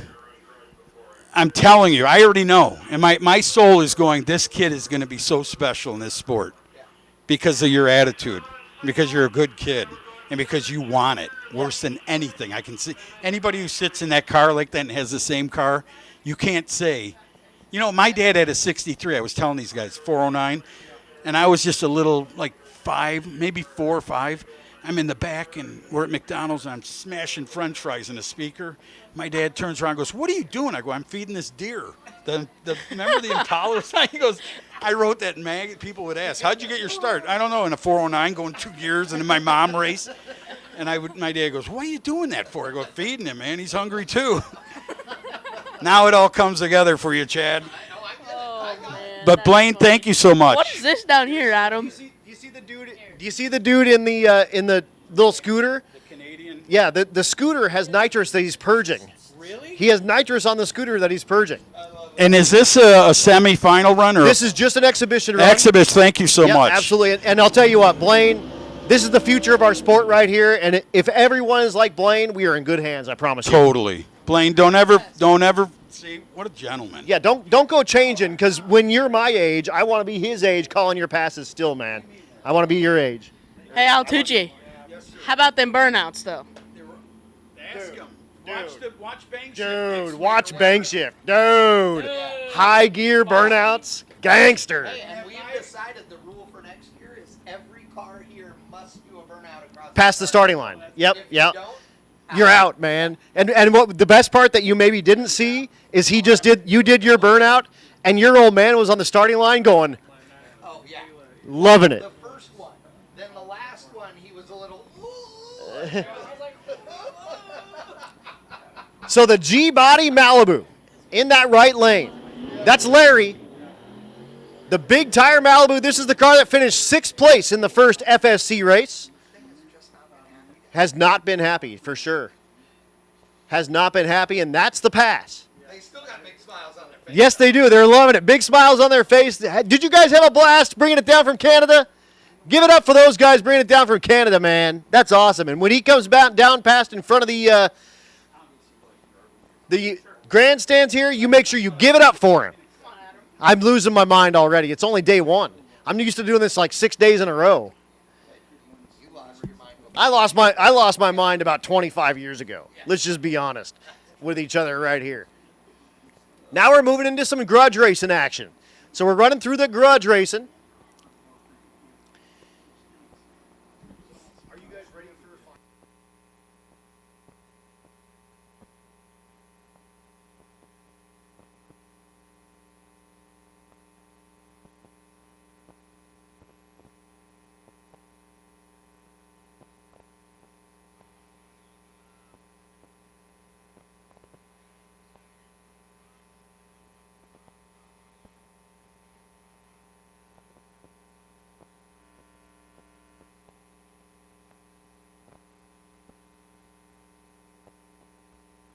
He's not saying that.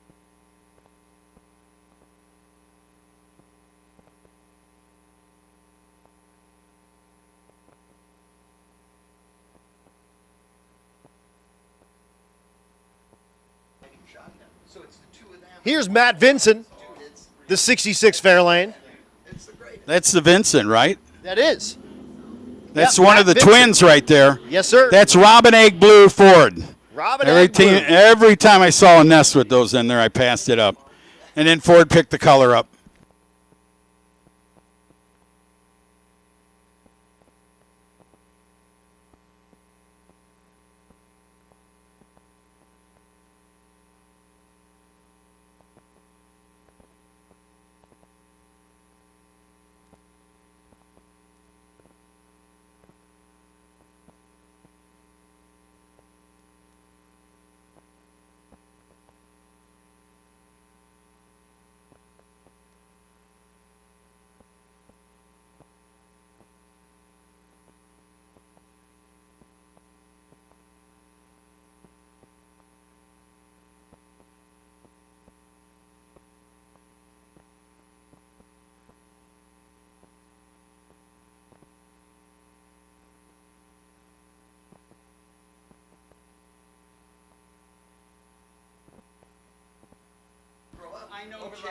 That big tire Fairlane gets himself into the beams there. That's Matt Vincent out of Pennsylvania, the 66 model.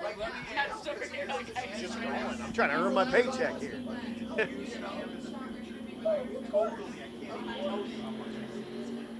Underpower real good to about 150 feet, and then it just lays over and puts that front end down.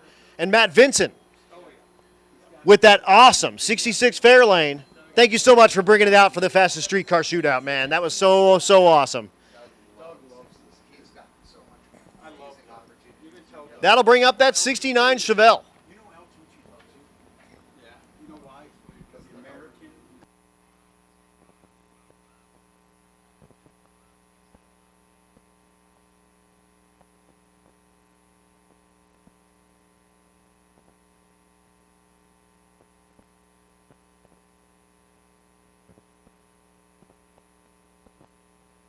Attention to the pits, attention to the pits. All winners, all classes. Come up to the top of the staging lanes, please. All winners, all classes. Let's get those finals taken care of.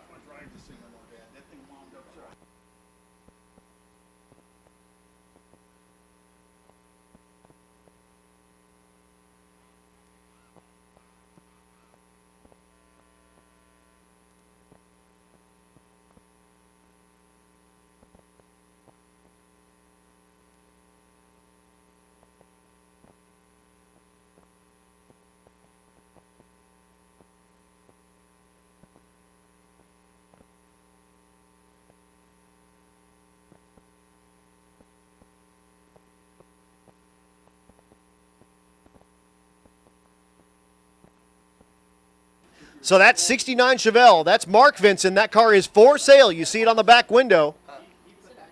It is for sale. For sale. Well, $36,000 you could turn key for a guy who owned that car for so many years out of Pennsylvania, Vincent and Company. Oh, look at it. I take those pipes off that thing, or those bars on the back. The bars, that thing ain't working. No, why is he wasting his shoe polish on those wheels, dang it? But that's our last look at that 69 Chevelle, and thanks again for bringing it out to Havlik's Hot Rod Revival, or Hot Rod Shootout. Absolutely. That's the streetcar shootout. Hot Rod Revival, that's in a couple of weeks. I'm announcing some of that race. I am. I'm going to announce the Hot Rod class at the Hot Rod Revival, and I'm doing that for a entry fee into the stick shift category. Of course I do. That's why we're friends. Yeah. Yeah, no, I don't. No, we don't do slush-o-matics around here. We put clutch pedals and stuff.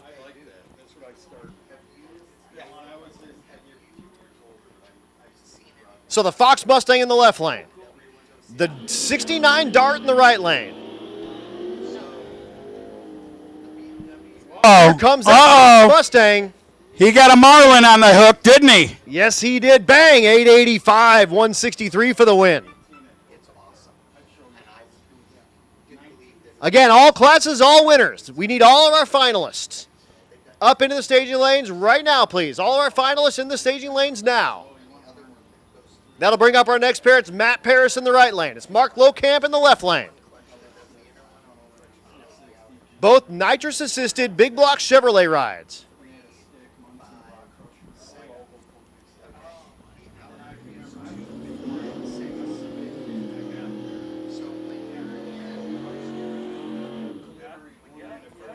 Both out of Colorado.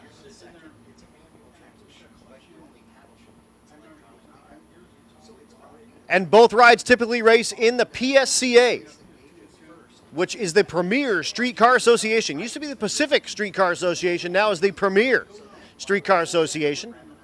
Both rides purging the nitrous, getting ready to force feed those big block Chevrolets.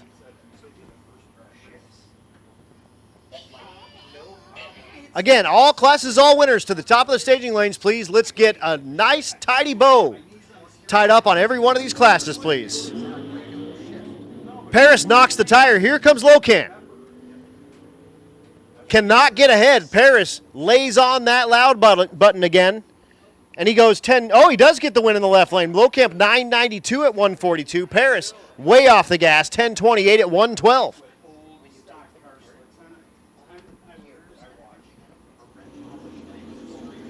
The Fairlane chassis car in the right lane. Love that car, man. The big forward-facing Pro Stock type scoop going against that S10. The S10 again with the zoomies in the front of it. You see the 4 primary tubes sticking out there.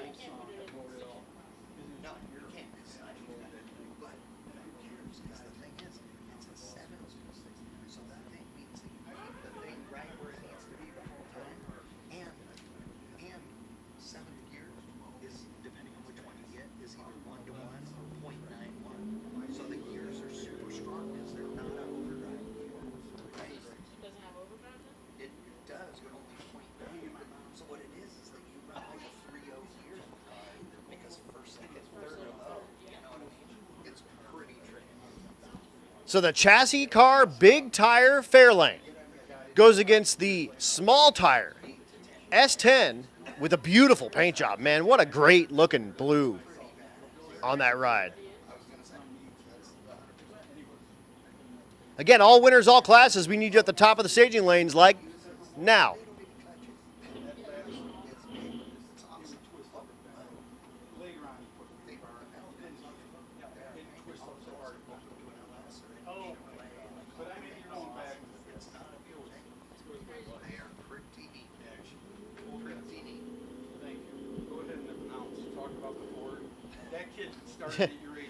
Blaine doesn't need to announce, man. Blaine just needs to chill, man. He earned his paycheck this week. So that S10 says, here's what the back of an S10 looks like. Absolutely. Goes 764, 189 in that S10. Man. I think it's safe to say we weren't going to beat him if he made that pass. You weren't going to beat that guy no matter what. No matter what. And that brings up Glenn Hunter. The 56 Chevrolet with the license plate that says 6-second rat. Twin turbo, big block Chevrolet for power, and that's another one of those drag and drive cars. So this is one that, you know, he's a bunch of idiots driving around 1,000 miles in, 2,000 or 2,500 horsepower cars.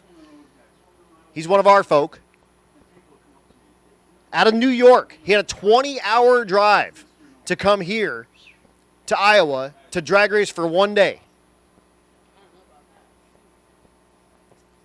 Check out that fastest streetcar, Malibu, coming up. Put your hands together for him out there in the crowd. He can see you. He can hear you. Thank him for bringing that stuff out. Hunter knocks the tire, and he'll meander on down the 1320.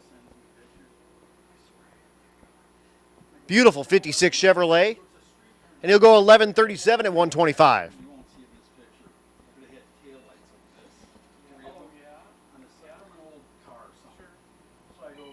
I believe that was the end of all of our takers for the grudge category, and that should bring only the finals.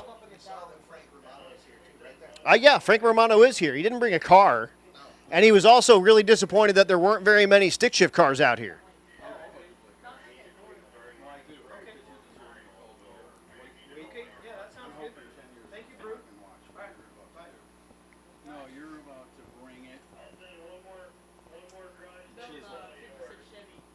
So one more grudge car, I'm being told, and then we're moving into finals. I see our Super Street final up there. I'm looking at one of our unlimited rides. Bryant Goldstone.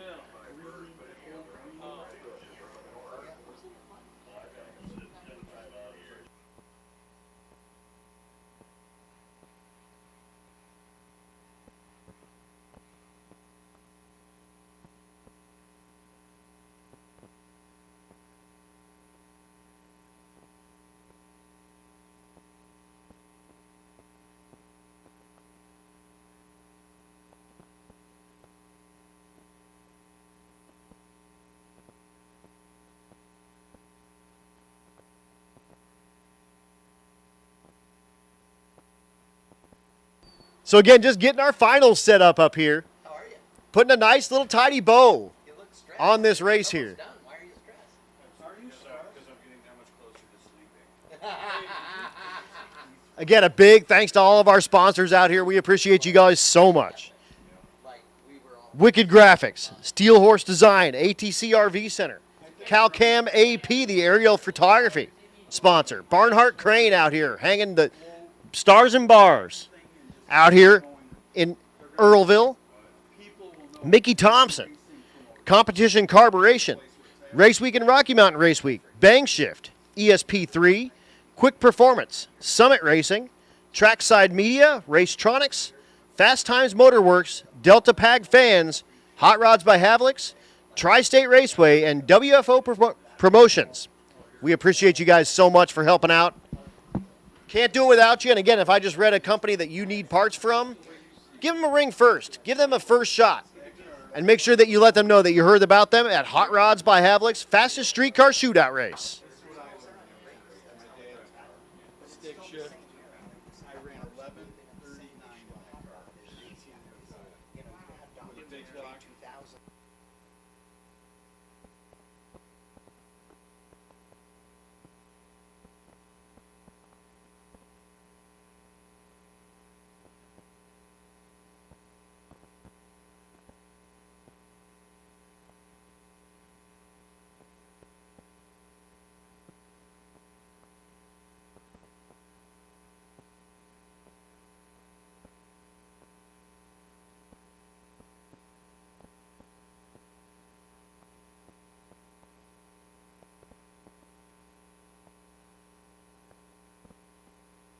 So finalists, when you get your pairs, go ahead and roll on down to the front of the staging lanes in your pairs.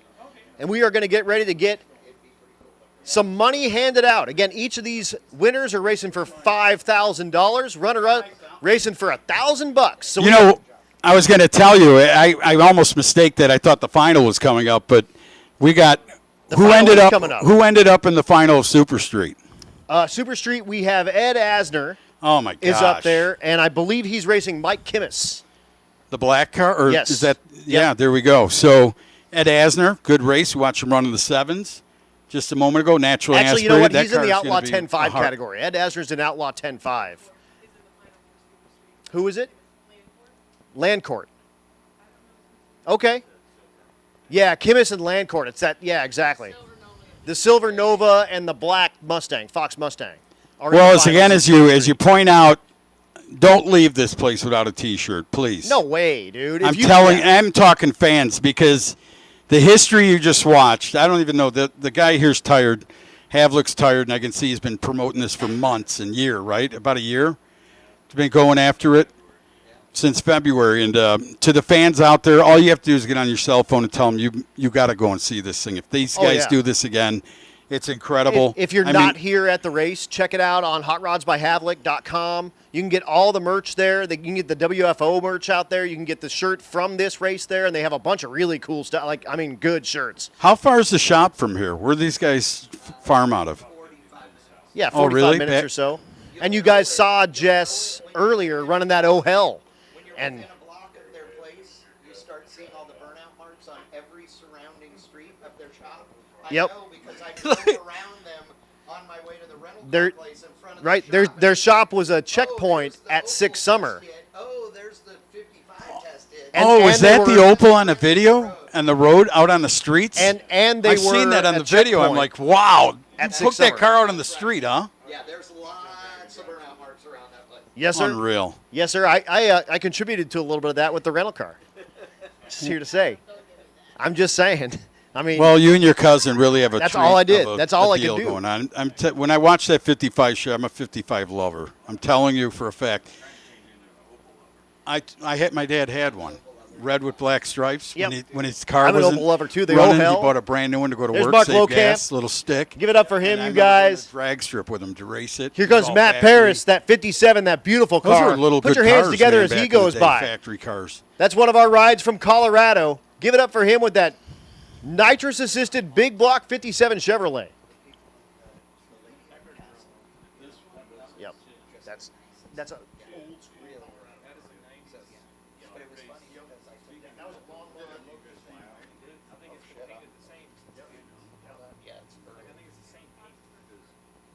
Here we have finals coming up to the front of the staging lanes, and we're going to put a nice little tidy bow on all these classes. Oh, no.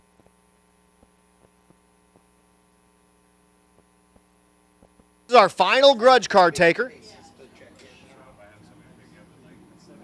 The 67 Chevelle. So our final grudge car, and then we're going to crown champions. Again, winners racing for $5,000. Second place racing for $1,000. For every pair you're going to see after this one.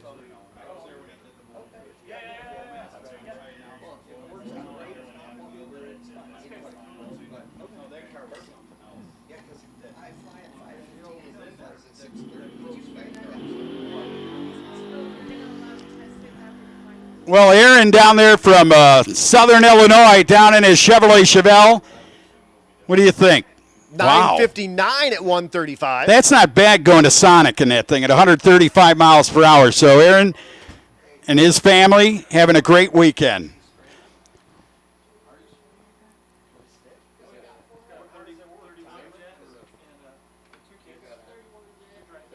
So again, that's our final grudge taker, and then we are going to have our finalists coming on down. I see our Outlaw 10-5 final down there. I see our Unlimited final down there. I see the Super Street final down there.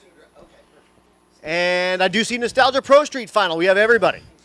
So we are going to, again, $5,000 to win for every pair you Unreal. see from here forward, and $1,000 runner-up. Listen, my friend, the money's awesome. The trophy's better.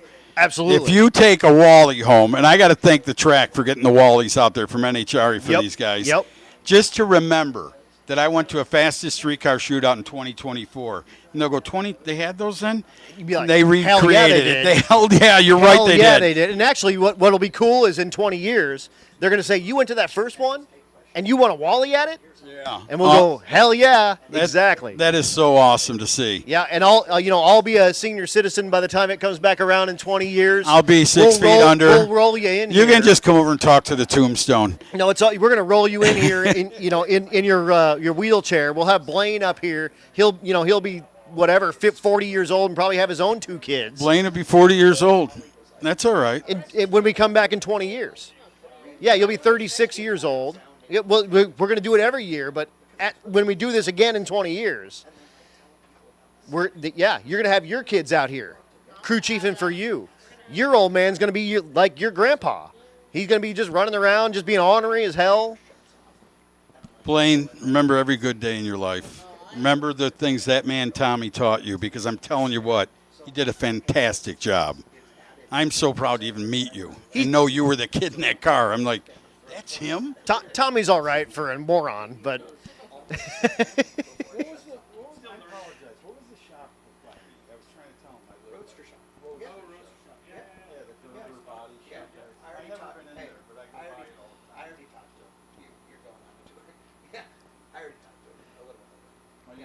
So just a little bit of track prep here before we bring you the baddest of the bad and the meanest of the mean and get, a nice little tidy bow put on the Saturday race here at Tri-State Raceway, the Havlik's fastest streetcar shootout reunion. And, man, are you not entertained? What a great day of drag racing. We are going to get, again, winners all figured out here, and then we are going to do awards to follow. Awards are going to be after the final races here, and you'll hear more about that when I hear more about that, because I don't know. In my deal here, it says awards to follow. See, once the show is considered done, we will compile info and announce what time the awards will start. The awards will be in the burnout box area. The awards will be in the burnout box area, so you can kind of meander around there. If you have Busch lattes, you can get those going on. Blaine doesn't get any of those, but I'll take Blaine's, extras. If you want to give Blaine a Busch latte, I'll drink it for him. Maybe in 10 years you can have yourself one. No, only 6. No, only 6, he says. So again, awards will be in the burnout box area, and we're going to have all the exhibition cars down here as well. So once we get finished, if the exhibition cars can get yourself down into this burnout box type area, and we will do that, the awards and all the awesome racer stuff when we get done with this. And again, we're going to have so much fun.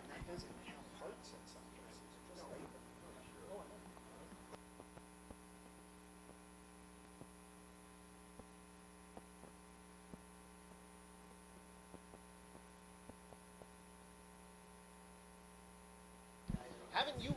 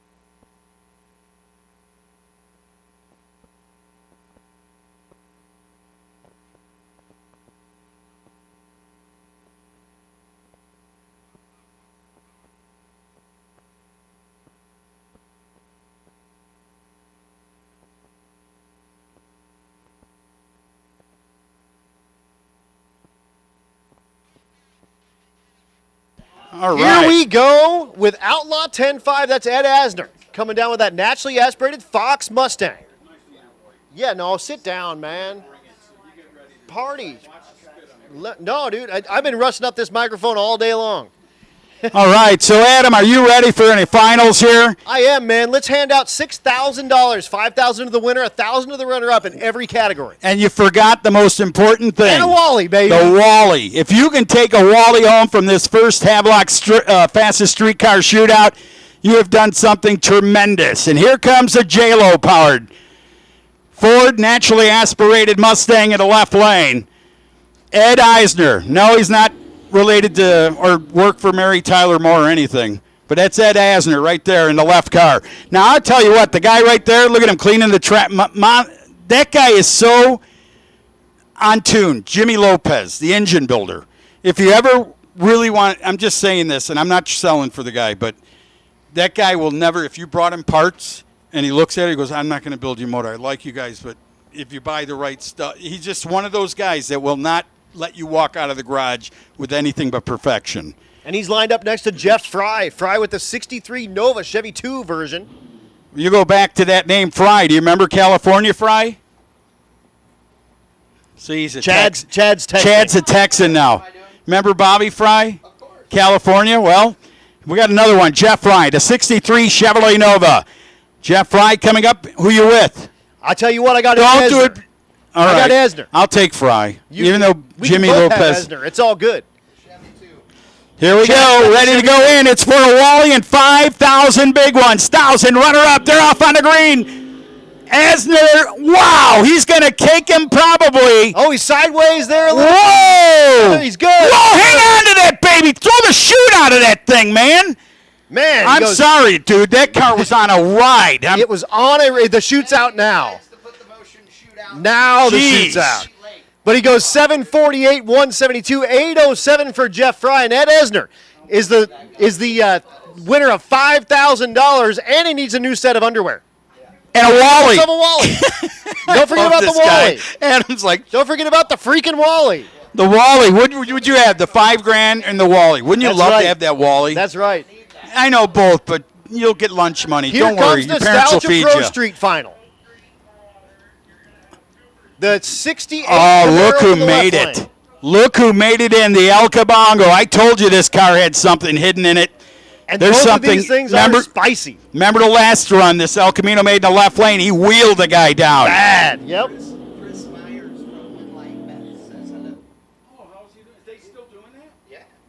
Well, Chris Myers, Winlight Bets. How you doing, buddy? Good to see you. Maybe you'll see you in Bradenton again this winter. As they back up the El Camino. Now, my favorite was, of course, Chuck Samuels, right back in the day. And I had to have one, so I bought a yellow one that came out of Wyoming. Okay. And it was 88 Olds yellow. It looked like that board behind the computer. That board. So I got that thing running, got an 11s with a little spray and a 427. Then things got bad at work, had to sell that thing. But if I ever find another one nice, clean, I got to have another one. to. I mean, love El Caminos. Love So those that's old. Matt Only McReynolds. 65. I mean, I love all of them, but that's something about a 65. I go back to the short fenders, right? Oh, yeah. The stub nose. Mac McReynolds behind the controls of the 67 El Camino in the right lane. Left lane is Troy LaCrone, the 68 Camaro. Who you riding with? I'm Al? going to tell you what, Induction Solutions standing right out in my face, and that guy's been running strong, but El Camino is not a gimme. That guy isn't one of these guys like a duck. What do they call him? Bracket racing, a Yeah, duck? duck. Yep, no way. This thing has proven itself all weekend. Well deserved to be in this round.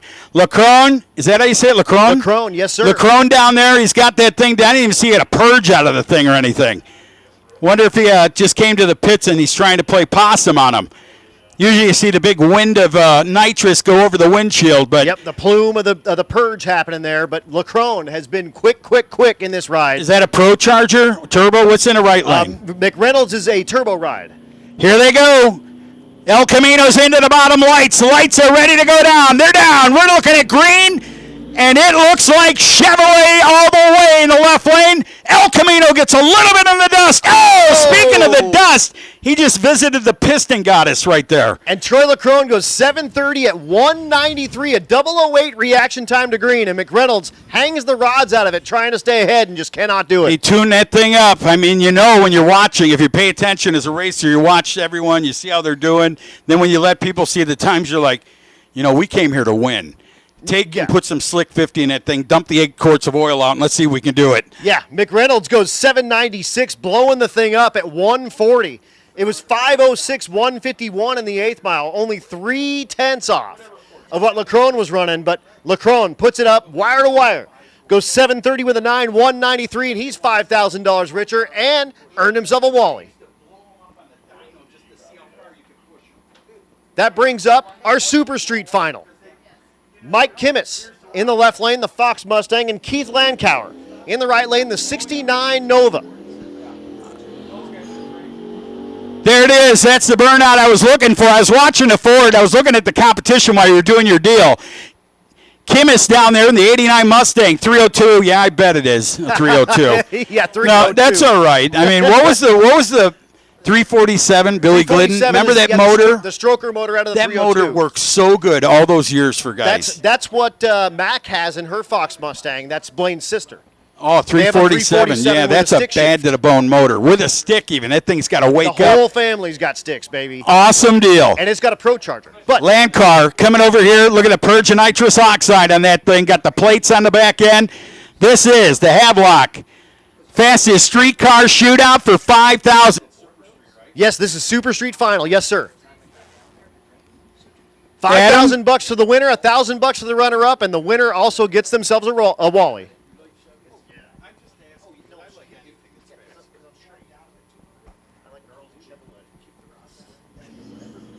Here comes Keith Landauer. Goes into the lights here. Lights are coming down. Whoa, he spun the tires.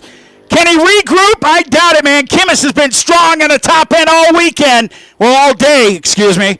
And he does it, pours the coals in, goes 822, 171 for Kimmis, and he's $5,000 richer and has himself a Wally. Yeah, I'm going to tell you what. Most guys that get out of here, just polishing their knob. This guy gets to polish a Wally later on when he gets home. That's awesome. That's definitely. I like that you pointed at Chad when you said that. Exactly. Yeah, I like that you pointed at Chad when you said that. That was good. And our final and unlimited. This is Brian it. Goldstone, a 640, his last pass. Is he a single? No, sir. He does have. Oh, no. Herbie, unable to make the call. He is up there for sure. No, that's the Meltdown Firebird Part 2. Oh, it didn't make it. Like, Hurley, what happened, dude? He's up there, and unfortunately, it is unable to make the call. God, so you're so winning sorry. unlimited. Hold on, let's put electric scooter. Let's put Blaine in for him. Yeah, go get your absolutely. car. That So could've your been that- winner That could have in been unlimited is going to be the driver of the Javgasm. It's The Brian Javgasm. Goldstone. Got himself the deal. There's Brian Robbins down there, fabricator, and a guy who works out of Michigan in a high-performance parts store. Backing that car up. He's helped Goldstone out for many, many years, getting the car straightened out. And you see Jason You won't Hurley pick a walking better down guy. the pits right now. Jason Hurley's walking down the pits, and he's going, damn it. I think I had something for him, and I'll tell you what. He had to pick up- $799.9, man. He went a 7 flat with that ride in the last round. And this ride went 640. So he had to pick up quite a bit and/or see if there's a problem. And any given Saturday, you never know what might happen. But unfortunately, Hurley unable to make the call. That's quite the car, man, and that's quite the picture. After he beats you and you take it home, so who'd you lose to? And you show the picture, and they're like, Right. Absolutely. So Goldstone, let's see if he can put the thing on the number. He has run as quick as 640 in drag and drive form. Earlier today ran a 646 or 5, something like that. The quickest pass of the meet by a lot. living the dream right there. The kid from Michigan, well, the man from Michigan was a kid back in the day when we were all out there chasing the NMCA, the NSCA, and all the great things. That's right. He's making vinyl roofs great again. So he is automatically takes the green. All he's got to do is roll it a little bit if he wants, or he's going to give one to the fans right he's here. He's going to give it to him because he's Brian Goldstone and he's a gangster. There you go, fans. Get ready. Here's your winner. He's away. Look at that high gear change on that thing. Easily. 433 in Wow. the eighth and goes 651, 226, and that puts a nice tidy bow on the Havlik's fastest streetcar reunion race. Brian Goldstone, your winner at Unlimited, goes in the 640 range. Hey, look, we're on TV. All right. Yeah, there we are. Hey, here we are, guys. Man, we're on TV right now. That's the Tucci cam. He's back there in the... no wheels yet. No wheels yet, man. But we are going to... Absolutely. We are going to have awards to follow. Those are going to happen here in the Burnout Box area. And the exhibition cars, go ahead and bring them down here. We'd love to have you down here for all the awards and everything. So bring them on down here for us, please. But again, thanks to all of our sponsors. I'm going to let Al start it out. Can you hand me that sheet by you, young man? Or did you take mine? Or I've got the it's one right here, actually. So WFO Productions, Tri-State Raceway. Thank you so much to Tri-State for giving us the place to party. You guys are awesome. Absolutely did an amazing job. We're going to dinner tonight. Hot Rods by Havlik's. Don't forget about them. They put. You know what? That's what I want to Those say. guys Let's are take a awesome. minute. We're going to thank Let's every do. sponsor in this house. Let's do. Summon all the guys. But I want to tell you what, Jess and Brian Havlik and their family, their wives, their kids, whoever helped with this thing, my hat off to each and every one of you. The people in the tower here, the young ladies that made this happen and kept us in line. But the Havliks, you got to get a T-shirt. I'm going to let Adam tell you exactly how to get that. If you didn't get one here today and you're listening on Bang Shift, please get a historical T-shirt for this absolutely. fastest streetcar shootout. Check it out on www.hotrodsbyhavliks.com, HAVLIKS.com, and you can get that shirt, and they will ship it right to your front door. So make sure you check that out if you're watching on Bang Shift, or if you're here on site and for whatever reason they sold out of your favorite size or shirt or whatever like that. Check it out, hotrodsbyhavlik.com. You can get all the WFO stuff there. You can get all the Havlik shirts. They have the Oh Hell shirt. They got the The 55 Opal. shirt. I mean, it's the second Opal I've ever seen built like that. Hell yeah. There used to be a car that size. I'm going to think what kind of body it was. Called the Incredible Hulk out of Chicago, Illinois, and it was green. Looked like the Hulk on the side of it. But you want to talk about a pinball? When you watch that thing dump the clutch and take off, I was like, you'd pray, please, just Hell make yes. it. You know what I mean? But again, especially when it's late at night, you want to go home. Oh, he's coming Thank out you again. so much to the Havliks, man. These guys are awesome. This showed that the Havlik deal was, they came up with it as a just, you know, an idea kind of out of their basement. Like, man, how cool would it be to get all these cars together? And they did it, and they pulled it off. And here we are, successful at the end of a race day. How cool. I only wish I could have rode with them to Memphis in their mom's car back in the day. Hell yeah. And they said they partied the whole way down there, went to Memphis as young kids to watch this stuff. They brought out the best. Ladies and gentlemen, I want to tell you what, you're more than welcome to come by the Burnout Box and watch the awards give out. Each and every one of you'd like to, stand over on the wall.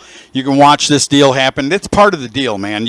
Absolutely you gotta applaud the ones. If you're on your way out, the biggest thank you from Al Tucci. Adam, go ahead. Absolutely, man. Look at all the people taking pictures out here on the stands. Like, how cool Look is at that. See that? That's a memorable picture is right super there. duper cool. How That is about super duper if you get me and Adam in that picture? Yeah. We'll come down there. We'll wait. Photoshop ourselves. Wait a minute. That's the 1929 softball league from down the street. Plus you're welcome. Plus Go I'll ahead, have to wear pants. Adam. You're all on your own over there. I'm not going to wear pants over Half there. those It's gonna chicks happen. over there are chewing tobacco. Of course, Delta Pag, they do all those awesome cooling system modules. So if you need a fan for your stuff, check out Delta Pag, DELTAPAG, for all your cooling fan needs. Of course, Fast Times Motorsports, they're OG, they're old school. We appreciate having them around. Of course, lots and lots of fun from those cats. So thank you so much for being the 10-5 Outlaw sponsor to Fast Times Motorworks. Yeah, how about that? Graham Jones had a dream. He said, man, the kid was sleeping in trailers with Chuck Samuels, Bob Curran, the late Bob Curran in the old SpongeBob Corvette.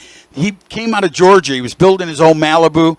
I remember the story, and I go, what do you do when I met him at a race? He goes, I just stay in the trailer. They let me come and work on the cars. It was like what you said earlier. You don't have to be a driver. This guy had more fulfillment by helping some of the big names in 10-5. I'm sorry. No, don't even worry about it. Racetronics with all those awesome fuel pump modules that you can get for all your late model stuff, all your fuel injected stuff. Thanks so much to Racetronics for helping out with Super Street. Trackside Media. We got to thank Trackside Media for all the great things and the pictures over there. Trackside Bill Elkins. Bill Elkins. He told me to say to all the people out there, if there's a car you saw burnout, you saw anything that you enjoyed, he may have the picture. Stop by his booth. Get the picture. Get it. I don't know if they frame them, but get the picture to remember this day by. Absolutely. So Trackside Media, great sponsor. And one of my favorite, John, Little John from Summit? He's a good guy, man. You want to talk about a ball buster, fun guy. That guy is just a blast to be with.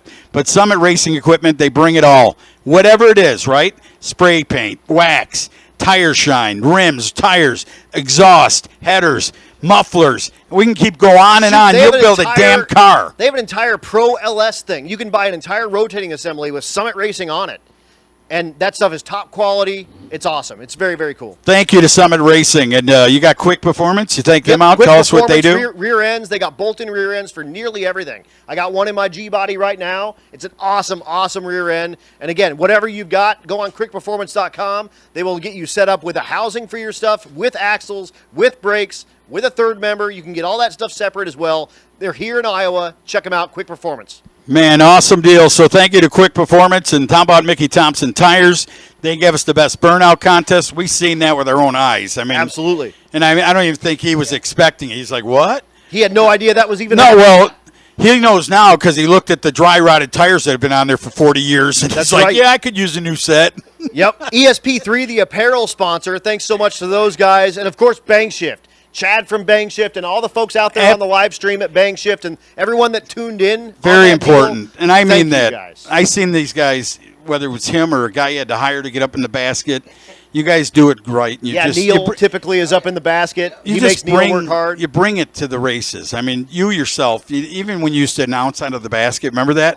And we talk back and forth. That was the greatest feeling, man. He's up there. He's getting to see the aerial shots.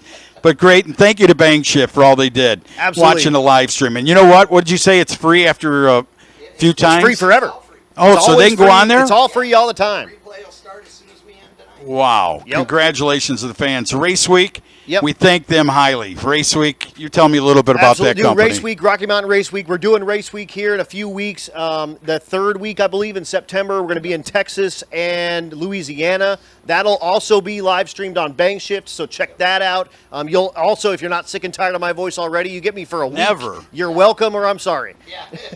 Never. Competition Carburation, thank you for the fastest ET award. Absolutely. Who got that fastest award? Was I that in any believe class? That's got to be Bryant Goldstone with his 640. Yeah. Yep. How about it? So he's got that award coming. Mickey Thompson Tire, we talked about them, the Best Burnout Award. Free tires for the winner. And second place get 50% off vouchers for their next set of tires, the too. The kid was the one I was thinking was the kid who just walked out, Blaine. He had to have he went to and wheeled a stick shift and did a burnout, looked like an automatic, going out there and probably on and off, keeping that thing going. Hell yeah. That amazes me. 16, man. And he's been like the wheeling that oldest since soul. he was 13. But he's like the oldest soul, man. It's so cool to talk to him. Barnhart Crane, of course, they've got the stars and bars out there hanging up as high as it can get there. And, of course, the Havlik's FSC Shootout flag is out there as well. So thanks so much to Barnhart Crane and Rigging. You guys are awesome for bringing out that crane and putting up the stars and bars as high as we can get. Very neat, man. I always said have a Ferris wheel at shows like this. Just that, because at night the lights. No, you got the lights, and then you got a kid zone, and you got the Ferris wheel. I can announce from that garbage. And Let's go. people drive by. They Absolutely. drive by, they see it. What you remember as a kid? You go by a carnival. What'd you do? Hey, Dad, what is? Same thing. It's a festival. It's not just a drag Absolutely. race. How about CalCam? CalCam AP, the area photography sponsor. Those guys were flying the drones all around and doing the thing. We appreciate them a ton. ATC RV Center, thank you. Your next RV should be from the peoples that support the sport. ATC RV. Steel Horse Design. Yep, that's under the Havlik's umbrella as well. And again, those are those totally steel, brand new bobtail Bronco bodies that you can get, and you can order those from Hot Rods by Havlik, or you can check them out at steelhorsedesign.com. And again, if you buy one of those, it'll come right here to Iowa, and they can build you your dream bobtail early Bronco. And the guy who designed the shirt, and I couldn't say it was more probably well-deserved to the cars that are on that shirt, and the history behind those sport of pro street racing, to see the late Tony Christian, the late Monty Burney, now owned by Keith Roberts, both of those cars. And I know you both were here, and I don't mean to jump in, but I'm going to tell you what. I told his son, I know you were standing there when Keith walked out. I go, so do you drive those? I never drove them. I go, you have a museum in Florida. Yeah. Don't think if your dad ever bumps or leaves here, that stuff needs to be preserved, man. Oh, yeah. Absolutely. I believe that. Absolutely. No, 100%. And I'll tell you what, I'm Adam Dory, and I appreciate you guys so much for tuning in. And I am going to let Al sign us off, because, Al, this is your race. These are your people. Chad will It's tell you our that. ra- This it- is it our absolutely race. is. This is the But- people's race. This is the racers' race that travel from Canada, from Florida, from all over the country, from Colorado 12 hours. I never knew Colorado had so many beautiful cars. I mean, I've been to announce the Pro Mod race in that mountain a few times, but to see the cars I seen here today just floors me. And then to hear the history you're talking about, and then Tommy, the Riddler building car guy, was talking about, that 57 was one of the baddest. And then the kid says, Blaine, my dad street race, so he knows all about all that stuff. But, man, Adam, I want to thank you so much. This has been an absolute I'm gonna stand pleasure. up because And now I can get it. I'm definitely going to get your number. It was an absolute pleasure to share the airways with you and show you kind of some of the new school. And I've learned so much from you in the past, 10 hours we've been doing this. Yeah, but I would tell you that what you brought to the table, and he knows it because he's an engineer type guy. He likes all the tinkering stuff. He's pointing at Chad. But I'm talking Chad Reynolds, but he would know what I'm about to say, that the cars today just floor me. They're incredible, like Goldstone.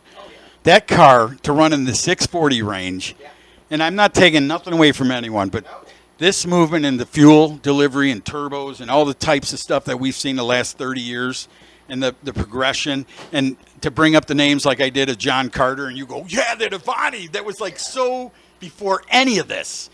And people don't walk by when they see those things. Oh, I got to try something. The innovators, the guys who go home and say, I'm building something. But on behalf of all that, I'm going to go down and watch these people accept their award. I'm Al Tucci, Adam. I had the I'm Adam funnest Dory. time. Had the Adam absolute Dory, I blast. swear to God, I had Chad Reynolds. Let me shake your hand because I always get to see you every time a year or something. Absolutely. I love you, And the absolutely legendary and venerable Mr. Altucci. Dude, it's been an absolute pleasure working with you. I'm sure these people have loved listening to your stories and everything that we got going out here. And honestly, I think you shed a couple of tears today, and I did. I'm pretty happy to. I was to have on seen that cloud. I'm not going to lie to you. I feel so. I even told the 55 Havlik, Brian, I said, man, I'm sorry if I wasn't bringing. He goes, it's all right, man. The people were just going, wow. I'm like, but it was like taking me to an element.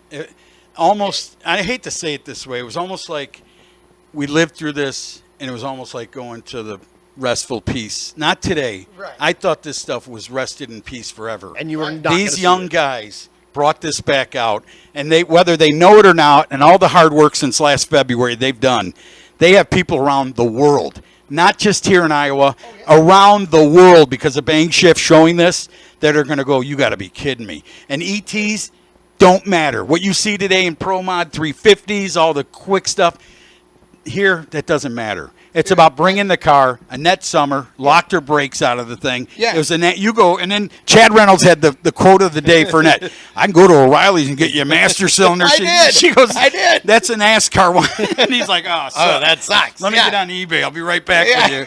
But no, but here's the other part. I already was talking to several racers, and there are kids that were here today who were not alive when these cars ran. Do Incredible. not know these cars at all. But their parents do, and they're here watching with their parents, and they come out and look at these cars, and they're as excited as anybody. It proves how awesome they are. That, again, you don't have to have lived through it before to love them like we do, even though we did. yeah. It Did you, and I know you do, because I know you're a car enthusiast. You love automobiles. You're people person. I know all about you. I mean, Right, work right. with you. But Well, yeah, we've been did friends you a long time. Did you at any point? Yeah, you did, because you said, I said some things by those Chevy Camaros that I don't even want to repeat. I want Yes. to hear that later. Oh, you will. But I'm just saying, it wasn't incredible. That's the goosebumps. We literally, Adam and I rolled in here last night, and the orange Camaro and the yellow Camaro, the Cars Camaros, were sitting outside the trailer, and we know the people who now are the custodians of those, right? And that's what I refer to it as, because some of these people need to take care of these cars because So it's nice history. that you Like say you that. said, it's not just the car. But we drove up in the rental car. I said some very inappropriate things I cannot repeat here about that are incredibly flattering to the cars. But it gave us goosebumps to see them in person. Like, I've seen pictures of these cars for decades and read all the things and watched all the videos, but to walk up to those things, I shot 100 photos of each car, I swear to God, just walking around them and drooling. The one deal, if you didn't get into an internet picture back for the last 30 years or whatever, Right. you didn't get a chance, but 3 months after a race, to go to a drugstore. That's and open true. up and go, please have a picture of that guy's car in there. Yes. And there they are, burnouts and stuff. And that was most charitable moment. I don't. This is so Oh, I weird. know. I know. I No. appreciate all this Dude, electronic we and would computer go- crap, but I'm telling you, to live. I'm 62. To live through what I've lived through back in this sport in the 90s, and to go to the drugstore and a Super Chevy event or something that you were at, and you get to see the cars, and Dude. that did it have some meaning? Didn't Of it? It was like a course. soul. Do you remember that Dude, stuff? my mom. I'm talking hot rod, not hustler. No, I've seen both, and I'm a connoisseur of both. But I was listening to the Dorkomotive podcast Brian Loans puts on. Yeah. And he did a deal with the FSC Shootout, the original one, and Yes. I listened to it on my way here, and he was talking to a bunch of the OG guys, and they were saying, you don't know what happened at these races until they came out in the magazine. People Right. would call you and stuff like that, but the internet No, didn't exist. that's When right. when the magazine came out, you knew that the dude that was a gangster is now more of a gangster, but it took months to figure that out, and you may be months now behind. Dude, I You're would go so to the true. grocery store with my mom and go to the magazine aisle and spend the entire time that she was shopping reading the magazines that I didn't subscribe to get all of this information. And like you said, it was 3 months It was awesome. after a race. It was well worth it, every Yeah, minute of it. absolutely. I want to thank you. I want to go down and see what they're going to do here, Absolutely. because to congratulate these guys is saying thank you. I'm saying Yeah. thank you to be able to, and I want to thank you. I mean this, for letting me in your home. bringing me. Chad, it was so good course. to see you again. As always, brother. I'm going to go down there and see it. But thank you to the Havliks. I mean that. Those two guys right there, they're cousins. And they're sitting there thinking, I know what they're thinking right now. We need a nap? We need a nap. We're all worn out. We're all I know that guy. Yes, I do. Where are you from? That's where my uncle and my grandfather. Well, either way. Ladies and gentlemen, we're going to pull it right now. Because me and Adam are going to sit here and talk to Tucci for like the next 70,000 hours because we fly at like 0 o'clock in the morning. And our goal is to see if we can stay awake all night, which may involve a bar in a little while. Will. Yes. May is the short version of will. But on behalf of Tucci and Adam and myself, thank you so much for joining us on the live stream. All of you guys that are out there still in the grandstand area and are out there checking out the winner's circle, we appreciate it. But you guys are awesome. I know he's watching out there. Rigby, yeah. I can't He's doing the L.A. Look at him. He's got it. Yeah, dude. Hey, come on. I know you got You slippers. gotta be a West Coast I know guy you. to All know. right, Yeah, but can you do that one dance they all do? Those No, guys. I can't dance. The cripple No, walk. I can't do the crip walk. walk. I can do only one part of it. Here it Okay, is. everybody. We That's the appreciate only you part I guys. got down. Love you a lot. Thanks for joining us. We'll see you next time right here on Bang Shift. Yeah. Oh, hey, no prep wars next weekend from Dragway 42. Watch.